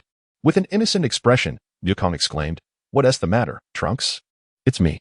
In a fit of rage, Dai shouted, "You scoundrel!" At that moment, Bulma delivered a sharp slap across Dai's face. "What are you doing?" Dai was instantly roused from his fury. "Is it really you, Uncle Wukong? Are you truly alive? I thought you perished along with Cell." Wukong chuckled as he touched his head, saying, "In truth, many events transpired thereafter. I returned to life." At that moment, a brilliant flash of light illuminated the scene. Whis, Beerus, and Vegeta had arrived. Vegeta swiftly rushed in, and upon seeing that Trunks was unharmed, he exhaled a sigh of relief. Whis and Beerus quickly approached to pay their respects to Wong Teng. Wong Teng nodded and remarked, "You all have arrived. Let us now listen to the tale of this young man." All eyes then turned to focus on Trunks. Trunks continued to gaze at Wukong. "Uncle Wukong," he said, bowing respectfully, "I apologize for my sudden attack earlier." Wukong chuckled, "You startled me. It has been quite a while since we last met." Bulma replied in a serious tone, "Trunks, what is going on?" Dite turned to Bulma, exclaiming, "Mom." Upon hearing Dite call her mom, little Trunks immediately felt a wave of confusion. The trio of Pilaf huddled together, whispering, "This is bad. We are in serious trouble." Dite trembled as he approached Bulma, and knelt before her. Mom. Bulma gently asked. What is it, Trunks? What has happened? Beerus, lounging beside little Trunks, remarked, Hey, kid. Your name is also Trunks, right? Little Trunks nodded. Uh-huh. Whis stroked his chin. I see. Time has been meddled with. Beerus was taken aback. What? Meanwhile, Date continued to murmur as he knelt before Bulma. I have finally arrived. I have come to the past. Mom. Bulma softly urged, Have you calmed down? Date stood up, declaring, I'm fine now. He turned to Vegeta and said, Dad. The trio of Pilaf huddled together once again, whispering. He called him Dad. Little Mai whispered, I sense a complex situation. Asu added, So he is indeed an illegitimate child? Pilaf laughed. We must uncover this secret. The three of them wore smiles.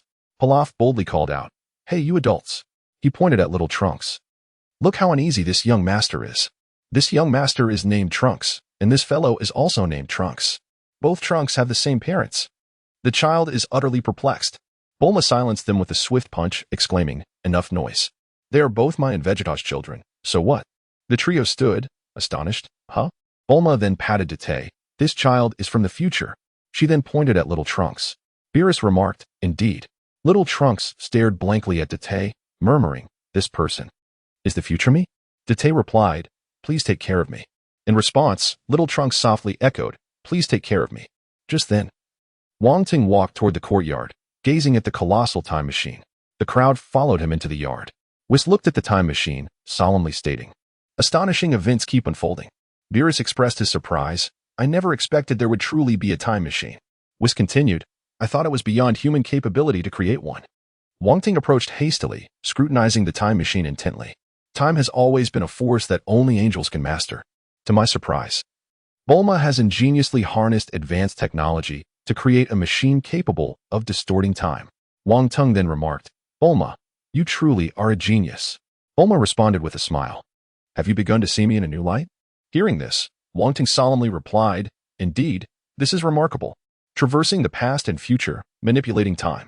However, this constitutes a grave offense. Are you aware of that?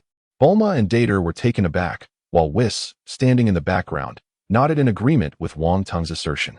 In the future world, Black Goku relentlessly scoured the entire planet. What is happening? He had searched everywhere yet could not sense Trunks' presence. Trunks, where are you? Enraged, Black Goku unleashed a torrent of energy blasts, causing deafening explosions throughout the dilapidated city. In an instant, the already ravaged city was engulfed in flames. Suddenly, Black Goku recalled that Trunks had vanished in an instant. At that moment, he had simply disappeared. In this very timeline, he pointed his finger and wondered. Could it be the time ring? On Earth, Whis reiterated, although Lord Wong Teng has already mentioned it, I shall state it once more. Manipulating time and traversing the past and future is a serious crime. Time must flow unidirectionally. Should we reverse its course and alter the past, even the slightest action, such as plucking a flower, could impact the course of history, transform cities, and lead to monumental changes in civilization. Ultimately, it could even result in the obliteration of an entire planet from the cosmos. Upon hearing Whis' grave words, Bulma cast a glance at Wong Teng and softly stated, I understand this is a significant matter. However, Whis continued, therefore, even the gods are strictly prohibited from tampering with time lightly. Wong Teng nodded, affirming, that is indeed true. Date murmured, gods? Little Trunks clarified, these three hail from the realm of the gods. Date was taken aback. Suddenly, Beerus interjected, even if you face destruction, you have no grounds for complaint. Date was stunned. Destruction? Bulma exclaimed, what nonsense is this? The time machine was created by me, albeit not in my current self. Beerus chuckled, there is no distinction. Anger flared on Bulma's face as she retorted, there is indeed a difference. Unexpectedly, Date knelt before Whis, pleading, no, please wait a moment. Lord Whis pointed to Beerus and Wong Teng, stating, these two are the true deities. I am but a mere attendant. Bulma hurriedly approached, whispering, Trunks. It is not a deity, but rather the esteemed inspector and the god of destruction. Trunks sincerely knelt upon the ground, stating, esteemed inspector, god of destruction. My mother is not at fault. If punishment is to be meted out, let it be upon me.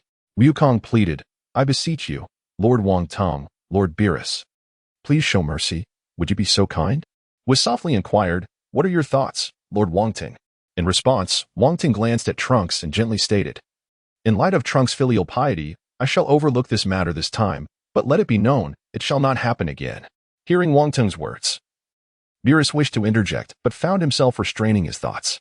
Meanwhile, Piccolo and Krillin were busily gathering vegetables at Wukong's home. Both were seated atop a crate, wiping the sweat from their brows. Krillin remarked, "This reminds me of our training under Master Roshi." Just then, Chi-Chi arrived, carried by Goten. "Hey, this is serious. Something big has happened." Piccolo looked taken aback. "Is Gohan in trouble?" Chi-Chi landed on another crate and shook her head. "Wu Tiandao, the time machine has arrived." Krillin exclaimed in surprise, "Are you referring to the time machine?" Upon hearing this, Piccolo murmured, It must be Trunks." Kiki immediately interjected, "It must be quite bustling at Capsule Corporation right now. I heard that Goku and Vegeta have all gone there." Piccolo quickly realized that something must have gone awry in the future, exclaiming, "Surely something extraordinary has occurred in the future." Krillin turned to Piccolo. "We should go and take a look." Piccolo nodded in agreement, and the two ascended into the sky. "We'll be back soon." With that, a surge of white energy erupted from their bodies, and they vanished from the spot. Wu Tian ascended towards the sky, exclaiming, "Wait for me." Quick-witted, Chi-Chi leapt up and seized Wu Tian, insisting, "No, you cannot go. You must stay home and study."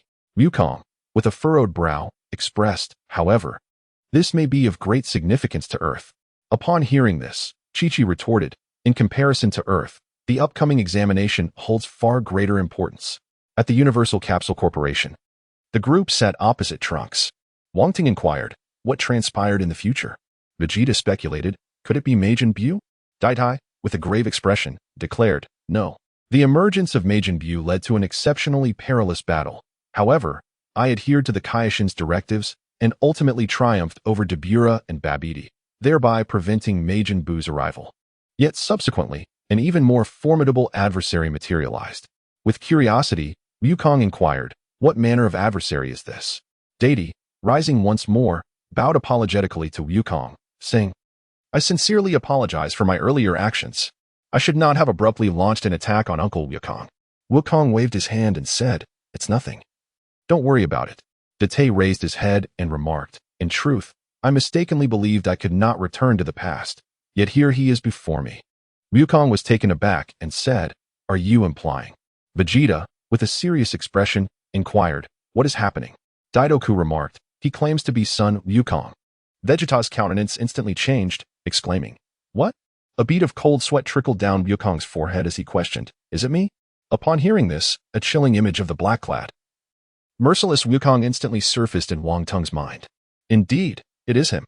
Both Whis and Beerus turned their gaze towards Trunks. Vegeta pointed at Wukong and inquired, "Are you suggesting that the enemy claims to be son Wukong and bears an uncanny resemblance to this fellow?" The great character nodded affirmatively. "Exactly." Wukong's expression turned comically incredulous. "Can such a thing truly exist?" Date continued, "We refer to the person clad in black as Black Wukong." Wukong was momentarily taken aback, exclaiming, "How outrageous. It seems he possesses even more style than I." At that very moment, Bulma approached. "This name is rather cliché," Dai remarked with a hint of exasperation. "Yet it was bestowed upon him by the mother of the future." Bulma's face immediately flushed with embarrassment as she chuckled. "Yes, it is me, though not entirely," Dai continued. "Then, that fellow, upon his arrival on Earth, proclaimed that in the name of justice, he would annihilate all of humanity. He boasted of having obliterated several planets and their inhabitants. Following a year of relentless combat, nearly all of Earth's population had been decimated, even my mother, just before I came to this era." Upon hearing this, Bulma shouted, "Am I dead?" Dai nodded solemnly.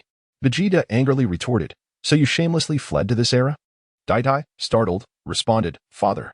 Wukong immediately attempted to mediate, saying, "Do not speak in such a manner, Vegeta." However, Vegeta paid no heed to his words, pointing at Son Goku and commanding, "Silence." The proud scion had turned his back on the enemy and fled to this place. In response to Vegeta's accusations, Dai exclaimed passionately, "That is not true."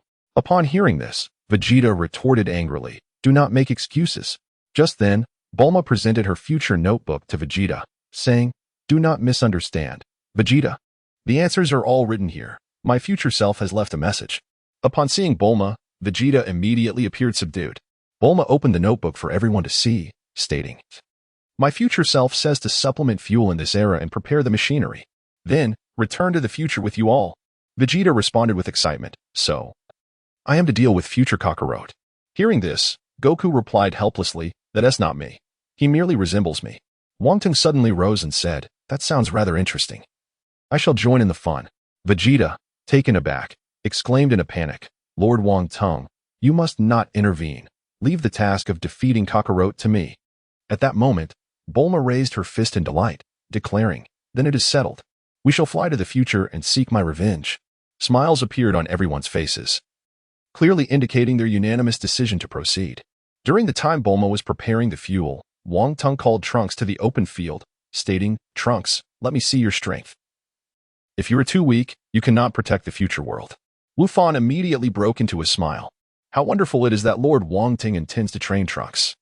A glimmer of joy also appeared on Vegeta's face, clearly reflecting his anticipation.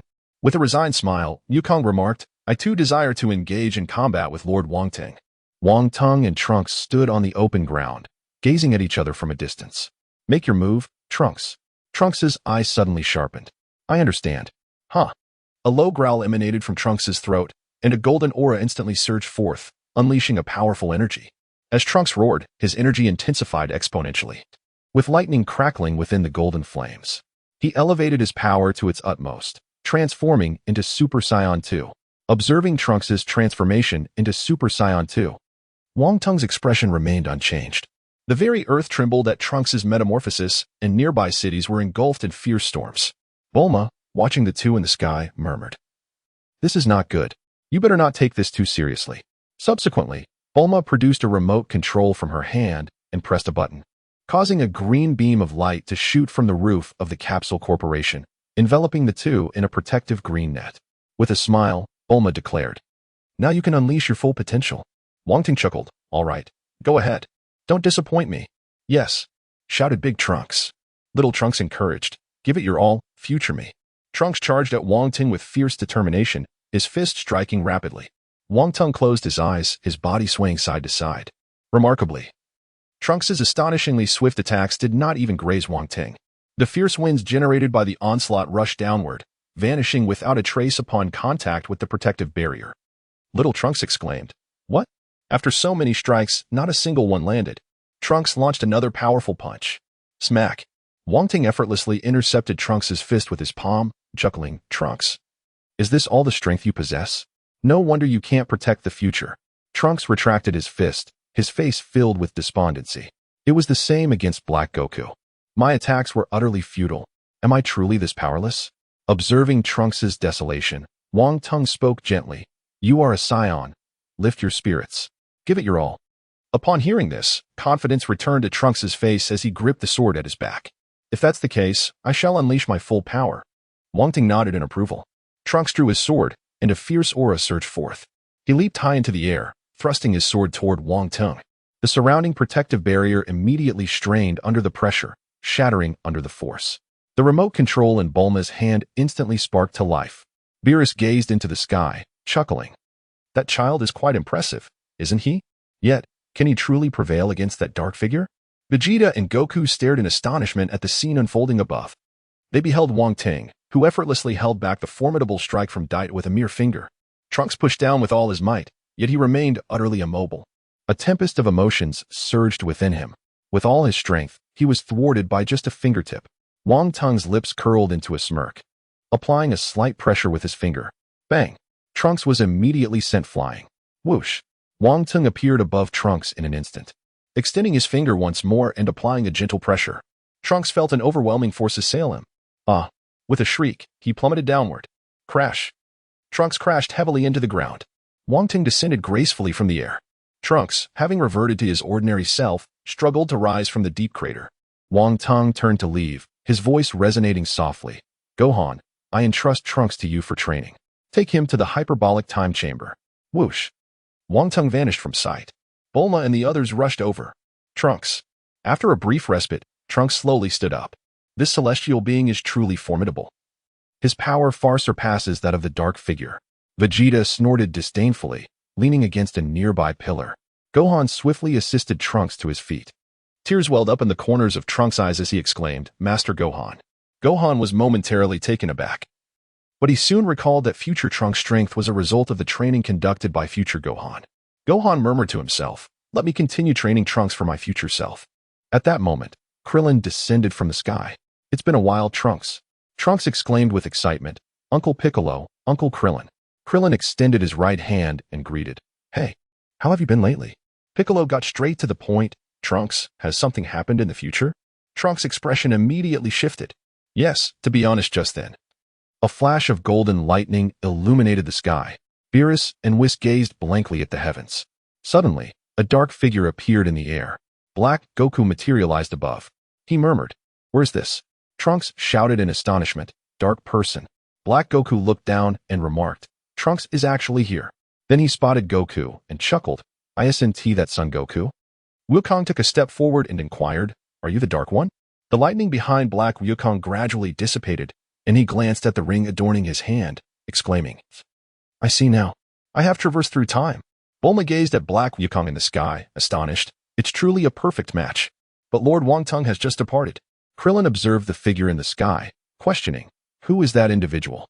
Trunks' face was already contorted with fury. Suddenly, Whis spoke up, "Lord Beerus.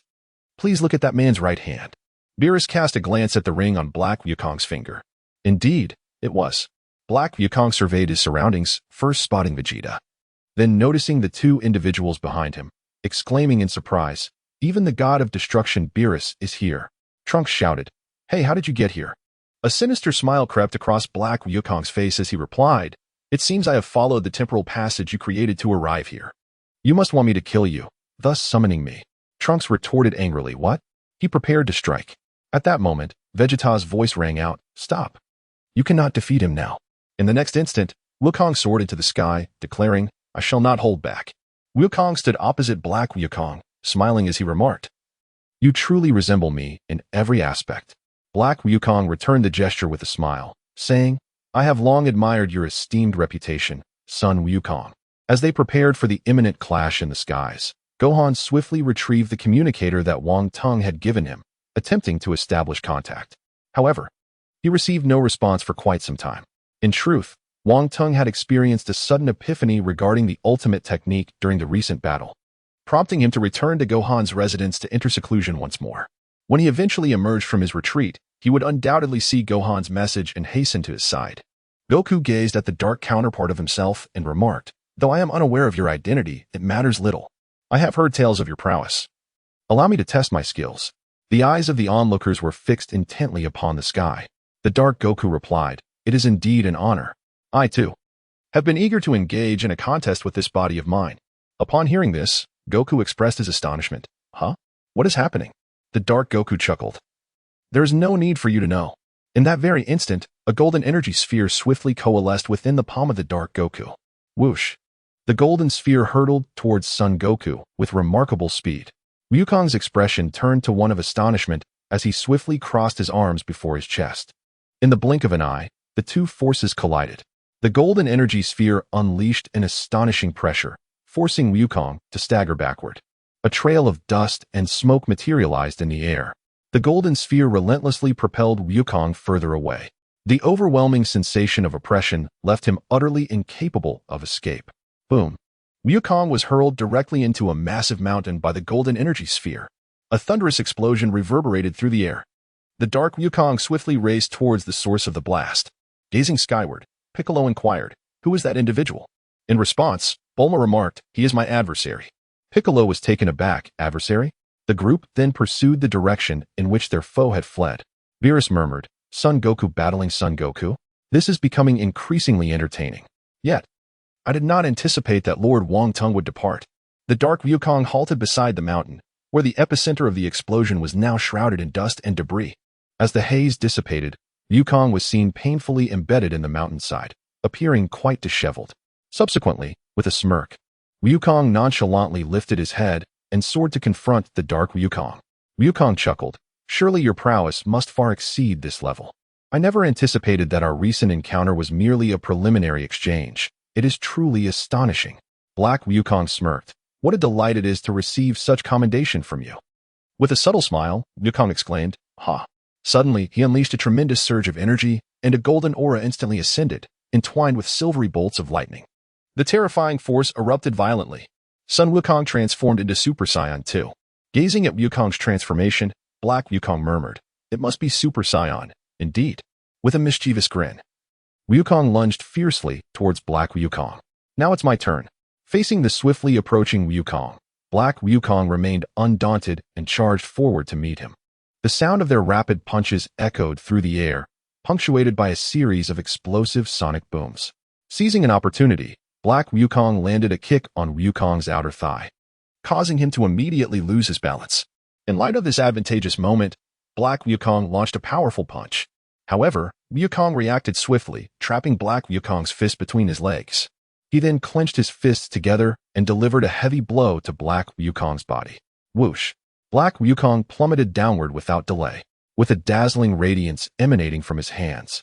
Wukong unleashed the prince's combat technique, which soared through the air. Whoosh, whoosh, whoosh. Countless energy blasts were instantaneously discharged. Just as Black Wukong stood upright, the energy projectiles reached him. Boom, boom, boom. The deafening sound of explosions reverberated immediately as flames erupted skyward, shrouded in thick smoke. A colossal crater swiftly manifested upon the ground. Piccolo and the others gradually arrived at the battlefield, gazing at the smoke-emitting pit. In the next moment, a dark flame surged skyward, dispersing the smoke instantly. Black Wukong emerged unscathed from the center of the crater. Wukong gazed upon the emergence of the Dark Wukong, a gentle smile gracing his face. Below, the Dark Wukong erupted into hearty laughter. Remarkable. Is this the true power of Super Saiyan Son Goku? As Wukong hovered in the air, he chuckled. You and I are truly alike. We both become exhilarated in the presence of formidable opponents. In the next instant, the Dark Wukong unleashed a surge of energy, and a shadowy aura erupted around him. The dark purple radiance enveloped his entire being, significantly amplifying his power. Observing this, Sun Wukong's eyes sparkled with realization. His aura has indeed intensified. The Dark Wukong, cloaked in a swirling veil of dark purple energy, ascended slowly, proclaiming, "Allow me to witness the might of the strongest warrior of the battle-hardened tribes." Almost immediately, the Dark Wukong charged swiftly towards Wukong, launching a relentless barrage of punches. Wukong found himself in a position of reactive defense. The sound of fists colliding echoed through the air, accompanied by turbulent waves of energy. The Dark Wukong's strikes accelerated, and in a moment of unpreparedness, Wukong was struck forcefully in the abdomen by a powerful blow. Following that, a swift kick connected with Wukong's body. Without hesitation, Wukong soared into the distance. The Dark Wukong raised his right hand, and energy orbs were instantly launched towards Wukong. Wukong swiftly adjusted his body, deftly maneuvering through the air to evade the energy blasts. Boom, boom, boom. The energy projectiles erupted from the sky, cascading down to the ground. Wukong swiftly executed a turn upon the ground before soaring into the sky once more. Krillin, beads of cold sweat forming on his brow, remarked, "The energy of that Dark Wukong is continuously escalating." Diz also murmured, "What is happening to Uncle Wukong? Why does he not unleash his utmost power?" Vegeta interjected, "It is his unfortunate flaw to refrain from using his full strength from the outset." Daz, taken aback, exclaimed, "Unfortunate flaw?" The battle between Dark Wukong and Wukong intensified, each clash becoming increasingly fierce. A fierce gust of wind erupted from their point of collision, cascading downward. Their fists collided, knees met with force. A stalemate ensued as they fought to a standstill. Eventually, both withdrew their fists, gradually separating, gazing at each other from afar. Wukong chuckled, inquiring, "What are you testing?" In response, Black Wukong retorted with ire, "I was just about to ask you the same." Upon hearing Black Wukong's words, Wukong replied, "I am eager to witness your full strength." Black Wukong replied with a grin, "There's no need to rush. Let us take our time and enjoy this." Whis murmured, "This dark individual is indeed formidable." Hearing this, Beerus nodded and remarked, "He resembles Sun Wukong, yet he is not quite Sun Wukong. The aura I perceive from that dark figure is rather peculiar." Wukong stood in the air and declared, "It seems I must exert myself diligently to compel you to unleash your full power. Come forth." With that, he surged forward, a tempest of energy propelling him towards Black Wukong. He unleashed a flurry of rapid strikes, his fists moving with increasing velocity. Several blows landed upon Black Wukong's form. Suddenly, Black Wukong seized Wukong's fist with ferocity, his dark aura erupting in an instant, casting Wukong aside with tremendous force. Wukong plunged heavily into a colossal mountain, creating a tremendous roar that echoed through the air. Dust and debris surged into the atmosphere. At that moment, the dark Wukong, having traversed the heavens, unleashed a torrent of purple lightning, while waves of white energy rippled outward. He felt as though his very being was on the verge of being torn back. Suddenly, Wukong charged forward, delivering a powerful kick that struck the dark Wukong with tremendous force. The dark Wukong was instantly propelled backward, soaring through the air for several meters before he could regain his composure. Wukong slowly approached. The dark Wukong clutched his chest, wailing incessantly. Then, he suddenly lifted his head and laughed, saying, "How wonderful! This pain shall render me even stronger."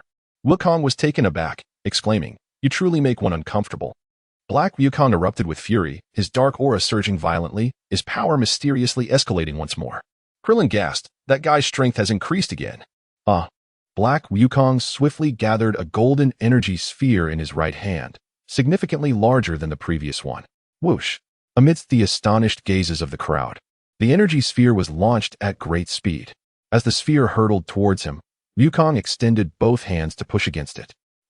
With a thunderous roar, Wukong unleashed a magnificent golden aura that propelled the energy sphere into the sky. However, just as he diverted his gaze from the radiant energy orb, Black Wukong had already closed the distance, delivering a swift and forceful kick. With a piercing cry, Wukong plummeted downwards. Boom! He crashed directly into the ground, and a thick cloud of dust instantly enveloped the entire space. The astonishing shockwave rapidly swept to the sides. Little Trunks stood protectively in front of Bulma, shielding her from the relentless gusts. Meanwhile, the time machine on the ground was toppled by the fierce winds. Big Trunks exclaimed, "The time machine!" Upon hearing this, Black Wukong's expression changed dramatically. He cast a glance at Big Trunks before his gaze fell upon the time machine below. The time machine? Is that it? Finally, amid Trunks' cries, Black Wukong discovered the time machine and comprehended how Trunks had returned to the past. He murmured while gazing at the time machine below, "Is that what transported you here?" Just then, a thunderous sound erupted, and Wukong, enveloped in a golden aura, shot forth from the pit. "You let your guard down." A powerful punch struck Black Wukong in the abdomen. Instantly, a searing pain coursed through his body, causing him to expel the contents of his stomach. Wukong, seizing the opportunity, let out a thunderous roar and delivered a powerful punch. Upon witnessing this, Black Wukong swiftly unleashed his energy, and a dark aura surged dramatically. In response to the astounding force of his opponent's punch, he too extended his fist to meet it. Crash! The two immense forces collided instantly. The sound reverberated like thunder. A terrifying wave of energy immediately radiated outward. Both combatants continuously channeled their strength into their fists, their shouts echoing through the air. The two fists remained locked in a stalemate, an overwhelming force clashing relentlessly. At that moment, the time ring adorning Black Wukong's hand emitted a brilliant light. Suddenly, a black hole materialized behind him. In the next instant, Black Wukong was drawn into the abyss. As Wukong absorbed the power of the Super Saiyan, he murmured, "Hey, what is wrong with you?"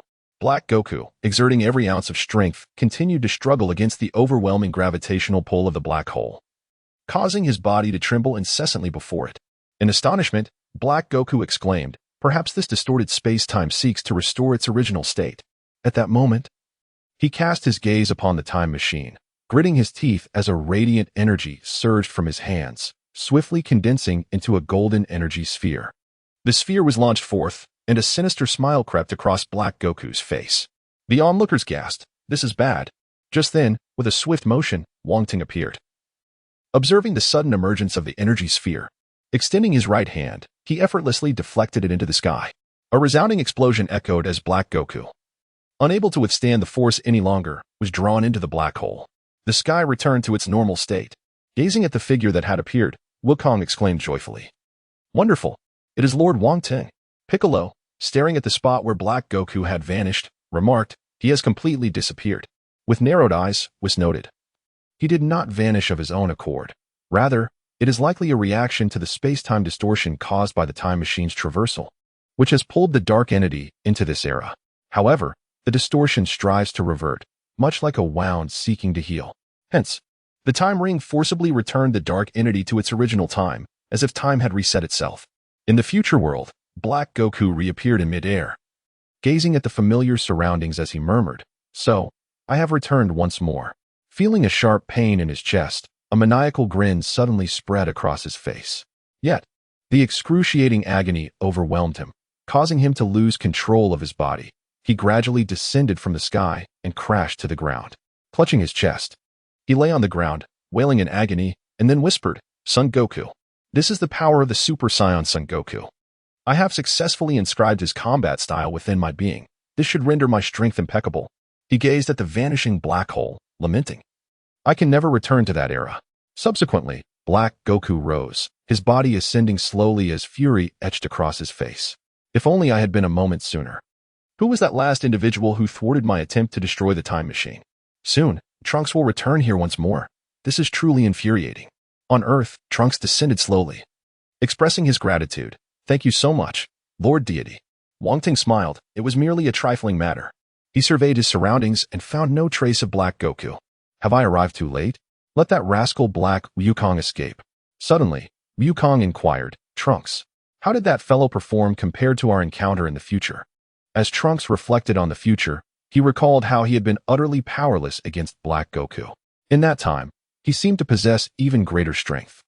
Wukong exclaimed in astonishment, "Not much, merely a slight amount?" Upon hearing this, Trunks nodded in agreement. A smile instantaneously graced Wukong's face. At that moment, Vegeta's voice resonated. "Then you can rest assured. Kakarot's true combat prowess far exceeds this. By the way, so does mine." Trunks' expression was one of utter astonishment. Just then, Piccolo suddenly interjected, "The Dark One's aura is continuously amplifying as he engages with you." Upon hearing this, Wukong responded earnestly, "Ah." A sense of profound uncertainty enveloped him. Wong Teng slowly approached. Whis and Beerus immediately paid their respects. He nodded gently and remarked, "Beerus, Whis, did you notice the ring that shimmered on the Dark One's finger just before he vanished? It does not resemble anything a mere human could possess." Trunks exclaimed in disbelief. "What?" Upon hearing Wong Teng's inquiry, Whis respectfully replied, "Lord Wong Teng, that is known as the Time Ring, a possession exclusive to the Kaishins." Everyone was taken aback. "Time Ring?" Piccolo gasped. "Is that Dark One a Kaishin?" Beerus pondered for a moment and replied, "Not exactly. Among the Kaishins, none resemble Wukong." Wong Teng cast a glance at Whis. Whis continued, "It is commonly believed that the Time Ring can only traverse to the future or return from the future to the present, but not to an earlier past. Even within the realm of deities, returning to the past is strictly prohibited." Wukong scratched his head. A look of confusion etched upon his face. The future, the past, the present. It's all so bewildering. Trunks inquired, "So, if one possesses that ring, can one return to the future?" A calm voice from Wong Teng interjected. "Only the Supreme Kai is permitted to wield the Time Ring. Moreover, to traverse against the flow of time incurs dire consequences. Humanity is not allowed to partake in such endeavors." Trunks murmured, "I am sorry." Wukong exclaimed, "That dark figure possesses a time ring. Will he not come again?" Upon hearing this, Whis replied, "Who can say? I sense that the dark figure's traversal through time is not of his own volition." With a gaze filled with disappointment, Wukong remarked, "We can only wait for Bulma to produce the fuel. Only then can we confront him in the future, in the world of tomorrow." Black Wukong continually replayed the memories of his battle with Wukong. The recollections of their clash were indelibly etched into his body and soul. His physique began to adapt to Son Goku's fighting style, and in an instant, a wave of energy surged forth, obliterating a nearby building into mere rubble. Clenching his fists, Black Wukong murmured, "These movements are seamlessly integrated with the body. Is this the essence of Son Goku?" Soon after, a more potent golden energy sphere materialized in his palm. Whoosh! The energy sphere was launched with remarkable speed. Boom! An astonishing explosion reverberated through the city, engulfing it in flames as the already dilapidated landscape was further reduced to ruins. Floating in the air, Black Wukong whispered, "I wish to understand Son Goku more deeply. Only by comprehending him can I grow stronger." Once matters were resolved, Trunks accompanied Gohan to the hyperbolic time chamber for training, while King Vegeta, Beerus, Whis, and Wukong journeyed towards Universe 10. Along the way, excitedly, Wukong exclaimed, "Whis, is that fellow truly from the 10th universe? I wonder what kind of individual he is. I am so thrilled." In response, Whis chuckled, based on the analysis of his energy. "It bears a striking resemblance to that of the beings from the 10th universe." Wong Teng remarked nonchalantly, "Let us hasten our journey." Under Whis' guidance, the group swiftly made their way towards the realm of the god of destruction of the 10th universe. having traversed approximately half the distance. Wukong trembled with excitement, exclaiming, "Oh, I can hardly contain myself. Lord Wong Teng, who is that Zamas?"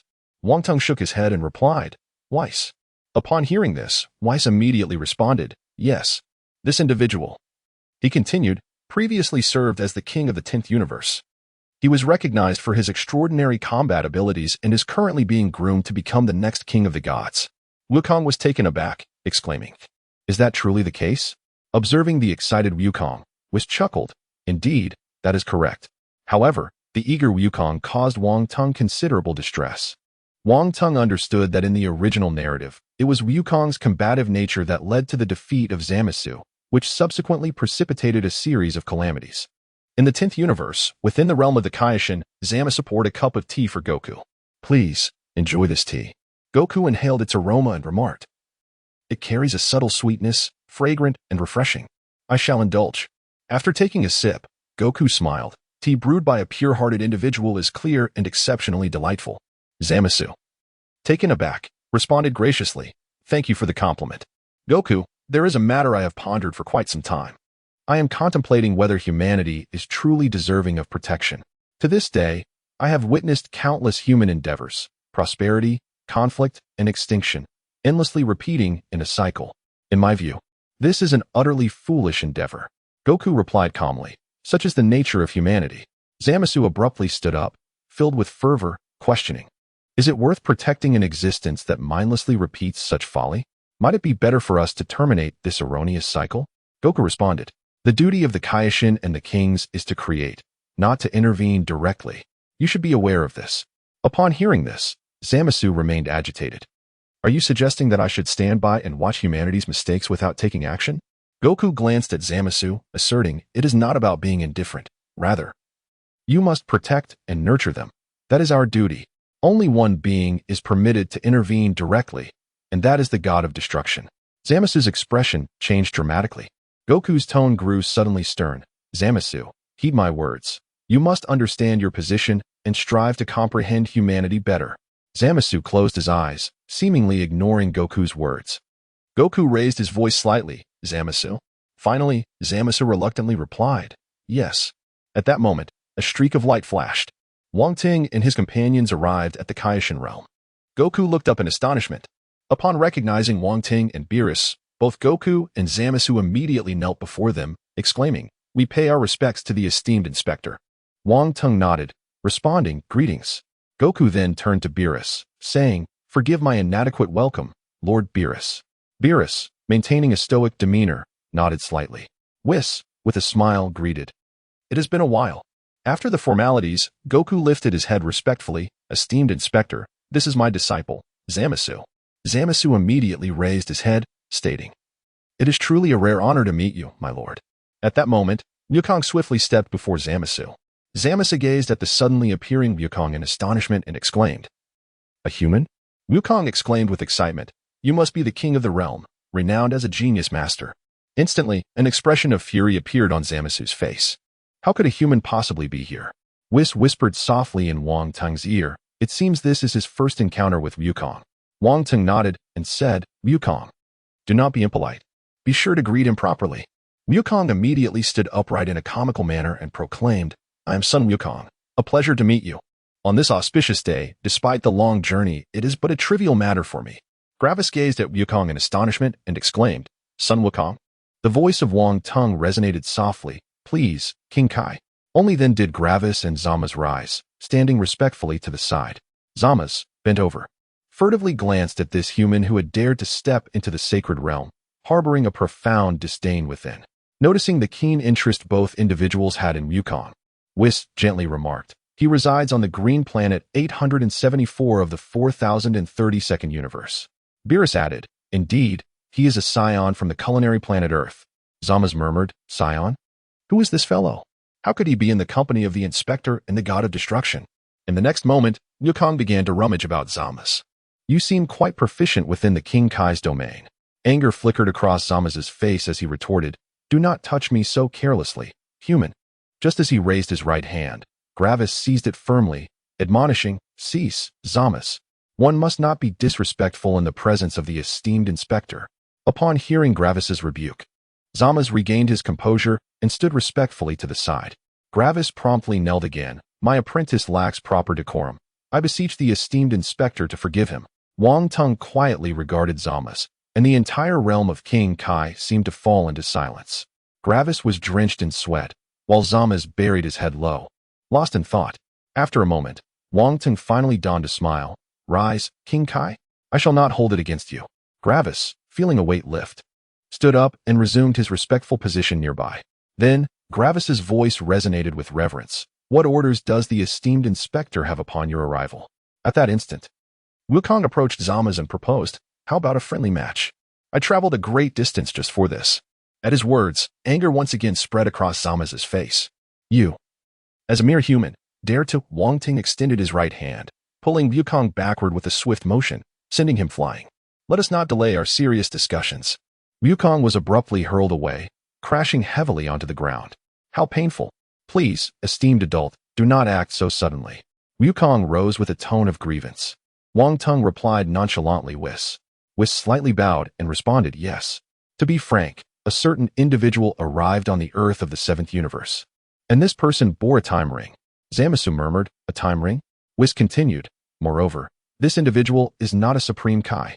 A look of astonishment crossed the face of Guavas. How is that possible? Beerus spoke in a deep tone. Furthermore, the visage of that individual is strikingly similar to that of another. As he spoke, Beerus pointed towards Wukong behind him. Guavas gazed at Wukong in surprise. Beerus continued, so, what clues do we have? Guavas scratched his head, saying, this matter truly baffles me. Upon hearing Guava's response, Wong Teng inquired softly, do you still possess the time rings here? Guavas respectfully affirmed, rest assured, esteemed inspector. I have kept them securely. Hearing Guava's assurance, Wong Teng smiled, then let us see them. Guavas immediately gestured for them to follow.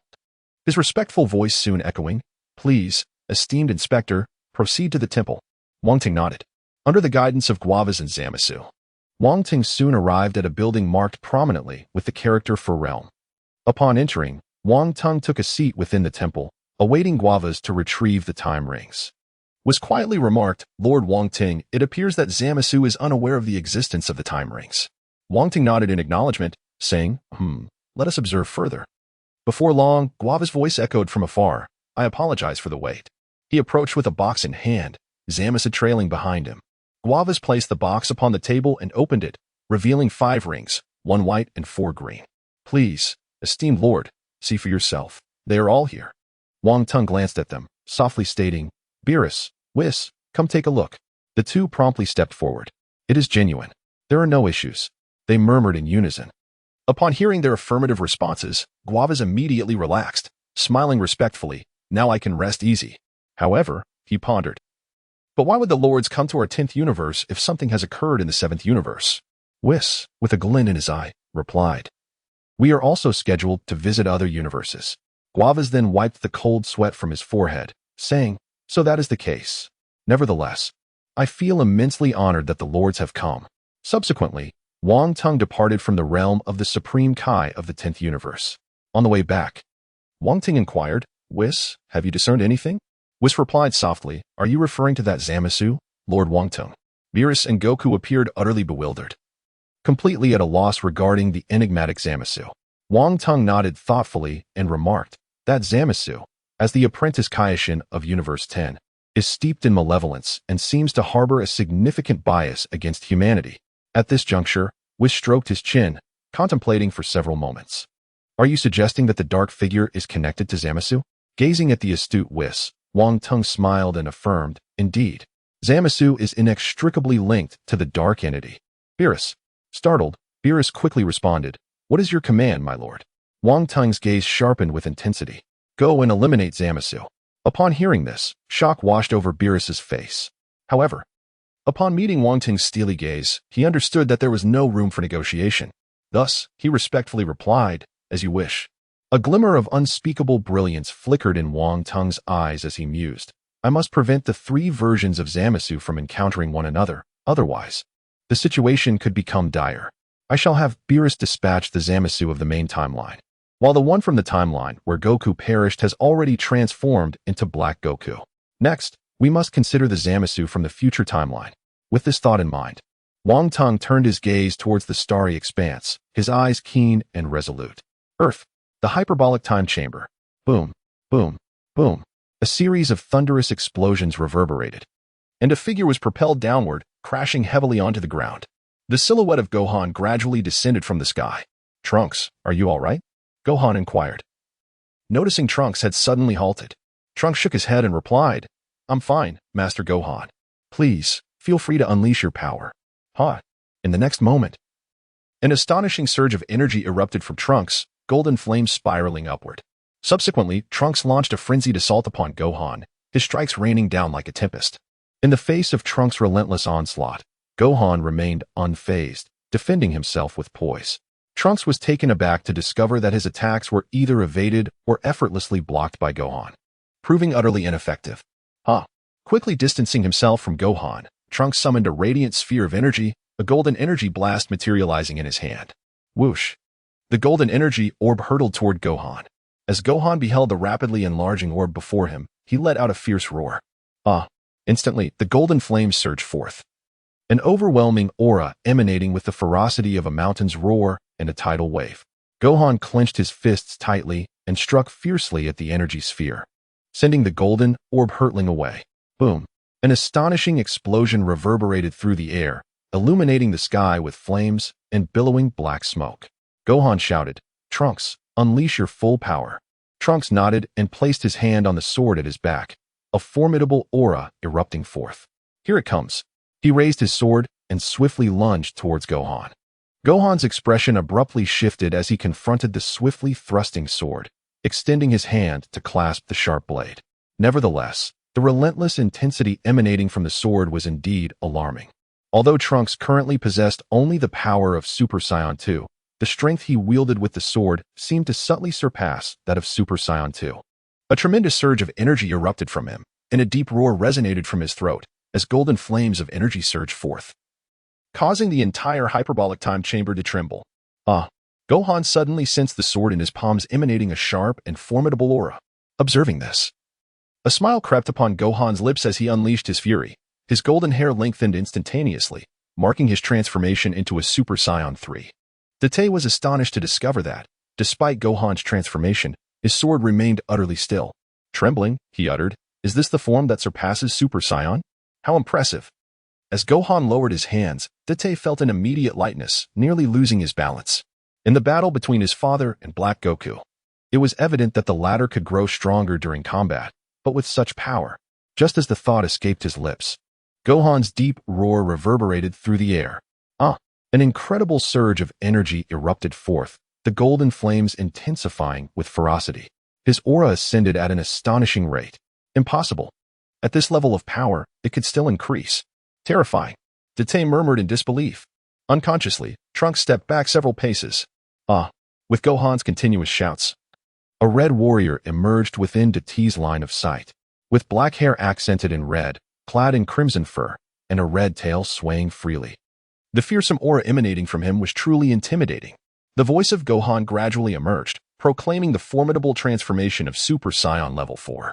Observing Gohan's astonishing aura, Trunks felt his lips quiver in disbelief. Super Saiyan Level 4, what a terrifying spectacle. Noticing Trunks' astonishment, Gohan chuckled. This is nothing compared to Lord Wong Teng's Super Saiyan Level 5, which is truly earth-shattering. Upon hearing Gohan's words, Trunks felt like a frog confined to a well. Having always believed that Super Saiyan Level 2 was the pinnacle of their power, little did he know that the reality before him had shattered his previous understanding. Are you saying that the Divine Master can transform into a form even mightier than Master Gohan? Trunks exclaimed in shock. Have my father and Uncle Goku also become so powerful? Gohan pondered for a moment and replied, Dad and Uncle Vegeta have forged a new path, surpassing the confines of Super Saiyan and entering the divine realm of Super Saiyan, which they refer to as Super Saiyan Blue. Super Saiyan Blue? Trunks stammered, feeling overwhelmed by the sheer complexity of the concepts being presented to him. He was confronted with realms of understanding far beyond his grasp. Gazing at Gohan's incredible power, Trunks exclaimed, Master Gohan, why haven't my father and Uncle Goku trained towards Super Saiyan Level 4?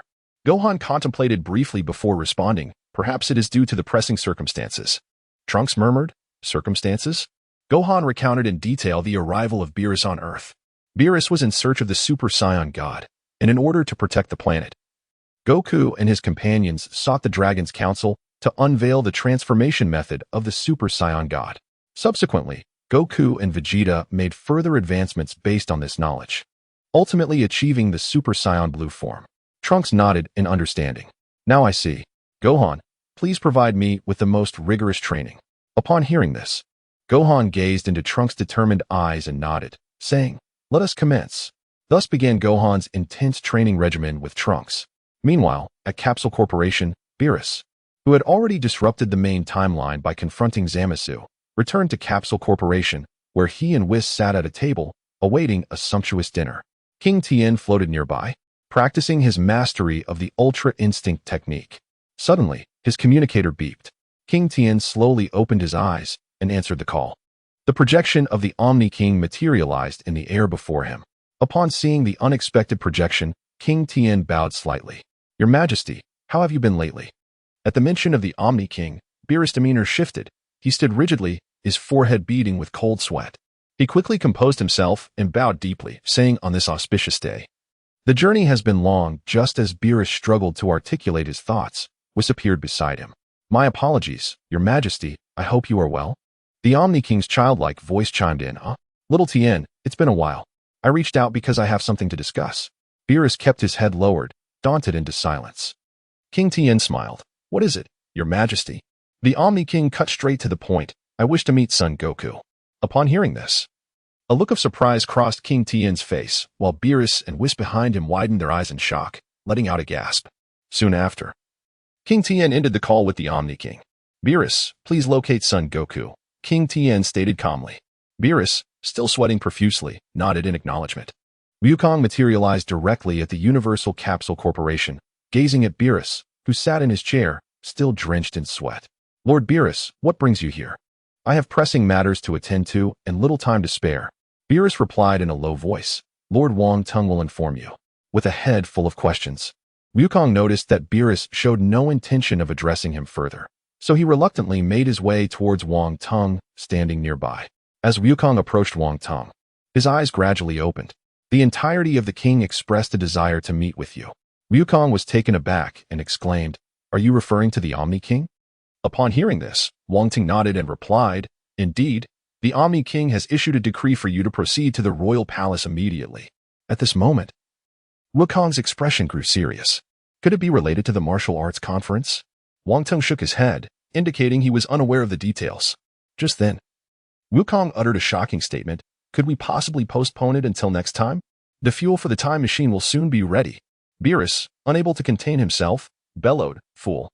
The Omni-King commanded you to go at once, and you must comply without delay."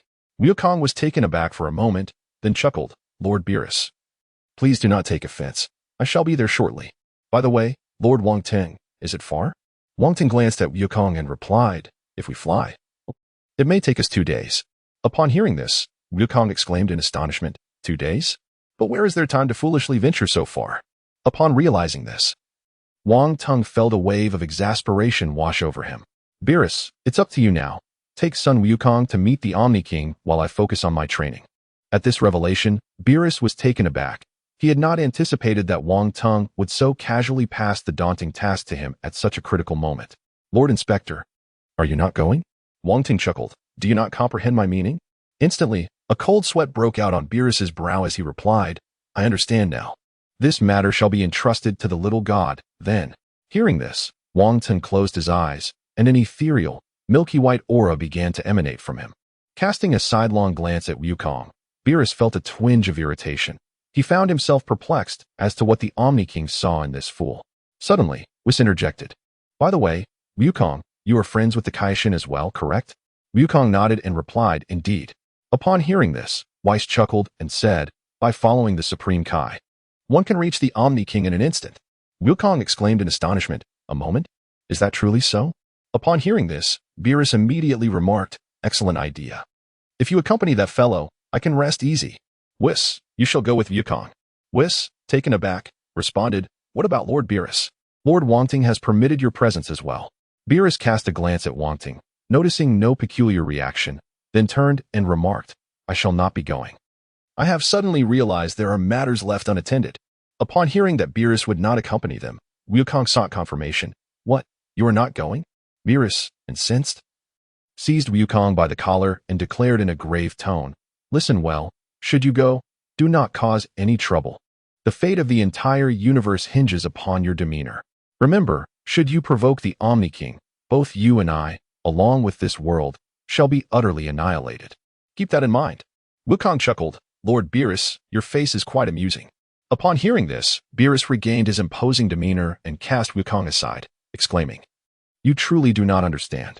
He then cast a glance at Wang Teng, pondering to himself, if Wukong truly angers the Omni-King, it may ultimately fall upon the Grand Minister to intercede on his behalf. With a smile, Wukong casually patted his head and said, I told you there's nothing to worry about. I will be back swiftly, so don't fret while I'm gone.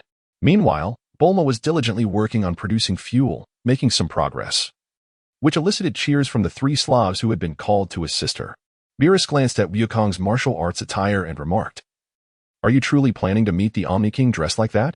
Wukong was momentarily taken aback. Huh? Is that not permissible?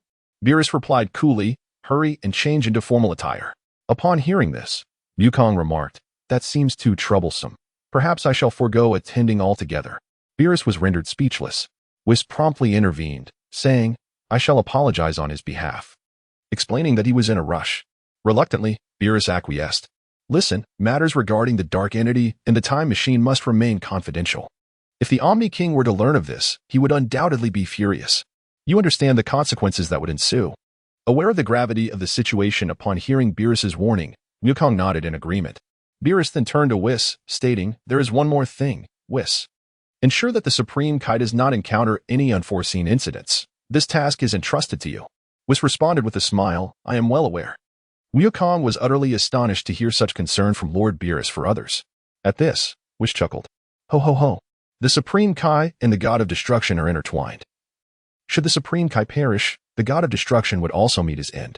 Wukong, astonished, exclaimed, Is that truly the case? Are you suggesting that to defeat Lord Beerus, one need only overcome the Supreme Kai? Wait, that sounds rather dull. Beerus's expression turned to one of fury. Whis, how could you so carelessly divulge such critical information? Whis, observing Beerus's anger, replied with a grin, My apologies for the indiscretion. However, it is merely something to share with Wukong. There is no need for concern. With a smile, Wukong touched his nose. Indeed, rest assured, my lips are the tightest. Beerus gazed at the unreliable Wukong, feeling 1,000 unease in his heart. In an instant, Whis appeared beside Wukong, placing his hand on Wukong's shoulder. Then let us hasten. Whoosh. The two vanished from their location. In the realm of the 7th universe's Kaioshin. The Kaioshin exclaimed in astonishment. What? You are headed to the palace of the Omni-King. Wukong implored. Indeed, we would be grateful if you could take us along.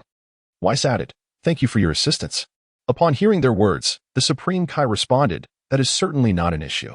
At that moment, the old Supreme Kai, standing behind him, interjected, However, you are not a deity at all. Wukong scratched his head and remarked, I find it quite puzzling. Meanwhile, Jebbet, standing at the back, wore an expression of utter astonishment. I have never even set foot in the palace of the Omni-King. The old Kai glanced at him and said, Of course. I have only visited it thrice myself. Jebbet appeared completely bewildered. Is that so? The old Kai then scrutinized Wukong and admonished. I implore you to be mindful of your demeanor. Wukong, feeling helpless, remarked, Why do you all say such things? Do I truly appear to be impolite? The old Kai, without hesitation, replied, Indeed, that is the case. Wukong chuckled lightly, dismissing the jest. Observing Wukong's expression, the old Kai couldn't help but feel a sense of resignation, remarking, It seems that all my words were in vain. At that moment, the Kaioshin spoke up directly, Let us proceed. He stepped between Whis and Wukong, placing his hands upon their backs. Kaya. With a swift motion, the three vanished from their location. In the next instant, they found themselves at the entrance of the King of All's palace. Wukong exclaimed in astonishment, Wow, is this the residence of the Omni-King? At that moment, the Grand Minister was already waiting nearby. The Grand Minister smiled and said, I apologize for not welcoming you properly from afar. The King of All and Whis immediately bowed and replied, We hope this finds you well. The Grand Minister chuckled and remarked, You must be the renowned Sun Wukong. Wukong extended his right hand and greeted hello. The King Kai immediately poked Sun Wukong with his left arm. Upon sensing the piercing gaze of the King Kai, Wukong straightened his posture instantly. Indeed, that is my illustrious name. Subsequently, Whis interjected, please forgive his choice of casual attire, as we departed in haste. Upon hearing this, the Grand Minister chuckled, no need to concern yourself. For you, this attire is undoubtedly formal wear. Wukong casually remarked, indeed. His words held great significance. Soon after, a smile adorned his face as he inquired, how do you know all this? The King of Worlds hurriedly stepped on Wukong's foot, offering him another significant glance. At that moment, the Grand Minister chuckled and said, please, follow me. The three of them proceeded alongside the Grand Minister towards the palace of the Omni-King. Along the way, Wukong murmured, that individual appears ordinary, yet perhaps possesses remarkable strength. Whis replied, you are quite perceptive. The Grand Priest ranks among the top 5 in the entire universe in terms of combat prowess. He is indeed renowned. Wukong exclaimed in astonishment, how impressive. This immediately placed a finger to his lips. Shoo, do not be impolite. Refrain from uttering any words about wanting to compete. Wukong gazed at Whis and said, but I care deeply. In response, Whis remarked, I can only tell you that even I am inferior to him by a mere fingertip. Wukong was filled with exhilaration. How remarkable. This special journey was indeed worthwhile. Whoosh. The group vanished from their location and reappeared before the Omni-King. There he sat upon his throne, flanked by 2 attendants. The Grand Priest immediately knelt on one knee. Sun Wukong approached to pay his respects to the Omni-King. The sweet, childlike voice of the Omni-King resonated instantly. Ah, Sun Wukong. You have arrived. In the next moment, the Omni-King soared down from his throne, advancing towards Wukong. I am truly delighted that you could make it. The King of All stood in profound reverence as Wukong extended his right hand, greeting. Hi. The King of All cast a glance at Wukong. Wukong reluctantly withdrew his right hand and smiled, saying, one should greet you properly. What brings you here? The Omni-King slowly levitated into the air, his small hand reaching out to grasp Wukong's hand. You see, he exclaimed, I long to make a friend. I circled around you because I have taken a liking to you and wish to call you my friend. Wukong was taken aback and exclaimed, what? The expression on the King of All also froze on his face. Is there an issue? Wukong immediately furrowed his brow and inquired, what should we do after becoming friends? The Omni-King chuckled, let us play together. Upon hearing this, Wukong softly replied, is that all you summoned me for? The Omni-King maintained his cheerful demeanor. Is that not acceptable? The kneeling Kaishin, drenched in sweat, exclaimed, that is absolutely out of the question. Wukong felt profoundly grateful that he could become friends with the Omni-King. The Omni-King glanced at Kaishin and commanded, do not speak. Upon hearing this, Kaishin immediately lowered his head, trembling with trepidation. The Omni-King then turned his gaze back to Wukong and asked, what is it you wish to say, Sun Wukong? Wukong said, you may call me Wukong. The Omni-King chuckled and replied, Wukong? Then what shall you call me? Wukong was instantly perplexed, scratching his head and pondering. Well, let me think. Soon after, he chuckled. What about a Quan? The expressions of the attendants behind the Omni-King sharpened, their gazes turning keen. The Grand Priest's eyes sparkled with mirth, resembling crescent moons. Whis' eyes widened in astonishment. Meanwhile, the god of destruction, Shin, was drenched in cold sweat, sensing his imminent doom. To everyone's surprise, the Omni-King replied with a smile. A Quan? Quite good. What shall we play? Wukong joined his hands in a gesture of apology, saying, I beg your pardon, but I am currently rather occupied. I shall join you for some amusement once I have completed my tasks, if that is agreeable. At that moment, the guards of the Omni-King swiftly approached, admonishing, mind your manners. The Omni-King immediately turned, his voice lowering with authority, speak not in such a manner, do you wish to vanish? The 2 guards of the Omni-King broke into a cold sweat, exclaiming, we would not dare. The Omni-King then turned to Wukong with a smile, asking, will you be able to entertain me after you have finished your duties? Wukong immediately replied, indeed. I can introduce you to an even better friend of mine. The Omni-King exclaimed in surprise, is that true? Wukong chuckled, you can count on me. Upon hearing Wukong's assurance, the King of All smiled and said, then it is settled. Let us repeat what we agreed upon last time. Wukong was taken aback, exclaiming, what is this? In an instant, the Omni-King grasped Wukong's hand. Wukong immediately recalled and chuckled. So that's it. He then grasped the Omni-King and began to swing it up and down. The Omni-King instantly laughed and exclaimed, this is it. How delightful. No one else can do this. Wukong exclaimed in astonishment, no way, this is too easy. The Omni-King continued, I wish to learn more about such matters. Wukong glanced around and remarked, "It appears rather dull here. Why not come to Earth for a visit?" The Omni-King promptly handed Wukong the button to summon him. "Splendid. This is for you." Wukong was taken aback. "What is this?" The Omni-King chuckled. "Just press this button, and I shall be there instantly." Wukong promptly pressed the button. The Omni-King, with a pained expression, lamented, "Pressing it now is futile, for I am right here." Wukong promptly stowed the button away. Observing Wukong's actions, the Omni-King immediately chuckled, saying, "Do remember to introduce me to your friends." Wukong immediately extended his right hand. "All right, see you." Their hands clasped together. The Omni-King chuckled. "Until next time, Wukong." Wukong promptly turned around and exclaimed, "Hey, King Kai, it's time to return." The King Kai lay exhausted on the ground. "Is it over?" Wukong effortlessly lifted the Supreme Kai. It was over. It was finally over. The Supreme Kai let out a long sigh of relief. Wukong hoisted the Kaishin upon his shoulders and turned, saying, "Farewell, Zeno." Zeno extended his small hand and waved. The Grand Minister then led several individuals away from Zeno's palace. Upon reaching the entrance of the Grand Palace, Wukong gently set down the weary Kaishin and inquired, "Kaishin, are you all right?" The Kaishin replied softly, "Alas." The Grand Minister remarked, "Your friend is quite amusing." To this, Whis responded, "Indeed." The Grand Minister glanced up at Whis and said, "I too look forward to meeting him again." Whis smiled and remarked, "You will be pleased to know." The two exchanged slight bows as the Grand Minister's farewell echoed. No need for further escort. Noticing Whis approaching, the Kaishin quickly recited an incantation. KK. In an instant, the three vanished from sight. In the realm of the seventh universe, the old Kaishin sighed in relief, saying, "It is good to have returned safely." The Kaishin then gently addressed Wukong. "By the way, you promised Zeno that you would bring friends to meet him. Who do you intend to bring?" Wukong chuckled as he scratched his head and remarked, "I haven't decided whom to bring either. Does anyone have a recommendation?" The expression of the King of Worlds shifted dramatically, revealing a look of astonishment.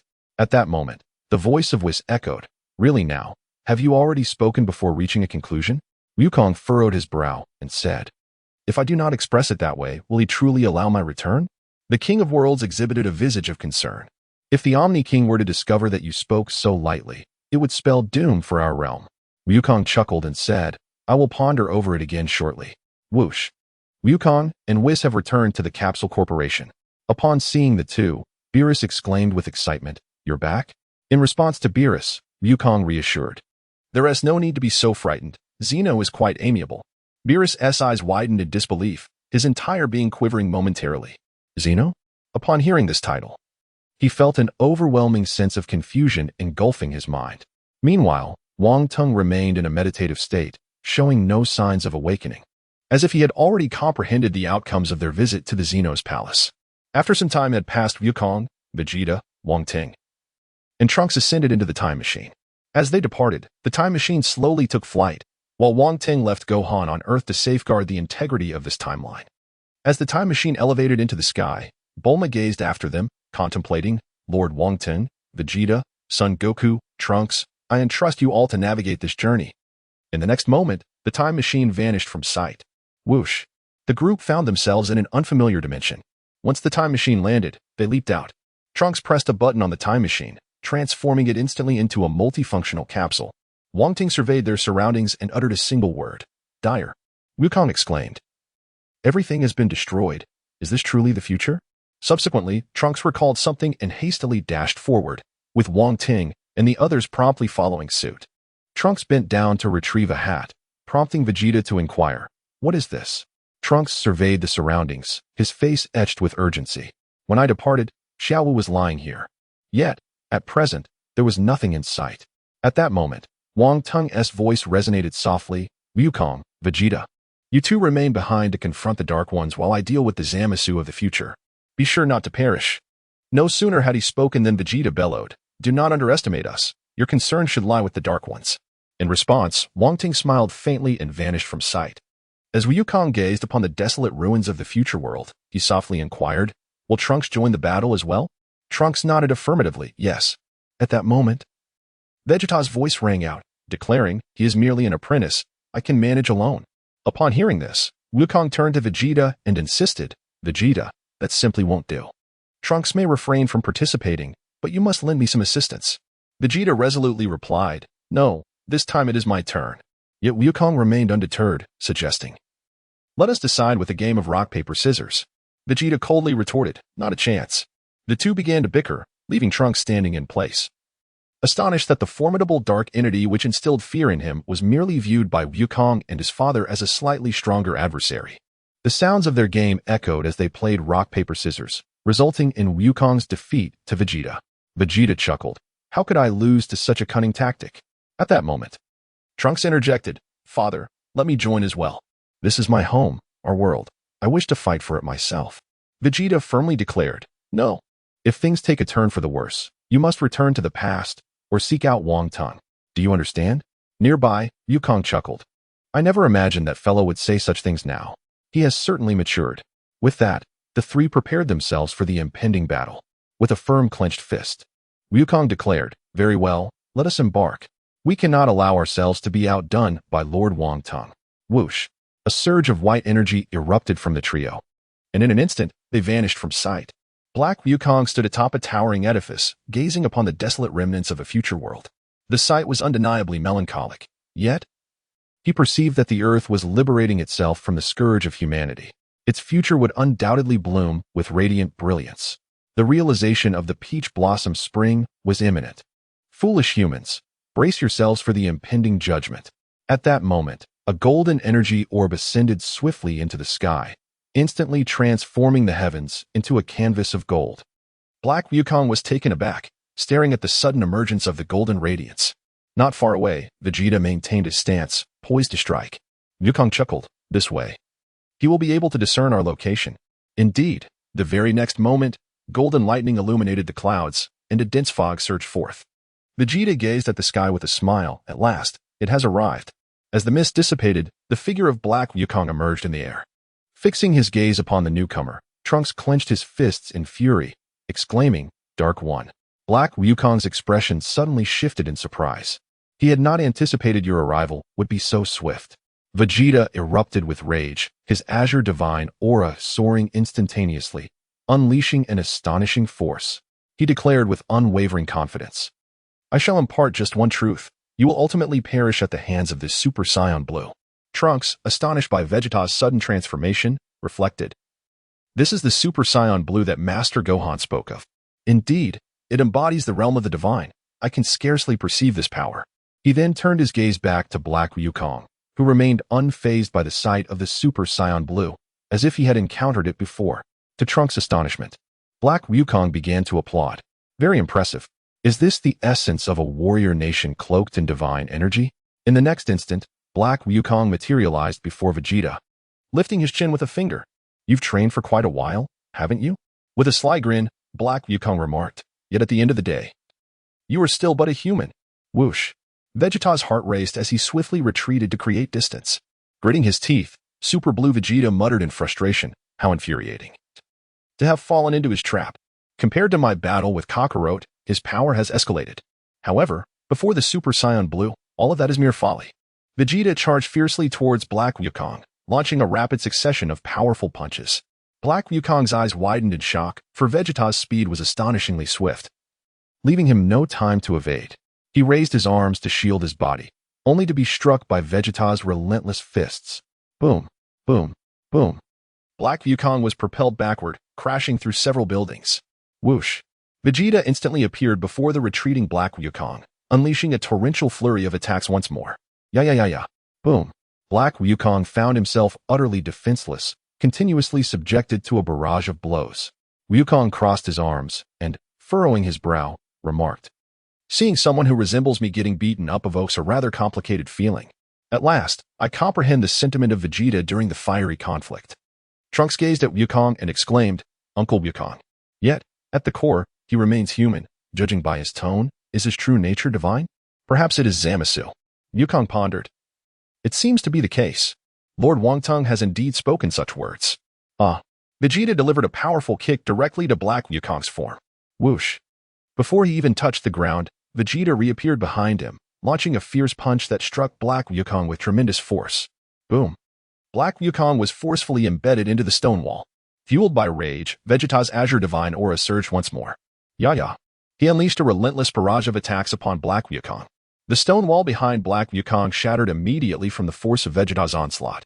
However, against Vegeta's tempestuous fury, Black Wukong not only displayed no signs of pain but rather wore a sinister grin. This eerie smile startled Vegeta, prompting him to leap back swiftly. A chill crept down Vegeta's spine as he recalled the sensation of Black Wukong approaching him like a zombie, smiling as he dusted off his attire. In the blink of an eye, Black Wukong launched a rapid assault on Vegeta, with astonishing speed that caught Vegeta entirely off guard. A powerful kick landed squarely in Vegeta's abdomen. A searing pain radiated throughout his body, causing him to expel the contents of his stomach. Whoosh! Vegeta was propelled backward. But with gritted teeth, he forcefully stomped the ground. Boom! Dust and debris erupted around him as he barely managed to halt his backward momentum. Trunks exclaimed in alarm. Father! Just then, Black Wukong reappeared instantaneously before Vegeta. Vegeta glared furiously. Black Wukong spoke slowly. The human body has achieved such mastery. As a reward, I shall show you something remarkable.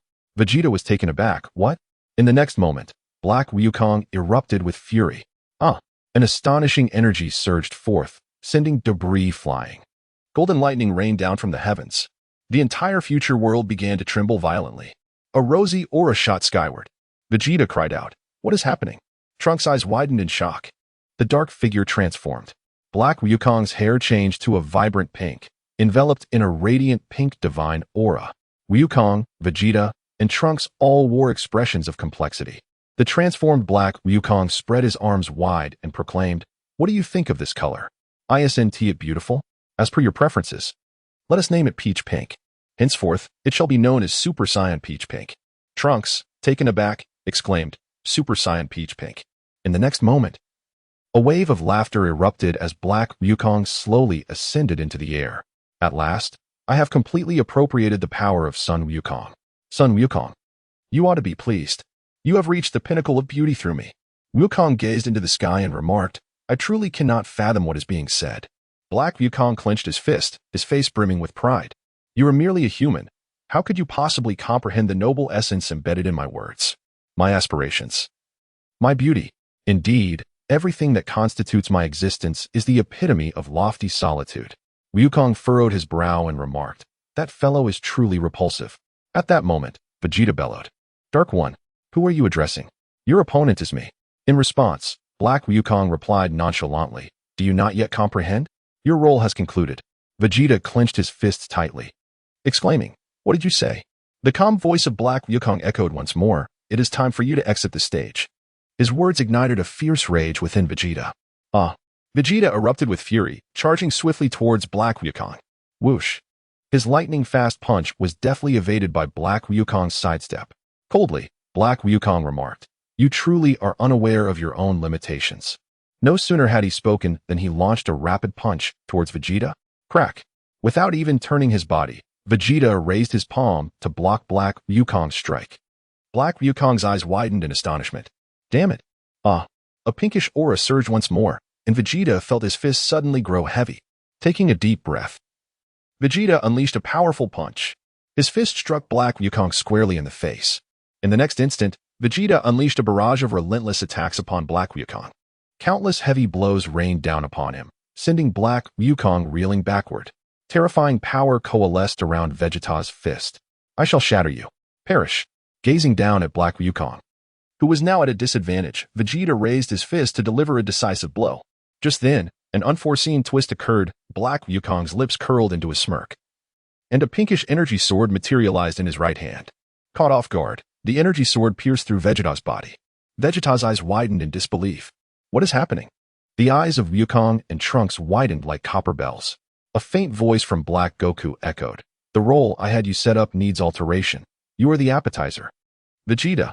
A delectable appetizer at that. Vegeta murmured, "You scoundrel."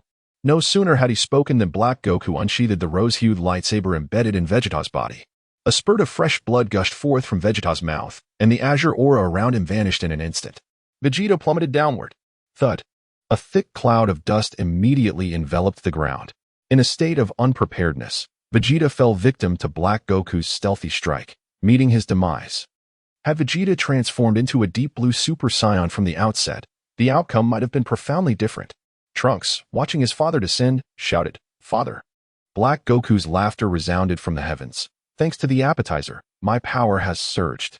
Now, I shall consume the main course and ascend to even greater heights. Trunks seethed. Damn it. Wukong stepped forward with determination. Step back. Trunks murmured, Uncle Wukong. With a decisive step forward, Wukong unleashed a thunderous roar, instantly transforming into Super Saiyan Blue. His divine azure aura surging forth in an explosive display. Trunks, taken aback, exclaimed, This is Uncle Wukong's Super Saiyan Blue. He has unleashed his full power from the very beginning. A faint voice of Goku echoed, Trunks, take care of your father. Shortly after, Goku soared into the sky. In the next moment, the Super Saiyan Blue Goku stood face to face with Black Goku. You once said that pain would make you stronger. Now I understand what you meant. Upon hearing Goku's words, Black Goku pointed his rose-colored energy sword at Goku and declared, I now exist in a realm beyond human reach. Surely you yearn to experience this power as well. Wukong chuckled. Indeed, perhaps so. Subsequently, he unleashed a multitude of energy blasts towards Black Wukong. In response to the swiftly approaching projectiles, Black Wukong wielded his rose-hued lightsaber with fervor. Boom, boom, boom. Astonishing explosions erupted in the air, enveloping the battlefield in thick black smoke. As the smoke began to dissipate, Wukong appeared before Black Wukong, his fist hurtling forward with great velocity. Black Wukong swiftly raised his rose lightsaber to defend himself. Bang! The two collided instantaneously.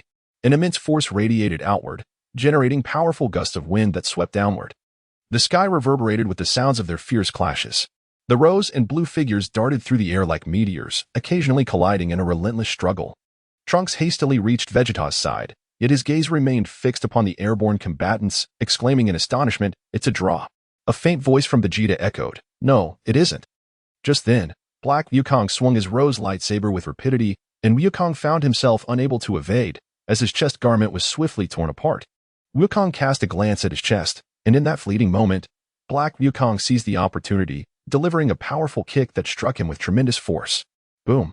Wukong crashed heavily into the ground, instantly enveloping the area in a cloud of dust. The dark Wukong gracefully descended onto the roof of an abandoned building.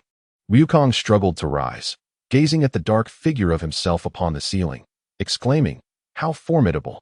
In an instant, the shadowy Wukong surged forth, a rosy aura ascending gracefully, his power coalescing in his hands. The pink energy orb swiftly materialized within the grasp of the dark Wukong. This must come to an end. Wukong gazed in astonishment at the stance of Black Wukong. Kamehameha? At that moment, a voice resonated through the sky. You shall not be allowed to act recklessly any longer. Upon hearing the voice, Black Wukong immediately dispersed the energy sphere he had gathered in his hands. A brilliant golden light illuminated the surroundings as Zamas appeared in the air. Wukong exclaimed in astonishment, Zamas? How could he possibly be here? Where is Lord Wong Teng? Vegeta also struggled to turn his head, bellowing, Where has that scoundrel Wong Teng run off to? Zamas immediately descended beside Black Goku. The two exchanged knowing smiles as they gazed down at Son Wukong. Zamas spoke, We once made a pact. In the end, it is my hand that shall deliver the final blow to Son Wukong. Wukong and the others fixed their gaze intently upon the two individuals. Subsequently, Wukong swiftly composed himself and rose to his feet. Zamasu. I did not expect to find you here, he remarked. Upon hearing this, Zamasu chuckled, Are you surprised? We are partners, so my presence here is quite natural. Wouldn't you agree? Within Wukong's heart, a profound sense of bewilderment lingered as he pondered the whereabouts of Wong Teng. Logically, given Wong Teng's formidable prowess, dispatching a foe like Zamas should have been a trivial task. He then cast a grave gaze upon the two adversaries before him. Regardless of the circumstances, they remained our enemies. Vegeta, rising to a seated position, muttered, That scoundrel Zamas. Suddenly, an excruciating pain surged through him, and Vegeta collapsed once more to the ground. Trunks, filled with anxiety, exclaimed, Father. After a moment of checking his nostrils, he gradually exhaled in relief. There was still a breath of life. He had merely succumbed to unconsciousness. Zamas chuckled, Soon, the world I have long anticipated will come to fruition, a world of justice. Upon hearing this, Wukong roared in fury, What are you talking about? Yet Zamas continued to speak to himself, proclaiming, In that world of justice, humanity will have no place. Wukong bellowed, I shall not allow you to succeed. The sacred blue aura surged forth instantaneously. Meanwhile, in the sky, Zamas wielded a purple lightsaber in his right hand, thrusting it towards Wukong. Wukong also extended his fist, preparing to confront the enemy. At that moment, a figure suddenly appeared. Without any warning, a kick landed squarely in Zamasu's abdomen. Zamasu was sent flying. Boom, boom, boom. His body crashed through several towering buildings. Looking at the newcomer, Wukong exclaimed with delight, "Lord Wang Teng." Trunks' face also lit up with joy. Wang Teng gazed at the black Wukong on the rooftop, whose expression fluctuated between calm and stormy, then turned his attention to the fallen Vegeta, his voice resonating softly. "There is no one in the Kaioshin realm. So, you have escaped here, Zamasu." He then flipped his hand, revealing a Senzu bean. "Trunks, catch." He tossed the Senzu bean over. Trunks caught it, yet his eyes remained fixed in a daze at the sky. Wang Teng's voice echoed once more. "Trunks. That is a Senzu bean. Quickly administer it to Vegeta." Fortunately, upon his arrival on Earth, he had visited Korin Tower, and there were still plenty of Senzu beans in the system space. The next moment, whoosh, Zamasu shot up into the sky, instantly arriving beside Black Wukong. He gazed at the suddenly appearing Wong Teng and quietly asked, "You are a god? Why do you help humans?" In response, Wong Teng chuckled. "I act solely according to my preferences. I help whomever I wish, and your opinion is of no concern to me." Upon hearing Wong Teng's unabashed words, Zamasu's gaze sharpened instantly. "Then you shall die?" Huh. Zamasu launched himself toward Wong Teng once more, yet his attack appeared to Wong Teng as slow as a turtle. For the time reversal had already commenced. Boom. Wong Teng delivered a kick to Zamasu's nose. Blood immediately streamed from his nostrils. Zamasu felt on the verge of madness. "Hey, partner, let us attack together." Upon hearing this, Black Wukong nodded. In the next second, the two launched a simultaneous assault on Wong Teng. Bang, bang, bang. Intense combat erupted in the air. Circles of white sonic booms continuously emerged, and a gust of wind swept downward. Boom. The three quickly separated. At this moment, both Black Wukong and Zamasu wore expressions of shock, because in the recent battle, their combined assault had yielded not a single advantage. Trunks stared intently at the sky, murmuring, "Is this the power of the Divine Lord? Truly astonishing." Just then, Wukong shouted, "Trunks, quickly give Vegeta the Senzu bean." Trunks suddenly realized that he had been so captivated by the aerial battle that he forgot to save his father, truly a moment of utter folly. He swiftly placed the Senzu bean into Vegeta's mouth. Gulp.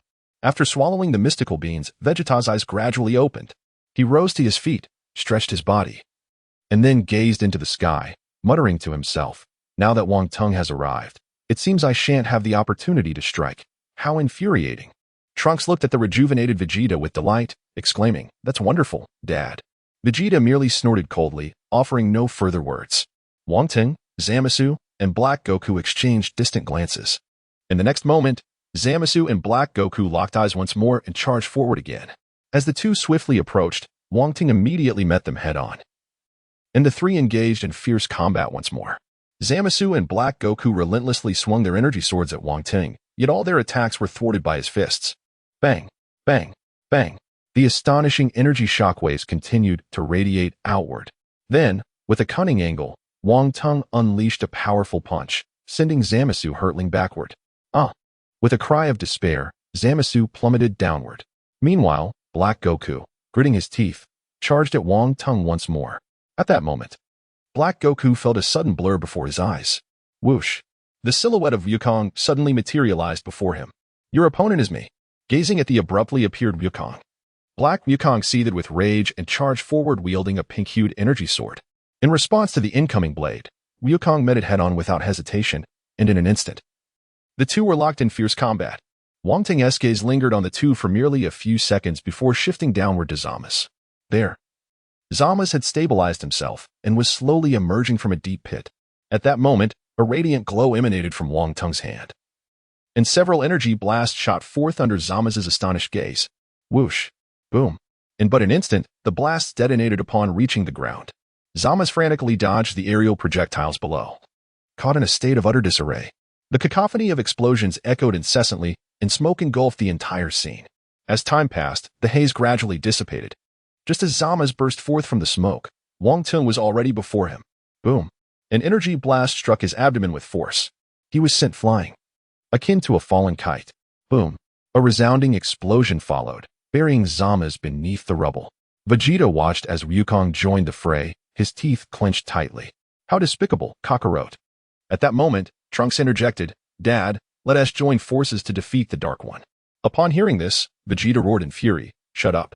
How can you utter such words? Where has your pride gone? Where is the pride of the Saiyans?" Faced with Vegeta's wrath, Trunks dared not speak further and merely turned his gaze toward the battle above. Ah! A thunderous roar erupted from Zama's throat, and the next second, he shot up from the rubble. Hovering in the air, his teeth were gritted in frustration. How infuriating. To be attacked from my blind spot. Observing Zama's resurgence, Wong Teng smirked faintly, "Quite resilient, aren't you? But will you be able to rise again next time? Don't disappoint me." Whoosh. As soon as the words left his lips, Wong Teng vanished from his spot, only to reappear before Zama's. A powerful kick landed squarely on Zama's abdomen, so swift that he could hardly react. Whoosh. Boom. Zama's crashed heavily into an abandoned building. Instantly, dust filled the dilapidated structure. Wong Teng hovered in the air, casting an upward glance at the clash between Wukong and Black Wukong, who were locked in a stalemate. One moment Wukong plummeted from the sky, and the next, Black Wukong was sent flying, the battle seemingly evenly matched.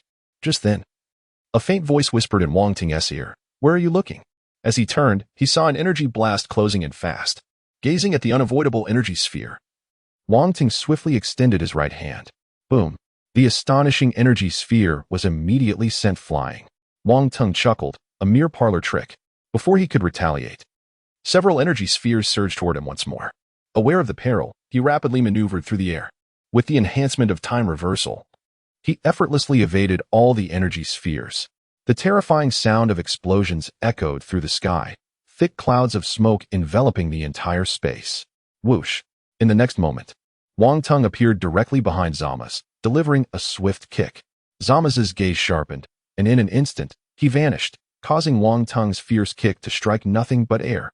At that moment, Zama's condensed an energy sphere in his hand, aiming it at Wong Teng's abdomen. Whoosh. In this dire situation, Wong Teng executed a teleportation. His figure instantly materialized before Zama's, delivering a powerful uppercut to his chin. Zama's was propelled skyward. Wong Teng unleashed his energy, a white wave surging forth, his hands radiating brilliant light. Whoosh, whoosh, whoosh. Countless energy spheres erupted from Wong Teng's hands. The air was filled with the deafening sounds of explosions. Thick black smoke shrouded the sky. As the explosions gradually dissipated, Wong Teng remarked, "Hey, Zama's, could you take this a bit more seriously? This is rather dull." In the next instant, Zama's shot out from the smoke. Observing Zama's emergence, Trunks was taken aback. His wounds were healing at an astonishing rate. Witnessing this remarkable scene, Wong Teng remained unfazed, simply watching Zama's. His calm voice resonated. "It seems you have acquired immortality through the eternal dragon." Upon hearing Wong Teng's words, Zama's eyes widened in disbelief. "How could you possibly know? This is impossible.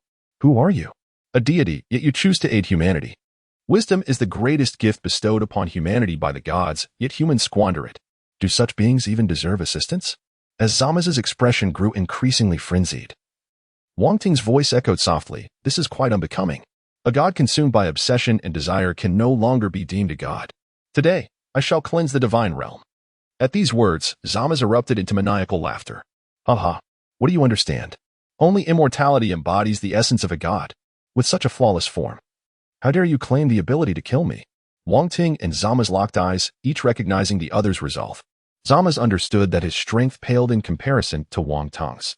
Though he possessed immortality, continuing the battle held no promise of victory. At that moment, a piercing howl echoed from afar. Both Wong Teng and Zama's turned their gaze towards the source. They beheld Goku swiftly fleeing in their direction.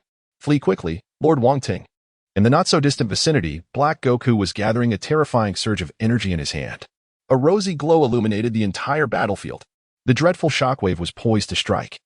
Zama's wore a slight smile, then vanished from his position, reappearing behind Wong Teng, where he seized both of Wong Teng's arms with fervor. He bellowed wildly, "Attack now." At this exhortation, Black Goku hastened the accumulation of the shockwave. The rapidly approaching Goku launched a punch towards Zama's.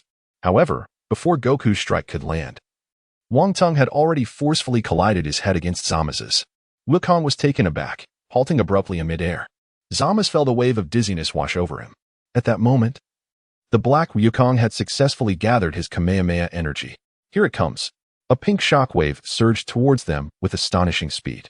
As Wukong beheld the terrifying wave, panic instantly marred his expression. "Quickly, Lord Wong Teng, With that, he dashed towards Wang Teng. Yet, Wang Teng remained unfazed, extending his right hand to grasp the slightly dazed Zama's, shielding him in front of himself. Wukong, take cover behind me.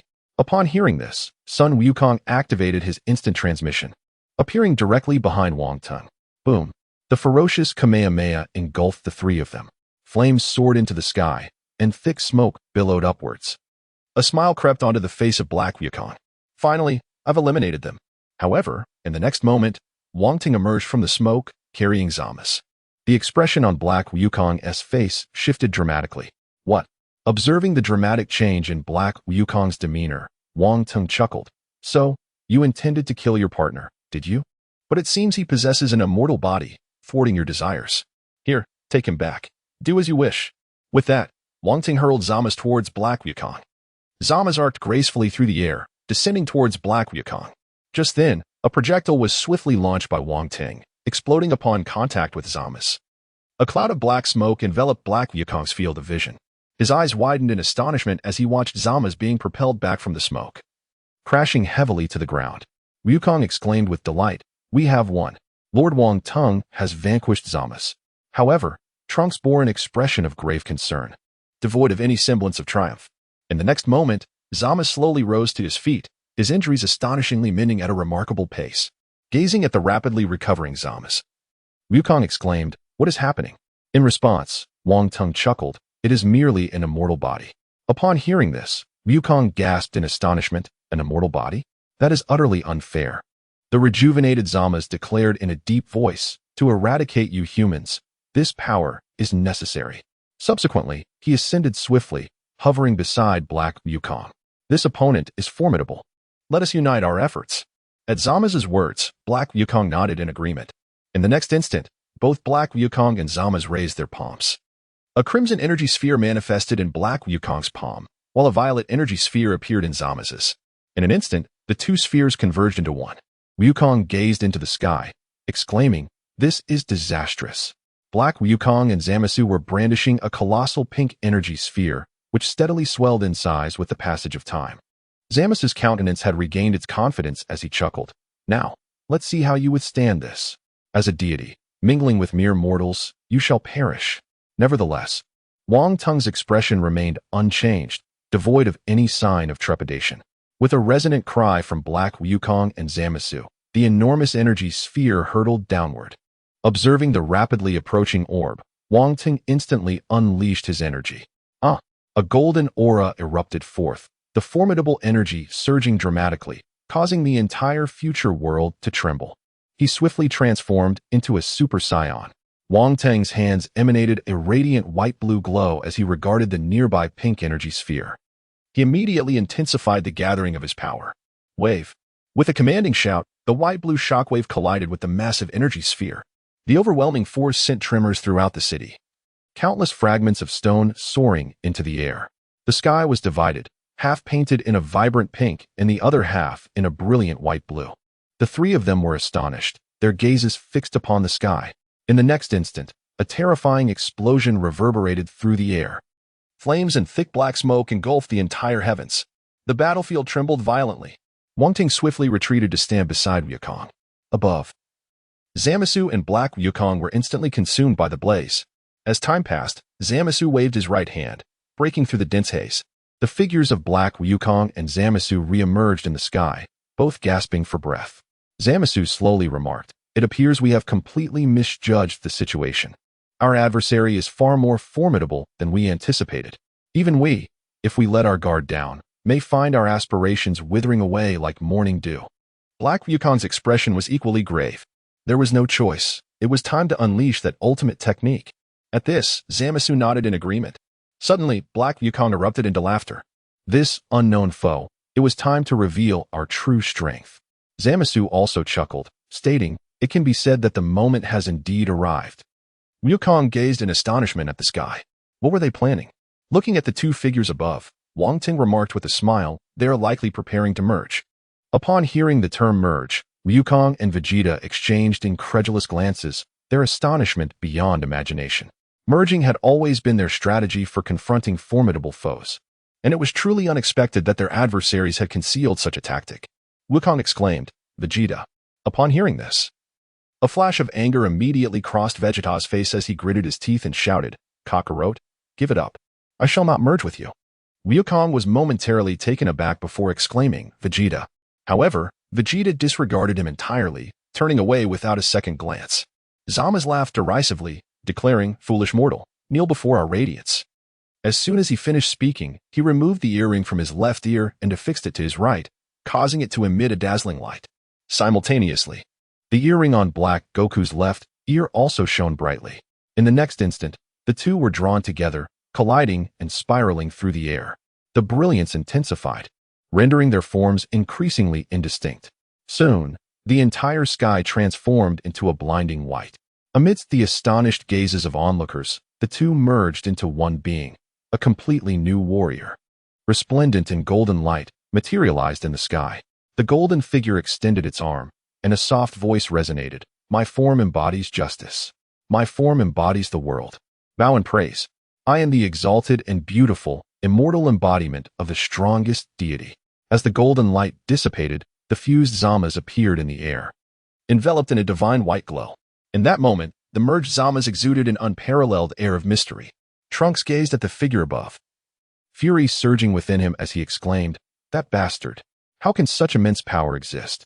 Wukong murmured, "The dark figure has actually fused with Zamas." Wang Teng lifted his gaze towards the silhouette in the sky, his heart filled with astonishment. He had not anticipated that their fusion would amplify their strength to such an extent.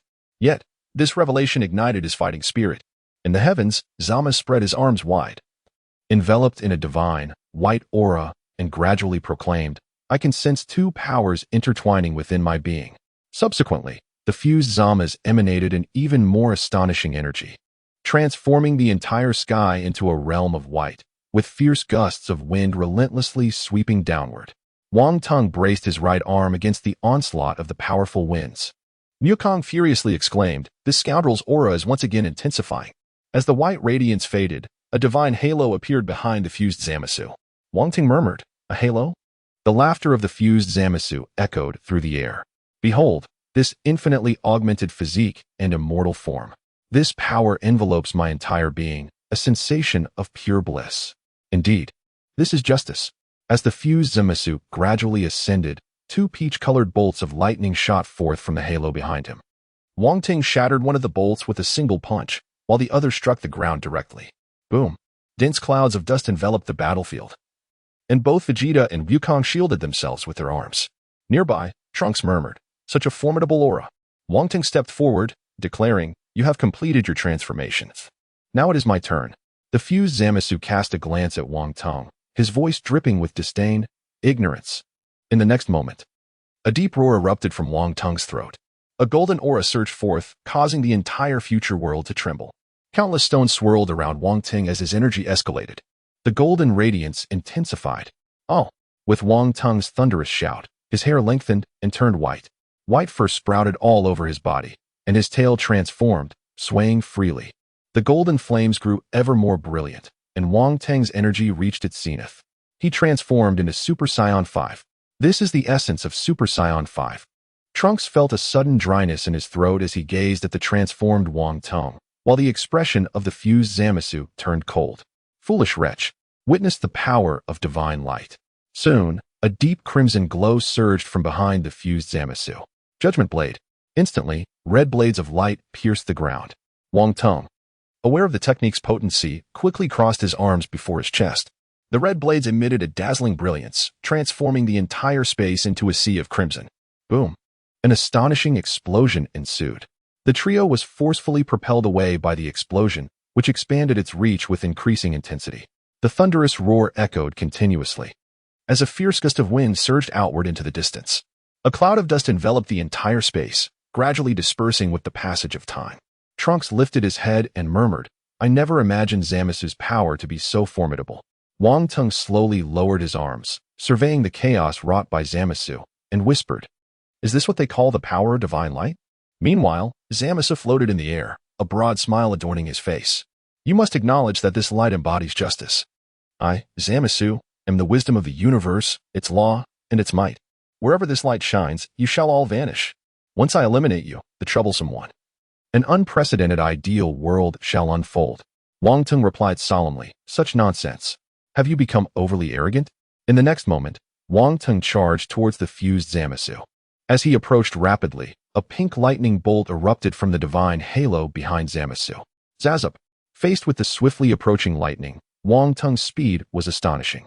He deftly maneuvered in the air, effortlessly evading Zamasu's assault. At that moment, a radiant energy surged from Wang Teng's hand, and an astounding energy blast was swiftly unleashed. Boom. The air was immediately filled with the sound of an explosion, as thick smoke shrouded the sky. Below, Goku exclaimed, "Did it hit?" As the smoke gradually cleared. The intact figure of fused Zamasu reappeared in the air. Wang Teng looked up and chuckled, "Quite resilient, aren't you?" Just then, a calm voice from Zamasu echoed, "It seems you still fail to comprehend the disparity between us. Allow me to demonstrate what true power is."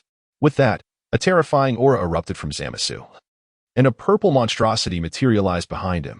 Wukong gazed into the sky, murmuring, "What is that?" Zama spoke gravely. "The essence of this new era has taken root on this planet. Absolute thunder." At that moment, the purple monstrosity behind the fused Zamas unleashed an even swifter bolt of lightning.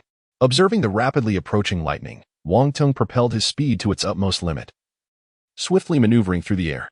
In an instant, he materialized behind Zamas, launching a powerful punch directly at him. Zamas, unable to fathom that such a rapid form of absolute thunder could be evaded, turned swiftly. Yet Wang Teng's fist was too swift. The terrifying blow struck Zamas squarely. In an instant, Zamas was sent hurtling backward, crashing heavily to the ground. A deep crater formed upon impact, with billowing clouds of smoke erupting forth. "Huh!"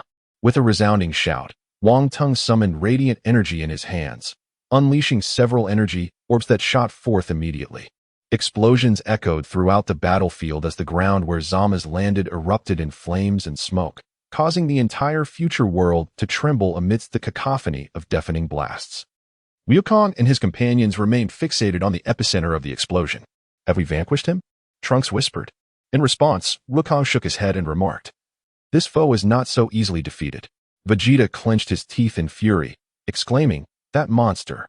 As the dense smoke gradually dissipated, the fused Zamasu slowly ascended from the deep pit. Wong Teng, observing the reemergence of Zamasu, smiled and said, "It seems things are becoming quite intriguing." A calm voice emanated from the fused Zamasu. "You are the sinner. To dare strike against me, a being of such grandeur, you shall face retribution."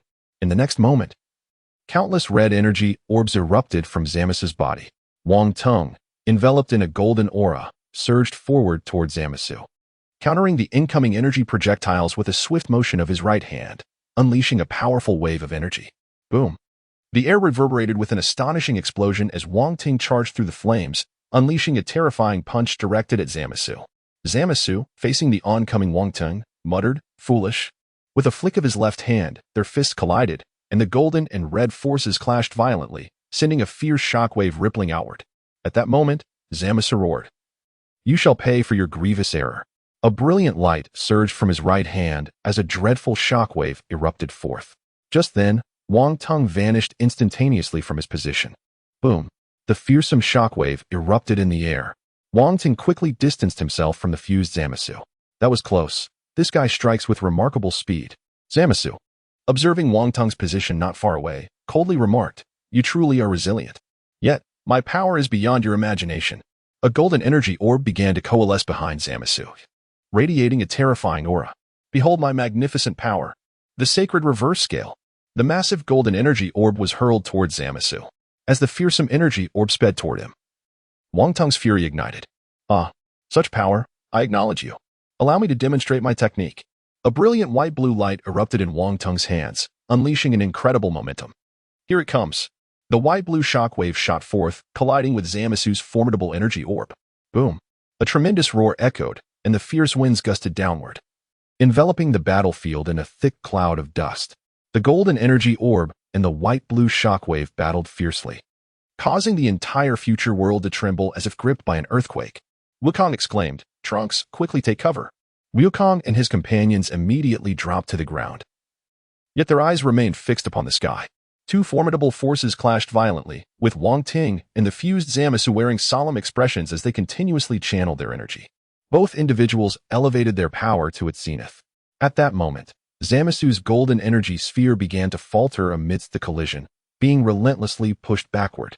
Zamasu, cold and gritting his teeth, found his body being forced further back as the tide of battle began to shift. Wang Teng, smiling, declared, "You have lost." In response, Zamasu roared, "You wretched fool. You know nothing of divine power. I am the greatest god. How could I possibly lose?" With a mighty ha, the white halo behind Zamasu erupted with brilliant light, instantly replenishing the golden energy sphere, halting its retreat, and re-engaging in a fierce struggle against the oncoming azure and white shockwave. Wukong gazed at the sky, his expression grave. Lord Wang Teng, press on. As he watched the shockwave being pushed back, Wang Teng's gaze sharpened, and a deep roar emanated from his throat. The golden aura surged ever higher. Do you dare claim the title of a deity? Today, let me demonstrate the true essence of divine power. Ah! With Wang Teng's thunderous shout, an even more formidable force erupted forth. The white-blue shockwave unleashed a terrifying might, instantly engulfing the golden energy sphere, culminating in an explosion before Zama's astonished eyes. Boom! Flames and black smoke filled the air. The deafening sounds of the explosion echoed, the blaze intensifying, while a circle of fierce wind rapidly spread outward. Wang Teng hovered in the sky nearby, his gaze fixed on the epicenter of the explosion. Trunks, sprawled on the ground, exclaimed excitedly, "We did it. The future world is saved." Vegeta also allowed a slight smile to grace his lips. Just then, the dust began to settle, revealing Zama's in a disheveled state. His face a portrait of fury. As he beheld Zama's re-emergence, Trunks' eyes widened in disbelief. "You monster!" Vegeta roared, "You wretched being!" The voice of the fused Zama's resonated with rage. "You detestable fool! Disappear!" Once again, a golden energy sphere coalesced in his hand, larger than the previous one. Wang Teng, observing the familiar tactic, couldn't he help but wear a scornful expression. "Have you exhausted your repertoire? Do you truly believe this will be effective?" Zama's face twisted with madness at the taunting words. "Insignificant creature, how dare you belittle the divine?" Wang Teng was too weary to engage in further banter. Whoosh! He vanished from his spot, moving with astonishing speed. Time rewound. The flow of time itself began to decelerate as brilliant light surged from Wang Teng's hand, forming a blue energy sphere that materialized in his palm. When his figure reappeared, he stood before Zama's, launching the blue energy sphere directly at the golden energy sphere Zama's had just formed. Boom! The golden energy sphere detonated, unleashing an astonishing explosion. Wang Teng swiftly retreated from the center of the blast. "This isn't over yet." Huh! A radiant glow emanated from his hand. The prince's battle technique roared forth. Countless energy spheres surged toward the explosion's epicenter. Boom, boom, boom. The sounds of destruction reverberated skyward, engulfing the heavens in flames and thick smoke. The sheer force of devastation seemed as though it would tear the sky asunder. Thick clouds of smoke enveloped the sky as terrifying gusts of wind spread outward relentlessly. Wang Teng, bathed in a golden aura, gazed at the epicenter of the explosion. As the smoke gradually dissipated, the figure of Zama's emerged, his anguished cries piercing the air. One side of his face had turned a ghastly purple, with grotesque flesh pulsating upon it. Witnessing this, Wang Teng charged forward, delivering a powerful punch to Zama's face. He then launched a ferocious assault, the sounds of intense blows reverberating around them. Zama's was helplessly battered in midair, his predicament growing increasingly dire. Subsequently, Wang Teng delivered a swift kick, sending Zama's hurtling away. As Zama's retreated rapidly, he suddenly lifted his head, a surge of energy gathering in his hand, and a ki blast shot towards Wang Teng. Observing Zama's ability to counterattack despite enduring numerous assaults, Wang Teng's expression darkened, his voice resonating ominously. Kaioken. Instantly, a crimson aura ignited amidst the golden flames. Wang Teng's speed surged dramatically, his form vanishing from sight, reaching an unimaginable velocity. Zama's ki blast missed its target, and in a moment of shock, Wang Teng reappeared directly before him. With a thunderous impact, a devastating punch struck Zama's, causing excruciating pain to radiate throughout his body. Blood erupted from his mouth as he plummeted downward like a cannonball. The ground beneath him was immediately cratered, billowing smoke rising into the air. The white halo behind Zama's vanished. Trunks exclaimed in astonishment, "The Divine One has triumphed. Zama should be dead this time." Suspended in the air, Wang Teng gasped for breath, clearly drained by the exertion of the Kaioken. Just then, a long howl echoed through the air. "You despicable fiend!" A surge of white energy erupted skyward, countless fragments of stone soaring into the air as the earth trembled violently. Zama's, in a fit of rage, roared defiantly, his white aura rising. With each bellow, his visage became increasingly monstrous, the white flames surging around him. The fused Zamas panted heavily, his half-purple face appearing utterly horrific. At that moment, his right arm began to writhe ominously. The mad cries of Zamas filled the air. "Let the light of justice strike me." As the crimson light materialized overhead, a frenzied expression overtook the face of the fused Zamas. Wukong's face was awash with astonishment. What could have transpired? Wong Teng's expression gradually grew grave as well. A peculiar crimson light began to manifest in the sky, casting an eerie glow. At that moment, streaks of red lightning descended from above, striking Zamas with tremendous force. Instantly, Zamas was enveloped in a tempestuous, purplish-red aura. As this aura surged, Zamas's visage twisted into a mask of madness and ferocity.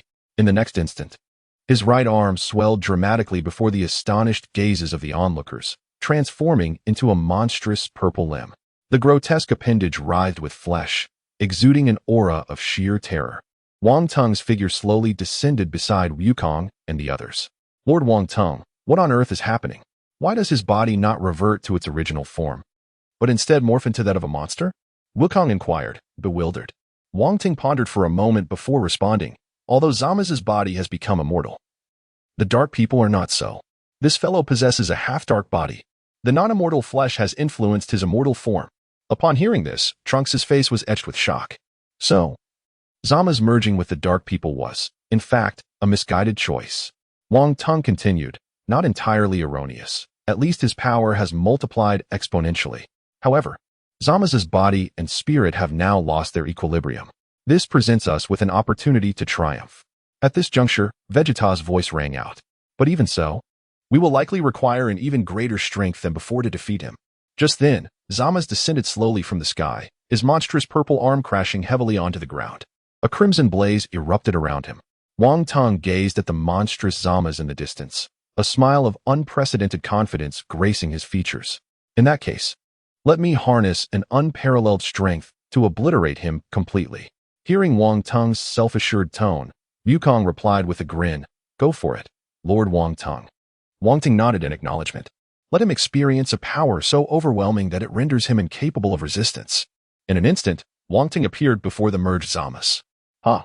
A golden aura surged from Wong Teng, an astonishing force erupting forth. The entire battlefield trembled violently. As Zamas beheld Wong Teng unleashing this remarkable power, he roared, "With such feeble strength, you dare to challenge me. Do not think this will lead to your victory." With his declaration, a formidable energy sphere coalesced within the monstrous palm.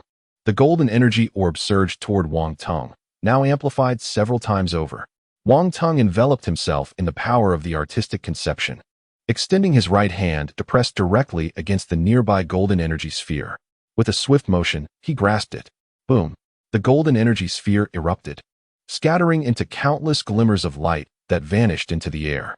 A smile crept upon Wong Teng's lips, for the outcome was precisely as he had anticipated. Under the enhancement of the defensive artistic conception, Zamas's energy sphere posed no threat to him whatsoever. Meanwhile, the fused Zamas gazed in astonishment at the dissipating golden sphere above, bewildered by the turn of events. Despite his significant power boost, his opponent seemed to handle the situation with even greater ease. Wong Teng's calm voice echoed, "Come, let us determine our victor." Trunks, observing Wong Teng enveloped in golden flames, felt an overwhelming shock within him. The power of the divine being was truly unparalleled. Suddenly, the fused Zamas burst into laughter, preparing to speak, but before he could utter a word, Wong Teng's figure vanished from sight, reappearing right before him. Delivering a powerful punch to his face, Zamas was sent flying back. Wong Teng chuckled, "Apologies, I miscalibrated the force. It is time for you to retaliate, so-called deity." Just then, the fused Zamas slowly rose, roaring, "Even if you repent now, I shall not spare you." He raised his monstrous purple arm and charged at Wong Teng with astonishing speed. Wong Teng swiftly dodged to the left, and a terrifying force struck the ground, leaving a long scar in its wake. Zamas quickly retracted his arm, igniting a crimson aura around him as an immense power surged forth. His figure vanished again, only to reappear above Wong Teng, delivering another fearsome punch. Seeing no way to evade, Wong Teng crossed his arms defensively across his chest, bracing for the impact of the heavy blow. Whoosh! He was immediately propelled backward. A golden silhouette lingered in the air, leaving a shimmering afterimage that refused to fade. Hiss! Wang Teng staggered back several paces before regaining his footing. Shaking his slightly numbed arms, he remarked, "This fellow possesses quite a bit of strength." With a sudden push off the ground, Wang Teng launched himself into the fray, engaging Zamas in an intense battle. Their combat reached a fever pitch. With waves of energy radiating outward, white sonic boomerangs continuously materialized in the air, multiplying with each passing moment. Suddenly, Wang Teng landed a powerful punch to Zamas' face, who gritted his teeth and retaliated with an uppercut, enduring the pain. Noticing this, Wang Teng quickly retreated, narrowly avoiding the astonishing counterattack. Yet, before he could catch his breath, Zamas' swift kick came barreling toward him once again. In the face of the enemy's swift assault, Wang Teng extended his right arm, colliding forcefully with his opponent's kick, unleashing an astonishing force that radiated outward.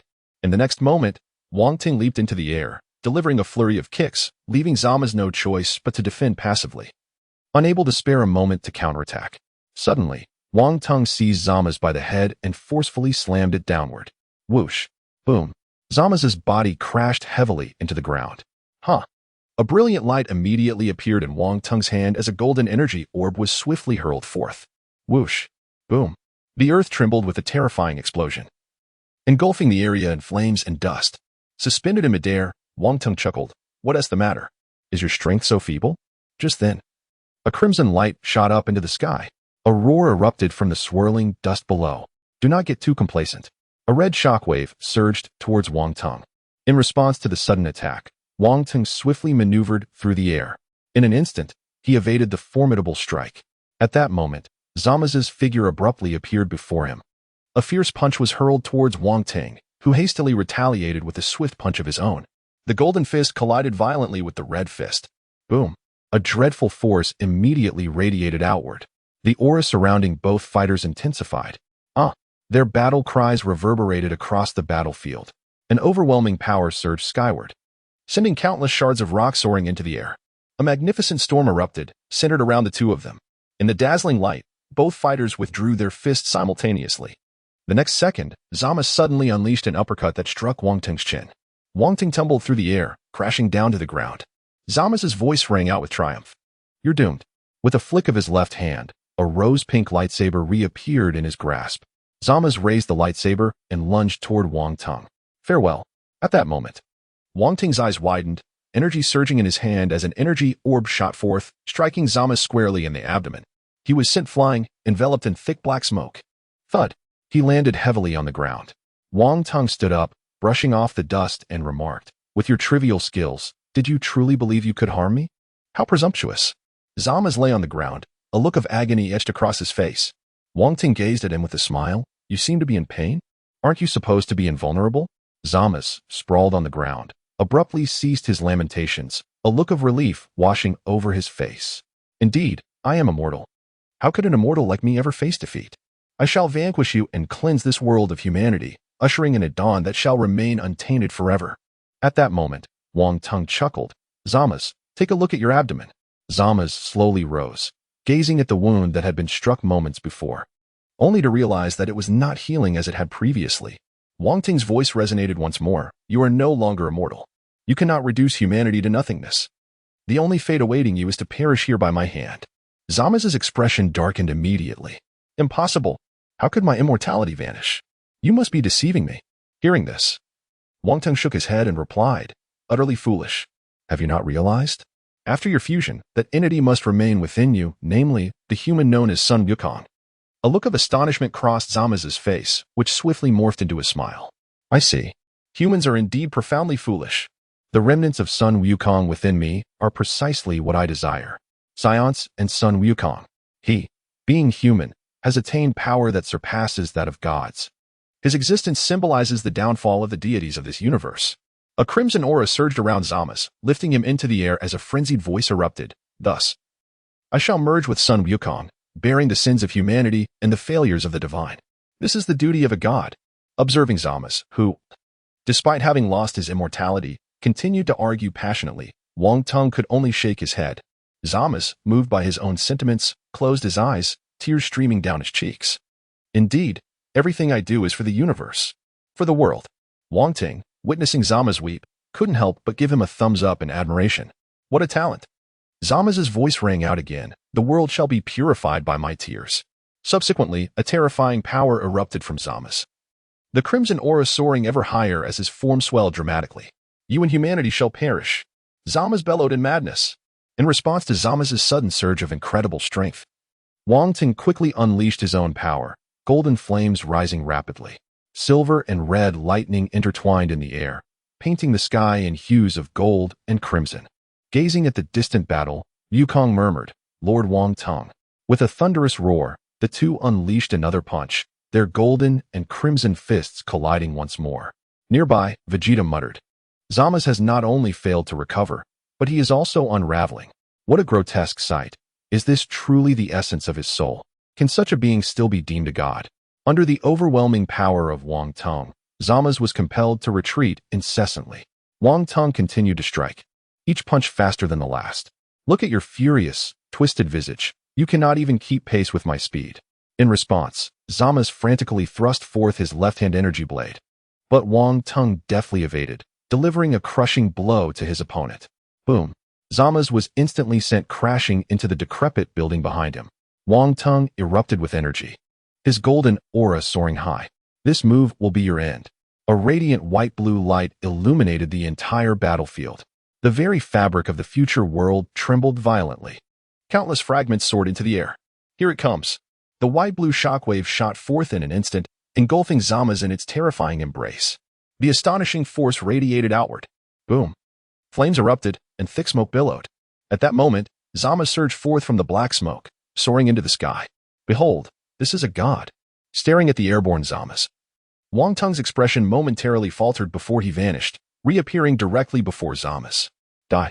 A powerful punch connected squarely with Zama's face, causing a spray of blood to erupt from his lips. His body was now riddled with wounds. Whoosh. Boom. Zama's once again crashed heavily into the ground. Just then, a long howl echoed. A god cannot be defeated. Zama's, dragging his battered body, charged toward Wong Teng, his left-hand peach-colored energy blade thrusting forward. Wong Teng chuckled. Such trivial skills, spare me the display. With a flick of his right hand, an energy blade materialized in his grasp. The two blades clashed violently. Bang, bang, bang. The resounding clash of metal echoed as they engaged in a fierce duel mid-air. Following a fierce collision, Wong Teng unleashed a barrage of energy blasts from his hand. Boom, boom, boom. The astounding explosions reverberated around Zama's. Whoosh. In the next moment, Zama's, his face contorted with rage, burst forth from the smoke, swinging his peach-colored energy blade. Wong Teng met the attack with his golden sword. Bang. The two energy blades collided once more. Ha. Zama's relentless fury manifested as he pressed down with his Cerise lightsaber, proclaiming, I shall kill you. Confronted by the frenzied Zama's, Wong Teng inhaled deeply, summoning the power of the tenfold Kaioken. Ha. A crimson aura surged forth, enveloping the golden flames that surrounded him, amplifying Wong Teng's strength exponentially. The terrifying force instantaneously repelled Zama's lightsaber. In Zama's astonished gaze, he swung his golden saber with ferocity, leaving a cross-shaped wound upon his form. A wretched cry of agony escaped Zama's lips as Wong Teng, witnessing his torment, had no intention of granting him respite. The surging power coursed into his fists, elevating Wong Teng's might to its zenith, bolstered by the Kaioken, rendering it unfathomably potent. Dragon Fist, unleash. With a thunderous roar, Wong Teng's fist detonated, and a golden dragon erupted from the epicenter of the explosion, charging towards Zama's with ferocious speed, piercing through his body and swiftly ensnaring him. The city was instantly awash in the golden form of the dragon. Vegeta's eyes widened in disbelief. What technique is this? I've never seen anything like it. Trunks gasped. A dragon? The golden dragon roared defiantly into the heavens, while fear etched itself upon Zama's visage, for he sensed the inexorable breath of death emanating from the dragon. I accept your terms. He bellowed, strike quickly. Wong Teng, taken aback, questioned, What? What are you saying? At that moment, a deep voice resonated. If you had said that sooner, we would have avoided this. Suddenly, a black mist materialized from the sky, surging towards him and entering Zama's through the crown of his head. In that moment, Zama's relinquished his defenses, allowing the mist to invade his being. Soon, dark patterns adorned his face, and an ominous energy enveloped him. Wong Teng's heart raced at the sight. He had not anticipated the presence of another lurking nearby. and the black mist exuded an unsettling aura. As Zama's body was engulfed in a black haze, a menacing presence surged forth, causing the entire future world to tremble violently. Zama's hovered in the air, resembling a malevolent deity. Wong Teng regarded the figure with a grave expression. Ah! He erupted, his golden aura intertwined with crimson flames. A terrifying force radiating forth. I care not what you are. Just vanish. The cerulean and azure shockwave surged forth in an instant, ascending into the heavens. Zama's gazed at the swiftly approaching, terrifying wave, a sinister smile creeping across his face. A mere parlor trick. Huh. The dark aura rose ominously as he extended his now normal right arm. With a deft motion, he pressed it against the shockwave, and with a gentle grasp, the wave immediately transformed into countless specks of white and blue light. Wong Teng's eyes widened in astonishment, a sense of foreboding settling in his heart.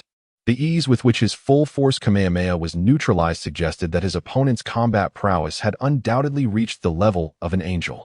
At that moment, the voice of Black Zama's echoed, "A mere child god dares to strike at me? How utterly foolish."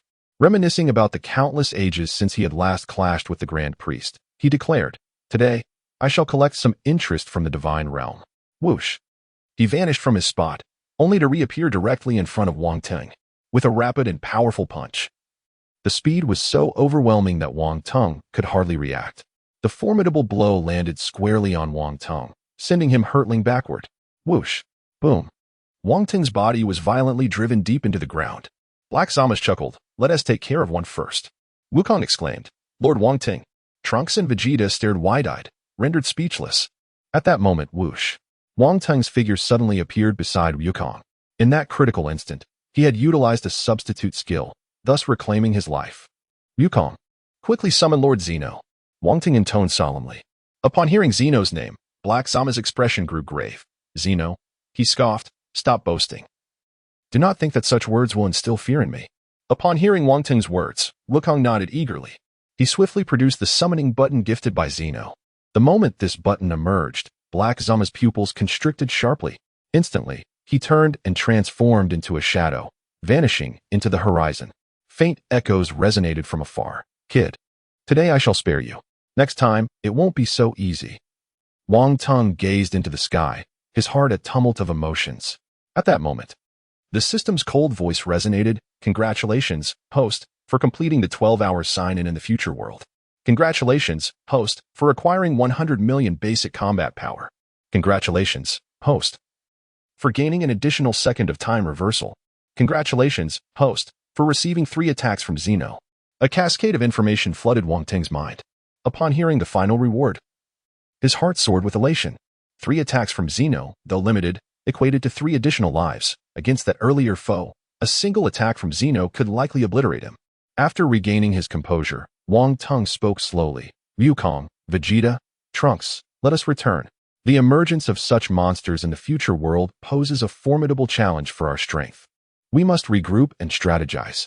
In response, the 3 nodded in agreement. Trunks promptly retrieved the time machine, and they all swiftly boarded. Whoosh! The time machine was enveloped in a radiant light, disappearing the next second into the air. In the future world, Black Zama stood amidst a pile of rubble, unleashing a long howl towards the heavens. Damn it, who are those people? How could they possess that summoning device from Zeno? An overwhelming power erupted from within him, unleashing a torrent of energy blasts. Boom, boom, boom. The ground trembled with explosions, transforming the terrain into a sea of flames. At that moment, a luminous figure emerged. A squat, antennae being resembling a Teletubby materialized before Black Zama's. You carry the stench of the evil god. How detestable. Gazing upon the figure, Black Zama's trembled. Struggling to articulate his words, the king, in a fit of madness, fled into the distance. With arms outstretched, he summoned forth an astonishing surge of energy that caused the very fabric of the world to tremble. His body gradually ascended into the air, the brilliance emanating from his hands growing ever more radiant. Those imbued with the essence of the malevolent deity vanished from this realm. As the king's high-pitched voice resonated, the light in his grasp swiftly radiated outward. Amidst the anguished cries of Black Zamas, the entire future world erupted in a cataclysm, disintegrating into cosmic dust. Earth. Upon the reappearance of the time machine, it had already reached the planet. Pilaf and his companions gazed in astonishment at the suddenly materialized time machine. They had returned. The group promptly leaped down from the time machine. Young Trunks rushed over immediately. Father! Wukong was immediately enveloped in Wu Tian's embrace. Date leaped down as well. Xiao Wu's eyes sparkled with excitement as she rushed over. Trunks, welcome back. I never expected to see you again. Date bestowed upon him a sweet smile. Subsequently, he turned his gaze towards Wong Teng. Divine One, our world. At that moment, a streak of light appeared, and Beerus along with Whis materialized before everyone. Beerus approached with a respectful demeanor, inquiring, Lord Wong Teng, was your journey smooth? In response, Wong Teng sighed, let me tell you. We encountered a formidable demon and nearly didn't make it back. Upon hearing this, both Beerus and Whis were taken aback. A demon? Wong Teng recounted the incident involving the dark mist that had emerged. Whis, astonished, remarked, my lord. Are you suggesting that this demon has clashed with the Grand Minister and is imbued with a potent malevolence? Wong Teng nodded affirmatively, stating, indeed, that is what he claimed. Whis, stroking his chin thoughtfully, remarked, my lord, it is possible that you have encountered one of the 5 great evil gods. Wong Teng gasped, the 5 great evil gods? Whis confirmed with a nod. Each of the 5 great evil gods possesses the combat prowess of an angel, and if they were to unite, they would pose a threat to the Omni-King himself. It appears that one of the 5 great evil gods has broken free. Or perhaps Zamasu has somehow acquired their nefarious power. In any case, the adversary is a terrifying entity. Upon hearing this, everyone fell into a contemplative silence. Beerus slowly declared, Whis, you shall accompany Lord Wong Teng to the future world. Whis nodded, responding, understood, Lord Beerus. Hearing Whis's willingness to assist, Wukong immediately exclaimed, Bulma. Prepare the time machine for me. Trunks promptly added, I shall go too. Finally, after a series of preparations, they boarded the time machine and journeyed to the future. Whoosh. In a flash of light, the time machine reached the future world. To their astonishment, the future had transformed into a vast expanse resembling a starry sky. All shrouded in white. Wong Teng gasped, what has happened? Whis examined the peculiar future landscape before slowly stating, someone has obliterated the future world. At that moment, Wukong pointed. There's a light over there. As they approached, they beheld the Omni-King floating upside down in the air. Wukong immediately called out, All-King. The All-King promptly turned his head and replied in a childlike voice, Mm. Whis and Wong Teng immediately bowed and said, Your Majesty, we hope you have been well. The All-King nodded his small head. Everyone quickly realized that it was likely the All-King who had made a move. Even to the extent of annihilating the entire world. Wong Teng softly remarked, Wukong, take His Majesty back to Earth. You are seeking a new friend for the All-King of our timeline, and the All-King of the future world would be the perfect candidate. Upon hearing this, Wukong joyfully exclaimed, Lord Wong Teng, your thoughts are so considerate. This is wonderful. Wukong then turned to the All-King and said, Your Majesty, I shall take you to a splendid place. The All-King immediately turned around, delightedly asking, Really? With a jovial smile, Wukong exclaimed, Of course. Before long, the time machine returned to Earth. Wukong exclaimed in delight, You're back so soon. As the hatch of the time machine opened, the visage of the Omni-King emerged. Beerus immediately gasped, the Omni-King. In the next instant, he dashed forward, standing upright. Your Excellency, the Omni-King, you have arrived. He then performed a deep 90-degree bow, proclaiming, On this auspicious day, Whis gracefully descended from the time machine. I shall fetch the Supreme Kai and then escort your Excellency to the Omni-King Palace. The Omni-King Palace. The future Omni-King led the procession, followed closely by King Vegeta, Whis, Goku, the Supreme Kai, and the Grand Minister. Wukong wore a broad smile. Soon after, the Omni-King of the main timeline soared into the sky. Little Ting Ding. Wukong. As the Omni-King approached, he gazed in astonishment at the future Omni-King, who bore an uncanny resemblance to him. Suddenly, the two pointed at each other. Who is Wukong? With a cheerful demeanor, Wukong approached. Aquin, I promised you last time that I would bring you a good friend. He then took the hands of the two kings and urged, Come, let us shake hands. Wong Teng observed the childlike nature of the kings and gently shook his head, yet he understood that the kings were the mightiest deities in the entire universe. Such simplicity could only manifest in the presence of Wukong. The two kings exchanged glances. Yea, let us play together. Witnessing the jubilant display of the two kings, the Grand Priest chuckled and remarked, Whis, was this your idea? To which Whis replied with a smile, No, it was Lord Wong Teng's concept. The Grand Priest's smile widened upon hearing Whis's words. It seemed that Wong Teng held a particular fondness for the seventh universe. Whis nodded and said, You are welcome to visit the seventh universe. Father. The Grand Priest nodded in agreement. Very well, I shall go. as he watched the two kings thoroughly enjoying themselves. Wukong's eyes sparkled like crescent moons. Soon after, Wang Teng and the others departed from the palace of the kings. Within the grand hall of the kings, the two kings sat upon their thrones while the grand priest stood below. At that moment, the innocence that had previously graced their eyes had vanished. The three were engaged in hushed discussions, occasionally uttering words associated with dark deities. Meanwhile, Wong Teng had embarked on an adventure with Gohan. Concurrently, the Universal Capsule Corporation was hosting a grand banquet. Whis turned to Trunks and said, "Great Trunks, you should be able to return to the era before your world vanished." Trunks, taken aback, exclaimed, "Really?" At that moment, Bulma stood up and interjected, "Wait, if we return to the world before the kings erased it, won't we have to confront Zamasu?" Young Trunks also wore a troubled expression. "Does that mean we must endure that process again?" Hearing this, Great Trunks wore a solemn countenance as well. Just then, Whis' voice resonated once more. "Fear not. Lord Wong Teng has already given instructions. I will travel to that timeline. Lord Beerus has not yet disappeared with the death of the Kaishin. I shall convey Lord Wong Teng's orders to him and have him eliminate Zamasu." Upon hearing this, Wukong interjected, "But even Lord Beerus cannot destroy Zamasu now that he has become immortal." In response, Whis chuckled heartily. "Oh ho ho, there is no need for concern. Lord Wong Teng has already arranged for means to seal Zamasu." Wukong exclaimed in astonishment, "Why didn't Lord Wong Teng present it earlier?" At that moment, the previously silent Beerus remarked, "Lord Wong Teng believes that would be exceedingly dull. His thoughts are rather difficult to fathom." After resolving Zamasu's issue, Whis still harbored some concerns. In that particular timeline, Trunks already existed, leading to the possibility of duplication. Trunks, taken aback, responded, "Is that so?"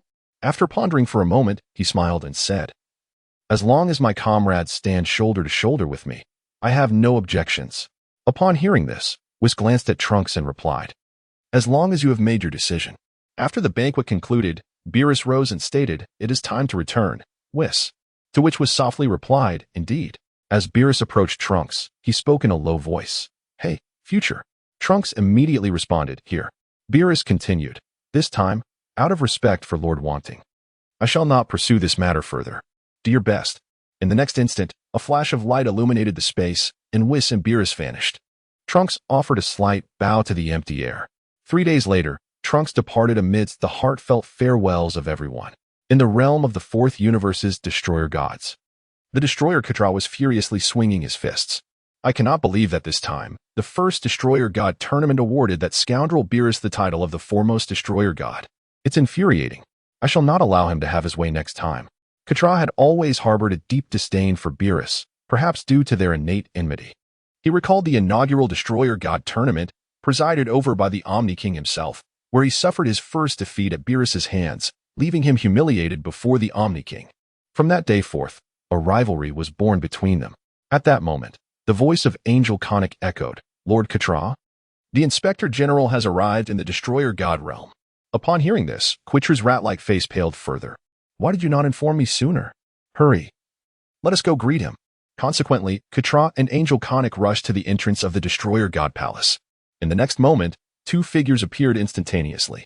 Gazing at the newcomers, Katra immediately bowed at a 90-degree angle, saying, "We are honored by the presence of the Inspector General in the fourth universe. I regret not having welcomed you properly." Angel Conic slightly inclined his head and inquired, "How fare you, Inspector General?"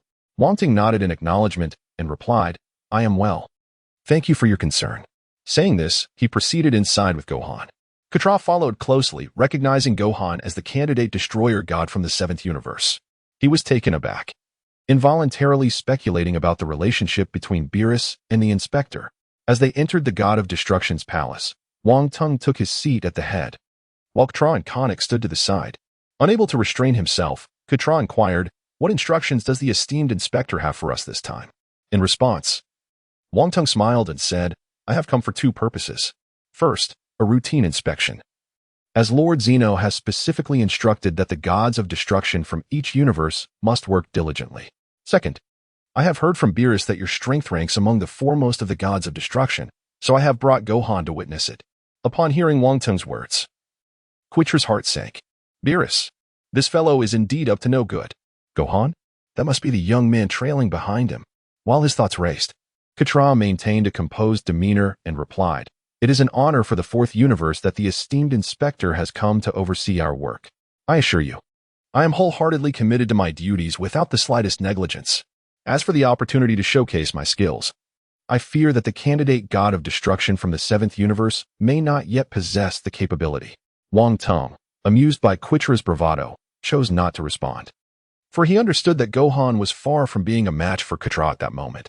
Nonetheless, he wished for Gohan to experience a battle of god of destruction caliber. After all, the shadow of evil loomed, and they all needed to hasten their efforts to enhance their combat prowess.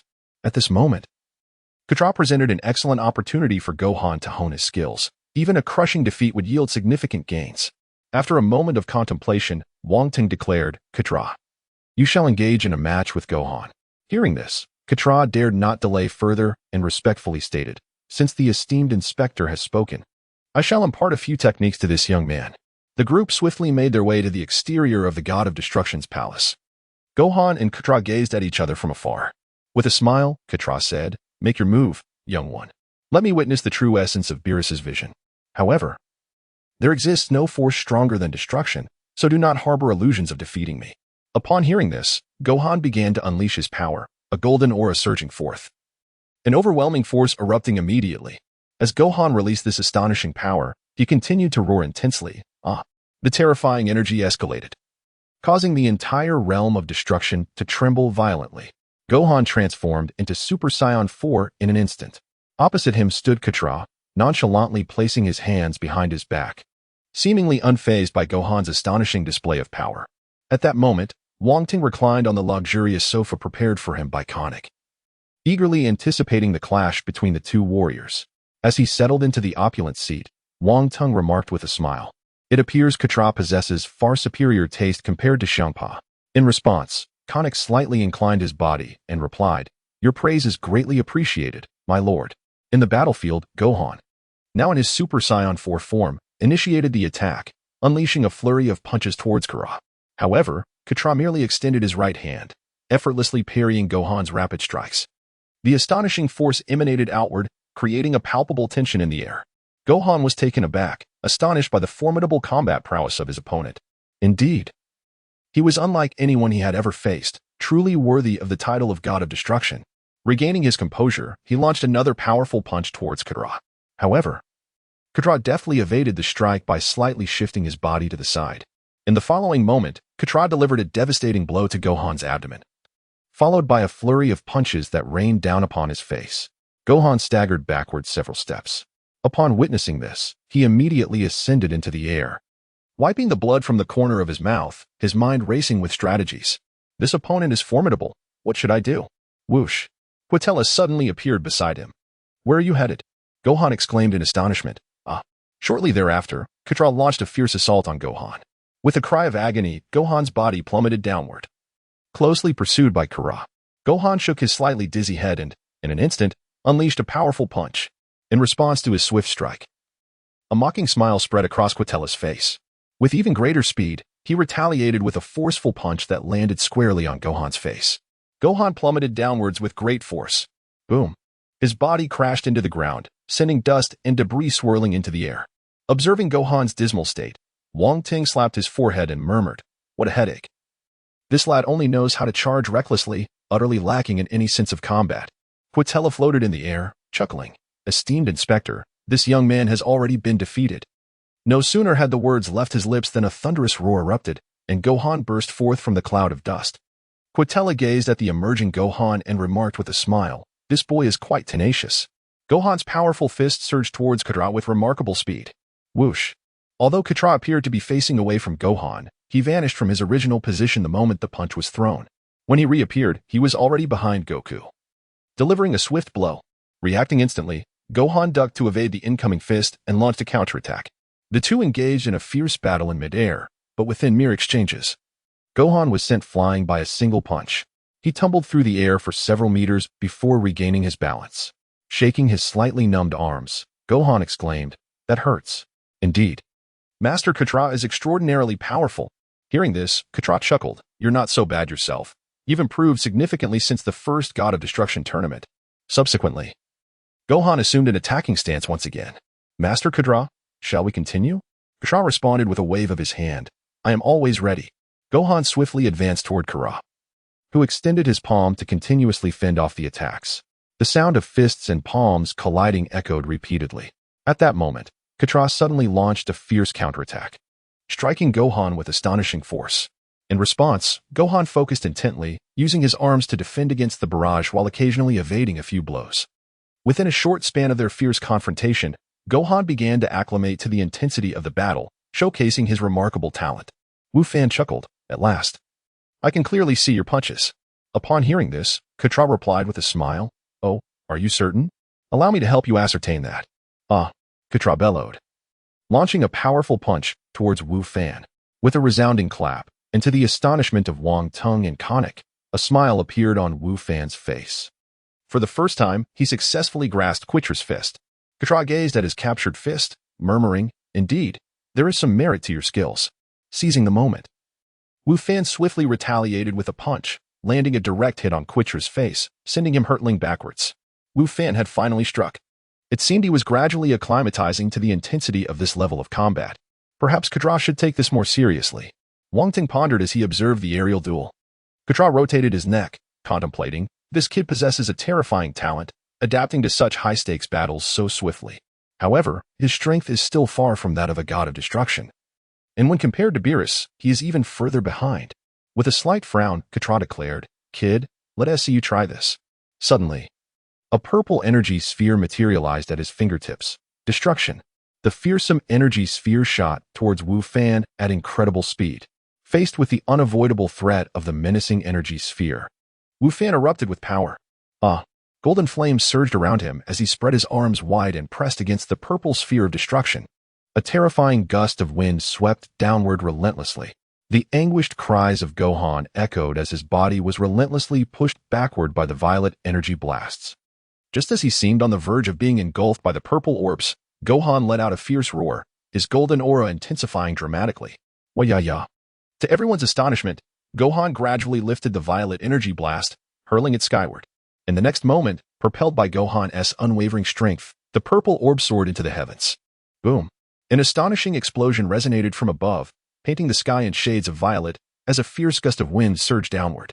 A look of surprise crossed Quitra's face, swiftly followed by a smirk as he remarked, "Kid, you certainly have some skills. Very well, I shall indulge you a bit longer." Gohan took a deep breath and declared, "Lord Katra, feel free to unleash your power." In an instant, a golden aura surged forth, and the sky was immediately illuminated by brilliant golden lightning, emanating an overwhelming might. With Gohan's battle cry, he swiftly charged towards Katra, launching a relentless barrage of rapid strikes. The resounding sound of collisions echoed continuously. A smile gradually spread across Wong Teng's face, as he increasingly felt that the fourth universe had indeed made the right choice to come here. Wu Fan launched a fierce assault against Quitella, who initially defended with a single hand, but soon resorted to using both hands to withstand the onslaught. With a thunderous shout, Gohan unleashed an unparalleled swift punch that zipped past Quitra's face. Instantly, a crimson gash appeared on Quitra's rodent-like visage, blood cascading down his cheek. Witnessing this, Gohan quickly retreated a few steps to create distance. Feeling the sting of pain on his face, Quitra let out a disdainful snort. Humph. In the next moment, he retaliated with a ferocious punch aimed directly at Gohan. Gohan fixed his gaze intently upon the swiftly approaching punch, and with remarkable agility, he sidestepped just in time, causing the formidable blow to miss entirely. Ketla, taken aback, exclaimed, "What?" Seizing the opportunity, Gohan retaliated with a rapid and forceful kick, striking Ketla with tremendous impact. Ketla's body spun through the air several times before he regained his composure. With a stern expression, he wiped away the blood from his face and brushed off the dust from his attire, an overwhelming aura erupting forth from him. "Young man, I concede. Let us engage in a true duel." Ketla's voice resonated with gravity. In response, Gohan smiled and said, "It is an immense honor to spar with you, Lord Ketla." At this, a smile graced Ketla's face.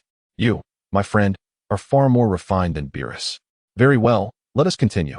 In an instant, Gohan was engulfed in a furious blaze of golden energy, and in the blink of an eye, he vanished from his original position. When he reappeared, he found himself behind Ketla, his every movement meticulously observed by his adversary. Without hesitation, Ketla swung an elbow towards Gohan, but at that very moment, Gohan inexplicably vanished once more. He re-emerged directly in front of Ketla, delivering a powerful blow to his abdomen. A surge of excruciating pain coursed through Ketla's entire being. And with a steely gaze, he retaliated by launching a punch towards Gohan. With a fierce shout, Gohan swiftly retreated, his fists clenched tightly, ready to confront the rapidly approaching Katra. Boom! Their fists collided instantly, creating a brilliant flash of light between them. In the next moment, Gohan unleashed a relentless barrage of punches upon Quitra's form. With a powerful kick, he sent Katra soaring through the air. Whoosh! In the blink of an eye. To Gohan's astonishment, Katra stood unscathed in the air not far away. Regaining his composure, Gohan remarked, "Indeed, Lord Katra is formidable, despite such a heavy blow. He remains entirely unharmed." Wong Teng observed the fierce battle in the sky, gaining a clearer understanding of Quitra's combat prowess. It was evident that Katra was not employing his true strength at this moment. The destructive power of a god of destruction was utterly ineffective. Truly, he was worthy of the title, showcasing remarkable strength. In the following instant, Katra launched a fierce assault on Gohan. Their fists clashed continuously in midair, with astonishing golden lightning erupting at the center of their collision. Gohan and Ketla exchanged a flurry of punches, each landing several blows upon the other. In a fleeting moment, Ketla began to gain the upper hand, his punches accelerating with remarkable speed, leaving Gohan to assume a position of passive defense. Suddenly, Gohan was struck by a powerful blow, sending him hurtling through the air. In an instant, however, he regained his footing, standing once more before Ketla. Observing Gohan's swift return, Ketla's expression grew noticeably colder. "Allow me to present you with a substantial gift." With that, a significantly larger violet energy sphere materialized at his fingertips, even more formidable than the last. Gohan gazed gravely at the terrifying energy sphere hovering at his opponent's fingertips, murmuring, "It's significantly larger than before. I must proceed with caution." Whoosh! The violet destructive energy sphere was instantly hurled towards Gohan. With a fierce roar, Gohan erupted in a blaze of golden energy, extending his arms to meet the swiftly approaching purple energy sphere. The terrifying force emanating from the sphere caused Gohan's entire being to tremble. Gritting his teeth, he persevered, the golden aura rising ever higher as he unleashed the full potential of Super Saiyan 4. Observing Gohan's struggle, Katra remarked with a smirk, "Be careful, kid. This time, escaping won't be so easy." Wang Teng and Angel Conic watched the aerial battle unfold, noticing Gohan's precarious predicament, yet neither made a move to intervene. They both understood that Katra wielded his power with precision, and Gohan's strength was not to be underestimated. In his heart, Wang Teng continually cheered for Gohan, urging him to unleash his true potential. "Gohan, demonstrate your capabilities. Your strength must exceed this." As Gohan's roar resonated, the golden aura intensified, beads of cold sweat trickling down his forehead. The power coursing through his hands grew increasingly formidable. Remarkably, Gohan began to compress the destructive energy sphere with his palms. Moreover, his own energy seemed to swell stronger. Witnessing the energy sphere being gradually constricted, Quitra's face registered surprise. How is this kid managing to do this? Wufan was relentlessly exerting all his strength, his body trembling incessantly. A terrifying force surged forth explosively. Quitella's mouth was agape in astonishment. In the next moment, the violet destructive energy sphere, compressed to the size of a basketball, suddenly detonated with a resounding force. The entire sky was instantly enveloped in a shade of purple. A thunderous roar followed immediately. Whoosh! Gohan instantly propelled himself from the center of the explosion, charging towards Ketla. A look of profound astonishment appeared on Ketla's face, but he quickly concealed his surprise and met Gohan head-on. Their palms collided with great force. Gohan and Ketla gritted their teeth, exerting tremendous force against each other's arms. Golden lightning flickered across their limbs, a testament to the formidable power they were contesting. They both let out a fierce roar simultaneously, pushing their strength to the utmost limit, yet still unable to determine a victor. At that moment, Gohan delivered a powerful kick, striking Ketla squarely on the chin. This forceful blow finally separated them. Ketla staggered back several steps before regaining his balance, while Gohan stood a short distance away, breathing heavily from his exertion, having summoned every ounce of his strength. In a low voice, Gohan remarked, "Lord Ketla, you truly are remarkable. To possess such strength without even using your full power." Ketla murmured in response, "Did you notice?" Indeed, the young boy was impressive. I merely feared that unleashing my full strength might cause destruction, bringing unwanted trouble from the esteemed inspector. Upon hearing this, Gohan understood that Ketla had shown restraint out of consideration for Wong Teng. "Please, Lord Ketla, unleash your full power." Lord Wong Teng will not hold it against you. Ketla glanced at Wang Teng, who sat below, nodding affirmatively towards the sky. With this confirmation, excitement lit up Ketla's face. In an instant, he appeared behind Gohan, his speed so astonishing that it was almost imperceptible. His palms swiftly pressed against Gohan, and in that moment, a brilliant light erupted as a sphere of energy was unleashed. Gohan's body was instantly propelled away by the energy blast. Boom! A terrifying explosion erupted in the distance, engulfing the sky in flames and billowing smoke. In the next moment, black smoke erupted from Gohan as he soared out of the epicenter of the blast. At that instant, Katra reappeared beneath Gohan's descent. His palm pressed once more against Gohan's abdomen, unleashing another energy blast. Whoosh! Boom! The sky resonated with another astounding explosion. Smoke enveloped the entire atmosphere. In no time, Gohan began to plummet from the heavens. Whoosh! Quitra's figure re-emerged before Gohan. His hand clutched Gohan's head, and in an instant, golden light shimmered as he forcefully drove Gohan's head downward. A golden afterimage lingered in the air, refusing to dissipate. Quitra's voice echoed softly, "What's the matter?" The candidate for the destroyer of Universe 7. The anguished cries of Gohan echoed relentlessly. Whoosh! As his body seemed on the verge of plummeting to the ground, Katra roared. "Is this all you can muster? How pitiful!" With a firm grip on Gohan's head, Katra descended like a meteor from the sky. Boom! An astonishing explosion resonated from the earth, as flames and smoke intertwined and slowly ascended into the air. The angelic conic spoke softly. "Is it permissible for Lord Katra to engage in such play, my esteemed inspector?" In response, Wong Teng chuckled. "It's fine. If he can't surpass this trial, he will never become a formidable warrior." Amidst the thick haze, Gohan lay on the ground, gasping for breath. Katra stood beside him, observing the disheveled Gohan. His voice laced with indifference. "You managed to escape during the final blow. Commendable, but this is where it ends." Gohan trembled all over, desperately attempting to rise. Yet his efforts proved futile time and again. In the next moment, Ketla seized Gohan by the collar and hurled him into the air. As he gazed at Gohan's rapid ascent, a smirk crept across Ketla's face, and he swiftly propelled himself upwards. With a powerful headbutt, he struck Gohan, eliciting a piercing scream. Ketla continued his relentless assault, sending Gohan soaring ever higher into the sky. Gohan floated in the high sky, and suddenly, Katra appeared before him, a smile gracing his face. Wong Teng gazed upward at the two figures, murmuring, "Gohan, what will you do?" Suddenly, Quitra's voice drifted down. "Hey, kid, are you still in the game? If not, just concede. I'm nearly dozing off." With that, Katra pretended to yawn. Subsequently, a purple sphere of destructive energy manifested at his fingertips. This move would determine the victor. Destruction. Whoosh. The purple energy sphere hurtled towards Gohan. Boom. The entire sky transformed into a vivid purple, accompanied by a terrifying explosion. Flames surged skyward, and dust filled the air.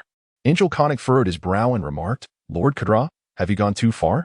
Meanwhile, Wong Teng's eyes remained fixed on the sky, clearly exhibiting a hint of anxiety. Should his judgment falter, Gohan would be in peril. At that moment, a flicker of panic crossed Quitra's face, a bead of cold sweat trickling down his brow.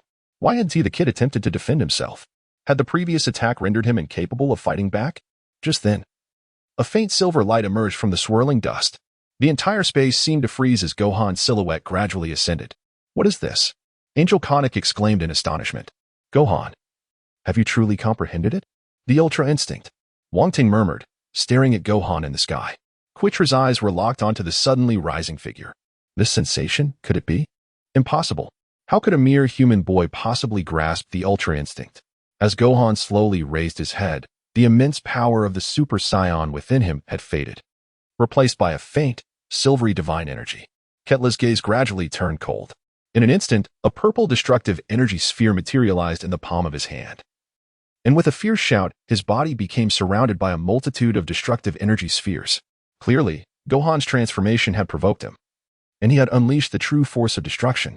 Observing Ketla's movements in the sky, Angel Conic's expression grew serious. "Lord Ketla, you must cease at once. Should the candidate for the God of Destruction from Universe 7 perish at your hands, the consequences would be unimaginable." In response, Ketla roared, "Silence, Conic. This boy has mastered the Ultra Instinct technique. How could he possibly perish so easily?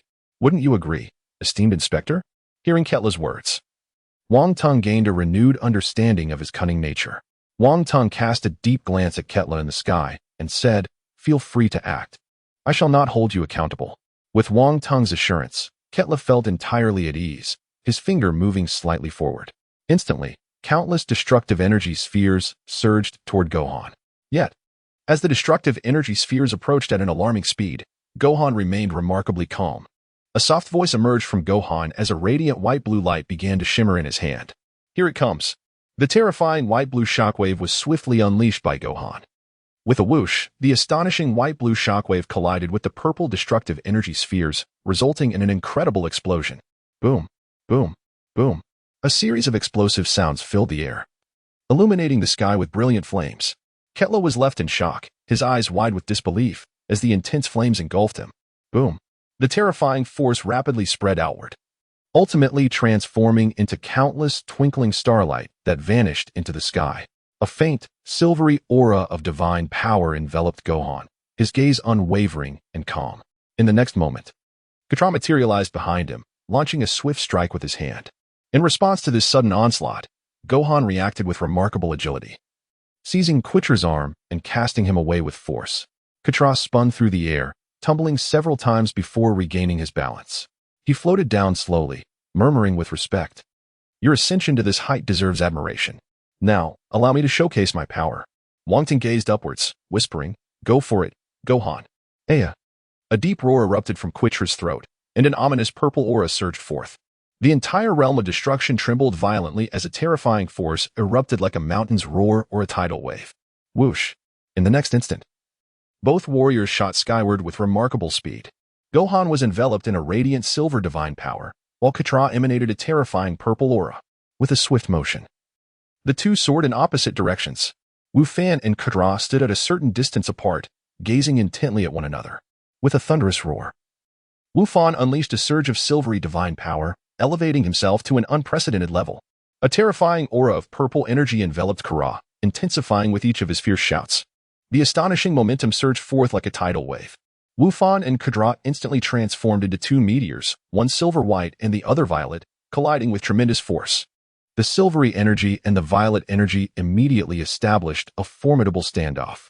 The terrifying energy waves rapidly spread outward from their epicenter. The entire sky was suffused with an ominous power, exuding sheer terror.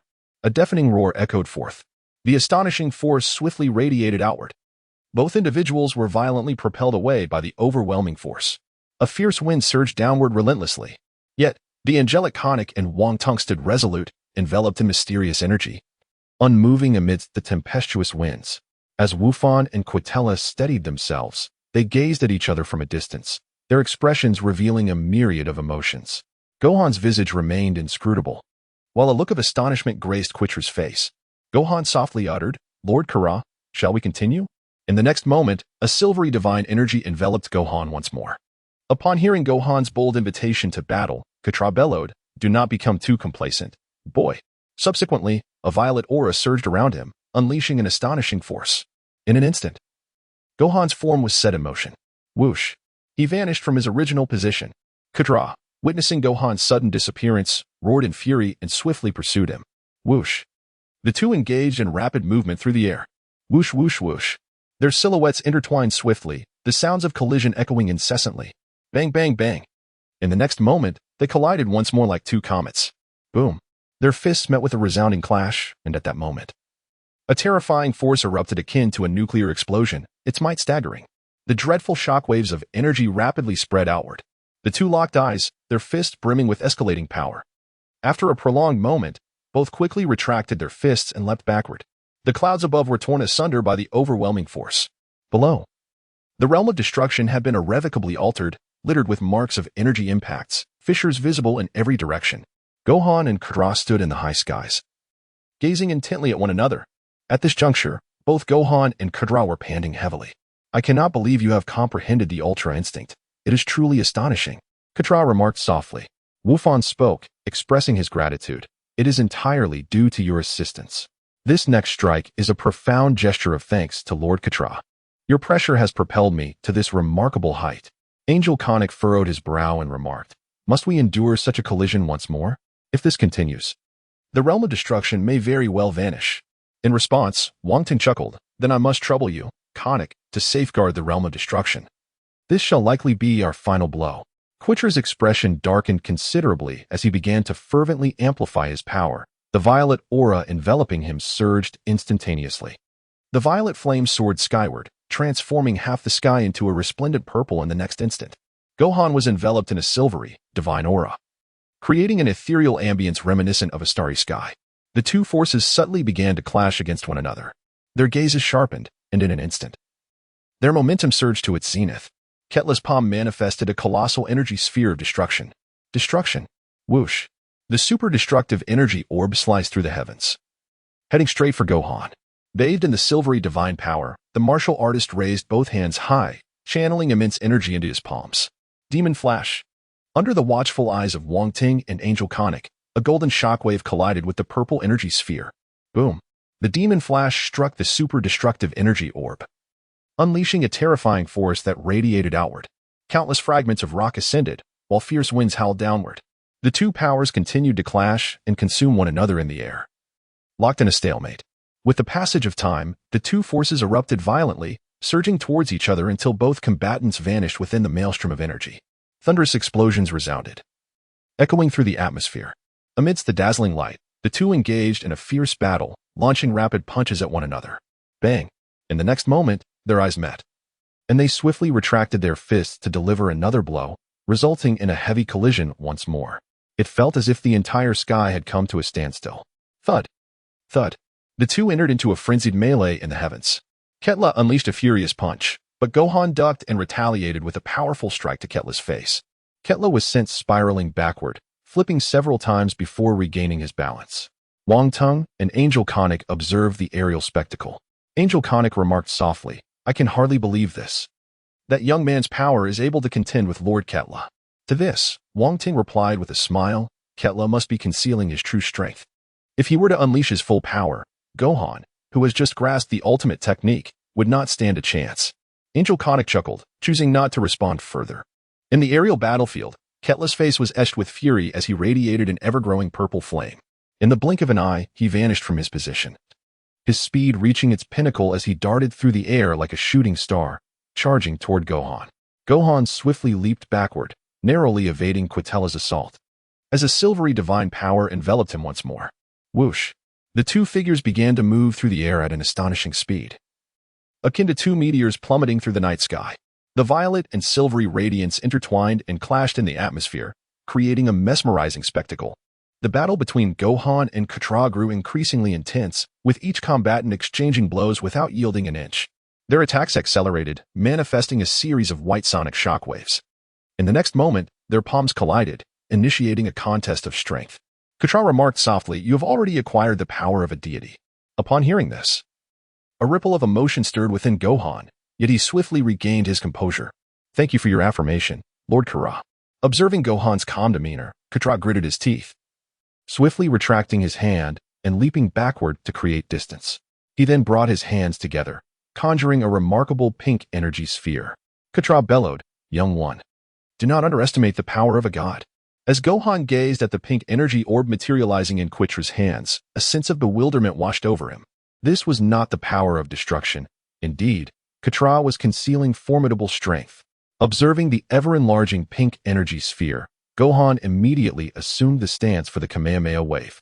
In an instant, a brilliant white-blue radiance manifested in his palms. Here it comes.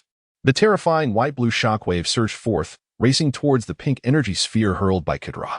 At that moment, Wong Teng's figure abruptly appeared between the two combatants. A divine silver-white energy emerged instantaneously, surpassing Gohan's brilliance. Wong Teng extended both hands, directly pressing against the two energy orbs. Astonishing energy surged from his palms, and the two formidable energy spheres were utterly crushed by his sheer force. Wong Teng's foundational combat prowess had ascended to the divine level, and through relentless training over time, he had finally comprehended the ultimate technique of Zizai Gong, achieving a depth of understanding that Gohan could not hope to rival. Whoosh! The three were transported back to the realm of the Destroyer God. Clap, clap, clap. Angel Conic applauded, and his voice gradually resonated through the air. The battle between Lord Quitra and young friend Gohan was truly magnificent. What astonishes me further is that the inspector has also grasped the Zizai Gong. Congratulations, my lord. In response, Quitra promptly expressed his respect, saying, Congratulations, my lord. Wong Teng waved his hand, smiling. It was merely luck. Shaw was also quite impressive. Just then, Gohan felt a sudden darkness envelop him, and he collapsed. Upon awakening, Gohan found himself in an unfamiliar room. At that moment, the angel Conic entered with a smile, saying, "Ah, my young friend has awoken." It appeared that the side effects of the ultimate instinct had gradually diminished. However, I must remind you, although you are a candidate for the God of Destruction from Universe 7, you are not yet a God of Destruction. Therefore, without divine form, it is prudent to exercise caution with the ultimate instinct. In response, Gohan nodded and expressed his gratitude, saying, "Thank you for the reminder, my lord. By the way, where is Lord Wong Teng?" Hearing Gohan's inquiry, Conic softly replied, "He is resting in the outer hall and should be here shortly." Meanwhile, in the outer hall of the God of Destruction's temple, Wong Teng was inundated with mechanical voices echoing in his mind. Ding. Congratulations to the host for completing the 4th universe sign-in task. Ding. Congratulations to the host for acquiring 100 million base combat power. Ding. Congratulations to the host for gaining an additional second of time reversal. Ding. Congratulations to the host for obtaining the Supreme Kai's exclusive instantaneous movement. Ding. Congratulations to the host for receiving a moment of enlightenment. Overjoyed by the cascade of announcements, Wong Teng reveled in his good fortune. His primary objective for visiting the 4th universe was to facilitate Gohan's rapid growth, while the secondary goal was to reap the rewards of the system's sign-in. With the emergence of the evil deity, Wong Teng sought to swiftly enhance his combat prowess, and the most expedient method was to sign in at various locations. His next destination was Planet Wampa. After bidding farewell to Katra and the Angel Conic, Wong Teng set forth with Gohan toward Planet Wampa. In an instant, Wong Teng utilized the newly acquired Supreme Kai's exclusive instantaneous movement, teleporting directly to Planet Wampa. This planet was characterized by its intense heat and harsh environment, engulfed in sandstorms with an atmosphere thick and oppressive. My lord Wong Teng, is there truly anyone living on such a planet? Gohan, filled with curiosity, inquired. In response, Wong Teng softly suggested, "Let us first find a cave, and then we shall discuss further." The incessant swirling of sand and dust in the air was quite discomforting. After a while, the two discovered a cave where Wong Teng swiftly eliminated the indigenous creatures within. Once everything was in order, Wong Teng and Gohan kindled a fire and settled down. Wong Teng then spoke gently, "Gohan, the reason I brought you to this planet is that it is home to a formidable warrior." Upon hearing this, Gohan was momentarily taken aback, his face reflecting astonishment. He had not anticipated that anyone could inhabit such a harsh and desolate world. Typically, such planets could only sustain life forms with extraordinary resilience, making human survival exceedingly difficult. It was truly hard to fathom that a powerful being could exist in such an inhospitable environment. He must be exceedingly strong. The astonishment of Gohan did not escape Wong Teng's notice. Not only Gohan, but even Wong Teng himself had not anticipated the dire conditions of the planet Wampa to such an extent. The scorching temperatures and relentless sandstorms rendered it nearly unbearable, were it not for his extraordinary prowess at this moment. "Gohan, they are coming," Wong Teng suddenly exclaimed to Gohan. Upon hearing this, Gohan was taken aback, immediately sensing two formidable energy signatures approaching their vicinity. Before long, two unfamiliar figures materialized before Gohan and Wong Teng. What caught their attention was a somewhat grizzled figure, Paragus, who bore one blind eye and donned an antiquated combat suit, his expression grave. Behind him stood a bare-chested, black-haired youth with clear, penetrating eyes. Upon seeing him, Wong Teng's eyes lit up, for he was the very purpose of this journey, the legendary Super Saiyan, Broly. Gohan gazed at the two individuals before him with a furrowed brow, murmuring, "Are they truly the formidable beings that Lord Wong Teng spoke of? Yet their energy feels so feeble. Even in my base form, my power surpasses theirs. Could it be that Lord Wong Teng was not referring to them?" Suddenly, Gohan's eyes widened in astonishment as he caught sight of the tail behind Paragus. "Science?" he exclaimed. "You are Science?" Upon hearing this, Paragus did not respond immediately, instead scrutinizing the two figures before him. His face soon brightened with excitement. "Humans!" he exclaimed, astonished to encounter humans on this planet. Observing Paragus's elation, Wong Teng deliberately revealed his own tail. As Paragus beheld the tail, he took a cautious step back, his voice low and tense. "Science, are you sent by King Vegeta?" Wong Teng, amused by Paragus's vigilance, reassured him, "Do not be alarmed. Planet Vegeta has been obliterated by Frieza, and the king you speak of has perished. Paragus was left in stunned silence, his emotions surging as he clenched his teeth in anger. That despicable King Vegeta. To die so easily, too lenient for him. Wang Teng cast a glance at Broly, whispering, "His name is Broly, isn't it?" Paragus, taken aback, asked, "How do you know this?" In response to his inquiry, Wang Teng smiled, "Because I am a god. I can take you away from this planet. What do you say?" Upon hearing he could escape this wretched place, Paragus's excitement soared. "If you can take us away, I shall agree to any condition. I can no longer endure this dreadful environment." With a chance to leave, he was determined not to let it slip away. Wang Teng then turned to Broly. "What about you, Broly? Do you wish to depart from here?" Broly hesitated, for he had been brought to this place at birth and had lived here all his life. Though the heat was oppressive, he had grown accustomed to it. He glanced at his father for guidance. Broly quickly agreed. Paragus urged, his tone urgent. With his father's encouragement, Broly finally nodded. Wang Teng understood that Paragus would undoubtedly encounter complications with Vegeta in the future, but since he was Broly's only family, he realized that leaving without him might mean losing Broly altogether. In an instant, Wang Teng transported the three of them away from planet Wampa. 7th universe, an unnamed planet. This world was entirely rocky and dominated by dinosaurs, devoid of human life. Whoosh. The four appeared on this desolate planet. Paragus surveyed the surroundings, astonished. "My lord, where are we?" Upon hearing this, Wang Teng chuckled and remarked, "We are currently on a certain planet within the 7th universe.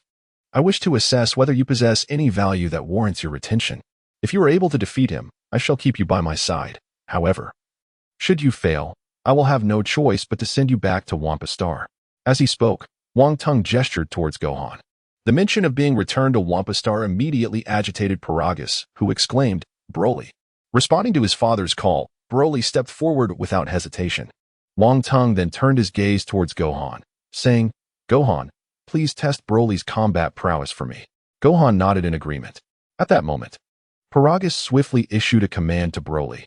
"Broly, defeat that individual, but do not take his life, understand?" Broly acknowledged his father's words with a nod. Consequently, Wang Teng and Paragus moved aside. Gohan and Broly gazed at each other from a distance. In the next moment, Broly let out a thunderous roar and charged towards Gohan, unleashing a ferocious punch directly at him. Gohan, with an impassive expression, defended against Broly's fists when suddenly he felt an immense force emanating from them. Realizing the gravity of the situation, Gohan swiftly retreated. Whoosh!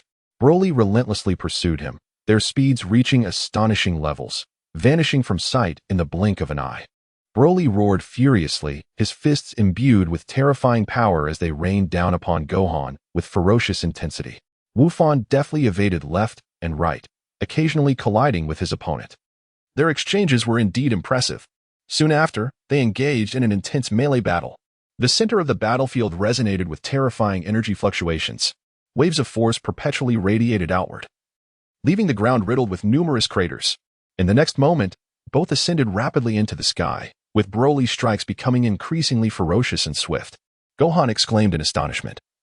So fast, it seemed he was still acclimating to the application of his power. Observing this, Gohan swiftly retaliated, and their fists clashed once more. The sky reverberated with the terrifying energy waves produced by their collisions. Bang! Bang! The fearsome white sonic booms erupted rapidly. Their speeds were astonishing, as two dark figures continuously intertwined. Paragus gazed at the spectacle above with a look of utter amazement that Gohan was indeed remarkable. In response, Wang Teng remarked, "After all, Gohan has endured numerous brutal battles." Furthermore, it appeared that Broly was still unaccustomed to combat, having never engaged in a contest against another. Upon hearing Wang Teng's astute observation, Paragus found him increasingly enigmatic. The air was thick with the lingering echoes of fearsome energy, causing the entire planet to tremble. Suddenly, Wang Teng softly added, "Yet he seems to be gradually adapting." The figures of Gohan and Broly suddenly materialized, their fists clashing with tremendous force, unleashing a terrifying shockwave that rapidly radiated outward. Gohan commenced a frenzied counterattack, his punches accelerating with remarkable speed. Yet Broly remained undeterred, engaging in a fierce aerial exchange of blows. In the next instant, Gohan landed a powerful strike to Broly's abdomen, sending him plummeting downward. However, as soon as Broly's feet made contact with the ground, he forcefully propelled himself back, unleashing a terrifying wave of white energy that carved two deep trenches into the earth. In no time, he regained his stability. Gazing up at Gohan, a smile broke across his face, and he surged upward with unparalleled speed, launching a devastating punch. In response, Gohan quickly shielded his chest with both arms. Bang! Gohan was propelled backwards several steps before regaining his composure. Gohan moved his somewhat numb arms, murmuring, "What's the matter with this guy? Why does he keep getting stronger?" At that moment, Broly charged forward, and Gohan swiftly extended his palm to meet his, unleashing a terrifying wave of energy that surged from both of them. As their powers clashed without yielding, a shimmering golden aura suddenly enveloped Gohan, his hands gripping Broly's with the ferocity of a vice. Broly struggled violently, but no matter how hard he fought, he could not break free. Gohan felt a twinge of surprise. This opponent was indeed formidable. Then, seizing the moment, he lunged forward, his head crashing into Broly's with a resounding thud. Broly immediately felt dizzy, and Gohan seized the opportunity to unleash a powerful punch aimed at Broly's chin. Boom! In the next instant, his swift fist connected with Broly's jaw, sending him hurtling through the air like a cannonball. Boom, boom, boom. Broly's body tore through several small mountains, flying backward amidst a cloud of dust and debris. In the next moment, Broly let out a fierce roar, reaching out to grasp a nearby mountain. Instantly, deep grooves appeared on the mountain's surface as he stabilized himself. Raising his head, he spotted Gohan perched atop a nearby peak. Gohan unleashed a thunderous shout, and a terrifying golden aura erupted from his being. The entire planet began to tremble, and the surrounding dinosaurs fled in terror.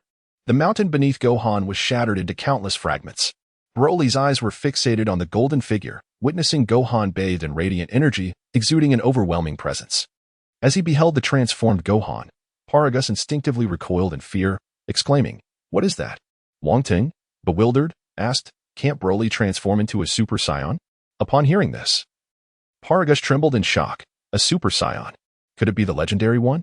Meanwhile, Broly let out a long howl, a fearsome white aura erupting from his body as he charged at Gohan. Now transformed into a Super Saiyan, Gohan's power was incomparably greater than before. No matter how ferociously Broly attacked, Gohan effortlessly countered every assault.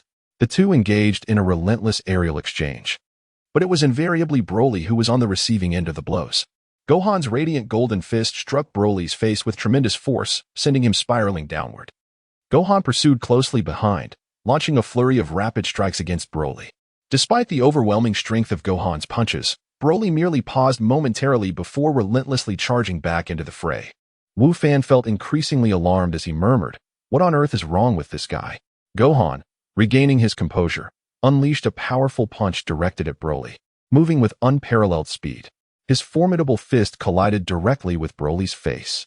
To everyone's astonishment, Broly remained unfazed, absorbing Gohan's astonishing blow without flinching.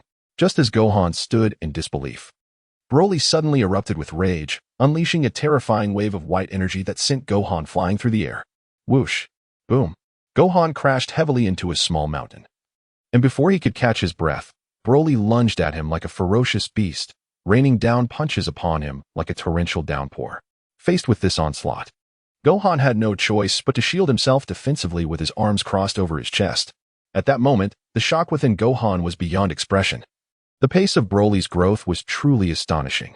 In the next instant, Broly unleashed a powerful punch that forced Gohan backward under the weight of that terrifying blow. The two of them burst through a massive mountain, with Gohan desperately seeking an opportunity to escape while Broly relentlessly pursued him. Their battle intensified, escalating from the ground into the sky. At this juncture, Gohan's attacks no longer posed any threat to Broly whatsoever. Upon noticing the precarious situation, Gohan swiftly retreated, while Broly relentlessly pursued him. Observing the aerial battle, Wong Teng's face revealed a hint of astonishment. Broly was extraordinarily powerful, managing to fight in his ordinary state. Could it be that he truly would not transform into a Super Saiyan? In response, Paragus nodded and said, "Indeed, my lord." Hearing Paragus's words, Wong Teng's brow furrowed slightly. At this moment, Broly had yet to unleash his full power. It seemed necessary to adopt Frieza's approach and provoke him severely to awaken his latent potential and transform into the legendary Super Saiyan. Gohan continuously altered his direction, but finding himself unable to shake off Broly, he swiftly ascended towards the heavens. Yet, no matter how he maneuvered, Broly, enveloped in a radiant white aura, remained hot on his heels. In the next moment, the golden flame enveloping Gohan suddenly intensified as silvery lightning flickered into existence, and his energy surged dramatically. His hair elongated instantaneously, while a crimson tail began to sway in the air, his body becoming adorned with fur, transforming him entirely into a striking red figure. The golden aura ascended relentlessly, causing the very planet to tremble violently. In an astonishing turn of events, Gohan transformed into a Super Saiyan for mid-flight. A formidable energy radiated outward, rendering Broly unable to close the distance to the golden aura enveloping Gohan. A profound look of shock crossed Broly's face as he beheld the Crimson Warrior, adorned with a mane of red fur, his own energy becoming increasingly tumultuous. At that moment, Gohan raised his right hand, launching a rapid barrage of white energy blasts. Whoosh, whoosh, whoosh. In the next instant, the blasts detonated upon striking Broly, creating a cacophony of explosions. Thick plumes of black smoke billowed from Broly as he retreated, his face contorted in rage, instinctively shielding his chest with his arms. The number of Gohan's energy blasts multiplied, their power escalating with each moment. The thunderous sounds of explosions echoed continuously. In the blink of an eye, Broly was sent hurtling away, and as he approached a nearby mountainside, he let out a furious roar. An incredible surge of white energy enveloped him, halting his descent. A terrifying power erupted within him, his strength rapidly amplifying. In the next moment, he propelled himself off the mountainside, charging forth with unrestrained ferocity towards Gohan. Like a primordial beast, Broly launched an onslaught, while Gohan skillfully maneuvered in the air, evading his relentless strikes. Broly's assaults quickened, beads of sweat cascading down his cheeks. Yet he could not land a blow on Gohan. With a ferocious roar, Broly unleashed a staggering punch aimed directly at Gohan. Crack! Gohan, enveloped in a golden aura, seized Broly's rapid punch with his palm. In the next moment, amidst Broly's astonished gaze, Gohan raised his other hand and delivered a powerful blow to Broly's face. What appeared to be a mere punch unleashed a terrifying force, sending Broly hurtling through the air. Whoosh! At that moment, Broly resembled a falling cannonball, crashing through several mountain peaks before continuing his relentless trajectory. He soared backward until he ultimately collided with a colossal mountain, bringing his flight to a halt. Instantly, debris scattered in all directions, and dust filled the air. Meanwhile, Paragus, observing the battle, wore a look of shock. He never anticipated that a mere boy following behind the adult would possess such formidable strength. Upon hearing this, Wong Teng murmured, "Surely, this cannot be his limit." Paragus, with a forlorn expression, shook his head. "Forgive me, my lord, but this is indeed all of Broly's power." Wong Teng cast a quizzical glance at Paragus, pondering whether he truly was ignorant or merely feigning ignorance. Or perhaps, he feared that Broly might unleash uncontrollable powers beyond his limits. Contemplating this, a smile crept across Wong Teng's face, solidifying his resolve to mimic Frieza's tactics and draw out Broly's utmost strength. Meanwhile, Broly, embedded in the mountainside, trembled slightly, a remarkable aura brewing within him. Gohan soared through the golden aura, gliding gracefully toward the scene. Paragus, acutely aware of Broly's unsettling demeanor, bellowed, "Broly, you have already lost. Come back at once." Yet, in that moment, Broly was far beyond the reach of Paragus's command, teetering on the precipice of fury. An astonishing power radiated from Broly's entire being, reducing the surrounding stones to mere dust in an instant. As Paragus reached for his waist, he discovered, to his dismay, that his remote control had vanished without a trace. It was, of course, the handiwork of the man standing beside him, Wong Teng. "I shall not allow you to impede Broly's transformation. Merely observe quietly, for you shall serve a greater purpose later." As Paragus beheld Broly spiraling into chaos, he shouted, "Broly, halt! Are my words falling on deaf ears?" Amidst the battlefield, Broly cradled his head with one hand, his face contorted in agony, anguish cries echoing around him. Even as the energy surging within him intensified, Gohan raised his right hand and softly declared, "It is over."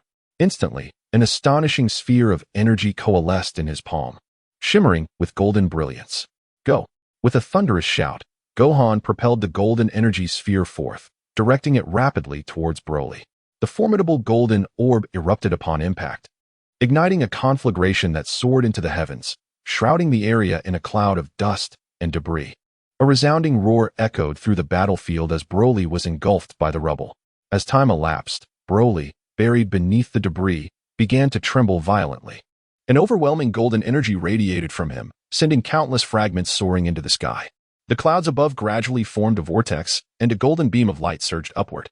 Standing at the heart of this radiant glow, Broly emanated an aura of sheer power. At that moment, the veins on his forehead bulged, resembling a beast awakened. His ferocious presence crashing over the battlefield like a tidal wave, with fierce winds swirling outward. With a ferocious roar, Broly summoned a violent sandstorm that engulfed the entire arena. Gohan stood resolute, arms crossed before him, unaffected by the tempest surrounding him. Meanwhile, Wong Teng emanated an enigmatic aura, remaining impervious to the chaos. Only Paragus, crawling on the ground, appeared utterly disheveled, repeatedly murmuring, "Stop. Please, stop." Gohan's face was awash with astonishment. What is happening? How could there be such a Saiyan? As Gohan gazed at Broly, who was unleashing a terrifying surge of power, he cast a glance at Wang Teng. Noticing Wang Teng's calm demeanor, he felt a sense of relief wash over him.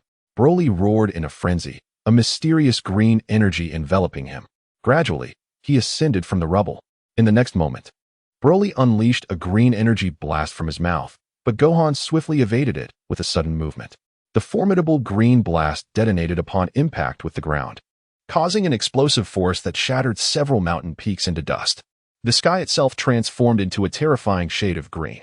With a resounding boom, flames soared into the heavens, and smoke enveloped the entire space. Upon witnessing the unfolding situation, Gohan's fury ignited, and a golden aura began to ascend around him.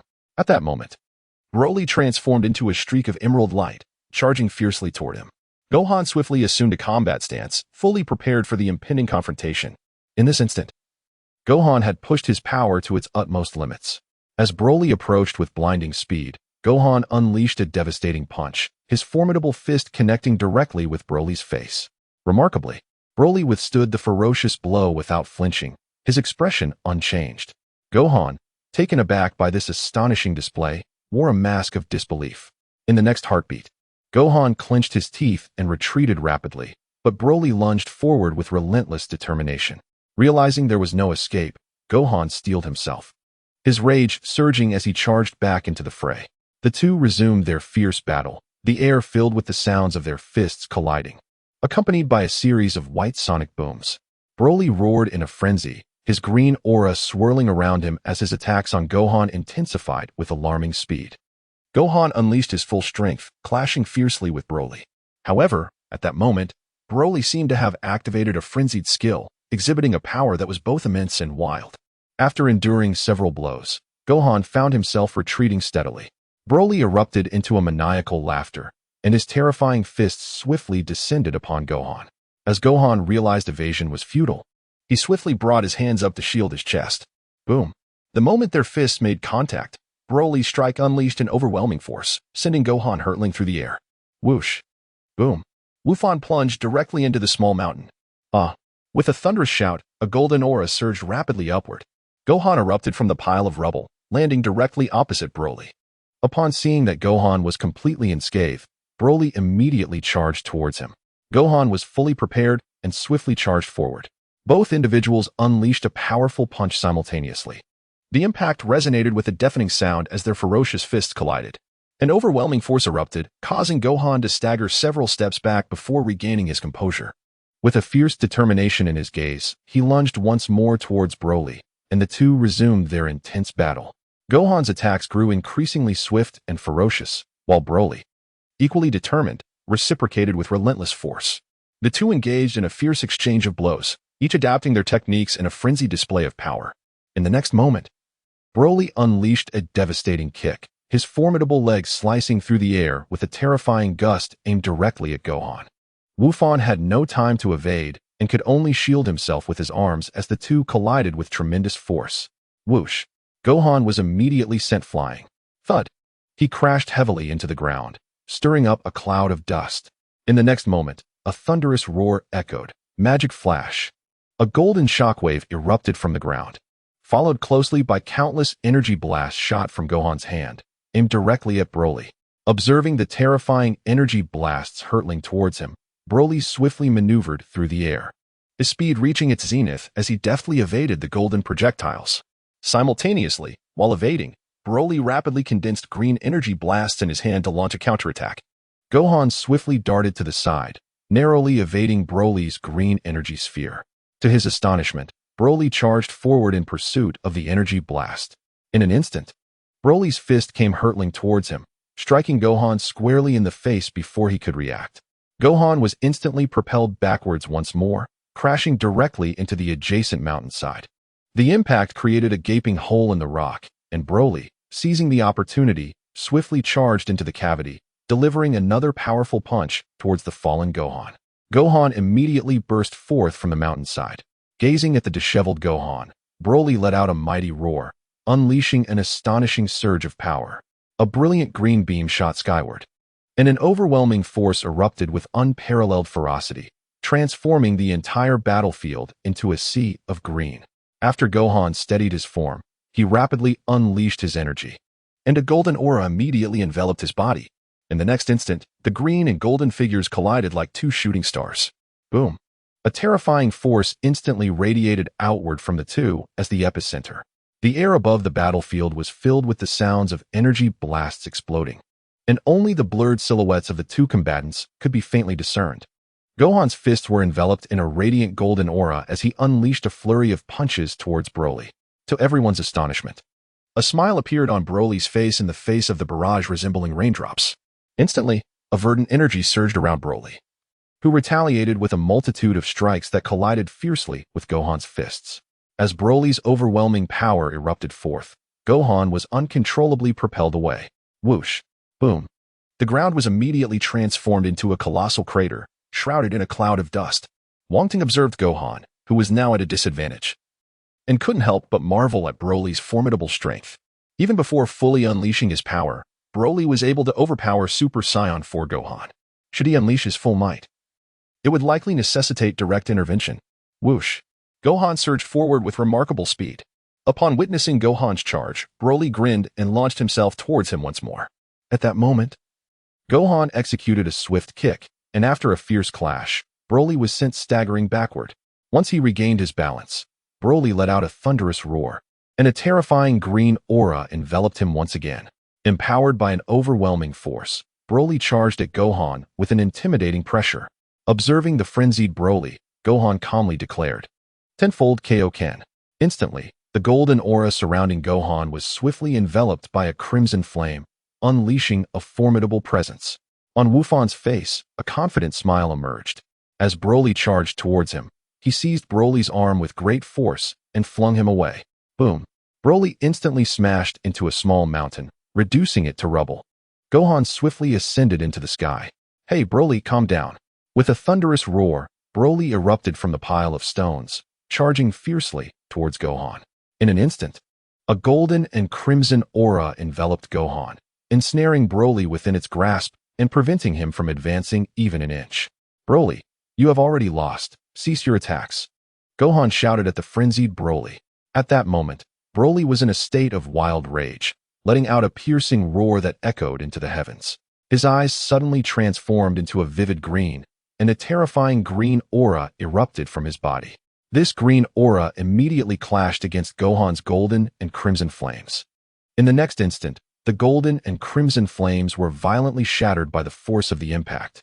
Gohan was astonished to discover that Broly's emerald aura was enveloping him.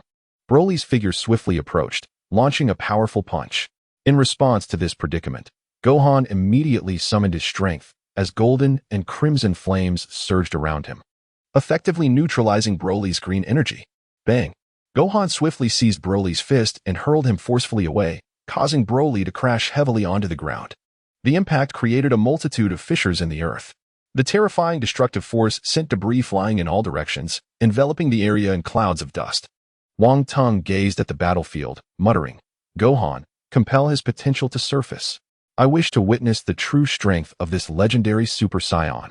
Suddenly, a wave of terrifying green energy erupted, spreading relentlessly outward, scattering countless fragments in its wake.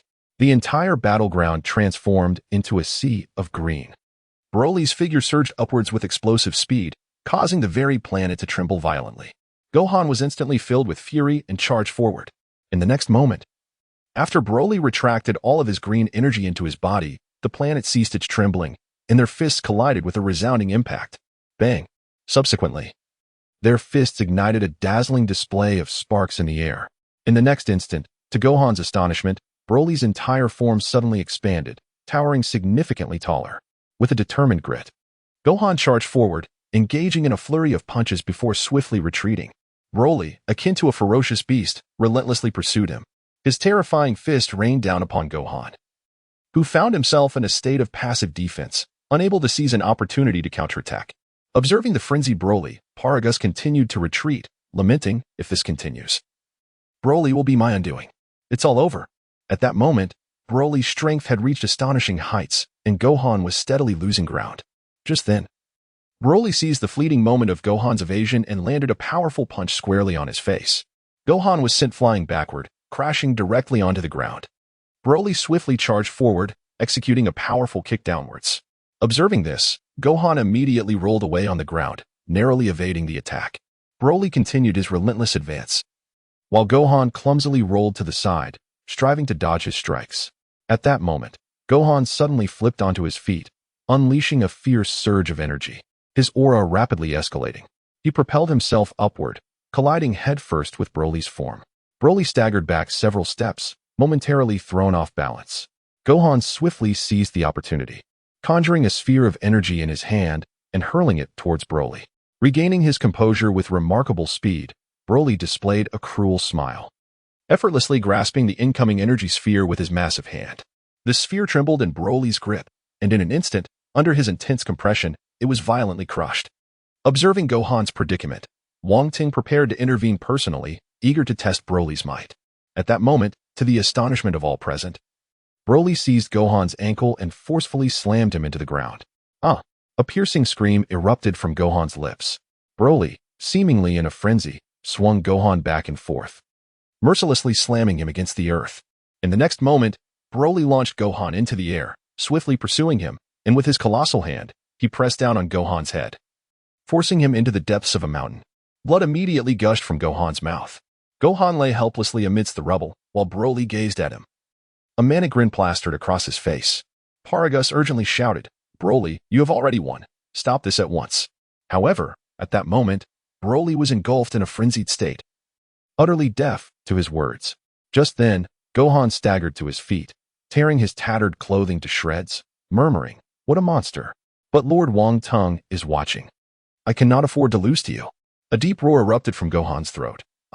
As he unleashed the 20-fold Kaioken, an immense surge of power coursed through him, and a crimson aura began to rise fiercely above his golden flame. Gohan erupted with a terrifying power, causing the ground to fissure in several places. As he unleashed this sudden force, an unusual thrill flickered in Broly's eyes. With a fierce roar, he charged towards Gohan with unrestrained ferocity. The green aura surged around him as Broly barreled forward. In response to Broly's rapid advance, Gohan extended his palm, meeting Broly's hand in a powerful clash. A tremendous energy instantly radiated outward. In the next moment, the air was filled with the sound of their collision, manifesting as a series of white sonic booms, increasing in frequency. Their battle intensified with each passing second, both warriors relentlessly assaulting one another, sending powerful shockwaves cascading into the atmosphere. With a mighty shout, Gohan's hand gleamed with radiant energy. Gathering his strength, he unleashed a barrage of energy blasts towards Broly, the explosive sounds echoing incessantly. Flashes of fire erupted into the sky, enveloping the area in thick smoke. In an instant, Broly's green form emerged from the haze, roaring as he launched a ferocious assault on Gohan. His rapid strikes arrived in a heartbeat, while Gohan's golden and red auras shone brilliantly. Gohan's palms met Broly's fists in a steadfast defense. Then, summoning a terrifying force, Gohan delivered a devastating punch to Broly's abdomen. Ugh! Broly gasped, while rising in his throat as he plummeted downward, crashing heavily into the ground, sending dust and debris soaring into the air. In an instant, Gohan concentrated his energy into a ball and hurled it downward. A deafening explosion ensued, sending countless fragments soaring into the air, with dust enveloping the entire battlefield. Soon after, Broly charged forward, igniting Gohan's fury, and with gritted teeth, he met the challenge head-on. The two engaged in a ferocious aerial battle. The sounds of their fierce collisions echoed continuously. At that moment, Broly abruptly retreated, gathering an earth-shattering green energy sphere in his hand. As the green sphere materialized, it unleashed a fierce whirlwind, transforming the battlefield into a verdant spectacle. A terrifying vortex formed around the green energy ball, spiraling ceaselessly. With a thunderous roar, Broly propelled the formidable green sphere toward Gohan. The instant the energy sphere left Broly's palm, it erupted with devastating power, striking the battlefield with cataclysmic force. Wong Teng was enveloped in an ethereal silvery aura. Impervious to the horrific explosions above, Paragus was swept away by the monstrous gale. Countless mountains shattered instantly, and the entire planet trembled with lightning and thunder.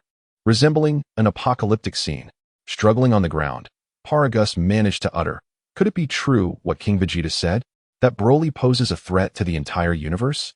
Gohan unleashed the Kamehameha, clashing against Broly's verdant energy sphere in an epic struggle.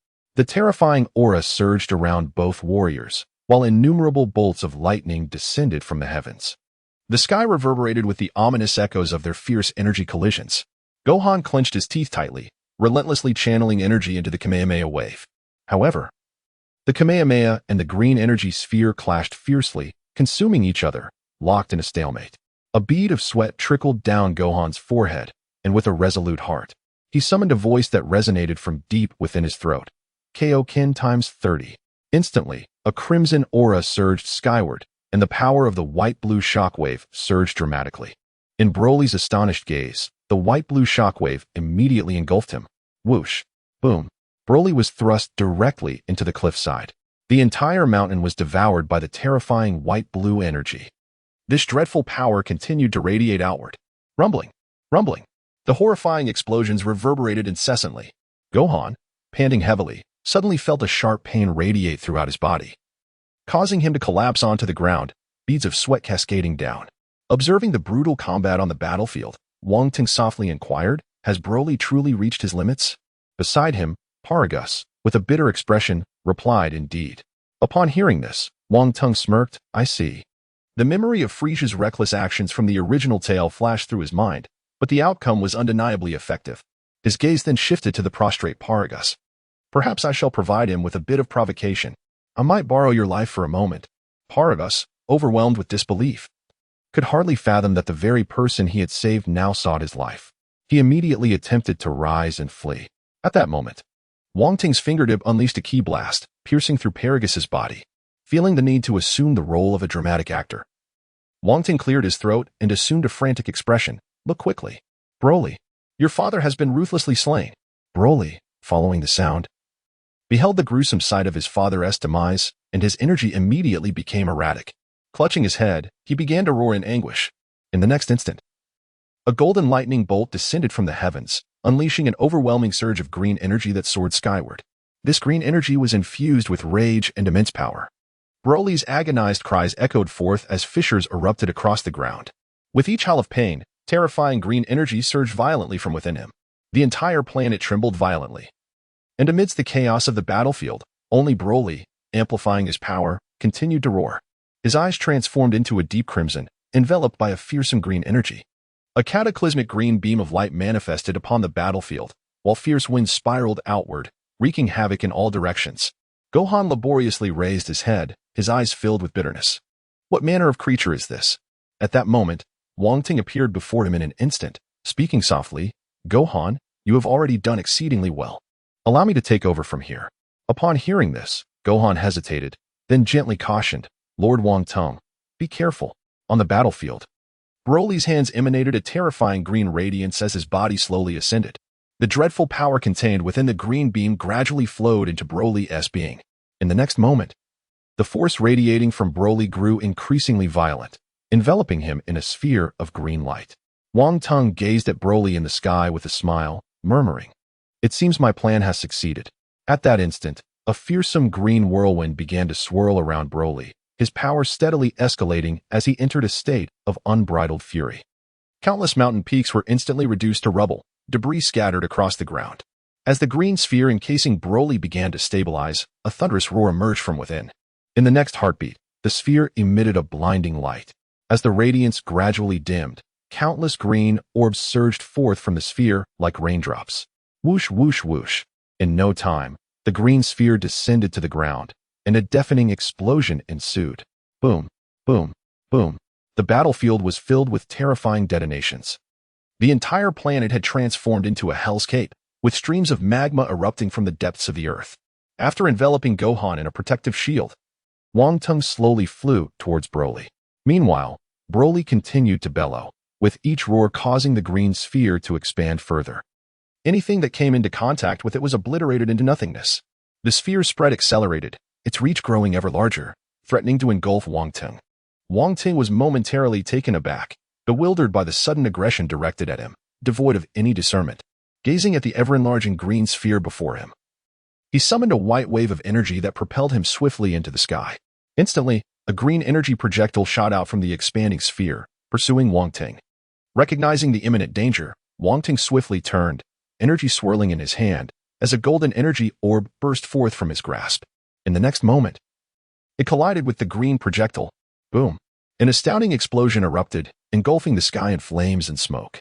Just then, Broly, his muscles grotesquely swollen and radiating an aura of terror, burst forth from the haze, charging towards Wang Teng with ferocity.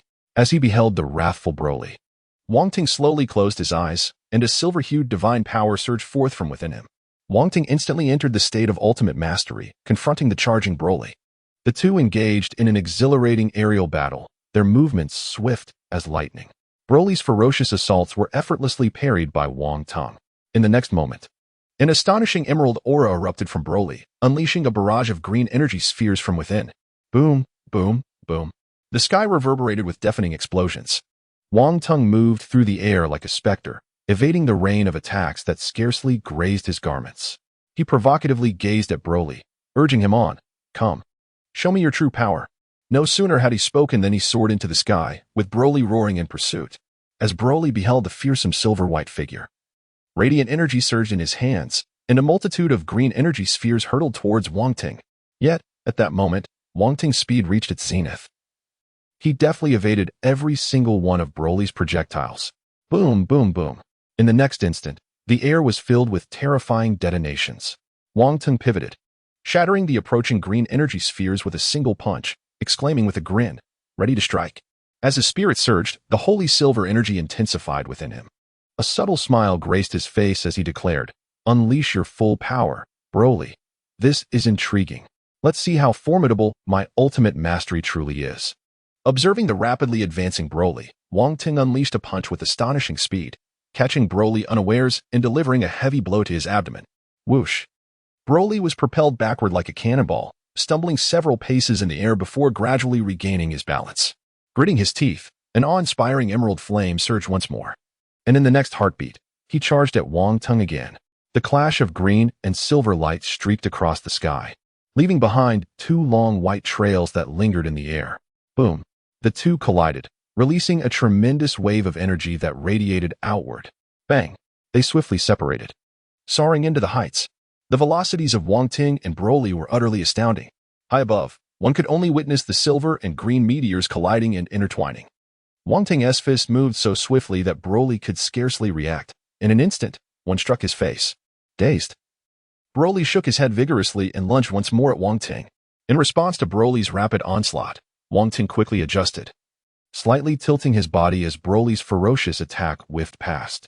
Just then, Wang Teng's gaze sharpened. Huh! With that exclamation, he delivered a powerful kick that connected squarely with Broly's face. Whoosh! Boom! As if a fallen kite, Broly plunged directly into the depths of the earth. Wang Teng would not let such a splendid opportunity for attack slip away. He immediately summoned forth a radiant surge of energy in his hands. Prepare to receive my strike. In an instant, countless terrifying white energy orbs erupted from his palms, hurtling towards the spot where Broly had descended. Whoosh! Whoosh! Whoosh! Just as Broly emerged from the ground, he was engulfed by a barrage of white energy orbs. Boom! Boom! Boom! Astonishing explosions reverberated through the air, and in an instant, flames engulfed the battlefield, with clouds of smoke billowing forth. As time passed, the smoke gradually dissipated, revealing Broly ascending once more. His visage etched with fury as he fixed a glare upon Wang Teng. With a mighty roar, a beam of green light manifested on the battlefield. At that moment, Wang Teng transformed into a streak of silvery light, unleashing a tempestuous assault towards Broly. In the face of Wang Teng's rapid onslaught, the green beam emanating from Broly surged back into his body, unleashing an immense force that swiftly formed a protective green barrier around him. Wang Teng's attacks were rendered utterly ineffective. As the green shield gradually faded, a maniacal grin spread across Broly's face. In the blink of an eye, he charged once more at Gogeta, moving with such velocity that he appeared as merely a green shadow against the sky. Undeterred by Broly's unleashed fury, Wong Teng met him head-on, their figures flickering between clarity and obscurity, moving at an unimaginable pace. In the next heartbeat, their fists collided with a resounding crash. Boom! The air was filled with the sounds of their fists clashing. In the span of a heartbeat, they had exchanged blows multiple times. Wong Teng's speed escalated, and with a swift kick, he landed a blow to Broly's face. Broly shook his slightly dazed head, and in the next moment, a smile broke across his features. Clearly undeterred by the previous assault, he then charged at Wong Teng once again, as green and silvery energies clashed relentlessly. In the blink of an eye, their fists had collided countless times in the air. White shockwaves erupted, fierce gusts of wind cascading downward. The surrounding peaks crumbled to dust. In the next instant, Wong Teng suddenly retreated, divine silvery energy swirling around him as he summoned a radiant glow in his hands. In a heartbeat, his figure vanished from sight, while Broly hurriedly searched for him. When Wong Teng reappeared, it was directly before Broly, a white energy orb pressed firmly against his abdomen. Boom! Broly was immediately engulfed in thick smoke as he staggered back. Regaining his composure, his eyes, now entirely white, narrowed intensely as he rapidly condensed a terrifying green energy orb in his hands. Whoosh! He hurled it with a fierce force. Wong Teng promptly extended his right hand, seizing the swiftly approaching energy sphere. With his thunderous shout, the green energy orb was crushed with sheer force. As he lifted his gaze, Broly's fearsome visage loomed before him. Wong Teng swiftly engaged in combat, and the two immediately clashed. The air around them crackled with astonishing gales and golden lightning. They battled from the heavens to the earth and back again. Boom! Upon their immediate collision, they rapidly separated. As Broly regained his footing, he let out a fierce roar, his green aura intensifying, muscles bulging, eyes turning even whiter, and hair standing upright. The legendary, ascended Super Saiyan Broly. He suddenly vanished from sight, reappearing with a powerful punch aimed at Wong Teng's face. Wong Teng staggered back a few steps, touched his mouth, and chuckled. Not bad, but still rather insignificant. Wong Teng's eyes narrowed, and the silver-white divine energy surged forth, rapidly enhancing his strength as a brilliant silver light soared into the sky. In the state of ultimate freedom, Wong Teng too vanished in an instant. Broly grinned and charged forward, and the two collided mid-air. Bang! Bang! Bang! The sounds of their clashes reverberated, with tremendous shockwaves radiating outward. In that fleeting moment, Wong Teng overpowered the fully unleashed Broly, delivering a rapid succession of punches, each landing heavily upon Broly's form. Broly was immediately sent flying. Whoosh! Boom! His body crashed down upon the ground, shattering it into fragments, creating a deep crater in the battlefield, with thick clouds of dust rising. The battle escalated into a fervent intensity, bathed in the silver-white divine power. Wong Teng gazed down at the crater, shrouded in dust. Just then, a green beam of light shot skyward, revealing Broly's figure slowly emerging from within the radiant glow. At this moment, he was enveloped in a terrifying green power, resembling a demonic deity. Yet, Wong Teng had not even unleashed half of his own strength. His foundational combat prowess had already reached divine levels, and with the enhancement of ultimate freedom, his fighting capacity soared to new heights. Should he encounter Beerus now, victory would be assured, let alone against the fully unleashed Broly. At that instant, Broly roared in fury, launching a green super energy sphere towards Wong Teng at breakneck speed. Observing the rapidly approaching orb, Wong Teng instantly teleported to evade it, soaring into the sky. Hot on his heels were countless green energy spheres. Yet Wong Teng deftly altered his trajectory mid-air, moving with unparalleled speed. A silver-white meteor darted through the air, deftly avoiding the onslaught of green energy spheres that failed to make contact with him. In the next moment, Wong Teng swiftly pivoted, radiant energy surging in his grasp, as a white energy sphere was propelled forth with remarkable speed. Boom, boom, boom. The white sphere collided with a myriad of green orbs, unleashing a cacophony of explosive sounds. The white energy swiftly enveloped the green projectiles, resulting in a series of explosions that filled the sky, reminiscent of firecrackers. The entire expanse above was immediately suffused with white energy. Wong Teng smiled gently and declared, "Is it now my turn to strike?" With a flicker of white light at his fingertips, 5 shockwaves erupted like whips aimed directly at Broly. Below, Broly unleashed his full might, evading rapidly on the ground. Yet, under Wong Teng's deft control, the white shockwaves moved with astonishing speed, leaving Broly overwhelmed and unable to evade.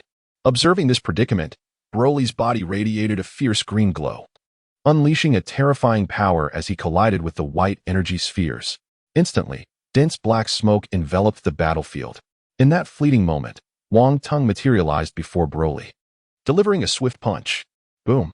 His fist crashed heavily against Broly's face, sending him hurtling backward, blood trickling from the corner of his mouth. Before Broly could catch his breath, Wong Teng appeared above him once more, his fist clenched tightly as he struck down upon Broly. Boom! Broly's body slammed forcefully into the ground. Wong Teng gazed down at the beleaguered Broly with a smile, as he began to gather energy in his hands. Here it comes. The white-blue shockwave instantly engulfed the area below. A towering beam of white-blue light surged skyward, spewing forth torrents of magma from the depths. The terrifying Kamehameha wave surged forward, several streams of power piercing into Broly's body, causing him immense suffering. A roar echoed forth. Broly fought valiantly against Wong Teng's might, beads of cold sweat forming on his brow, his face contorted in agony. In the next moment, he lifted his somewhat frenzied visage, screaming wildly at Wong Teng. As green energy spheres surged in his hands, Wong Teng raised his hand, summoning a beam of white light that detonated the energy spheres in Broly's grasp. Broly burst forth from the flames, roaring as he charged at Wong Teng, who delivered a lightning-fast kick to Broly's face. In an instant, blood spewed forth from Broly's mouth. Wong Teng moved with astonishing speed, conjuring two white energy spheres that surged toward Broly. At this moment, Broly was in a frenzied state, howling to the heavens as he unleashed a terrifying green shockwave directed at Wong Teng. Wong Teng deftly evaded, performing several graceful spins in midair. Just as he landed, he hurled the white energy sphere towards Broly. In the astonished gaze of Broly, he was engulfed by a sphere of white energy. The ground shook with terrifying explosions on the battlefield. White energy surged skyward, enveloped in thick smoke. Taking advantage of the momentum, Wong Teng unleashed a tempestuous assault, his hands radiating a silvery brilliance as countless energy spheres rained down upon Broly. The cacophony of explosions was relentless. Broly writhed in agony amidst the overwhelming force of energy. Suddenly, flames erupted skyward, and dust billowed. Wong Teng swiftly gathered his final strike.